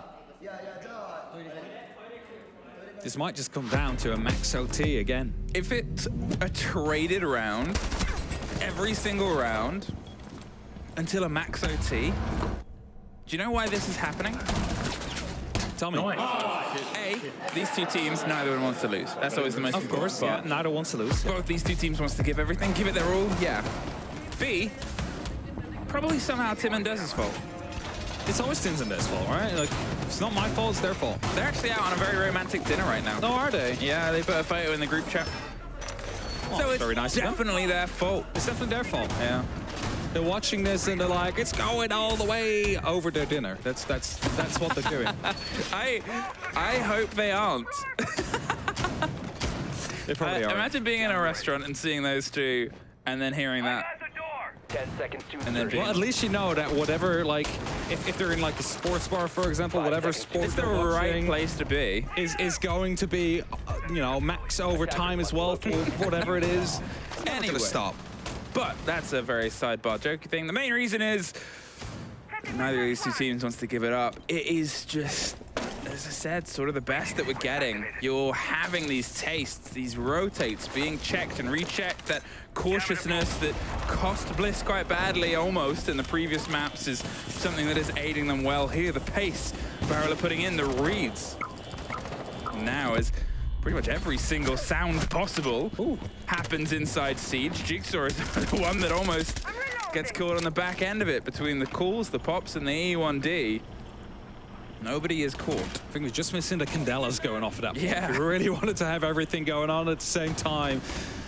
A small amount of damage done, and oh, this could be very problematic if Kawa just steps forward 1 or 2 more steps. But the door is now going to get opened up, and that means he's not going to be stepping out, at least not to try and find a bit of information like that. That's a Claymore. That's a freebie. That's a kill. Oh! Placed it, heard it, dropped it, and rotated around. And as an E1D pops, he doesn't move. So Jigsaw can't get the free kill. Kawa actually sprays back in. He's looking for the engagement on his way out the door. And whether that brings him his life or not, he gets to keep it. And that is a huge blow here for Bliss, for the preparations they did. It was just instantly shut down. It was instantly shut down. They were just trying to make sure that no one was able to rotate through freely. And they're like, oh, then I'll just walk out. That's totally fine as well. Punching up the castle barricade now, not wanting to use another piece of utility at it, not having another piece of utility to use More for importantly. it. Meaning that it takes some time. 1:10 left on the clock, and they need to try and find themselves inside of bathroom tellers. But there's still some players out there from the side of Varrel. And as Didi gets injured, that's the top 4 slightly falling under their control. Yeah, I mean, it's Didi. It's the only player up there. They're spraying over the top. It's only really a matter of time. As soon as he moves or shuffles, they'll get the pick back up. So they'll just sit and sort of die for as long as possible because no one's going to come and get him either. As I said, yeah, with how isolated he is, the longer they think he's alive, the longer that they have. Flashed, holding underneath, waiting for the audio. The second flash might come out in just a second. There's Alkeo. Actually gets caught out. They don't know about the guy below. I mean, if they don't know about this, and he gets the knife kill onto Dockerby, this could be a tragedy. The diffuser is in the hands of someone else. Another flash, but it goes over the top. There goes Jigsaw. There goes Brendo. And Rento could have sat and waited for longer. Okamesh is able to get another for his trouble, but gets dropped out as Kawa has the cover. It's a 1 versus 1. It is just Kawa left, holding on the far side of the site. He hops around on the rotate and ring around the roties. Keeps the rounds rotating. 1 each. He's getting the information from the camera. Red pings are starting to come through, and he's waiting for the perfect moment to go for the hop over to waste just enough time as his 2 team members were downed. And all right, 4-3, keep threading. We're not stopping that anytime soon. And Kawa here with that run out, important. Not giving too much time to respond either. Beautiful shots coming down as well from these players. Just so snappy. 15 seconds remaining. Out of the side, Okamesh. That's a Sue. Nice, nice, nice. No Sue? Okay. Bliss. Time to trade again. I mean, it's been trades. It's been trades all the way, and the eyes are now on you as a bit of a focus point there. There was some early ideas, but suffered to the loose Varrel players. Obviously, the run out and dropping the Claymore within about 10 seconds of it being placed, and the Iana not being very far away to not get the catch back is 5 seconds left. It's not the end of the world, but it's rough. It's something that we've seen them do better. As I said before, that caution, that drone game ahead of players has just been throughout all of the maps where they've been at their best. All right. Keybreak the curse, Varrel. Is that what you're going to be able to do right now? Make sure that your defense sticks once more in a row, because this is, you know, only their second round on the defense. During the attacks, they managed to trade. Maybe it's going to be a completely different story when they're over on the opposite side. Sure, having a bit of a presence around on the east stairs and on the break room and their CCTV and the other sides of the top 4. We are, of course, playing inside of Armory, and that means that naturally we're going to have this kind of like completely dragged out defense all over the map. Mirror windows on there as well as a lot of utility they need to deal with here on the side of Bliss. Gotta reload. Can they get that first pick, that first precious body removed from the side here of Varrel? They're keeping themselves active, leaning in and dropping one of the drones, but there was a second that just watched them rotate their way back round. Whether they know they've not gone in, they've gone in now. Here the pops. Are they going to go for another swing? Oda wants to see if they can go for a swing of his own, holding the bottom of the stairs, trying to catch the player if they decide to rotate their way back, forced by maybe a bit of motion. The grenades are coming in underneath from Jigsaw as well. They're isolating. 4 players are currently trying to get the catch onto this Azami. It might be Oda that gets it. Swings up in a very clean take. Grenades instantly starting to follow up as well to see if they maybe can go for the double kill to come in as well. And as CCTV has now fallen, is now under control of the side of Bliss, they can start working towards the main breach if they so desire to. Of course, 2 summons already have been used. Not quite certain what they have opened up. I can only imagine it is going to be that main breach. We still have Oda down below trying to get a drone in the area so he can maybe use his final grenade. But as Rento just steps out, it takes down Brendo. There's Okamesh, still on a bit of a tear and a run from before. Fisher Guy gets the rotate round towards East Stairs as Jigsaw's knocking on the door of Beepers. The grenade doesn't get the catch from underneath inside construction. They can survive. They have echo drones and they're going to try and use them, but with only a fraction of their health left, they're suddenly in a little bit more of a danger zone than they thought. They're getting it closer. There's the catch. They know where Jigsaw is now and they're still holding. They'll get some audio confirmation, but the rest of the pressure is here. On towards Office, on towards that single player on that mirror window, holding on, waits for the crouch motion. There's the pop-up of the head, knows the call is there, wants to swing the vector and does. There's the diffuser going down, there's Jigsaw going down as well. Didn't really have to take that fight with 20 seconds left, but it's a 3 versus 1. 15 seconds left. Diffuser has been dropped. The time is slowly ticking down. It's Oda up against the rest of Varrel right now. A man behind the shield who will find. 7 seconds on the clock. Needs to go aggressive. And DD will catch him whilst he's sprinting. And that means that Varrel is going to be able to get 2 rounds in a row. And that is responded to by a Bliss timeout. The first time the deadlock has been broken is the one that puts Varrel 1 round away from map point. 1 round away from series point, and Bliss, well, they currently sit 2 rounds away from falling out of Copenhagen. That's the worst that would be happening today. They did not want to be going home here. Of course, their group, very difficult to get through, but this is like the opponent they would be most matched to, the opponent they would be most likely to be able to take on head on. And to be honest, so far it has been pretty even. 1-on-1 in maps, the last map going down to the 8-7, the very first towards the 7-5 scoreline as well. And so far we have just been trading rounds, so all they need to do now is just break that momentum that has just been built by Varrel, build some of their own, and try and catapult yourself into a position of a map and match point. Varrel know they're putting the pressure on at this point. They know that Bliss is starting to feel it, and they now know that unless they pause the game will run all the way to the end for Bliss. If they can take this round, the one after the timeout, and push themselves onto map point, that will be a devastating blow here for Bliss. How do you respond? Because they're making these motions quick on, but these gunfights, these little snappy engagements just aren't coming into their favor. They've got Oda going 11-6. He's been the last standing and the one teetering on these 2Ks and 3Ks time and time again. But otherwise, when you're missing that as a bit of synergy, when you're just missing the clinch behind it, which Varrel keep just being on that plucky and lucky side on these past 2 rounds, and you're the ones driving the momentum, it becomes a bit trickier. I mean, you can just look at Okamesh, right? Like, he's been on 12 kills as well, but he's not the man, like, last standing. He's getting them in the middle of the round, making sure that all the rest of his team has to do is just clean it up. As he's going to go for an early kill. It's actually Rento that finds the very first, so not the ideal start, losing one of your heart breachers. And as Okamesh just goes aggressive, gets spotted for a second, it's Jigsaw that will find Kawa. They find Kawa, they at least get one back, but as he said, it's a hard breacher gone. The Habana's removed. There is some solids on the work outside. You're looking at now the detention wall maybe being a little bit less promising as approach through. The Echo drone is doing some reconnaissance of its own, just tucking around the corners, seeing if anyone is watching the door. They are, but they're a little bit out of sight for now. Oh, there it was. You assume that's how the kill happened. The first breach came across it, and they just popped their head out and said hello.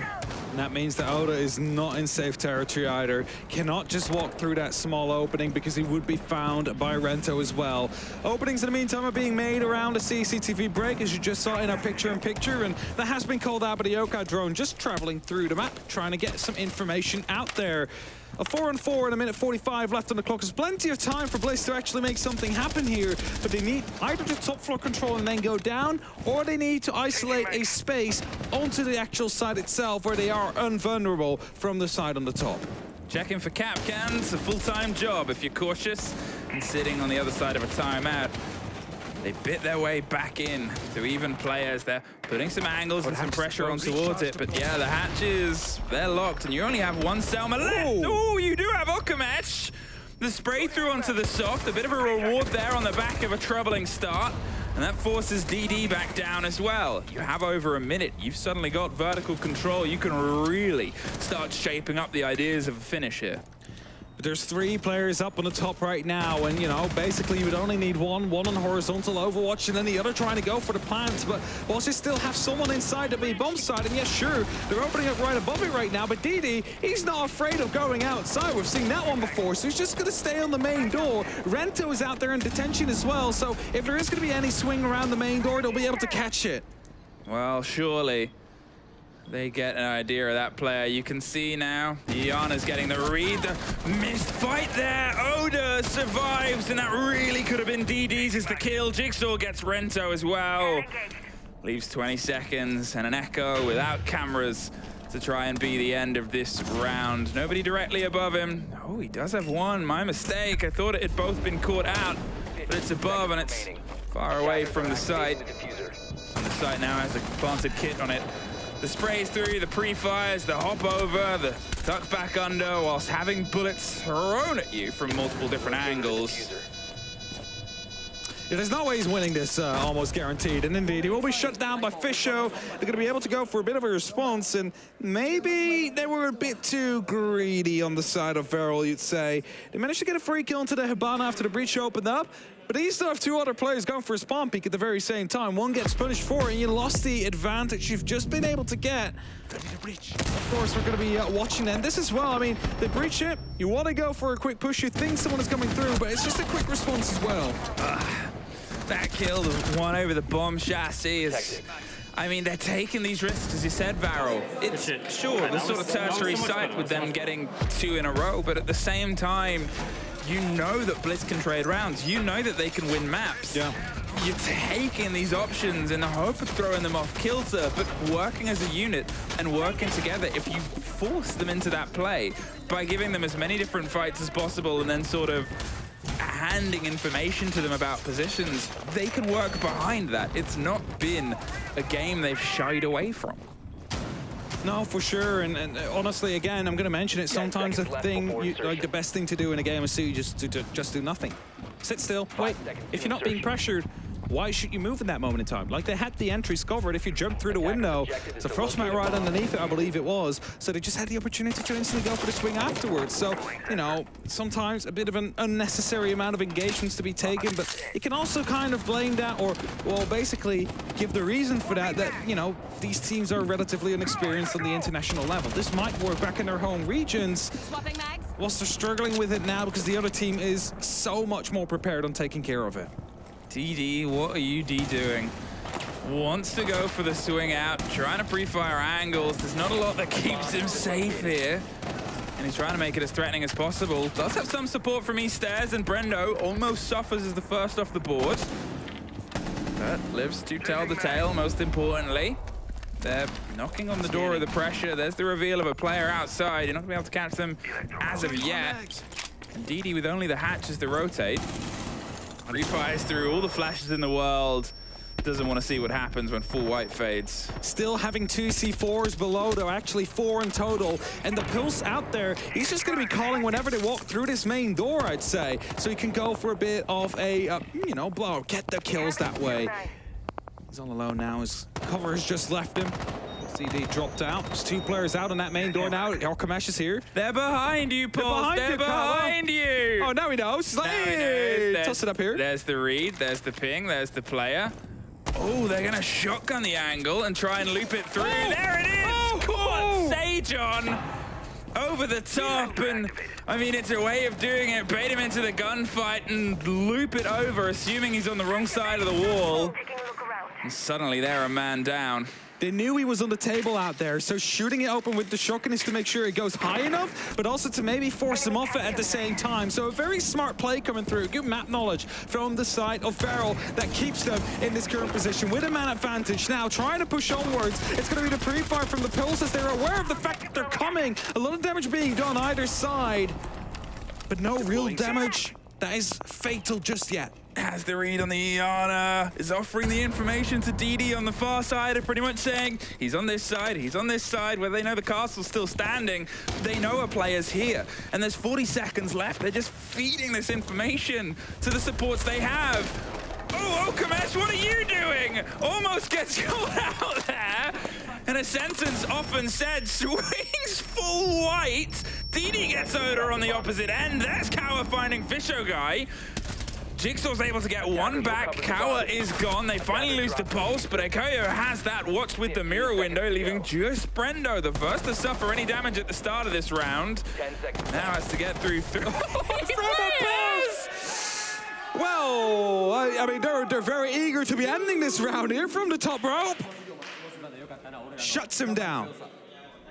1 round away, Emmy. 1 round. Again. Will they have the power, the fortitude, and the pace to be able to throw themselves in along the lower bracket and continue this run? Will Bliss have those things just as much to push themselves back into this? 2 rounds separate them, but to be honest, they've been, on the other side of this pain. We've seen it on the previous map. You can come back. You can reapply yourself. It's down to Bliss, and all they have ahead of them to see if Australia can keep swinging. That's it. The entire hope of their sub-region lies upon Bliss. They're the only contestant they've been able to send forth. Maybe if you take Virtues, of course, as well. He's on G2 in phase 2 already, but besides that, the only team coming from the OC region might be about to be eliminated. 2 rounds they need to make up to push us to overtime. If they fail at any of these next 2, they are going home on a very, very long flight. Way to rub it in. I'm sorry, it's just a fact. It is a very long flight. You're right. It is a very long flight. It would be for either team. But it's not impossible as of this moment in time. They're going with a bit of pace underneath. They have the grenades. They might try and get that intel and a catch through. Obviously, nobody's currently on the door, but to be honest, they've been on it quite a lot. That one, not impactless, but not the right impact. They have the hot ping on the next player, and well, they can't quite find them either. They've pulled back, but remember the pressure then came up the stairs. They pushed behind it, Bliss. They kept hitting and going for the mark, and that one, oh, it finds its mark. DD gone, Azami gone. Once again, the first pick. Knock, knock. We have, however, seen Varrel come back from this before, so what is there to say that they will not this time? Mirror window still out there. It's got to be a big problem. Brendo, however, on the ventilation units is going to have the opportunity to cut the rotations in half. As he's getting some pings, he knows about some of these players, misses the opportunity of the player just passing by. As he comes through! Huge one coming in from Okamesh. And as the breach has been made, they suddenly have lost themselves with their player from the opposite side. There's a fear gone. Some of these softs now are going to be much more problematic. The reads around on the corners, the canister pops, I'm going to say partially early on, but it's only a couple of steps in. And you're inside the site. They're holding the bottom of the metal stairs. Trying to find a route through here with the kit. Another canister, and that's all of them. Used in the period of about 20 seconds. They really believed the fight was going to come full swing behind it. It's allowed a short and sharp rotate here as they've needed it all the way to the back as Jigsaw replaces the Sophia. It might have just been exactly down the side of Varrel as well, just getting the players in the places they need to be whilst making sure they're not pushing through. But as a result, they're pushing through right now. They're shocking for one, they're shocking for two, and this might be the end of Bliss, as it is only up to Sagen now, as it gets shut down by Okamash. They survive, they are victorious, they've shown incredible resilience, and they are rewarded for it.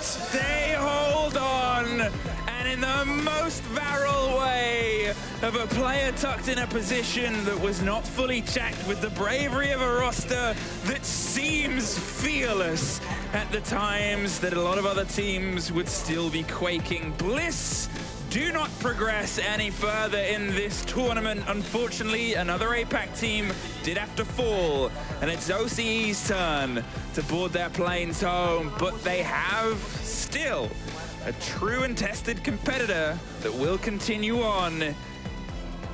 That's it, like that their fight towards phase 2 is nowhere near done yet. They still have another best of 3 to play after this, and their opponent is still unknown. So they have to watch with patience to find out who is going to be on the final day of phase 1. Congratulations are being handed out. Also, the consolidations towards Bliss, as it was a very hard-fought victory. Honestly, both these teams could have taken it, but Varrel just better on this map. It was two teams that, you know, they knew each other. You could tell from the energy of the game. You could tell from the conversations. And it wasn't entirely one-sided. We had great showings from both rosters. And obviously, it's a shorter fight to get here and a fight to work on things over the summer before we have a chance of being back. But, I mean, someone has to go home.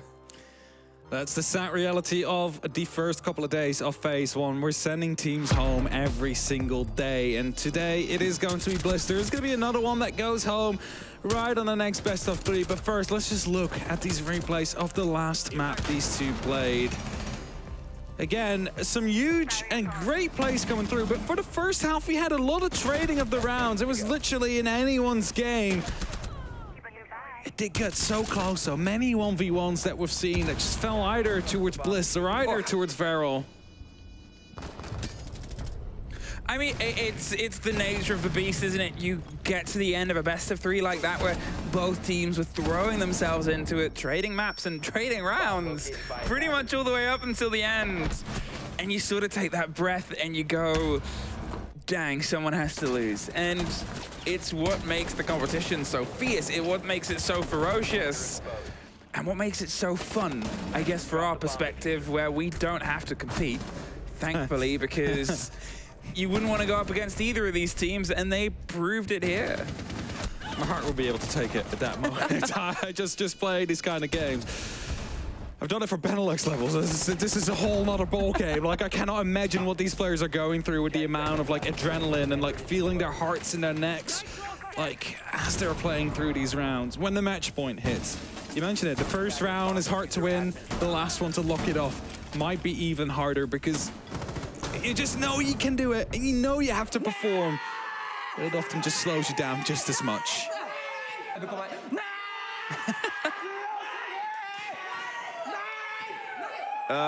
The nices, the Rubik's Cubes, the solution to the problem of how do you beat Bliss. Apparently Varrel have it, but as we said, this is the start of a lower bracket run from them. You can come into this tournament as underdogs, you can come into a group as an underdog, but if you find yourself fighting from the lower bracket at the beginning, well, I mean, G2 made the run at SI, everything is possible. Everything is possible, and all they need to do now is win another best of 3, and they will find themselves in phase 2. Their opponent, yet unknown. But before we find out more about the other groups that are going on, we are going to be tossing it to a quick break before the next best of 3 starts, and before the next team is unfortunately booking their tickets home.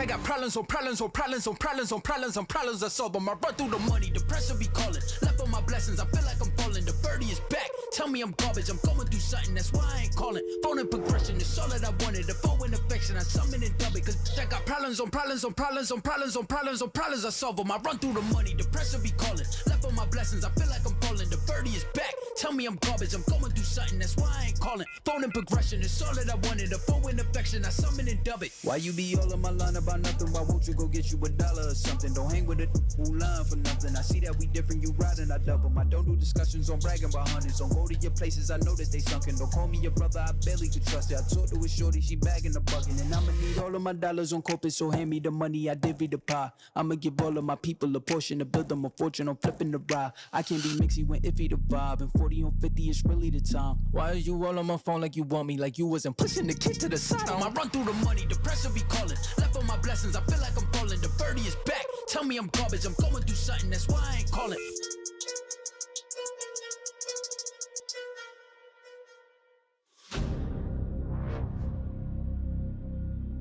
When you have two teams from the same region going up against one another, you're best friends. But in the server, you want that win. You want it so bad. Our two Brazilian teams in the grand final for the first time ever.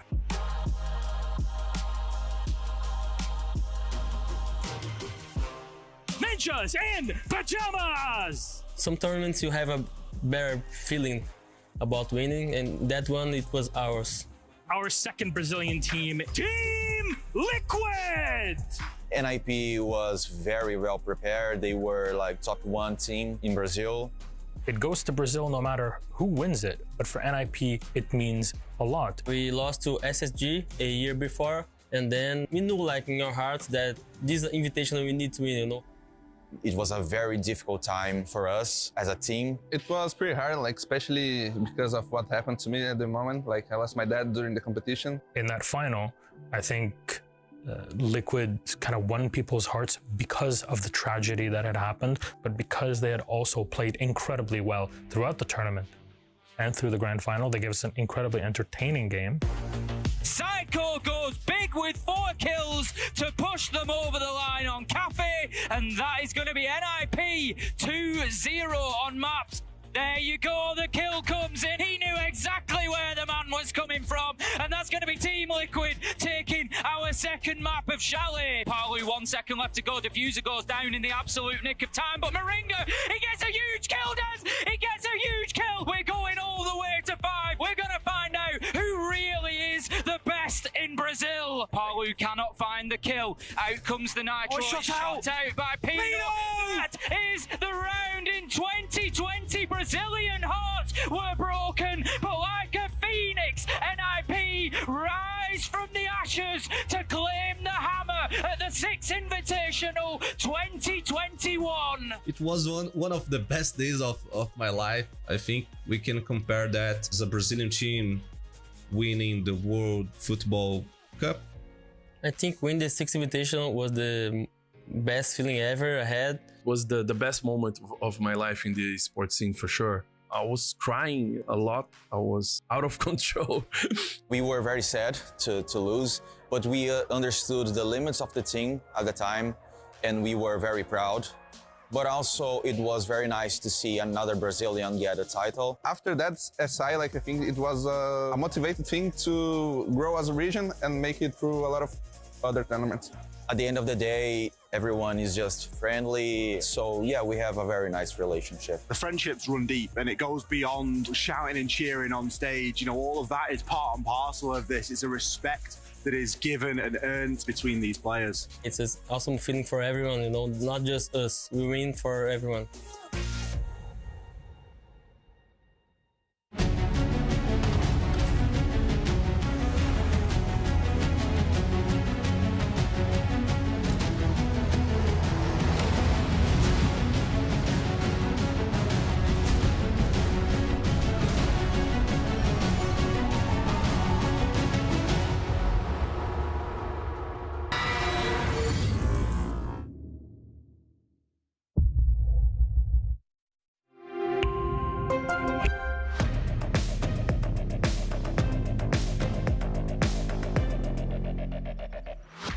Bliss gets sent home in the first best of 3 of today, but there is another one coming your way. Eminem up against Fury. Both of these teams fighting for a chance of survival here on the second day of phase 1. Let's have a look at the bracket to see how exactly we got here, which is something you might be asking yourself. Now, Sandbox won up against Fury, which meant that Fury dropped into that lower bracket, and Falcons had a phenomenal debut at the Copenhagen Major up against Eminem, and Eminem in that lower bracket having to fight a best of 3 style to stay and fight for that survival. Now, when we're looking at Eminem specifically, we know what they are capable of in these best of 3s, but Fury, they're a force to be reckoned with themselves, so this could go either way. With this best of 3, we will once again have another lovely pair of casters, as we're doing a little bit of a switcheroo. At this point, you guys are pretty much used to it, but before we throw it, we're gonna wait a little longer for them to get ready. Instead, here, we have the teams as well. I'm not sure if you guys can see them behind me, but we're gonna go throw to a break, and when we're back, we'll go to the casters.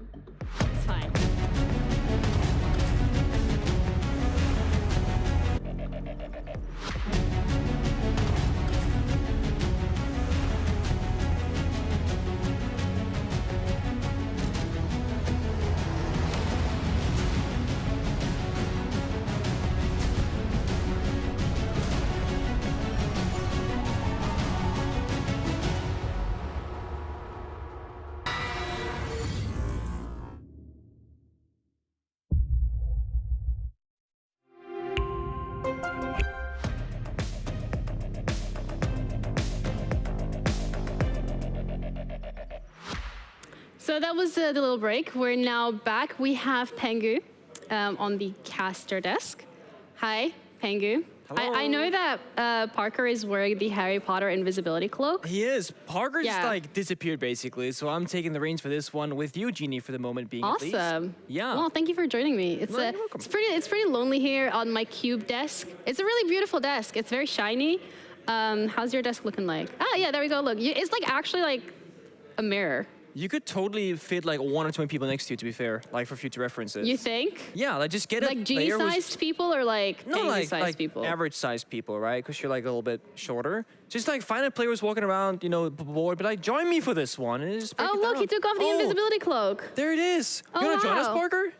Hi, Parker. No, you can sit down. I mean, please. Yeah, please take a seat. Free. Do your thing, guys. Enjoy the cast. Thank you so much. Don't be too biased. We'll try not to be. Where am I?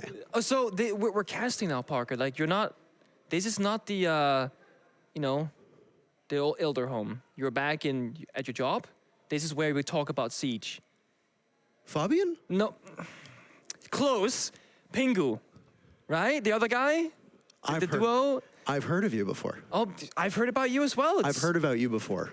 The bit would have been the bit would have been better if I was able to roll in properly, but the cadence. Oh. Oh, I know it's a joke that I'm old. I get it. So I get it. We have cast one of these 2 teams earlier today. No, we have Eminem 3 hours ago. Yeah, 3 hours ago, give or take. We had the pleasure of watching the Eminem Falcons game, which was quite phenomenal, I have to say. For Falcons, yeah. Eminem had a bit of a struggle, I could say, and kind of dealing with the pressure and the aggression that Falcons were bringing. And I think if Fury, they want to have a good shot at beating Eminem, they got to do that same kind of playstyle where they got to be in their face and make things difficult for them. I'm very curious as to how these teams are going to stack up against each other. We have the map veto ready for you, so we're going to throw that up on the screen for you. And it's a best of 3, Nick. Yes. It's not a best of 1, so it's not just one map. Skyscraper, Chalet, and Oregon. Oh, Eminem gets Chalet. I mean, that's a bad sign for Fury. Eminem, they're known as like the kings of Chalet. They almost never lose it. They played like 100 times, lost it twice. Pretty good odds there. I'm excited. I like all 3 of these maps. Oregon is the decider if we get there, or another APAC team might be going home. Womp womp. Womp womp. Is it only APAC teams that have gone home so far? I'm going to go and say yes so far. Yeah, so far, yes. All 3 teams that have been eliminated so far have been from APAC. But guess what?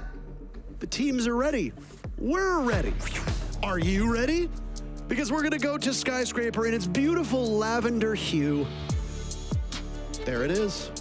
I like it. So, I like this tint, by the way. I just want to put that out there. I'm actually a big fan of keeping the theme colorful and change things up. Now, Skyscraper, a very good, difficult map to be attacking on, and it's going to be Eminem starting on defense and Fury starting on the attacking side. So, the APAC team, they gotta bring the heat from the get-go. You wanna build up these rounds as early as possible, but before we get in there, of course, you got the operator bans in the way. Eminem will ban the first attacker, which will be the Monty, the target ban here. APAC as a region, they love to bring this operator. We have seen so much Monty play alone today, and that will not be the case, at least for map number 1 of Skyscraper. Fury, they shall answer back with, what could it be? What could it be? Dokkaebi. Ooh. An operator whose presence has really shined the last couple of months. Would you say shown? Really shown? Like shine through, you know? Like no. No? No, you wouldn't say that? You wouldn't say shone? I asked if you would. I would say either Not or. me, I asked if you would. I would say either or. She has shined. Yeah, I'll go with shined. I mean, I think it's improper for me to ask you questions about pronunciation because you're not a native. Native English I'm the speaker. foreign guy, you know. I should be asking you these questions.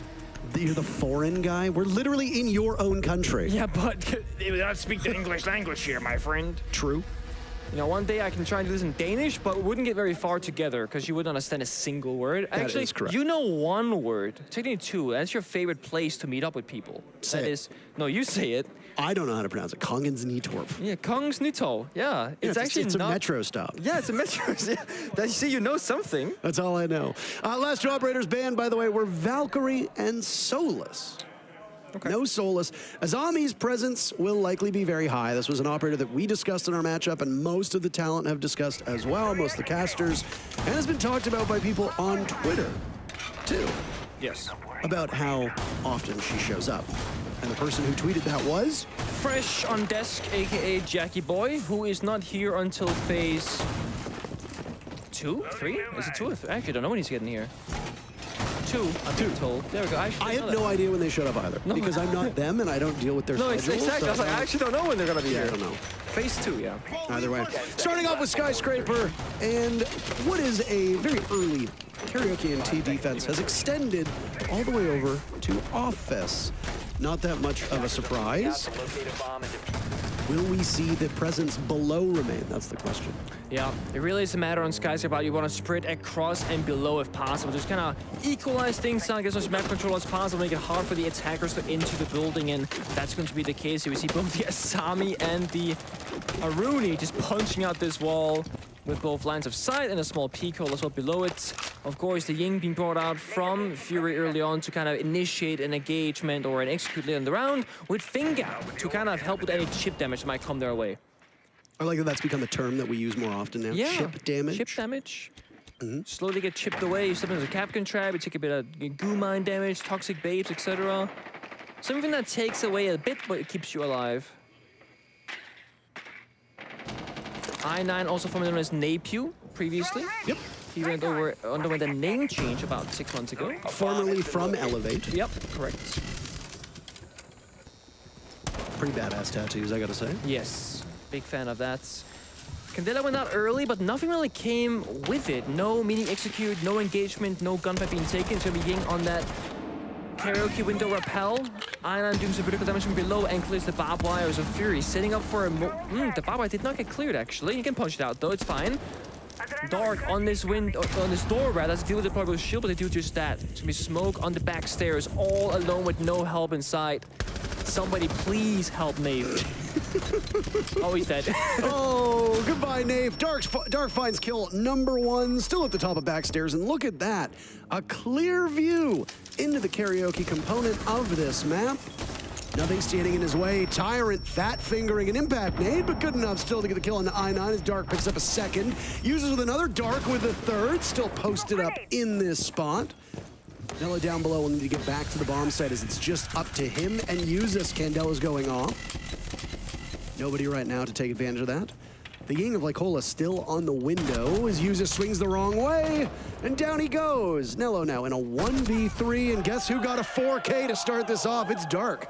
Dark with a great opening. I mean, both getting the utility damage, some of the grenades, getting 4 kills, and of course, the control there from Fury, just from the very beginning to the very end, from all fronts. Phenomenal stuff from them. Eminem didn't look very comfortable at any point in the map. I mean, you see Nave here in the backstairs. He has no help to be had. Dark almost gets the flick as well, and then he just plays it smart. He lays down on the ground, changes the position around, and he just finds kill after kill after kill. And Eminem could not find the way back into that round. They didn't have any utility, nobody playing downstairs, so no verticality was had from them. And that just made things a little bit too easy for Fury. Oh, like, please, fist bump me. Some of the issues that were very present for Eminem in their matchup against Falcons earlier, which was a lack of confidence on their defenses, still seem to be there. And one thing the Falcons did quite well on their attacks were taking advantage of the areas in which Eminem simply weren't looking. Yep. I mean, how do you have somebody posted up on backstairs for an entire minute and a half of the round? And it seems like Eminem are continuously surprised by the fact that he was there. Yeah, I mean, I have to say, when you play multiple games in a day with a big break in between being like 3 to 4 hours, it can be hard to kind of, you go in, you lock it into like fully gamer mode. And then you gotta come out of it, have a break, study for your next opponent, have some food, etc. Maybe to take a quick nap, I don't know, and then get back into it. It might take a round or 2 or 3 for both these teams to fully get into it, but this is also a best of 3 series, so there is time to have to kind of warm up again, if you will. But you are correct, Parker. Eminem, some of the issues that were shown in the early game against Falcon also showed through in this first opening round against Fury as well. All right, well, different bomb site this time. Focus is elsewhere, over towards Office. Already one piece of that hard destruction used up, and it looks like Solotov has an idea for a run out. No? Maybe not. He hears the Yana, and nope. Nope. I guess thinking better of it. No, they're going to fall off. They don't want to gamble his life away. The exothermic charge that got the single panel at the top of stairs has now been plugged with the Kiba barrier. Last exothermic charge will go off on Geisha Wall. Yep. And every single door on the entire map has been barricaded. I mean, again, Eminem just kind of, sacrificing map control, not really wanting to fight for these areas of the map, and it might cost them because, again, Fury making really quick pace through the map right now on the roam clear. Like Cole is on the Thermite, already spent both exothermic charges. He's now a free gun as well with 3 flashbangs, so now Fury can really enable all 5 members at once to fight these few individuals of Eminem on the front line. They're gonna have 1 paper scissors on a dragon statue area. They're gonna play off the mirror and those near the bomb site itself. If Dark can get downstairs with those grenades in pocket, that could be one of the easy ways for Fury to break this apart. Those vertical kills with the grenades can really open things up for them. There is, however, 1 member from Eminem roaming downstairs. Now, I don't think they know this just yet. No drones has shown themselves in this area yet. It's Tyrant, and he gets the kill. Great shot onto Dark. That's the star play from the first round, immediately shut down. Tyrant doesn't seem to know it, but it looked like there was a silhouette of another player nearby outside. He's fending off all these drones now and could potentially get another. Surrounding him, trying to flush him out. 4 players, the 4 remaining players from Fury are all looking in the same area. Solotov's been called back in for backup, just missing out on some shots he should have hit as both players from Eminem go down. That leaves just the 3 remaining on the site. But time, 30 seconds. I mean, you can play a 3-4 just fine in this position. You got a C4 in Panelo's pocket as well, and you gotta walk up a staircase now. I9 even faced off with this. Kiba barrier is gonna slow things down even further.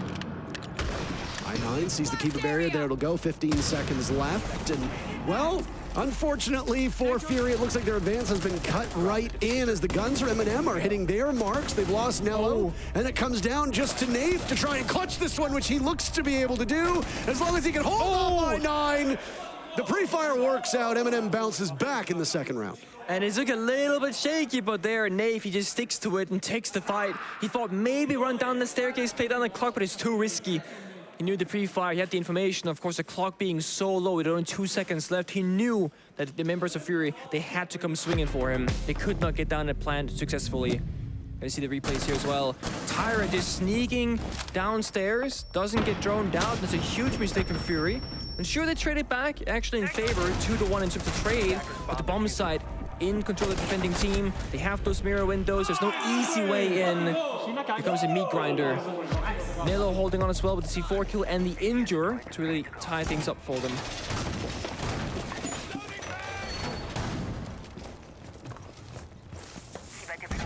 It's a good bit of bounce back there for Eminem. But honestly, the time for Fury was the huge issue. And the one compliment that we paid Fury in that very first round was their ability to exploit Eminem's unawareness, their lack of awareness.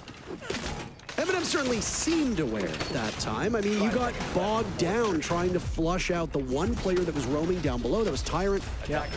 And then the two immediate picks from Fury were excellent. They kept Solotov off of the stairs. You take care of Tyrant playing down below. You then need to immediately pivot because you don't have a ton of time left. And at that point, if you don't have time left and you don't have drones, you're going to be engaging just one-on-one, and it did not work out in their favor. They didn't have access to the diffuser. That's why you saw I9 going for that very final pick. I mean, it's worth noting that before Tyrant got the opening kill from Eminem, Fury had a really good pace. I mean, they had a minute and 40 seconds left on the clock. They thought they had full downstairs control, but because Tyrant went unnoticed, he really messed things up for them. Just about time, utility, and of course, manpower. And he killed Dark, who has those 2 frag grenades in pockets, so Iana doesn't find any value in that regard whatsoever. Now, Fury always looking at the same approach, right? They want to attack downstairs and up, but this time they got a trick up their sleeve. They got I9 on the Blitz.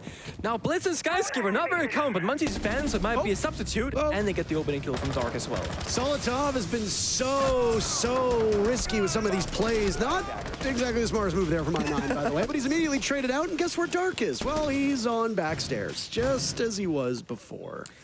Same bomb site, same position, and 2 kills from Dark so far. 6 kills when attacking Karaoke and T. That 7. It's too easy for him. I mean, if he follows I9 might die in the goofy way like he just did. It's still worth it because Dark is alive. They get map control, and they actually are storming down the bomb site walls right now. Sabotage is going out. They have a member on that Karaoke rappel on Sophia. They can basically just walk in and start planting in the next 20 seconds with ease.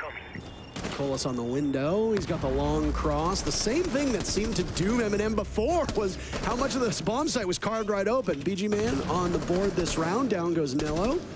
All hunting for the final kill, and it's Crit J to get it. Fury, 2-1. I mean, I think this is what they just gotta keep doing going forward. Just have someone walk in as a main entry, die, have Dark behind that primary entry as a secondary entry, and let them get 3 kills for the price of 1. It's a really worthy trade for them. Again, they get backstairs control, Nave on the smoke, he dies, they found Solotov on Warden. I mean, the Warden and Smoke are the 2 most important operators for this defense. It's how you can see through smokes and flashbangs, and it's your toxic base to stall for time, and of course, the plan itself. Now, the thing is, when Fury they attack the T bomb site, Karaoke T, things they go very smooth for them. They got things figured out, they got a very simple plan, and the plan works both times. However, that was a different story for Office, and now Eminem will kind of change things up and not give them another attempt at T just yet. They're gonna go downstairs instead of that barbecue kitchen bomb site, where once again, verticality really is the name of the game. As a defending team, they're gonna go up 1 floor, play around that geisha area, T Karaoke, almost like the previous bomb site. We even see here in Drum an extension with the deployable shield. So Eminem doing a really good job at actually being proactive across the entire map. Something they were kind of missing in their last 2 previous bomb site attempts. Attacker's objective is to defuse a bomb. Well, it might not be that upstairs bomb site any longer, Nick, but there's still quite an extensive amount of interest as Eminem are now going to go down to that kitchen and barbecue. God, I love barbecue so much. So hungry. So hungry. Kitty barbecue right now. Sorry, it rips up emotions. Yeah. Obviously. Parker's diabetic, so he's like struggling with the food sometimes. I'm sorry, Parker. Carbs can be your friend. They provide energy. Or, in my case, they cruelly taunt me. Yep. Either way.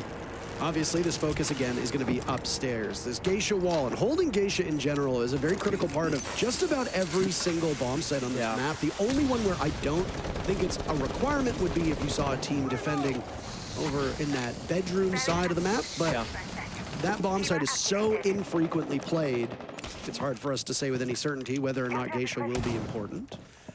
It seems very brisk now that Fury has been able to clear out most of this top floor. Yeah, it's also a bit surprising to me that Eminem, they don't opt to go for the bandit to like deny the Geisha breach further, because now they're fighting front to back. They're gonna have Geisha all opened up, that's gonna be behind them. And then in the front, you see this, I9 and Dark, they're about to hit these areas, the drum area, the dragon area, etc. What's next when Squirfire disappears? Well, Karaoke T above the bomb site again. So Eminem, they swing out for a bit of contact, and they get it. They don't get the kill at first, but on the second swing around, so little does fight like Colas, that's Thermite off the board. But remember, Thermite already beats the walls open up. He was just a free gun. It's not a huge loss in this specific case for Fury. They still got 4 more members nearby that can get the job done. Like Colas yet to get on the board as well, so not just one player down, but no kills to be had. Yeah, you double up with that hard breach. Every single X-Kairos as well, still in the launcher of I9. This is something else. Not the shotgun. All right, well. M870 lined up, close range. Nice solid pump shotgun. The Uzi that she uses is so good. I don't know, I mean, I understand the strategy behind it. You have to taunt them and see how close you can get. I9 not used any of his, oh, there it is. Not used any of his hard breach, but he's still fragging out quite well. It's just up to Crit J. Last one standing. All of Fury has been decimated at this point. And, well, there's just a lot of angles inside a kitchen for Crit J to look at. 5 kills, quietly assembling, a very good performance. What? No! He just... Wow, you can even see it himself. An unbelievable shot, but time is going to run out on Crit J. Oh my god. Maybe not before Tyron has something to say about it. Eminem answered back, tying things up 2-2. What a ridiculous shot. And also that bomb side defense from Eminem, it just shows beautifully why verticality is so important in Siege. I mean, they can hold the bomb side from above, they recognize it. Crit J was inside the site, but again, A, didn't have the diffuser, and second, even if he did, there's just no way he can get that diffuser down successfully whatsoever. Disgusting shot, however, in the 1v3. Unfortunately, it's an impactless kill, but it makes for a great montage clip, pretty much. Oh, let's see it. Let's see all of it. Give me it. First That's the first kill. We'll see all of it. Yeah. There it is. Oh, yep. And... that is actually insane. Through the beams. Like, there's not even a lot of, like, his head you can even see. You might not believe in a higher power. You might. I don't really care, but either way, sometimes he or she or they, if you believe there's multiple, or even just the universe, sometimes it just wants you to die. And there's nothing you can do because 10 seconds remaining. there's just no way that happens. No. But that would have been a phenomenal way to end a round if that was like a 1 versus 1 kind of clutch, right? It's such an unfortunate case that it's like a 1v3 and like it doesn't matter in like the grand scheme of things, but still, what a delight to see. Now bomb rotation, of course, so just keep going from Eminem. It's tied up 2-2. A little bit concerning for the defending team of Eminem if you're only gonna get 2 or 3 rounds on the half. Typically on Skyscraper, we are looking at a 4-2 expected outcome in favor of the defending team. Now, of course, some teams are better at attacking or defending or the matchup or whichever, but generally speaking, you are supposed to do really quite well on the defensive side. Cheeky trick there. You go close to a runic gate to make it go off the wall to allow the impact trick, then you walk back away and it's activated.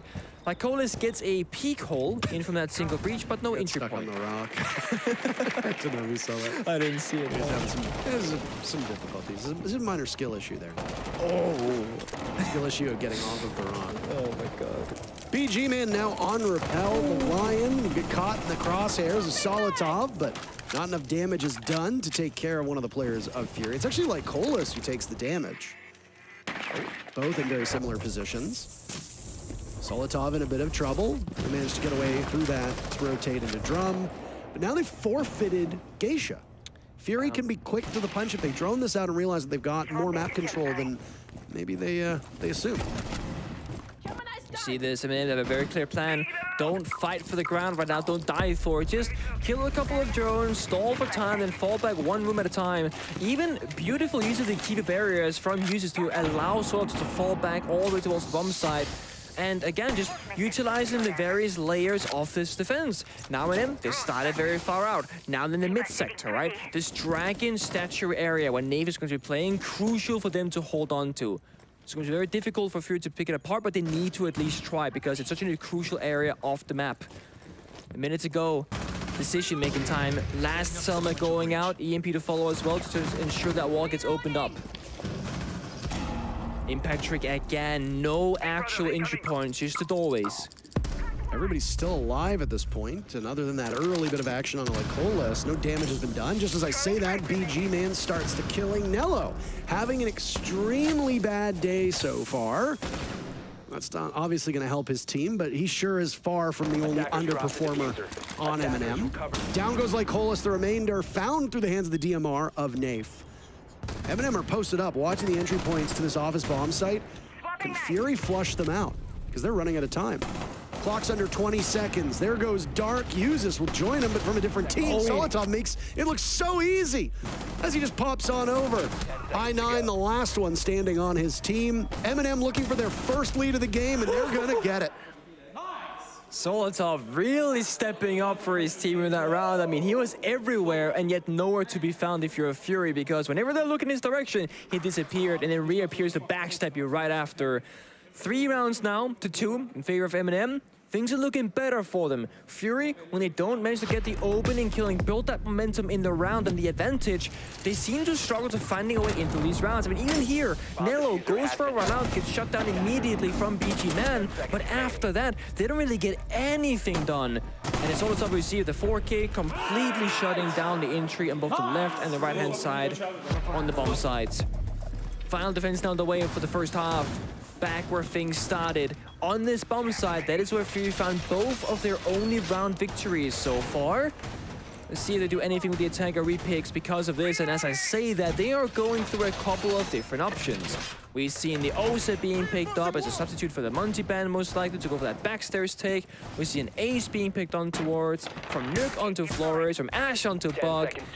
And of course, there is one standout operator in particular, which is Colis, who is finding himself playing the Glass. Now, Glass as an operator is not something that we see very commonly in professional play of Siege, but today in particular, I think we have seen more use of Glass across all the teams playing than we have in the last, like, 12 months of Pro League. It's ridiculous. I believe it's called APAC.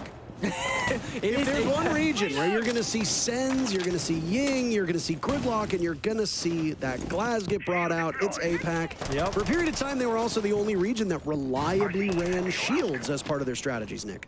So they're ahead of the curve or they're behind the curve. I mean, you can be the judge of that. I mean, I would say that some of the executes I've seen today, specifically in Clubhouse, how they utilize the smokes and the flashbangs and whatnot, is beautiful to watch. Solotov taking an awful lot of damage inside a pantry. Has to be concerned for himself. There's a lot of soft walls in there, and even a single bit of bullet pen will kill him. Dark, after getting all 7 of his kills, is now reunited with the same site that he did that on. A 4K in round number 1, a 3K in round number 3. And both of those, the only rounds actually that Fury have won. They lost Office and they lost Barbecue Kitchen. Looking to keep things the same, but getting that 3rd round and tie things up for the first half. And they are making progress, although be it slow. I9 downstairs with the bug can do a bit of vertical destruction, but things otherwise, because Eminem, in fact, have made holes looking back towards them. And you see Eminem actually now contesting vertically for the first time on this bomb site. Normally, they sit far back, they let them do their thing downstairs, but now they are actually fighting back.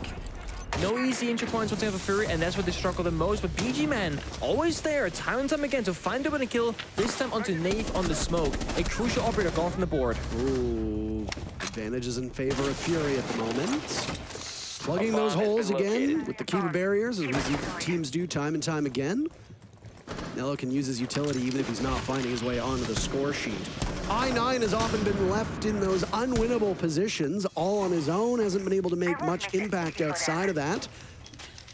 He needs to stay alive for the time being. The Buck will command the back portion of this map. Losing Dark, obviously, is something that we can humorously poke fun at for how good he's been here. Yeah. But he's been the best offensive threat for this team. They will miss his presence for the final 30 seconds. There's actually no smoke grenades for Lycolas and Glass. He's playing frag grenades, no one else has smoke grenades, so it's a Glass, but without the gadget, essentially. And he's got a grenade, primed and ready.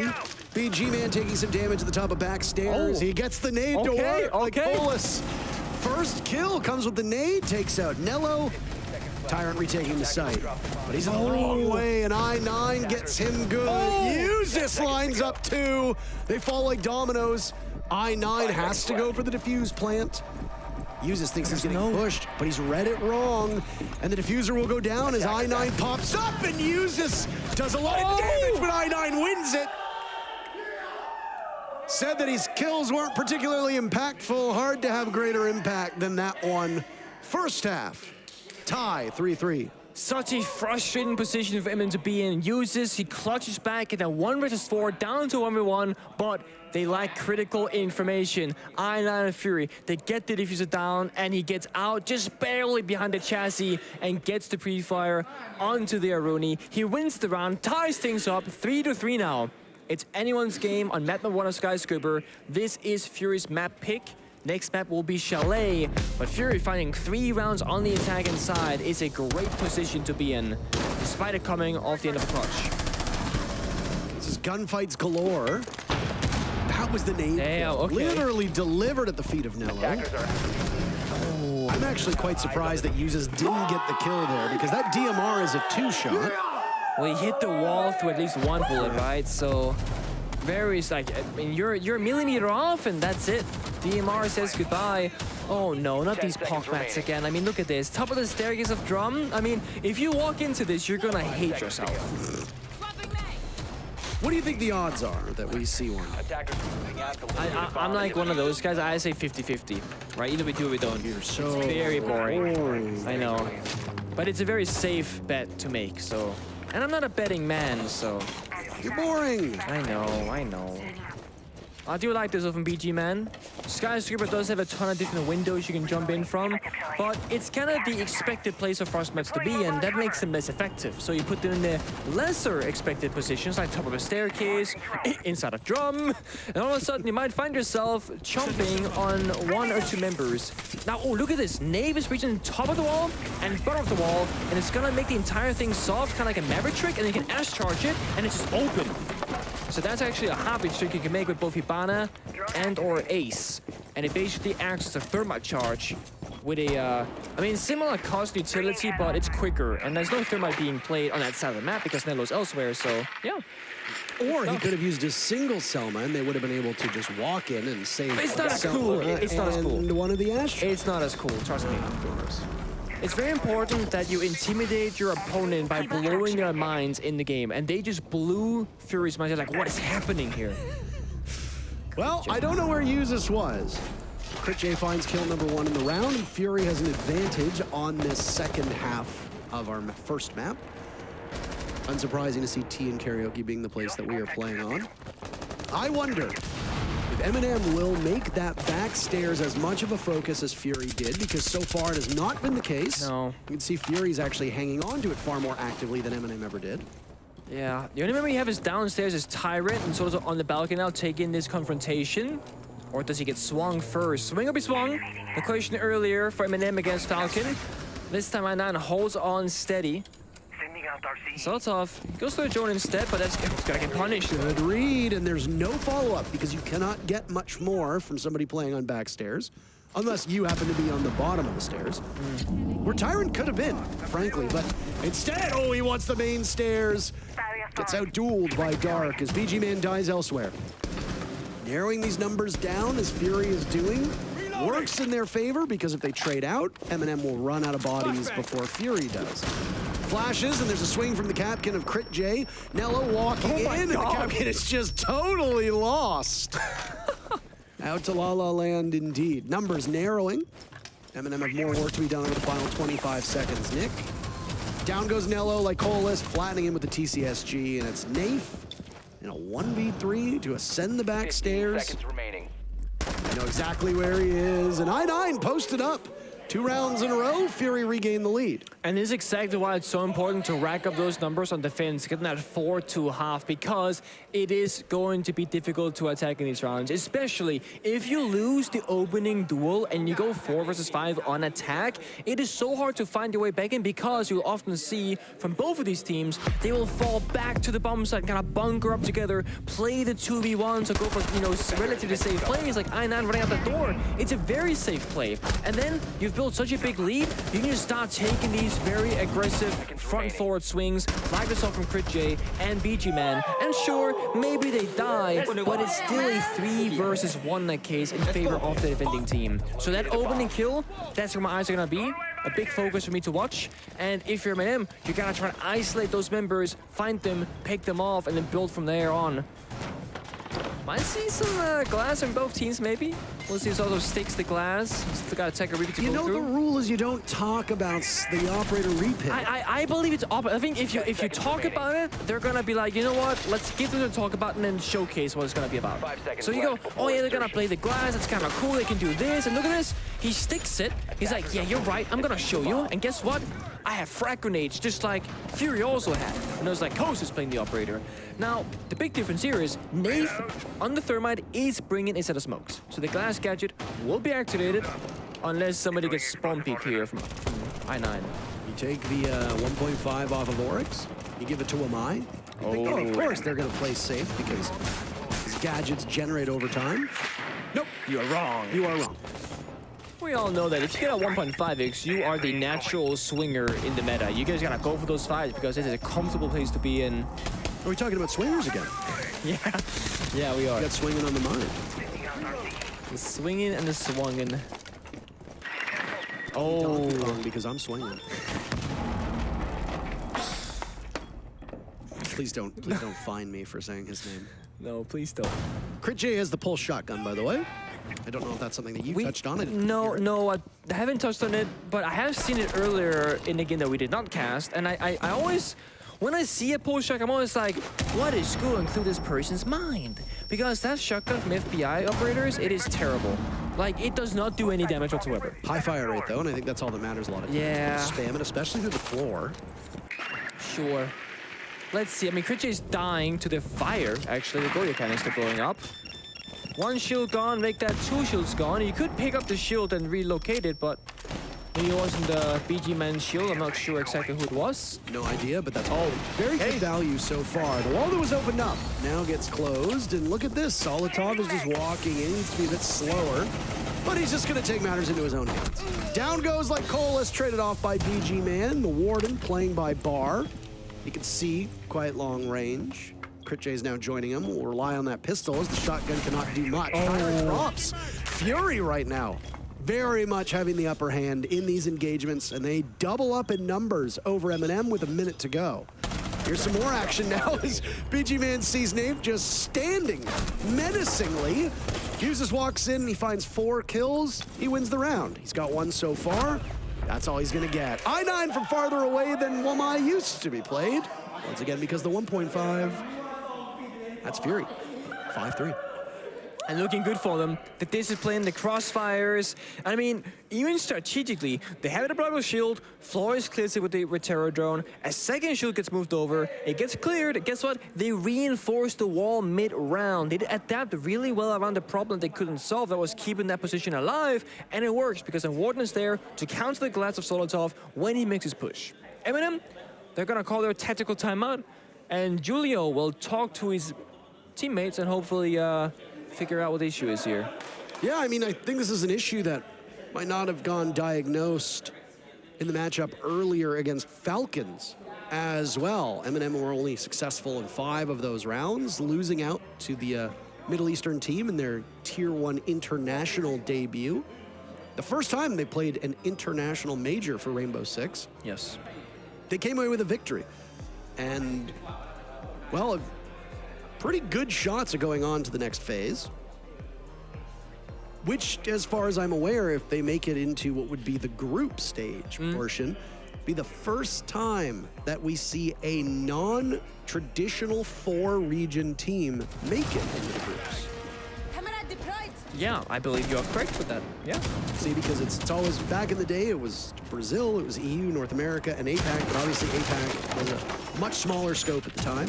Yeah. You've got a wider breadth of teams competing, but more importantly, you've also got the LATAM teams as well that are competing. And when we say LATAM, we don't mean Brazil. We mean Latin America. Things really have changed up for this year, huh? So much more representation across the board. 10 seconds to insertion. Eminem now after the timeout will, of course, need to find success. If you go for a timeout and you go tertiary attack, the bomb set that you do not want to defend as a defending team, if you can avoid it, and then you lose the round and, you know, Fury goes to match point, you are in the gutter. Now, this is a best of 3. It's all about the long game, right? We got at least 1 more map to go, possibly 2 more. So don't check yourself out just yet.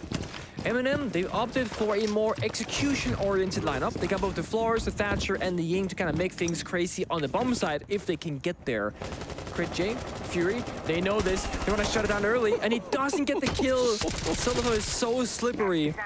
Solito doesn't want to engage too much, and very easily could have lost that fight. Immediately popped whatever chance of hope that you saw ballooning for Eminem after they've taken that timeout. Most concerning aspect for Eminem, unsuccessful so far on 2 separate bomb sites. Haven't won a round on defense, weren't able to do it on T Karaoke, weren't able to do an office. Now they're going to go to a 3rd bomb site and hope for the best. Yeah. Remember how they defended it themselves? They usually above and hold the bomb set beneath you.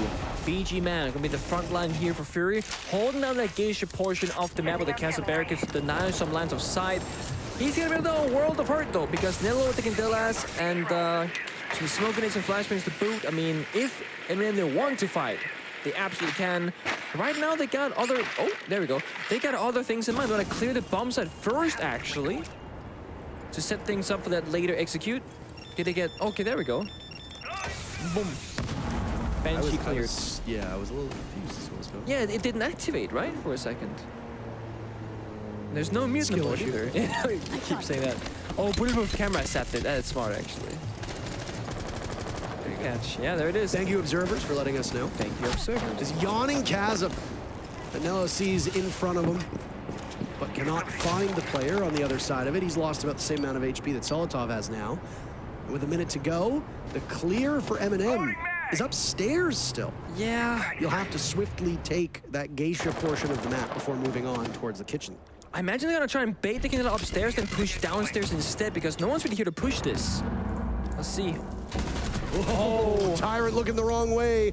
The overturned table is the domain of I9, who at one point was 2-5, now 8-5. Like Coalesce pulverizing. Nath uses down, and it's almost a flawless round. Good Lord. Have mercy. That's match point for Fury. Yeah. I mean, this is their map pick, but I will say the result right now and how these rounds are going, that is a bit surprising to say the least. Eminem, they kind of try to choose they chose the path of least resistance. They were gonna yank into Legation to deny the verticality from BG Man, and then go for a straight bomb set execute. But sometimes the simplest solution isn't actually the easiest, or simplest at all. Because it happens, the C4 goes out, Nave gets off the plant, they try and kill the C4, but then they swing the back on the bomb set itself. It's not great, and things they fall apart. Eminem don't look very confident nor comfortable. It could be Skyscraper, it could be the map, it could be how Fury is playing in these rounds, but either way, Eminem are not in control right now of these rounds whatsoever. They're being shut down at every turn they make. I know that it's not their map, I get it. But at the same time, I'm still seeing a lot of the same issues that were present in that first game earlier today. You know, obviously no slight to Falcons, but there were very obvious ways that Eminem could have improved. How many engagements over the last 3 rounds have we seen where Eminem look, I don't want to use the word clueless, but certainly like they're not clued in to where the defense are. Yeah. And as you pointed out, there's no mute. There is now in this round, but in previous rounds when mute has been absent, there's been no Mozzie run whatsoever. So is it just improper drone work? Are you not being thorough enough? Is it that you're maybe getting a bit too hasty? Yeah, even in drone phase right now, I mean, Eminem, they've lost 3. Oh, not again. No, okay. Great, I mean, I gotta say, from Fury, great job at just keep up the pressure. I mean, again, here, they saw what Falcons did to them, and they're doing the same thing. Apply pressure constantly and shut down Eminem. It worked earlier, and it's working now. Excellent read by Fury. And, well, it's a 3v5. The 3 being Eminem, 5 being Fury, and it's Fury on map point. So, yeah.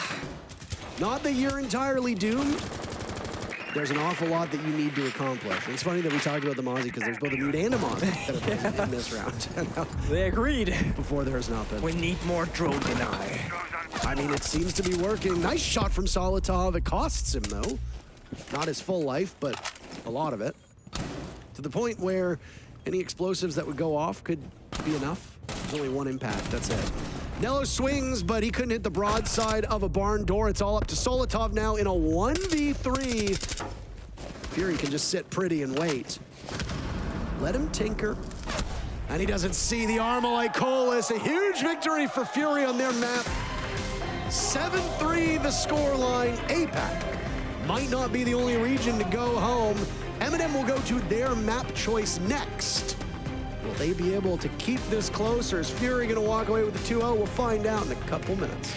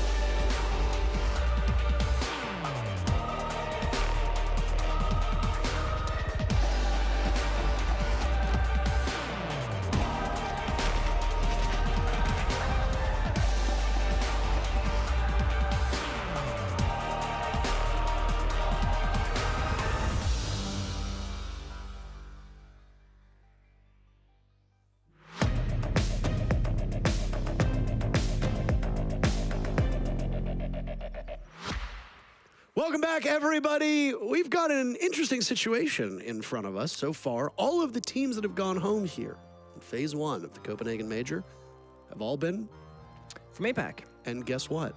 The team that is currently poised to win this series is also APAC.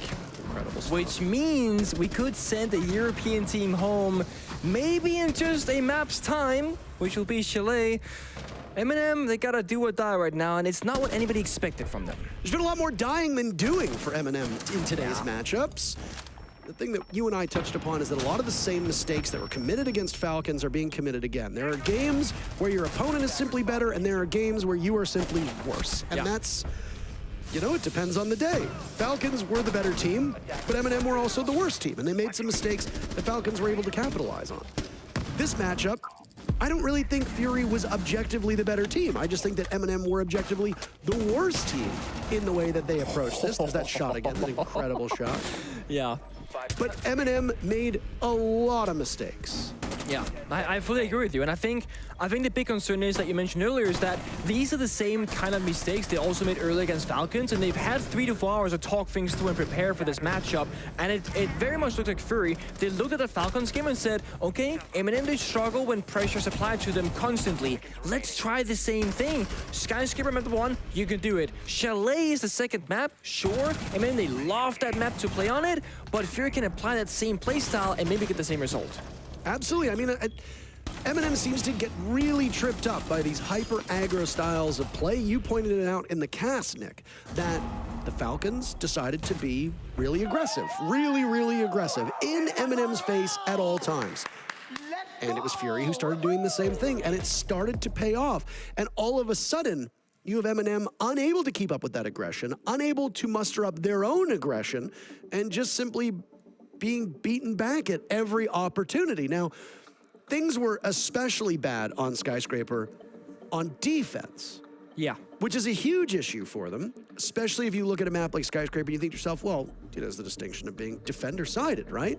Well, we're now going to Eminem's map choice of Chalet. Yep. A map that is not historically defender-sided, but it does very much revolve around an aggressive style of play, probably more than Skyscraper. And so far, that's been the Achilles heel of Eminem. Yeah, Eminem will have to make a big change in their performance and playstyle from map 1 to map 2 to make things work for them, essentially. And sure, they will be a lot more comfortable on Chalet, but comfortability is not going to get you the entire way there. You got to actually show up in the server and show that you've learned from your mistakes of the past and fix them. The old saying when talking about our third map, Oregon, is it's the map where good teams go to die. Now, if it ends up being a particularly miserable map for Fury, and we do need a third map in total, what the hell happens on Oregon? I mean, I'd like to speculate on it. Maybe we get a little bit ahead of ourselves and talk about Oregon, but with the way that you've seen these teams play today so far, yeah, what happens on Oregon if we end up going there? I think Oregon is going to be like the most chaotic storm. Oregon. Say it the way you said it the first time. I can't repeat that. That was not an intentional way that came out. Oregon. Say Chalet. Chalet. Chalet. No, Oregon's gonna be chaotic. I think Chalet's gonna be a little bit more controlled, if you will. Of course, we gotta talk about sides. I can spoil for you that Eminem will start on the attacking side and Fury will start on defense. Now, the team who chooses the map, that is going to be Eminem, they do not choose the starting side. So it's important to note that Fury, they chose to start on defense. Not the typical place to start for teams, but it is the place you want to be at if you want to apply the pressure that we spoke about. Be in the opponent's face, deny the entry points. I think Fury got a good read on how they want to approach this, and I really think they can actually take this map from Eminem if they show up and if Eminem don't fix things, as we mentioned earlier. As we have said time and time again on the broadcast, just because you have an idea of how to do something does not necessarily mean you will be able to execute that idea. For example, I think I have many strategies which could be employed at a world championship level, and yet I play in gold. So just because I think that, I only lose because of my teammates, by the way. Oh, you're one of those, yeah?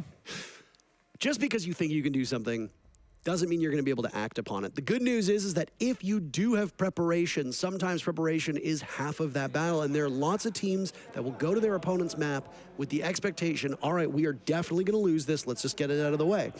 If Fury are prepared for it, then maybe, just maybe, we can see this be a 2-0, and our first non-APAC team will go home. As we've been talking, Nick, operator bans are rolling in. A lot of similarities so far. Two differences from the first map. Number one, Ying and Azami are removed from play, whereas it was Monty and Valkyrie as those respective bans before. Dokkaebi and Solus being banned out. Yeah. Typical fare for what we saw in map number 1. Yeah, Asami, of course, being a ban on Chalet, it makes a whole lot of sense because it's so difficult to actually pick apart like the library side of things when you want to go for that roam clear as an attacking team, and you don't want to deal with that. So again, nothing really standing out here from the norm. Of course, we saw Ying being utilized actually by Eminem mostly on Skyscraper, but they deemed that Fury might do more damage than they will, despite Eminem starting on the attacking side, because this is one of the difficulties with operator map bans, or operator bans rather, on a map, is that if you start attack and you ban a very important attack and operator, you gotta just make do without it, substitute it, figure out something else. Now, of course, with attack or repick in the game, you can change things around all the time in the drone phase and figure out what you want to do. Right now, uses did a bit of flexing on Skyscraper. He's gonna start things off on Brava to deny some dronage and grant himself and his team some information. Huge match for Eminem. None of these teams that are present at the event ever dreamed of coming here and then just playing a couple maps and calling it a day. In all reality, you could play literally 3 maps and then be on a flight home the next day. Yeah. At least if it is Eminem, it's a short flight. I suppose, if that makes it better, yeah. But imagine flying all the way around the world and having the result be that you end up getting sent packing. That's devastating.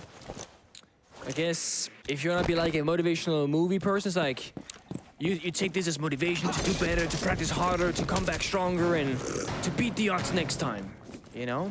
But in all reality, it sucks. I mean, going home early, this is what every player dreams of. I mean, Invitational is even more so, but for a major, also the sheer experience you can gain by being here for a couple extra days, the practice, the scrims, etc. More official games in Tier 1, that's what matters for these two teams. Fury especially, of course. Starting things in defense, they got this very dynamic hold. I mean, they got softballs opened up, deployable shields, they're holding the crossfires. This is the strategic meta that W7M started last year, actually, but things open up with a back and forth trade between these two teams. All right, well, both going for a trade. More killing goes on, but it favors Eminem that engagement. Solotov again, losing an awful lot of HP, but still coming away okay-ish. Attackers have located upright. Like Colas doesn't even flinch.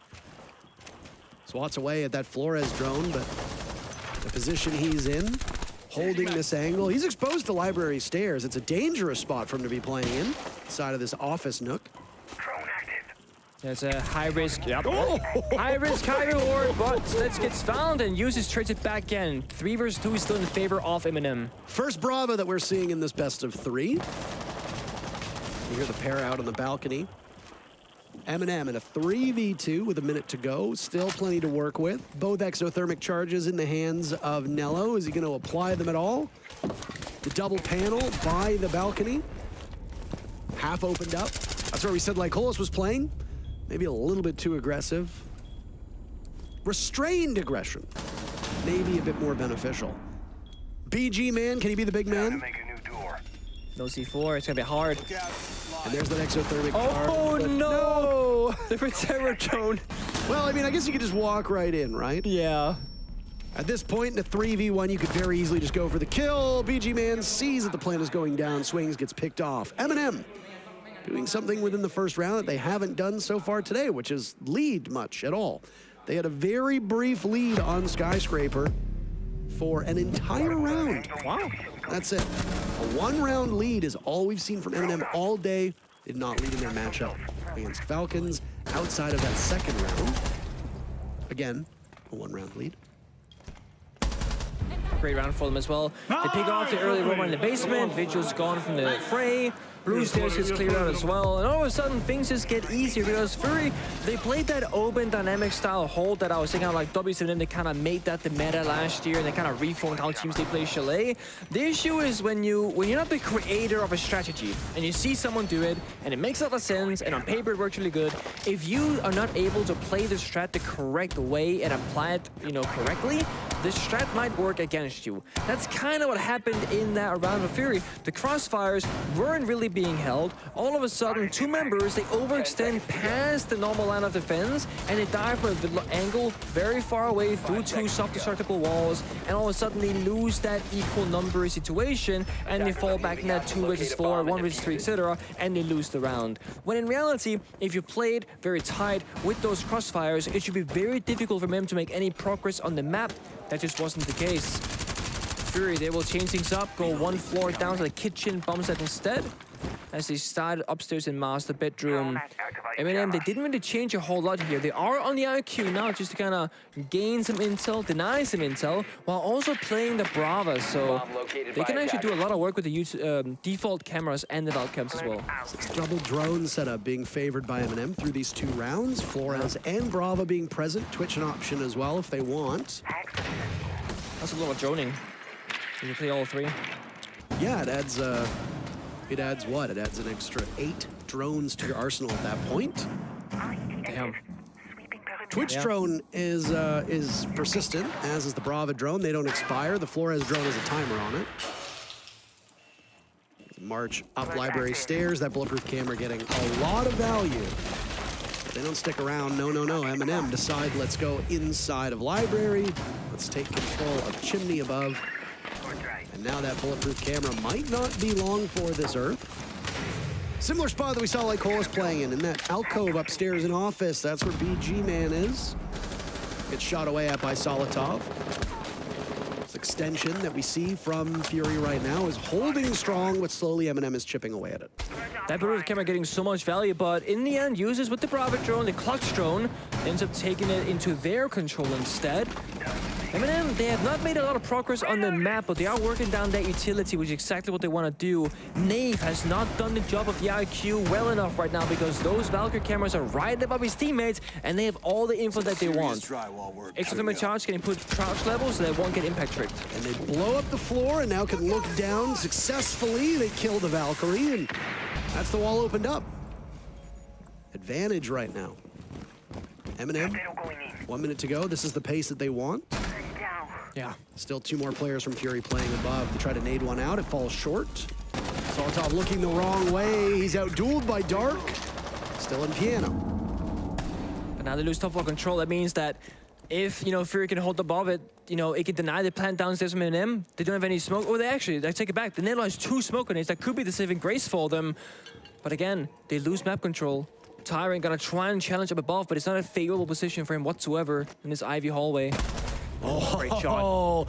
Goodbye, BG Man, as uses, swings across the window. Nello breaks in. He finds some comfort. Soft walls, though, but it's an unorthodox position for a lot of players on attack. And every single member of Fury picked off, except for Dark, who was playing above, but now gets ever closer to the bomb site. They'll give his position away. They know exactly where he is. It's Tyrant inside a kitchen. Eminem cooked up a 2-round lead. Really great adaptation as well. They recognize they lost upstairs, run deep. They don't even need the smokes the way that we thought they're going to use them to try and get a plant down. Instead, they just have a solution for it. And that is the thing about Chalet for them. They've played this map so many times to great success. They have more solutions to default to when things don't work out the way they should. And it shows a big difference in improvement from Skyscraper to Chalet. And Fury, very early on, just down 0-2, will call for a tactical timeout. This is most likely going to be a big change in either mentality or communication or simply the play style. Maybe the coach is going to say, guys, we had a plan to play very front forward in their face. We're not doing that right now. We're defaulting back to this classical style of playing Chalet, and they're too comfortable playing in that way. Get really in their face aggressive. That could be the case. That's what they did on Skyscraper. That's what Falcon did against Eminem earlier, and it worked. And it's kind of what we expected from Fury as well going into Chalet. Fist bumps all around as they both get to talk. Yes. Not just one. Master Bedroom actually being hovered once more. Of course, the benefit to losing when you're defending is that the bomb sites don't lock up. So if you want to take a swing at it again, different approach, maybe the same approach, you can do that. Be my guest. Saw the new R6 share skins were announced today. Oh yeah, the tier 2 ones, correct? I believe so, yeah. That's correct. I haven't really gotten a good look at them just yet. I was on my phone, on my small screen, trying to, you know, gauge. Very colorful. I like that. The skins this time around. Okay. Of course, a jammer on the shield in case of a Retera drone from the floors. That's why the jammer goes there. So 2 shields here. So again, played the same similar setup on the defensive side. So Fury, they don't change anything strategically. Same player position, same utility, etc. Same operators. But how they need to play in the micros, so the minor details of how they go about this round, that has to be a change for them. I9, Fort Capital of uses was close right, but it's in fact upstairs, above the trench. A little bit of a scare if you use this, thinking what's happening, okay. Okay, I'm alive, it's fine. Varrel is using those yokais downstairs to assist I9 on the roam. So they're playing downstairs basement with yokai drone information and they're holding down that top floor as well. That's gonna split Eminem to decision. Do we hunt the roamer, that is Vigil, half the drone, or do we leave him for a potential flank later on, but progress the map upstairs elsewhere? Is Vigil still roaming now inside of the lobby? Defenders have a drone of their own. Located a bomb. Such good value for the yokai as well. And it gets back in 10 seconds for the yokai to go outside. And guess what? Oh, he's going for it. Oh, maybe not. Got their attention at least, maybe. But Solotov is actually in a position where he can be picked off. Uses was as well. Are they aware that the door was opened up? Lycola shutting down Nafe, but an answer back from Eminem. Another Nello picking up 2 kills, matching his kill total in a single round from all of Skyscraper. Bad news for Fury. They continue to lose bodies. Suddenly Eminem still holding on to this lead. They're just cutting right through them. I9, what are you doing? BG man at least has his teammates back. They spotted him downstairs in Trophy. Below the bomb site. Walking back up. Nello with diffuser in hand, yet to die. Tyrant to do Overwatch. 4 kills. Neither of these players dead yet. BG man just a single kill. Can he triple his total? Get 3 kills. He'd need 2 more. You'll hear that buzzer going as he gets closer to the A-bomb site where the diffuser has been planted. But he's at about the halfway mark right now.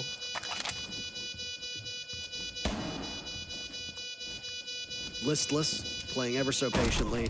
Cut down by the door, Tyrant ends that run. 3-0 for Eminem. That's 2 plans in 3 rounds. It's been 3 either uncontested or contested opening kills in favor of Eminem.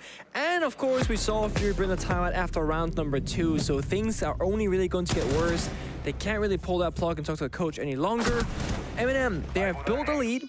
They have built momentum. And again, they have a simple plan going into these rounds, and Fury, they tried to punish them in that round. They traded 1-for-1 multiple times down to 3 versus 3, but then again, in the micro detail of things, Eminem just 1 step ahead. They're in the right position, they get the right trade, or as we saw, Fury, they overextending, a little bit too eager, running around with impact grenades in hand, gets shut down from that trophy window, Solotov can jump in and just initiate things time and time again. Chalet, definitely not a map where Fury looks as comfortable as they did on Skyscraper, so this could very much be the chaos line of Oregon that might ensue as the 3rd map. Yeah, I mean, this is not a particularly confidence-inspiring Chalet for Fury at all. You know, the way that they're playing this, Nick, I feel like they're trying to be aggressive, but they're not playing that unpredictably on defense. No. This is actually a fairly stable style of defense from Fury. Yeah, I mean, it makes too much sense, right? Essentially, if you're Eminem, you look at this and say, oh yeah, they're gonna be in these positions and do these things most likely, etc. And you see Eminem, they have their guns dialed in, scoped in, waiting for things to happen, expecting these crazy things, and then Fury gets punished. Whereas in Skyscraper, a bit more unorthodox, and of course also Eminem just having less experience themselves. smaller sample size. This right here, Brava. Why Brava is such a good operator? You hack the default cams. Defenders, I mean, this is a very new operator, came out this season. You're not used to this. You're not gonna look at the default cam and be like, oh, it's an enemy default cam. It's yours. And you see Dark. He has no idea. Look at how long he's being watched for. Yeah. Surveilled, even. Oh. And that's the power of a single Brava drone. Yep. And you get 3 shots per drone. You have 2 drones. Stonks. There's Solotov now playing the same angle, but it doesn't look like the information on the chimney player is still relevant. Dark's getting pinged away at. Might know it now. Leary. But they have all this information, but there's just nothing. Like Eminem, what was that? You knew Dark was there. You had him on read, and yet it's all for naught. Yeah. A bit of a head scratcher. Bit puzzling for sure. I mean, where's the follow-up? Where's the coordination? That was just like, oh, it's so easy to walk in. But then again, Fury, they overcommit. I9 swings out too far and gets shut down from the window from outside. And BG Man also finds himself injured on the ground. Shield disappears from Crit J. And now Fury have been destabilized. They're in a very troublesome position right now. And Eminem, they can jump in together with the man numbers at their disposal, the advantage, and just like overrun them. Dark surviving the flash is still in the same position. There goes Crit J.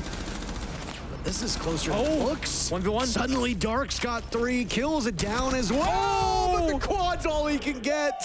If only he'd fired a couple more bullets in that same direction. That might be a bit too close for comfort for Eminem, but they still walk away with the round. Fury held off the board for 4 rounds at this point. Yep, that lead is building up. Almost the ace for Dark. He has been the very high-performing player on Skyscraper, and also a great showcase so far, at least in that round here in Chalet. Bomb side-wise, what do you do with your Fury? I mean, you have tried all 4 bomb sites now, and neither of them, or none of them rather, worked. Now you gotta go back through the rotation and go, which one do we like the most? The ones that didn't work out? Well, I can tell you, because I can see it. They chose Basement. See the replay right here. Tyrant didn't even get hit, actually, in that engagement, despite only having half HP. That could really have gone either way.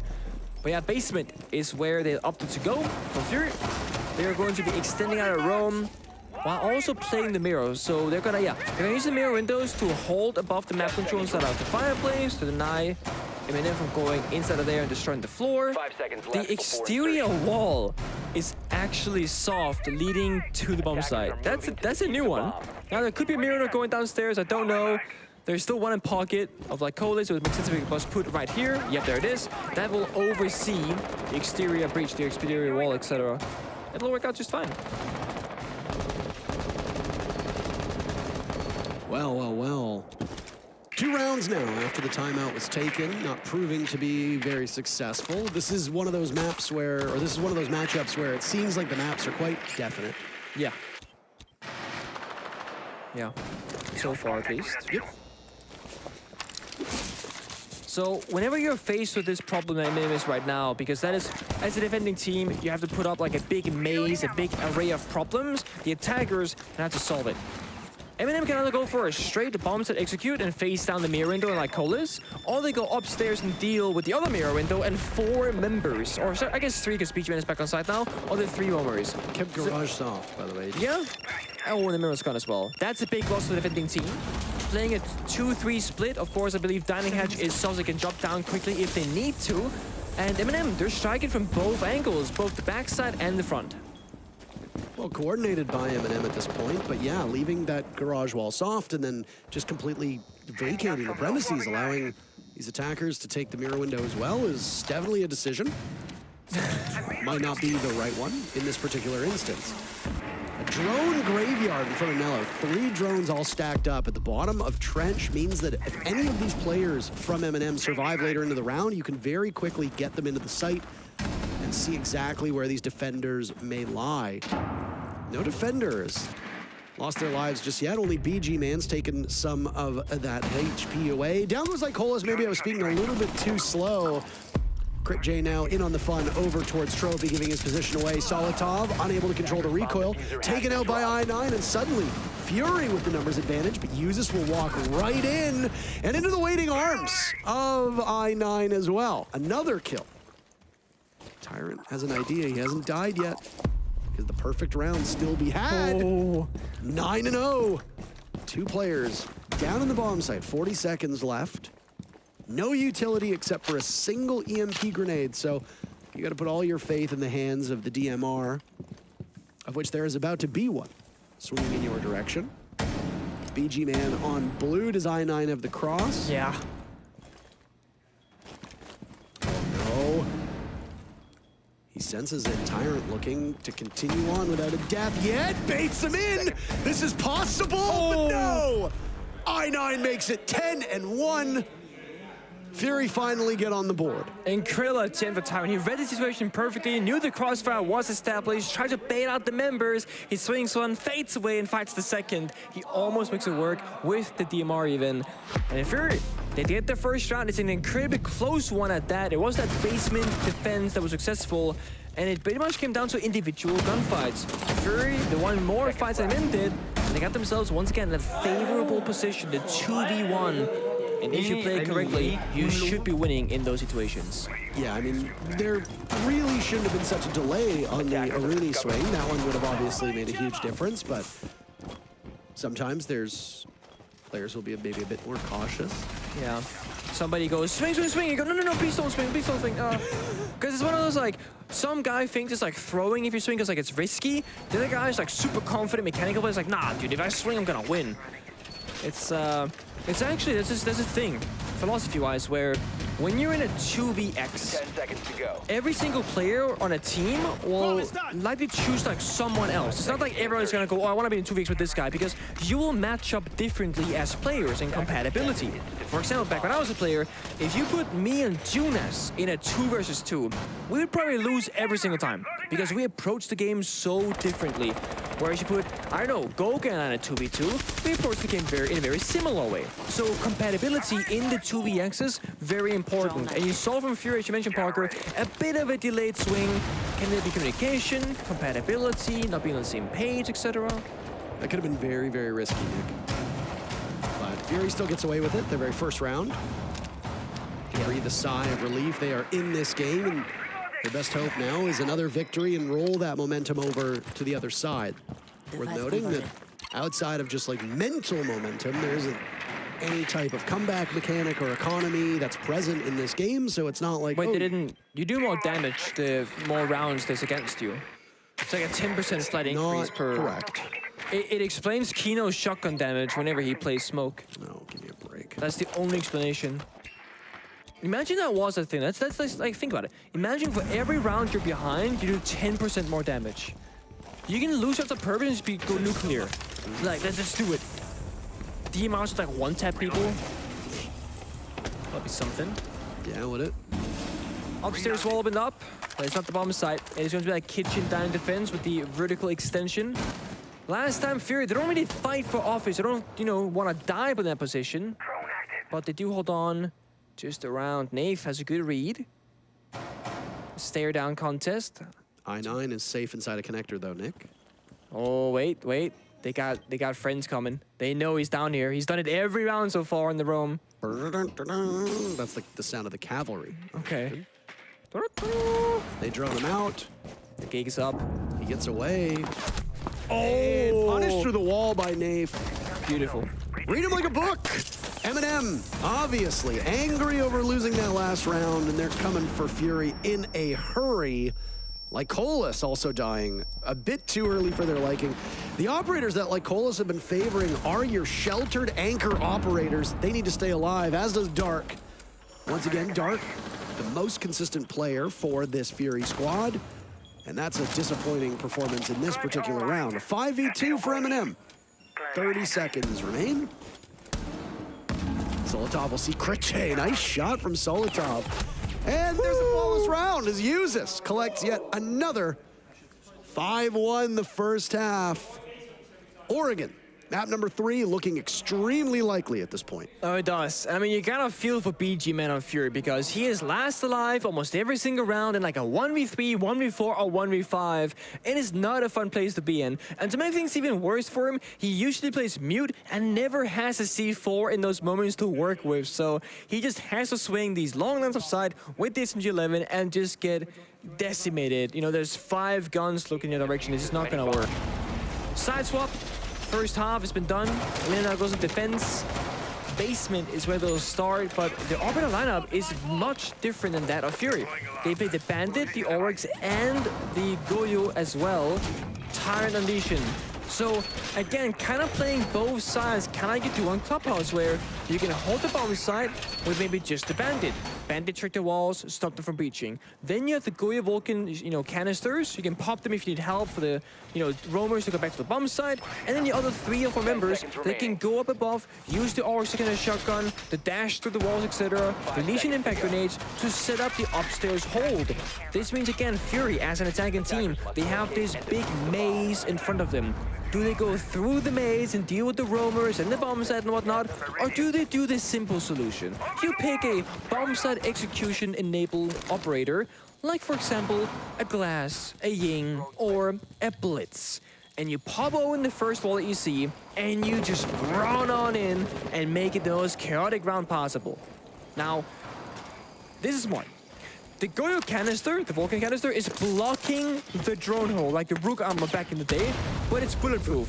So a nade goes out, but it's also going to limit the Bandit trick to only be on the inside left-hand side wall, which means like Colis could very well just breach the left-hand side. Now, you can impact trick that to the drone hole, which is why they're not opting to breach it, because they think they're going to get played.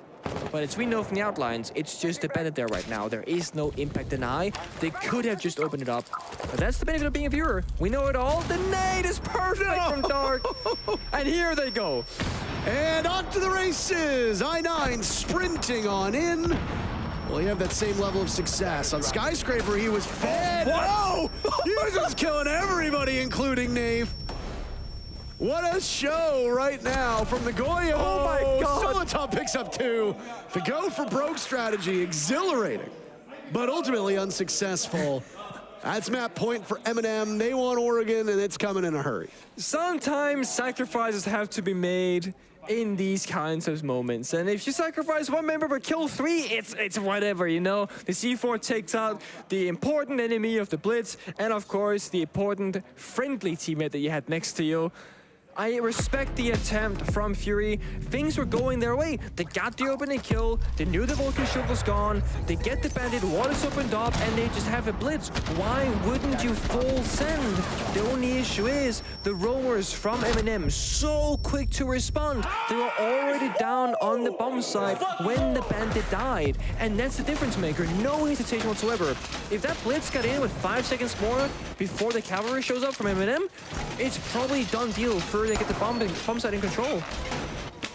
So Bar will be the next bomb site for them, and yeah, things really are just looking like we have to go Oregon. Of course, we can't count out Fury entirely, but they will have to build a very, very long and hard-fought comeback in this 1-6 deficit. I definitely agree it's going to be long and hard, Nick. Yeah. But how likely? Yeah, the comeback. Yeah. Yeah. But how likely is the question? Oh, okay. Yeah. Okay. Okay. All right. A run out from Nave. A behead Lycolis. Lycolis is a player on Fury who must not die in pretty much any round. Whether you're playing Echo, whether you're playing Maestro, this particular round out there on attack, playing Hibana, you need Lycolis to survive. Stay alive. And yeah, and well, he's not. So that poses a problem. Yeah. Oh, this is so greasy. This is so greasy. That is one of the worst things that can happen to the defender. You sprint through the bomb side thinking you're safe, and you die to a double cap contract because Brava has hacked them. Yep. Oh no, Nave, it's the cap. Okay, he knows. He knows because he sees the bright blue. Yeah. Not every player sees that, to be fair. I mean, Dark didn't see it when he'd taken the default cam, but look at this. Does he see the clutch? No, he does not. Solitov outduels Dark. Things continue to go very well for Eminem. Will we institute the mercy rule? Coverage for Eminem right now has completely boxed out Fury from getting into any part of the map. Can't get into the building. Tyrant's got this long-range angle. He died only a single time. Huh. They don't really need to do much. This is... Oh, you're right. They can just kind of wait it out. Fury, they gotta be the ones to initiate and try and get in the building and find these openings. But Tyrant, as you said, only died one time. 11-1 right now. Cannot be stopped. It's not even treading water at this point. Fury is drowning in this round. It's just down to BG Man and I9. And they're just letting that clock continue to tick away. Working down. Down goes I9. Can we see another flawless round for Eminem? Oh, we can indeed. Solitov sends it home. 7-1 for Eminem. Proving that sometimes you know your own map. Yeah, sometimes you say, as we said, like, what are they, 100 games played, only lost twice on Chalet, something like that? Yeah, it's 101 games played now, and still no more losses to add to the tally. Well, a disappointing second map for Fury, Nick. Not exactly the results that they wanted. We've got an exciting Oregon. One map determines whether Eminem or Fury goes home. Will it be another APAC team, or do we say goodbye to our first EU squad? Let's find out in just a couple minutes.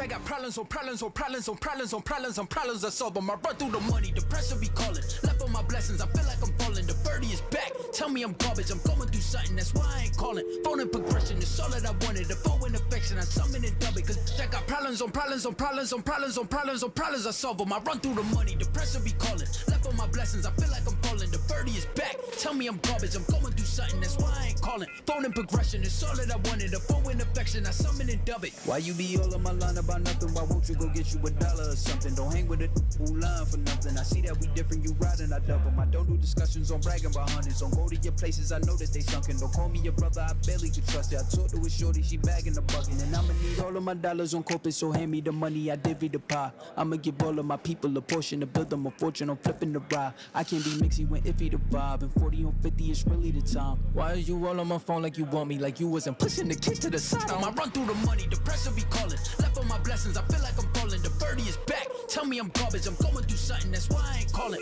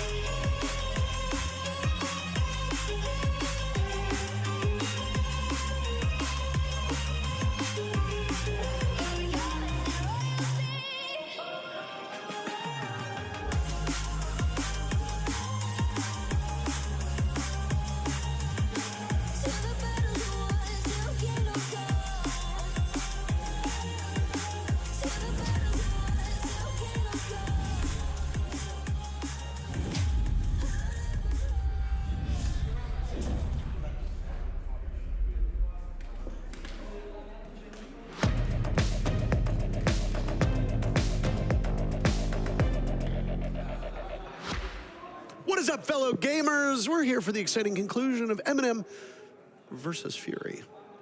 And we have some highlights for you. They're ready. Would you like to see them? Too bad, here they are. Not a lot of highlights for Fury in this match, but a show reel of Eminem absolutely bullying the ever-living daylights out of an APAC team. Pretty accurate presentation, yeah. It was a Eminem in full control every single round, essentially. Sure, Dark almost had a 1 versus 4 clutch, but outside of that, not much really happened for Fury on Chalet, at least. They looked a lot more alive on Skyscraper, and hopefully they'll look a lot more alive on Oregon. Otherwise, Eminem will just take it away. Well, I mean, you got to see what Fury could do on a map they were comfortable on Skyscraper. Yep. Then you go to a map that very clearly they were not comfortable on at all. And again, we talked about how some teams win matches and some teams lose matches. So far, through these two maps, both teams have made a litany of mistakes, and honestly, as good as we saw Fury be in map number 1, and as good as we saw Eminem be on the previous map, Chalet, that just ended, honestly, it was more characterized by the mistakes that the losing team made. And unfortunately, for Fury, it was them. They only mustered up a single round. Dark was really the only player on the team who showed up, did not go positive, broke dead even. Question is, as you asked, what happens on Oregon? The team that commits the fewest mistakes might not be the team that wins, for the record. Do you have any guesses as to what do you think could potentially happen? Oregon is, as we always say, the map that good teams go to die, but who is the good team in this case, right? Most people before this match would say, Eminem, they're the better team, boom, easy done.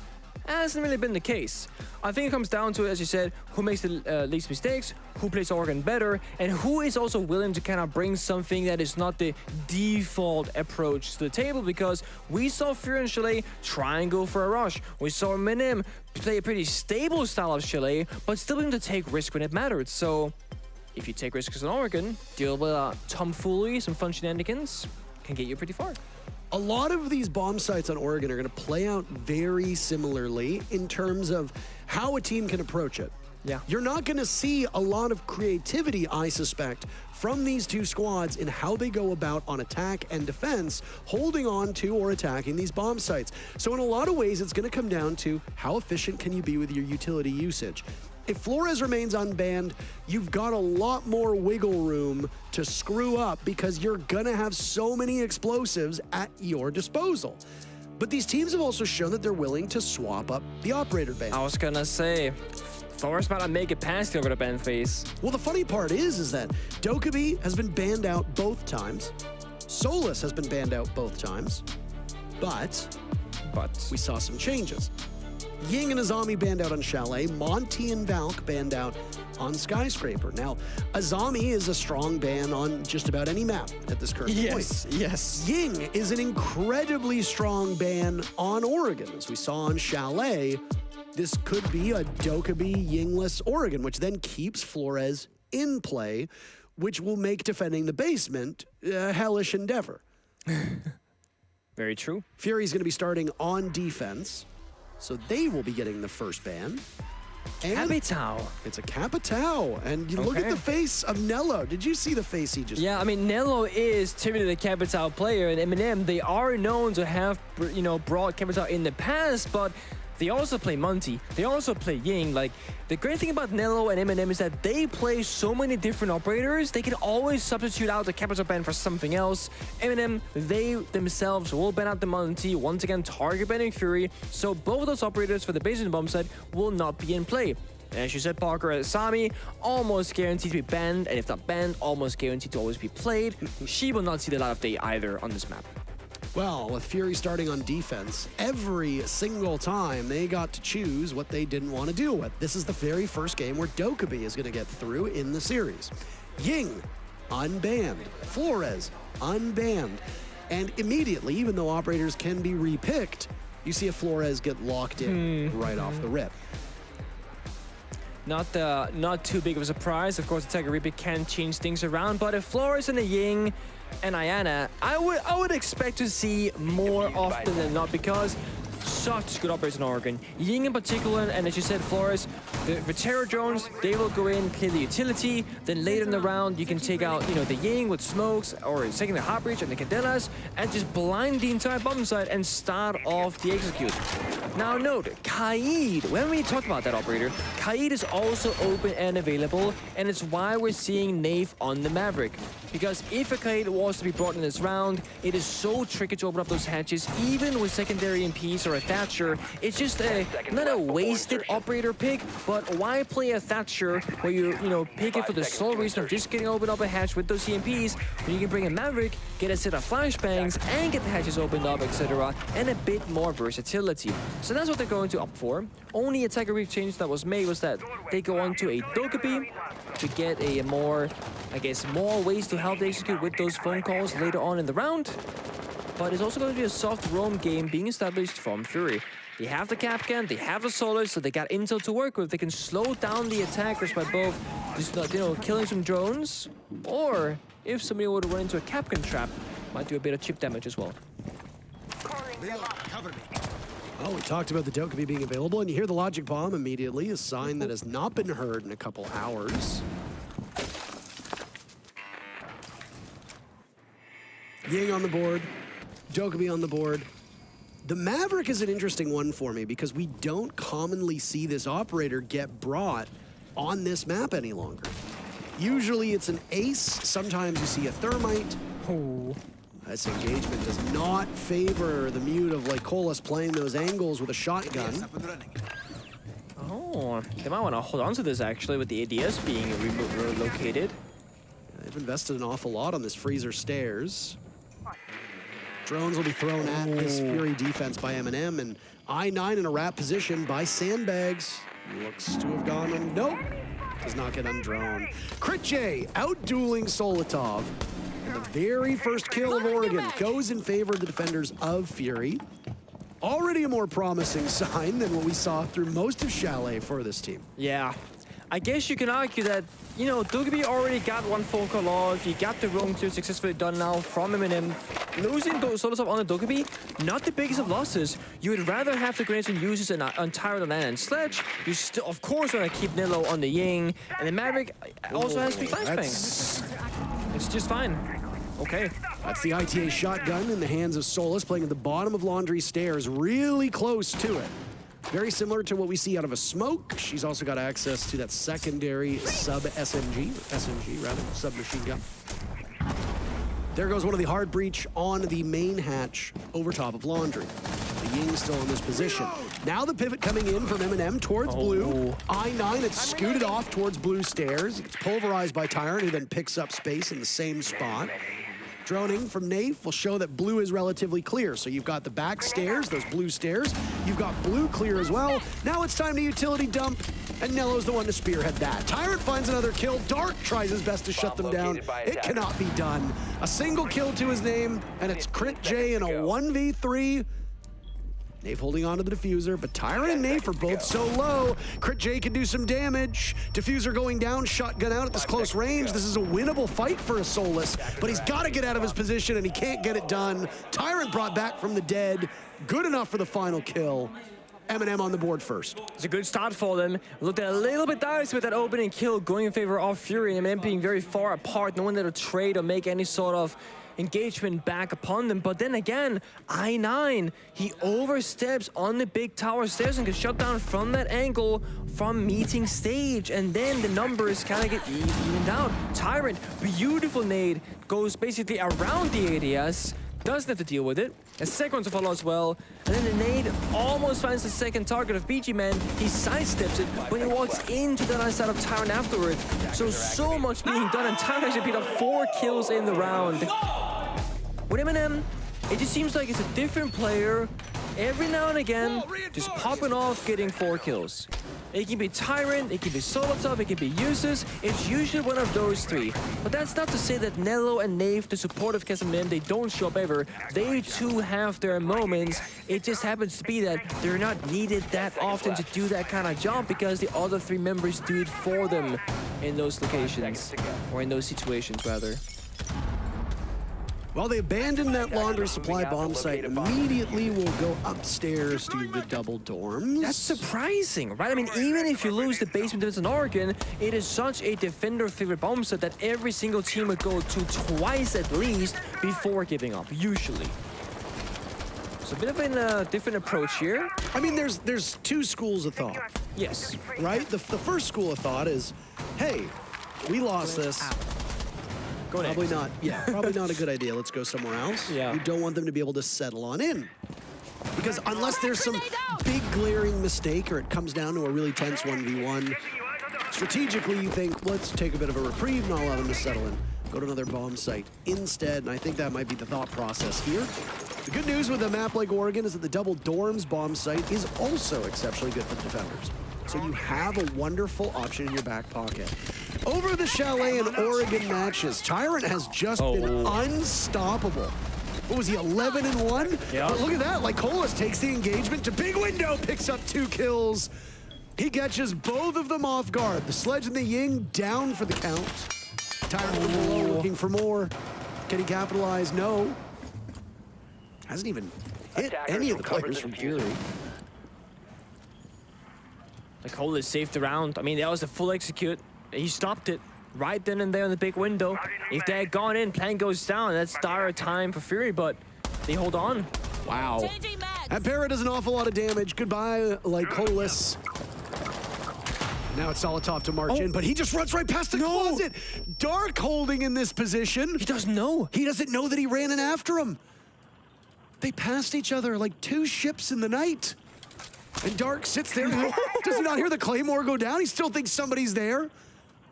Oh my God, Solotov. Oh no. Come on. No, no, no, no, no! Dark thinks there's more. Not ideal. Not ideal at all.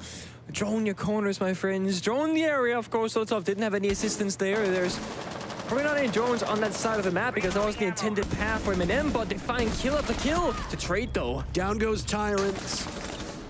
Nafe is in. He's got the diffuser. 2 targets to be found, watched by the camera. Cross into dorms. He doesn't know where they are, but attempting that diffuser plant might coax them out of their position. BG runs right in. Excuse me? Nafe did not deserve to win that at all. Now on the angle he's playing, but does he have the rotate to hop on through? He'll go for the diffuse plant, but he's against a soft wall. Dark hears it. The flick on over. Round 1 by Fury in a bunch of oddities unfolding. Way too close for comfort. Dark with a nice snap secures the round, but it comes down into that 1v1. Nafe just say, you know what? I'm just gonna try and plant. Gets off it, gets the kill somehow. From the 2v1 back down to the 1v1, but here Lycolis saving the round, the injure and the kill, stops the nade, stops the Quintelas, and no one else could have really salvaged it the way that he did in their player positions. And then we had Dark and Solotov kind of dancing inside of the master bedroom closet itself. 15 seconds. Look at this, boom. That wide for the view really helps him out. Great round from Fury. They bring it back. They bring it back.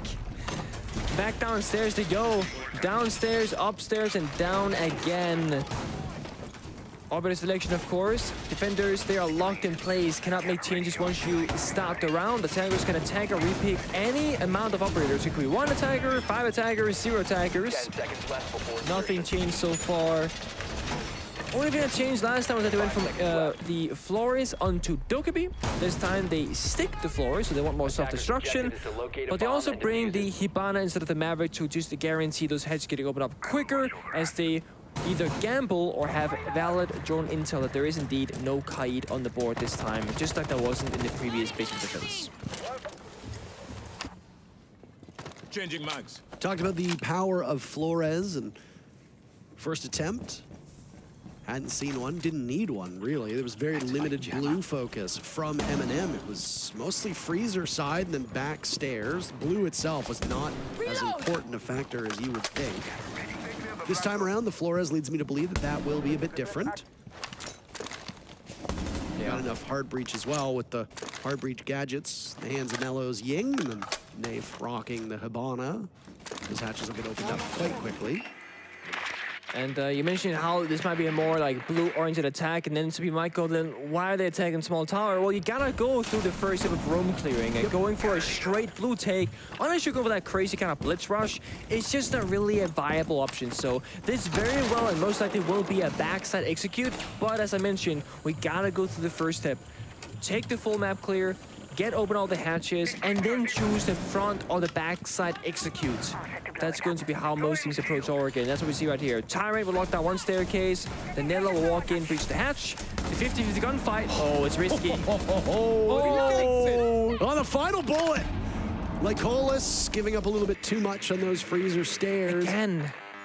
An immediate redrone, but Tyrant's gotten out of that position, so there's nobody to shoot the jammer. 7-1 for Tyrant. What is that? 18 kills and 2 deaths since the start of Chalet. Hard to argue against the impact that a single player can have, but boy, oh boy, Eminem are going to continue to ride Tyrant to the finish line. Certainly looks like it. I mean, he's also playing Ida. He's got grenades, he's got the Gemini clone, he's got so many different pieces of utility he can use to get himself forward in this round and get more kills. And we see who's that on the goal. It's Crit J advancing forward. I like this play. They might catch him off guard. Indeed, they don't think that he's going to be up so far. And it's 2 kills inside of blue for Crit J as he bypasses the drone. No follow-up. Now it's Tyrant's turn. At the bottom of the stairs, doesn't see I9 playing those rat positions. Nello seems to have made his way around, and he finds the Wamai. I9 could be no more, but now it's Nello's turn. What is this round? These superhero plays and individual efforts from both of these teams working out very effectively. Candela goes. Nello looks the wrong way. He just needs to kill BG. It's Nello's world and we're living in it. A 4K to give the round to Eminem and put them back on top. And I said it, usually it's going to be uses and solo tough and whatnot, getting those clutch moments, the 4 hits, etc. But I also said, do not count out the supporter cast of Nello and Nate, because when they are needed, they show up.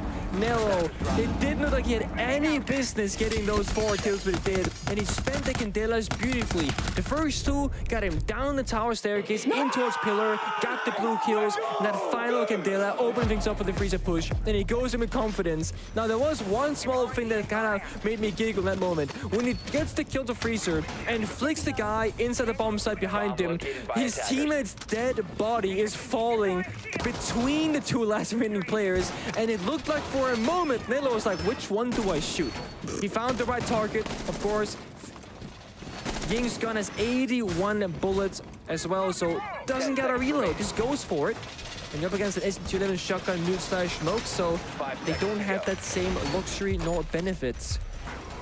Eminem, they clock shit 2-1, they're in the lead, just barely.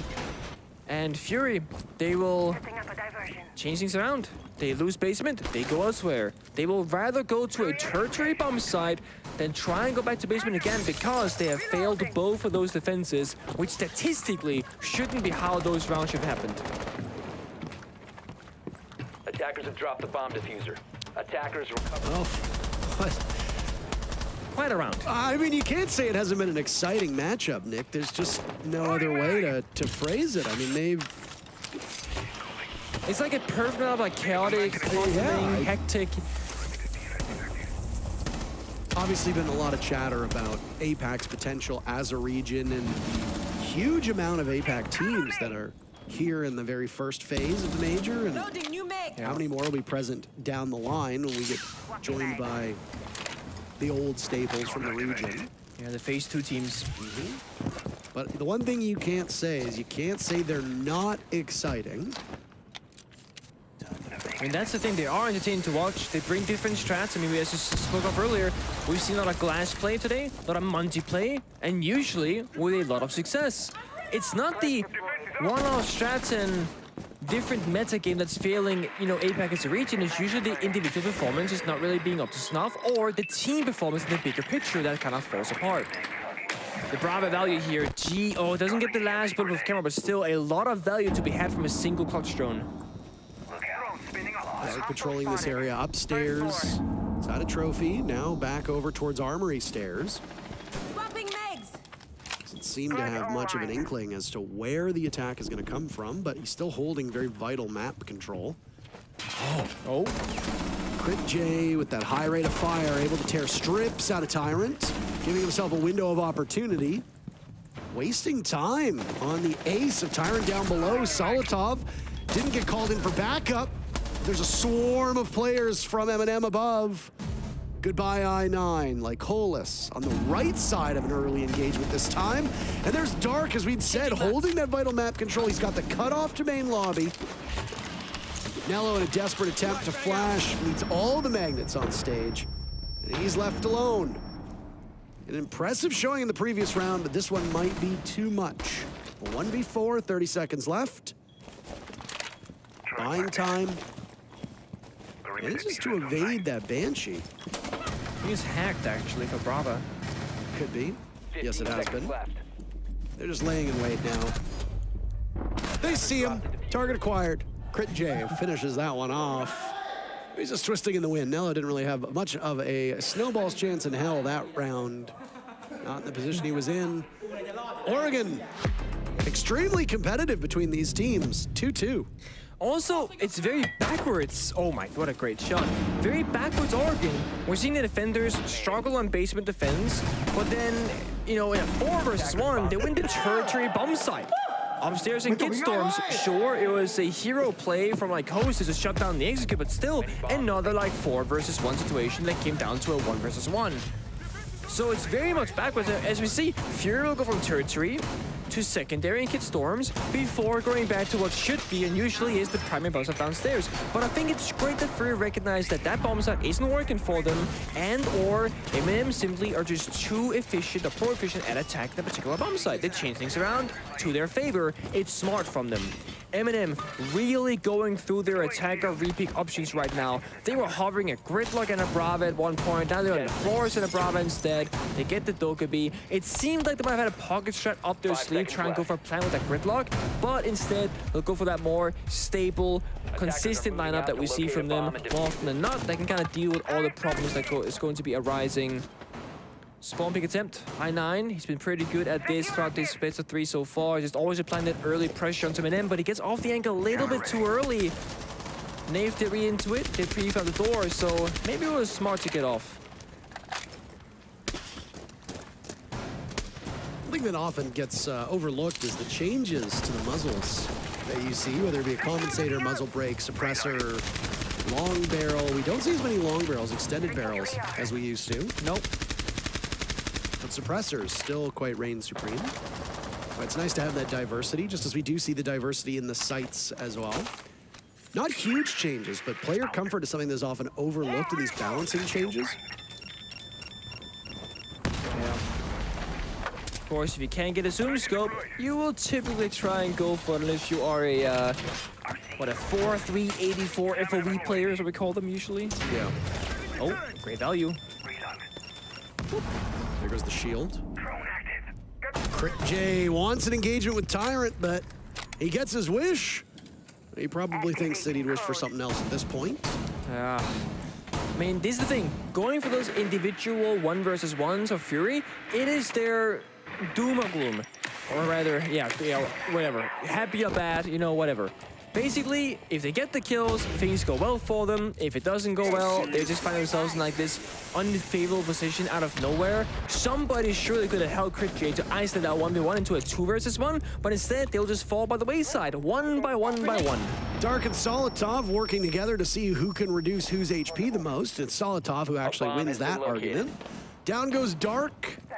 Eminem on the seesaw of a match, going back and forth. Like they could easily secure a 3rd round. On attack on Oregon, I think that bodes well for them. First casualty for Eminem comes. Solotov gone. Remainder from Eminem have to get close to the bomb site now. Only 50 seconds left. No, Nave is the one that's holding on to that diffuser. Oh.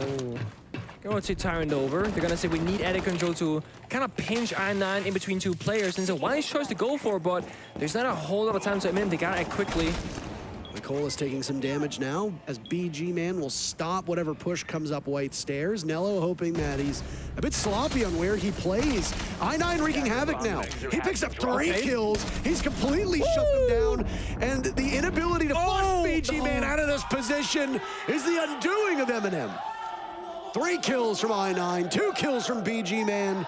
Fury's got their first lead of the game. Yep, the clutch factor as a team in that 3 versus 3 shows up, but the early situations, those 1v1s, didn't go their way. Eminem, maybe Oregon, isn't going to be as easy as you were hoping for. Now, there is good news, I suppose, if you're an Eminem fan, because the next bomb site that Fury will defend is that launch by downstairs. Eminem, they have won all the rounds so far. We saw it, I mean, it's a 5 versus 2. Then I9 inside of Attic, he finds one, and he finds a second, and then we see BG Man just holding on the fort on that big window area and shuts down the last 2 players, white stairs and big window entry.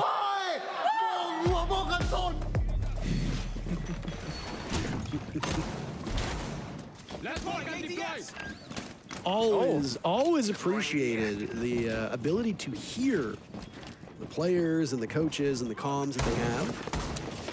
I will say, I was a little bit disappointed that we didn't get the listen-ins for tactical timeouts as a different invite. Just a tiny bit.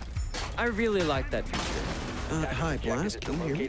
Hello? Could we please implement that feature? Could we get the ability to hear the coaches again? Thank you. Let's ask the people.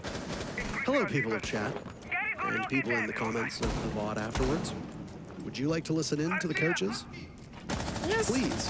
That's sorry. Please, please put your answer in the chat. Yes. Thank you. There is a blitz again, but there is no rush. It's a rushless blitz round. So, okay, what's gonna happen here? Solotov is setting up for the rush later in the round. So it's gonna be what we call an off-paced rush. It's gonna seem like it's gonna come out of nothing. Now, Solotov isn't on drone, so he's not really being efficient right now. He's just kind of waiting for his teams to get into their positions, and then he's going to go out of nowhere, most likely. Well, we see multiple members of Fury just hiding. 1 member upstairs hiding, 1 member in Big Tower hiding. They kind of called hats killed the drone from uses.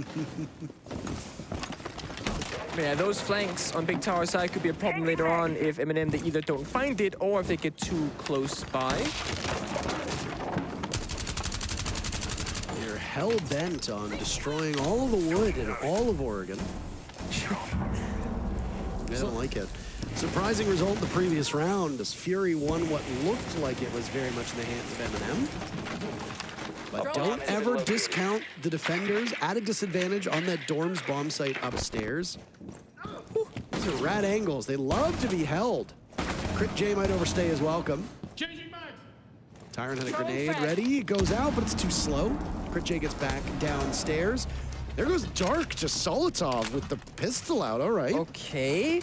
Curious whether Dark swung out knowing it was a blitz or if something else happened, but either way, Solotov, this non-rush blitz works out. Didn't even use the gap, so it must have been a... I don't know what Dark was doing there. Either way, a minute ago, Eminem, because Solotov is a setup blue the entire round, they have not had 5 members to roam clear this map. That's why they're so slow to the punch. The Tyrant's got 1 member locked upstairs, so it's technically a 4 versus 3 on the bomb side if they want to go for it. Uses needs to wait out that fire. How come the Goyle fire doesn't destroy drones? Can it melt them at least? Oh, Crit J getting real active with the Lamai as well. The advantage goes back in Fury's favor. But Solotov's in on the party and he sees the Mira, but she just sprays away. Uses in a 1v2. Fury want the 4-2 split. They're collapsing, but Uses is trading bits of his HP. And he can't get it done against Lycolis. Fury take the first half, 4-2. I mean, this is a huge round because this again, 4-2 side half for Fury. Sure, it's Oregon defense, but they are showing up. They could not win a basement defense. They tried so many times, 3 times. That was the 3rd one. But now they make it work. In a huge 2v2 fashion, they come out on top. And I will say, Solotov made a critical error. That was trying to barricade the door, actually. Solotov made a critical error on the blitz. Blitz's flash range is not that long. It got nerfed a while back. The mirror was most likely barely blinded inside that small closet area. He went for the ADS and he got shut down. Going for a melee punch there or getting closer before opting for the flashbang is the safer play. He gets punished because of it. Puts his team in that 1 vs 2 position. They don't win it out. Eminem will start downstairs on defense. It's where they need to find success as a team to build up these rounds because things only get harder from here on out if you win this bomb site. They bring the mirror, they bring the warden and the smoke. Those three operators, that is your go-to cookie cutter staple operators. They work so well for basement bomb site. The warden counters the ying, the smokes, the flashbangs, etc. The mirror windows can help you hold that freezer portion and bottom launch stairs from the bomb site itself. And of course, we all know Smoke. He's played on every bomb site because he is one of the best defenders in the entire game, period. Extremely versatile, great shotgun access to the SMG-11, which is a great rate of fire, even if its individual DPS is quite low. High rate of fire means more opportunities for you to hit somebody's head, and then that's an insta-kill. Very simple math. Look at that's kind of quick. Yeah, it's very quick. There is a mirror window though, so limited can be done from that. That's why the mirror is so strong as bomb site. PG man taking a lot of damage. Yeah, the mirror windows often put to hold the front side of the basement. So again, laundry and freezer. That means the defenders can put more guns and manpower on the back side. You know, the big tower, meeting hatch, and the blue double door leading outside. And that's kind of how most teams play this on the defensive side. And then the attackers, they can't really spread themselves too thin because that's just not going to work out. So they try and pick one side to primarily attack, you know, 3-4 members, maybe one guy flanks, and try and make it work that way. That's why the ying is so important. Can really set off and start to execute and blind that half of the map that they want to, you know, try and take off or take away from the defenders. Room clear is still on the way. I9 on the entry. Bit of drone work, but the jammers slowed them down, but it's actually clear. And they have fallen back to the basement bomb site with half the round to go. Oh. And there they come. Maybe not. Wait. Away the Candela. Maybe they do. Ready. Waiting. But you've got the perfect answer in the warden playing on pillar. Ready, set, go. Oh, he catches it. Down goes Dark. Red into it perfectly timed. Fury still stacked up on those back stairs. Still with Candela in hand. BG man losing a lot of HP. Crit J as well. And here comes the rush in, but there's a warden lined up. I9 evades it. Crit J is down. And it's I9 and BG man. That's it. 2v4. Tyrant wounded, on the ground, bleeding out, potentially retrievable. I9 jumps in, pulverized for it. Look at how deep these players from Eminem are, and they are just greeting Fury in all the best ways. It's Defender's Paradise here on Oregon, as Eminem win their very first defense. Yeah, that's that basement hold, exactly how it's supposed to go by the book. Defenders are so hard to pick apart because they're not isolated anywhere on the map. It's 3 people playing pillar, 1 person playing elbow, and 1 person holding down the back portion of the bomb set on that double mirror window setup. And it's why it is such a strong bomb set to hold. This C4 from uses was perfect. It killed 1 member, almost took down a second, and BG Man was low on HP from an earlier engagement on that big tower, and it really just softened up the attackers enough to make that execute so much easier to combat. Toxic Babe goes out. A few ticks of that and you're dead. like Colas is hovering Kali. We don't see Kali very often. Give me it. But I would love to see it. Give me. Honestly speaking. Give me Kali. I do believe that Kali is... and it's gone.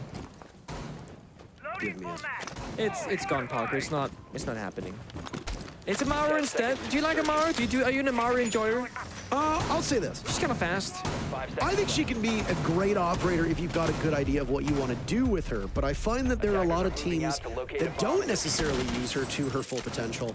And then if you escape the pro play, I think that she is dreadfully bad to have on your team as your teammates literally kamikaze into the site and die. What, you don't like playing 4v5? Not usually. No, okay. Now here's the thing. When we see an Amaru get brought, there's 2 ways that we typically see the Amaru get used. Number 1, fly up to the top of tower, into T3, which is exactly where Tyrant is.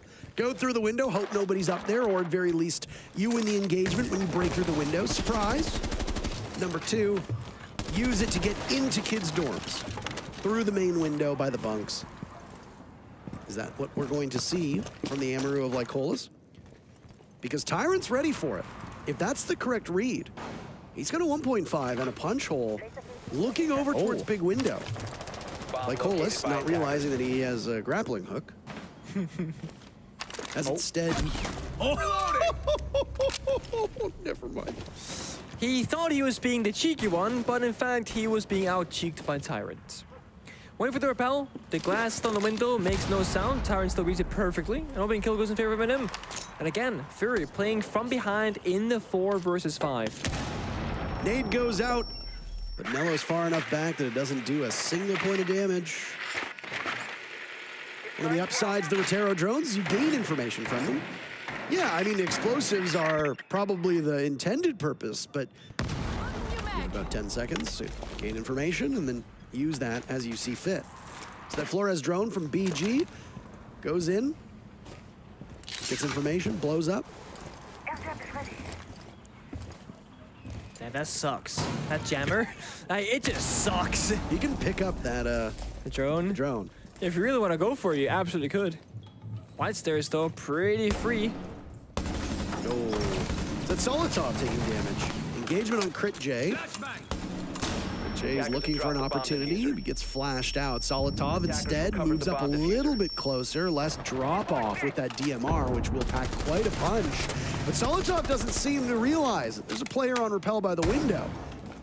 Solitov is having a very human, very mortal game. I9 from below had a shot lined up, fails to capitalize. Usus winning that one outright. And White Stairs will now be the tough nut to crack for Fury, as there's multiple sets of eyes in this area. Are they gonna push for it? No, it appears that there's a retreat. Flashbang goes in, and Nafe is just a angle. All right, Nello credited with the kill. Down goes Solitov, and the vault in from Dark is the desperate attempt from Fury as he plays Ring Around the Rosie. Pulls out the sidearm, but Nello finishes the deal. Fury calls their timeout as Eminem have now tied the game. 4 rounds. And it makes perfect sense. I mean, when the side smoke comes out, when you're in the more difficult side of attack, you gotta talk him through strategically speaking, because right now, Fury, they're not finding any ways into these rounds. On Oregon, it is extremely important to play for the opening kill as an attacking team, because Oregon, very small map, what we call relatively linear, very few ways into the bomb site, you know, around the map. That means that the more defenders that are going to be alive, it's very few angles to be held by 4 or 5 members. So if you play from a disadvantageous position in man numbers, you just simply are outgunned. So you really want to try and play a 5v4 to give yourself a way in, or play like, as we said, the Ying, the Monty, the Blitz, the Capital, those execution operators. Of course, both Capital and Monty abandoned this game, so that makes the attack a little bit more difficult. And we've seen both teams try and bring the Ying with mixed results. But ultimately, Fury so far, they need to get on the same page with the game plan and execute off that single plan together, 5 members, and hopefully that way find some success on their attacking side. Hard to really glean much from that Chalet match, but the timeout that was taken by Fury was not particularly effective, but very few rounds were, and I say plural because there was only 1 effective round for Fury on that map. How do you correct this? Is it just a lack of familiarity for these teams on attack? Only 2 of the 8 rounds so far have been won by the attackers. Fury winning 4 on their defense, and now Eminem winning their first 2 defenses. Pushes us to a tertiary bomb site. This is the opportunity for Fury. Yeah, absolutely. It's off the timeout, tertiary bomb site, and you raised the question, what is it with the attacks? I mean, Oregon is just straight up.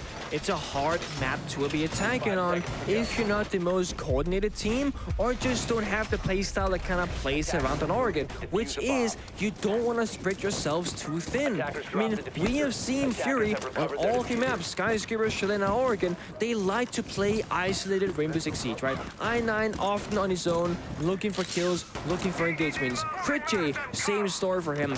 When you're playing Oregon, however, you want to put 3-4 people in the same kind of position, looking in the same direction, and dealing with the problem in front of you.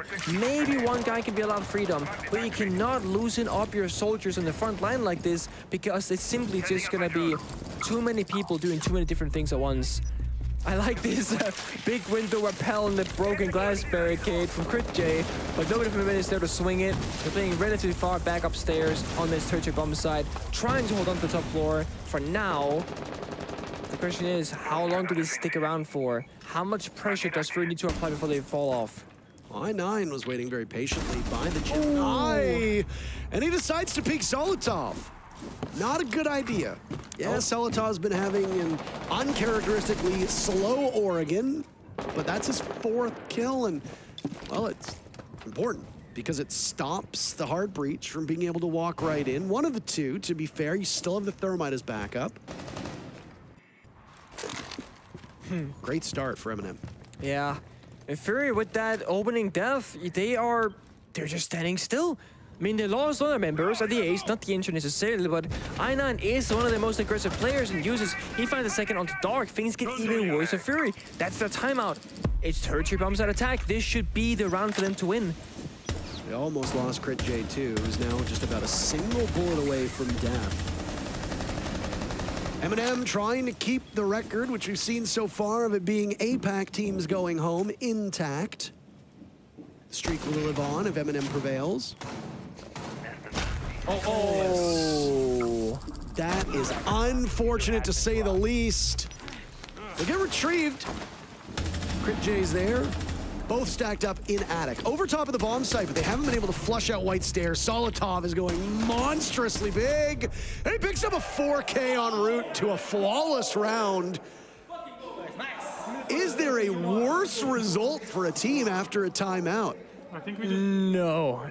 Unless Solotov literally 1v5'd them, it doesn't really get worse. And he found 4 of the 5 kills in that round. And he said he had a slow start to Oregon, and it's not wrong for you to say that, but he's just a defensive side player by the looks of it, right? He gets in the midst of the battle upstairs, he holds on to it. Him and Usis basically gets that round in a clean 2v5, as Usis also was the first who got the Frostmat opening kill, or the first opening kill rather, and the Frostmat injure later on in the round. And that, because Oregon, full bomb site rotation now forming him. Basement, upstairs, tertiary, reset.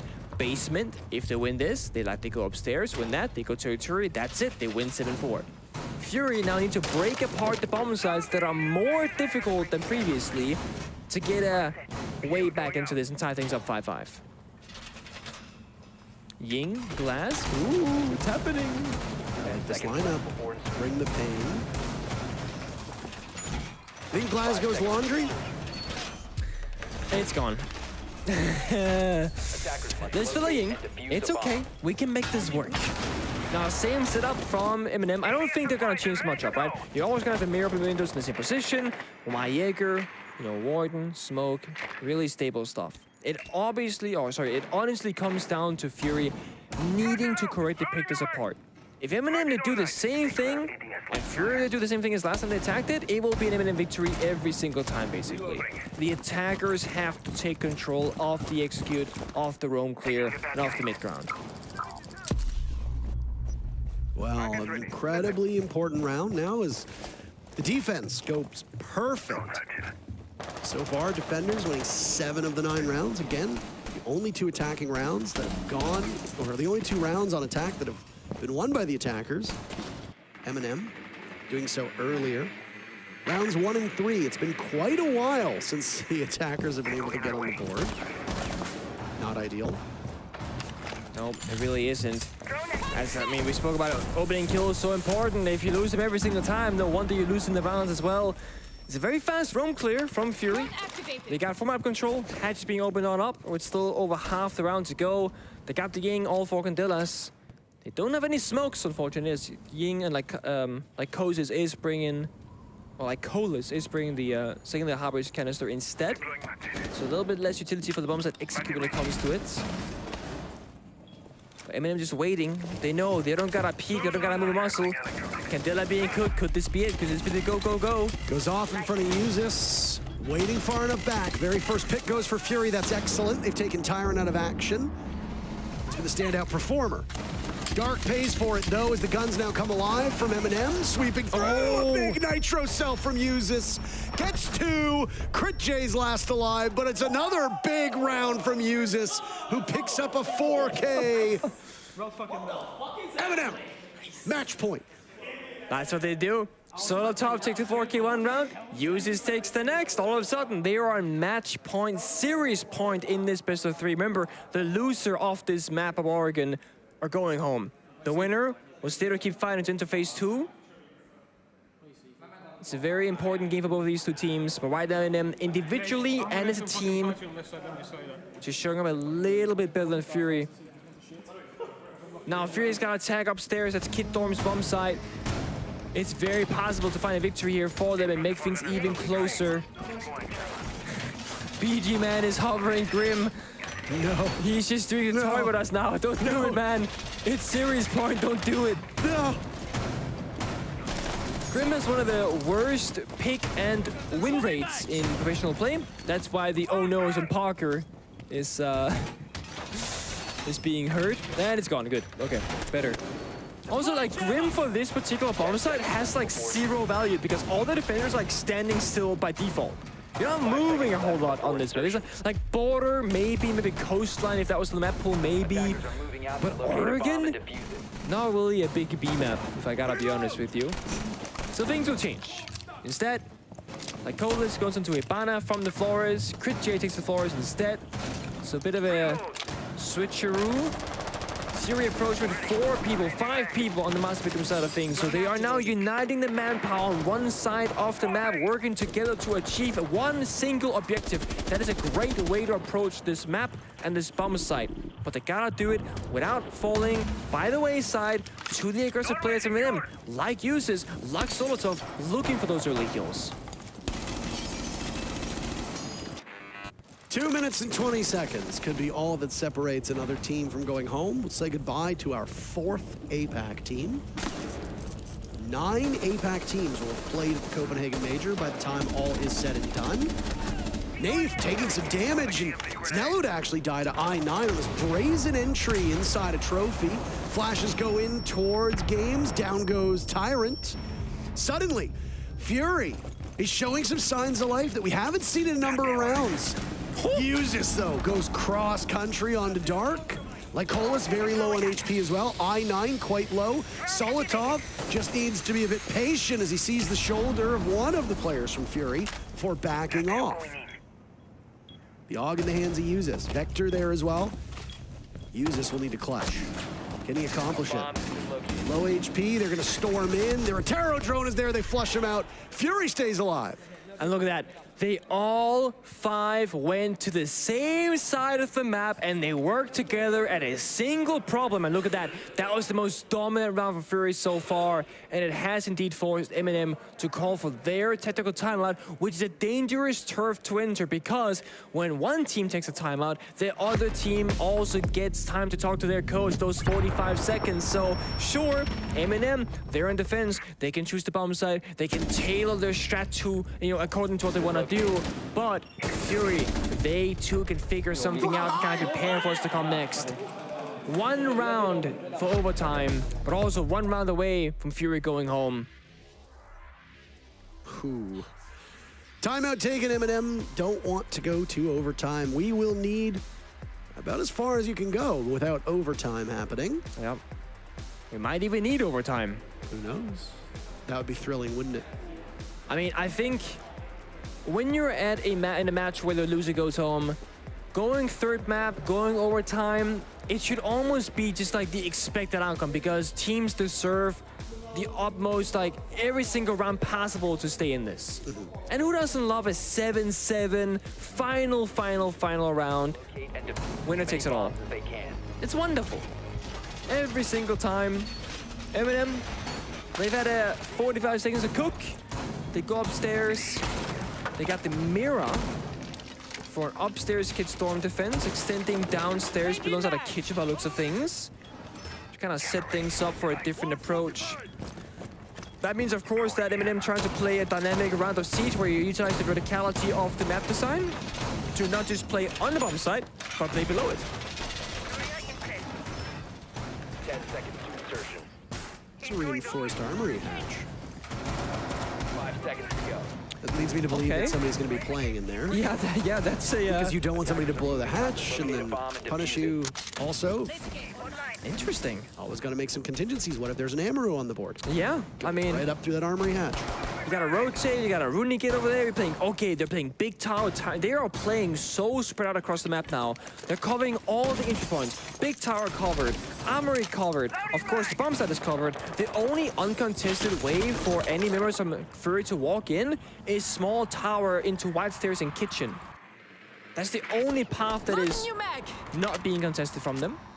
So they either gotta be now forced to fight early, slow things down or struggle, or Eminem will force them and funnel them into a location that they want them to go to. Eminem are actually trying to control exactly what the outcome of that will be, decision-making wise on Fury, and making both a struggle for them. And Fury, they know this. They don't want to go where Eminem wants them to go, so they're gonna try and change it up. Knave gets away, takes a little bit of damage. Might be caught inside the trophy, but no, he gets away. But Fury, they take away the first layer. That's armory cleared for them. Being able to flush that position out. That's good timing right now by Fury. BG man lobbing bombs from far away. They spy one player inside of the closet. That's Nello, and oh boy. It's just standing there, and you're gonna meet your fate at the hands of a shotgun barrel. Like Hollis picking off Solitov. That's great for Fury. They've still got it. They've still got a chance, and goodbye, Nello. You're dead. Wait, it goes a little short. Nitro Cell goes out. That's not short. Eminem answers back. They tied it up in terms of man count. Nello could be the hero, playing close quarter with the shotgun. He doesn't have to swing, but he can wait for someone to do it for him. J9, he's coming up next. I9 in this position, but they swing on Nello perfectly. And it's Fury to come out ahead in that duel. Usus and Tyrant still left, the two best players for this team in this map. They got lots of reads on that bulletproof camera. There it goes. Goodbye. Tyrant's just waiting, just itching for somebody to come through that closet. Usus in a very similar position now. Looking for another opening. He's relatively safe in this spot. If Fury don't all push in together, it would actually be relatively simple for Eminem to just pick them apart. Nitro Cell goes out, Tyrant collapsed upon. It's all on the shoulders of Usus as he does some serious damage, but not enough. There's a down. They're gonna pinch him from both sides.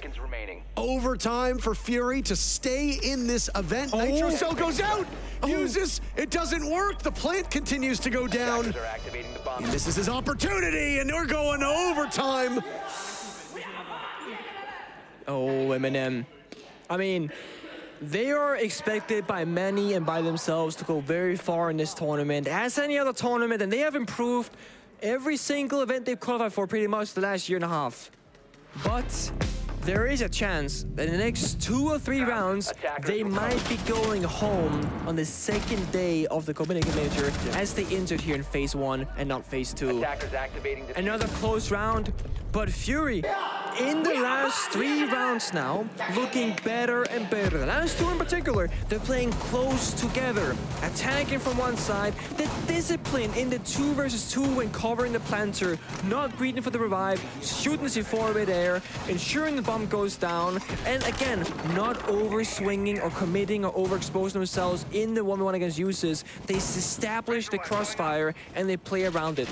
Now, when you're into overtime, you're gonna have one team start on attack and one team start on defense, because that's just how the cookie crumbles, right? You can't both be on defense and you're on the same team, you both win, whatever, you both lose. So, Eminem will start defense, Fury will start attack. And I actually think that this favors the attacking team, because the attackers last 2 rounds, they're the ones finding success. Sure, it was on the Kid Storm's basement bomb site, not the basement bomb site, but now Fury can keep things similar, not have to change onto a defensive approach, and just keep things moving the way it was. Blitz is gonna go in very, very quickly. The door doesn't get opened up, that's awkward, but here he goes anyway. I9 will just trudge right through, and it's Usus to actually take down Nave. He wanted to kill, he wants all the kills. And Dark's now in a position to do some work as well. This is an all-out brawl 30 seconds in, and both of these teams are finding themselves getting taken out of action. Usus with 16 kills and a tiny bit of HP. Can he get more? It's Tyrant to continue with the bloodshed. Dark in a 1v3, but Nello says no thanks. Just like that, in a blink of an eye, Eminem go back to match point. What a quick first round of overtime. We usually always see teams play very slow, play kind of scared, pressure is high. I mean, there's everything to fight for here. And Fury, massive respect, massive props to them. They say, we expect the enemy to think we're gonna take it slow and be scared. We are gonna go faster than ever. And it looked like a decent initial start for them. Uses, sure, it got the blitz of L9, or I9, sorry, but then you also team kills. Just a 1-for-1, we see it here. Smoke and blitz, they trade. But Eminem, they hold on strong. They trade successfully. And Fury once again backs against the wall. They got everything to fight for. And because it's OT, it's basically a best of 3 in rounds. You play 1 defense, then 1 attack, and then if both teams win a round, you play a final round with another side swap. So Fury, if we go the distance, we'll have 2 attacking rounds. Eminem will have 2 defensive rounds. But basement is locked for Eminem if they go 7-7. deployed and ready to go. You look at these bomb sites. In terms of their play rate, 10 seconds Eminem left on before attack, insertion. their only 2 victories were on dorms. Or sorry, we're on laundry. Fury, yeah, their only 2 victories were on dorms, which is where Eminem have to go, as you just pointed out. So you could, in theory, you could go to one of the tertiary bomb sites because the defenders have a perfect rate on them. Yeah, I mean, it's, yeah. This could get very weird very quickly. I mean, it's a completely opposite organ, essentially, in a lot of ways. Both teams probably haven't been here that many times before under these circumstances, with how the bomb start rotation is playing out, the favoritism for who's supposed to win. Eminem will take a slow and a calculated approach. West side over roam clear. They are bringing all utility in the Blitz, the Flores, and the Ying. That's going to be the main 3 operators for the execute later on. But Tyron, of course, first has to clear the map with the help and support of Chaos and the drones. And we all know that, like Colis, he loves playing that freezer staircase. Oh, no. Oh, this comeback from Fury, so impressive, but looking like it might be all for naught. I9 and Crit J are no more. Minute into the round, Fury staring down a 3v5. I mean, it's still winnable, but again, this is like, you kind of feel the hope leaving Fury right now. They were so much, like, looking very alive in the roam game. They get shut down now. 3 members are just sitting in corners, waiting for the next step to happen from Eminem because they cannot risk losing any more members. A 2v5, almost impossible to recover from, but a 3v5, there is still hope, there's still a chance. Eminem, they gotta make a misstep along the route somewhere, or a great play has to be enabled from the remaining defenders. Things get worse. Twitch throwing gets the mirror window and freezer. Fury there might be forced to take a fight earlier than later. I mean, the 3v5 is often hailed as the most dangerous lead. Or 5v3, I suppose, in that case. It's the most dangerous lead. Like Colis will take from above. Oh, no. Oh, so smart. So smart! No way! How does he pull that off? A massive blunder. Eminem still with the advantage, but they've just lost their Ying. You've lost your Twitch with a minute to go. That's unideal. If Dark can get a pick onto these back tower stairs, that can be it for this round for Eminem. They must be graceful in their next steps. Yeah, I mean, we said hero play was needed. Like, Colis makes it happen. He set it up for his team. 2v3 with 30 seconds left. Dark, he's not over towards the stairs. He's blinded for a moment. It will linger a bit amidst the smoke. BG pushing up as well. Last 2 players from Fury in the same spot, but there goes Dark, and it's BG who has to clutch out in a 1v3, or else they go home. Blinded, he gets 1, but not 2. Eminem prevail by the skin of their teeth. Oh, I've never seen it coming. I mean, it's 8-6, it's overtime. Both teams taking the risk, playing fast-paced. The trigger discipline in a 7-6 overtime to get the double kill? Incredible. Unbelievable. Incredible, unbelievable, astounding. Uses finishing with 16 kills in that match. And the depth of this squad, even with Solotov having a terrible performance by his own standards, it's still enough for Eminem to eke out a victory. Unfortunately, that means Fury goes home after 2 days, Nick. Yeah. All 4 of the teams that we've said goodbye to, they all traveled a long way from the Asian Pacific region, and they're going to be going back there as well. It's tough. I mean, the one thing with these kinds of teams is that they would love to stick around and get more experience, right? I mean, they only have a couple days to scrim international teams. If they could stay for, let's say, a full week, get more and more experience, who knows where they can be in a few months or a few years. But that's the thing. Keep qualifying for majors, keep competing internationally, and eventually you'll just keep building up that experience and then be there with the top teams. I mean, it was a very even match. I mean, obviously, Chalet was kind of the outlier, a 7-1 score in favor of Eminem. But outside of that, even a lot of the rounds in both the Skyscraper matchup and then on Oregon ended up being very close, probably closer than the scoreline would suggest. And of course, it comes down to overtime in the final map. That just hasn't been a single time that either of these teams could shake each other. The defense ended up being a little bit stronger, and it was Eminem who capitalized in overtime to get the victory. Skyscraper honestly set us off thinking, okay, this is Fury doing well. And the issues that we saw from Eminem in their matchup earlier today against Falcons, and then the same here on Oregon.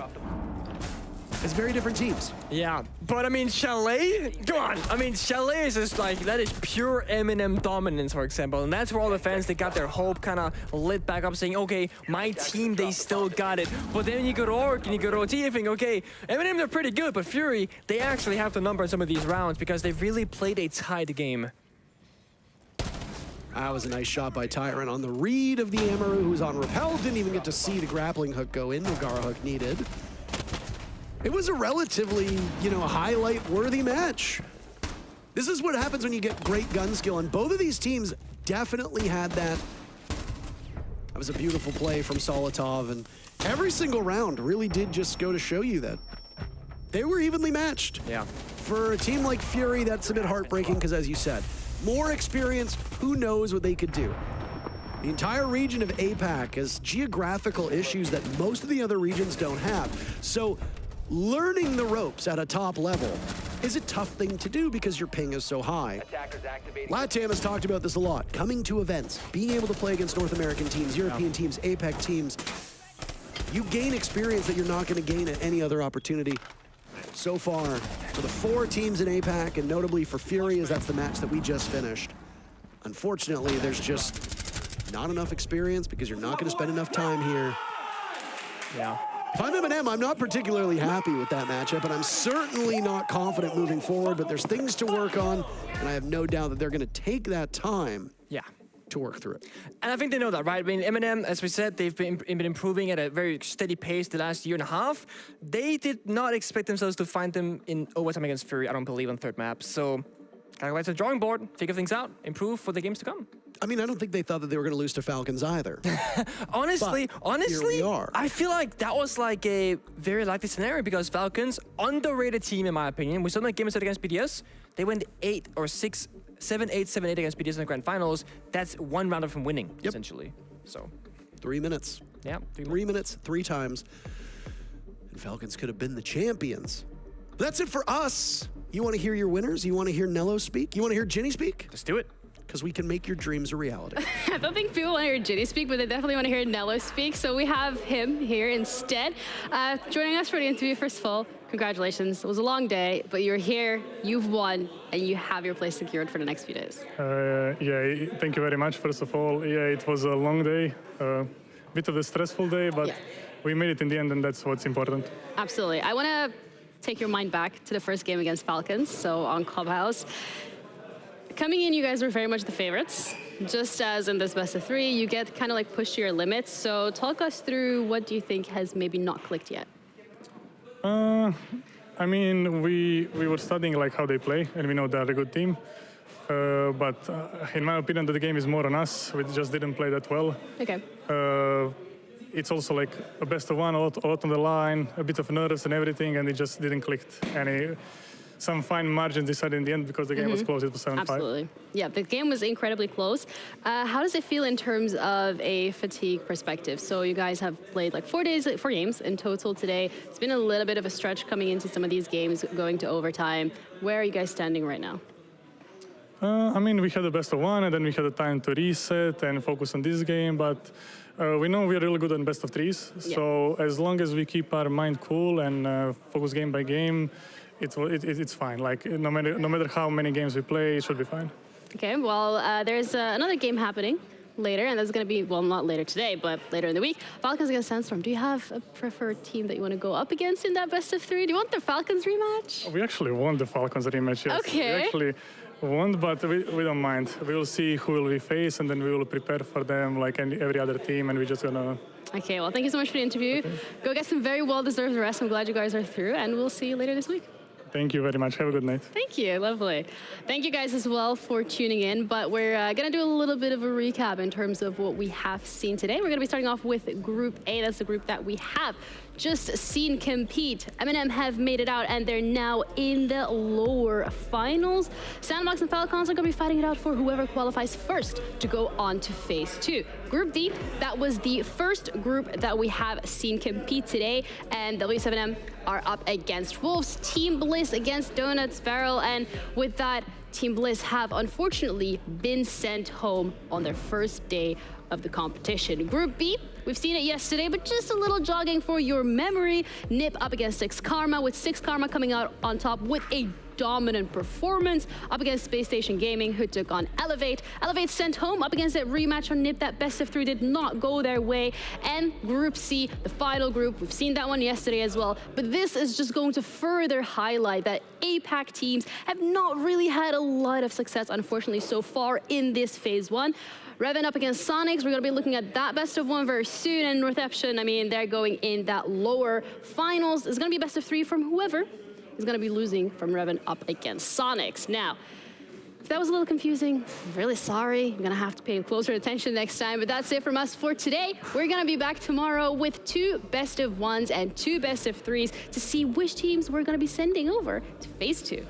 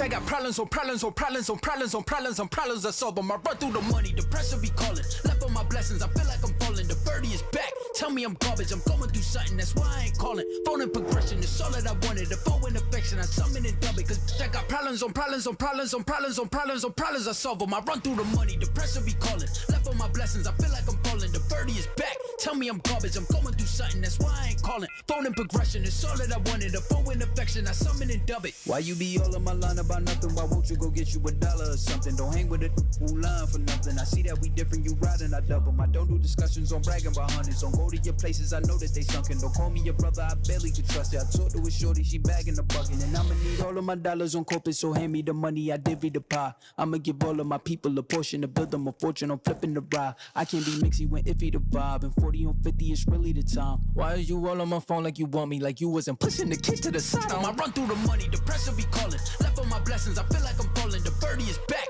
Tell me I'm garbage. I'm going through something. That's why I ain't calling.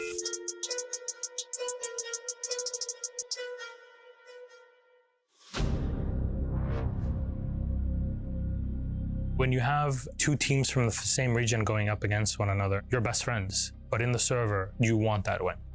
You want it so bad. Our two Brazilian teams in the grand final for the first time ever.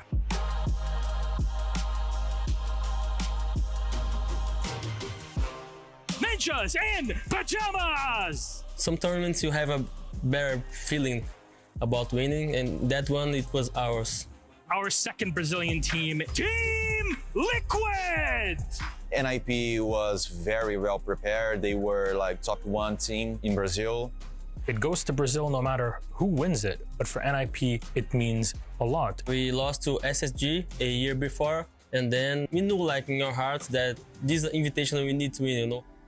It was a very difficult time for us as a team. It was pretty hard, like especially because of what happened to me at the moment. Like I lost my dad during the competition. In that final, I think Liquid kind of won people's hearts because of the tragedy that had happened, but because they had also played incredibly well throughout the tournament and through the grand final. They gave us an incredibly entertaining game. Psycho goes big with 4 kills to push them over the line on Kafe, and that is going to be NIP 2-0 on maps.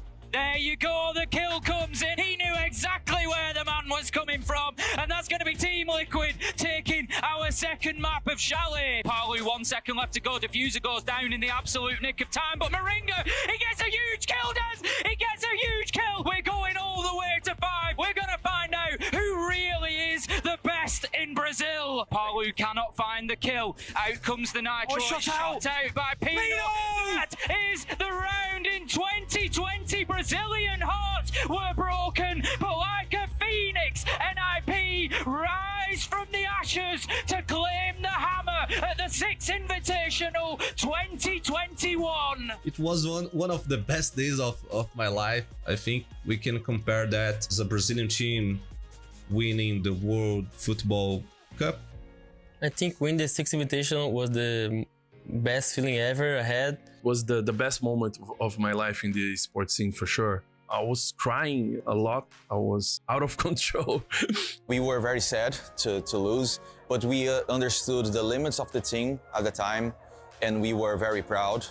But also, it was very nice to see another Brazilian get a title. After that SI, like I think it was a motivated thing to grow as a region and make it through a lot of other tournaments. At the end of the day, everyone is just friendly. So yeah, we have a very nice relationship. The friendships run deep, and it goes beyond shouting and cheering on stage. You know, all of that is part and parcel of this. It's a respect that is given and earned between these players. It's an awesome feeling for everyone, you know, not just us. We win for everyone.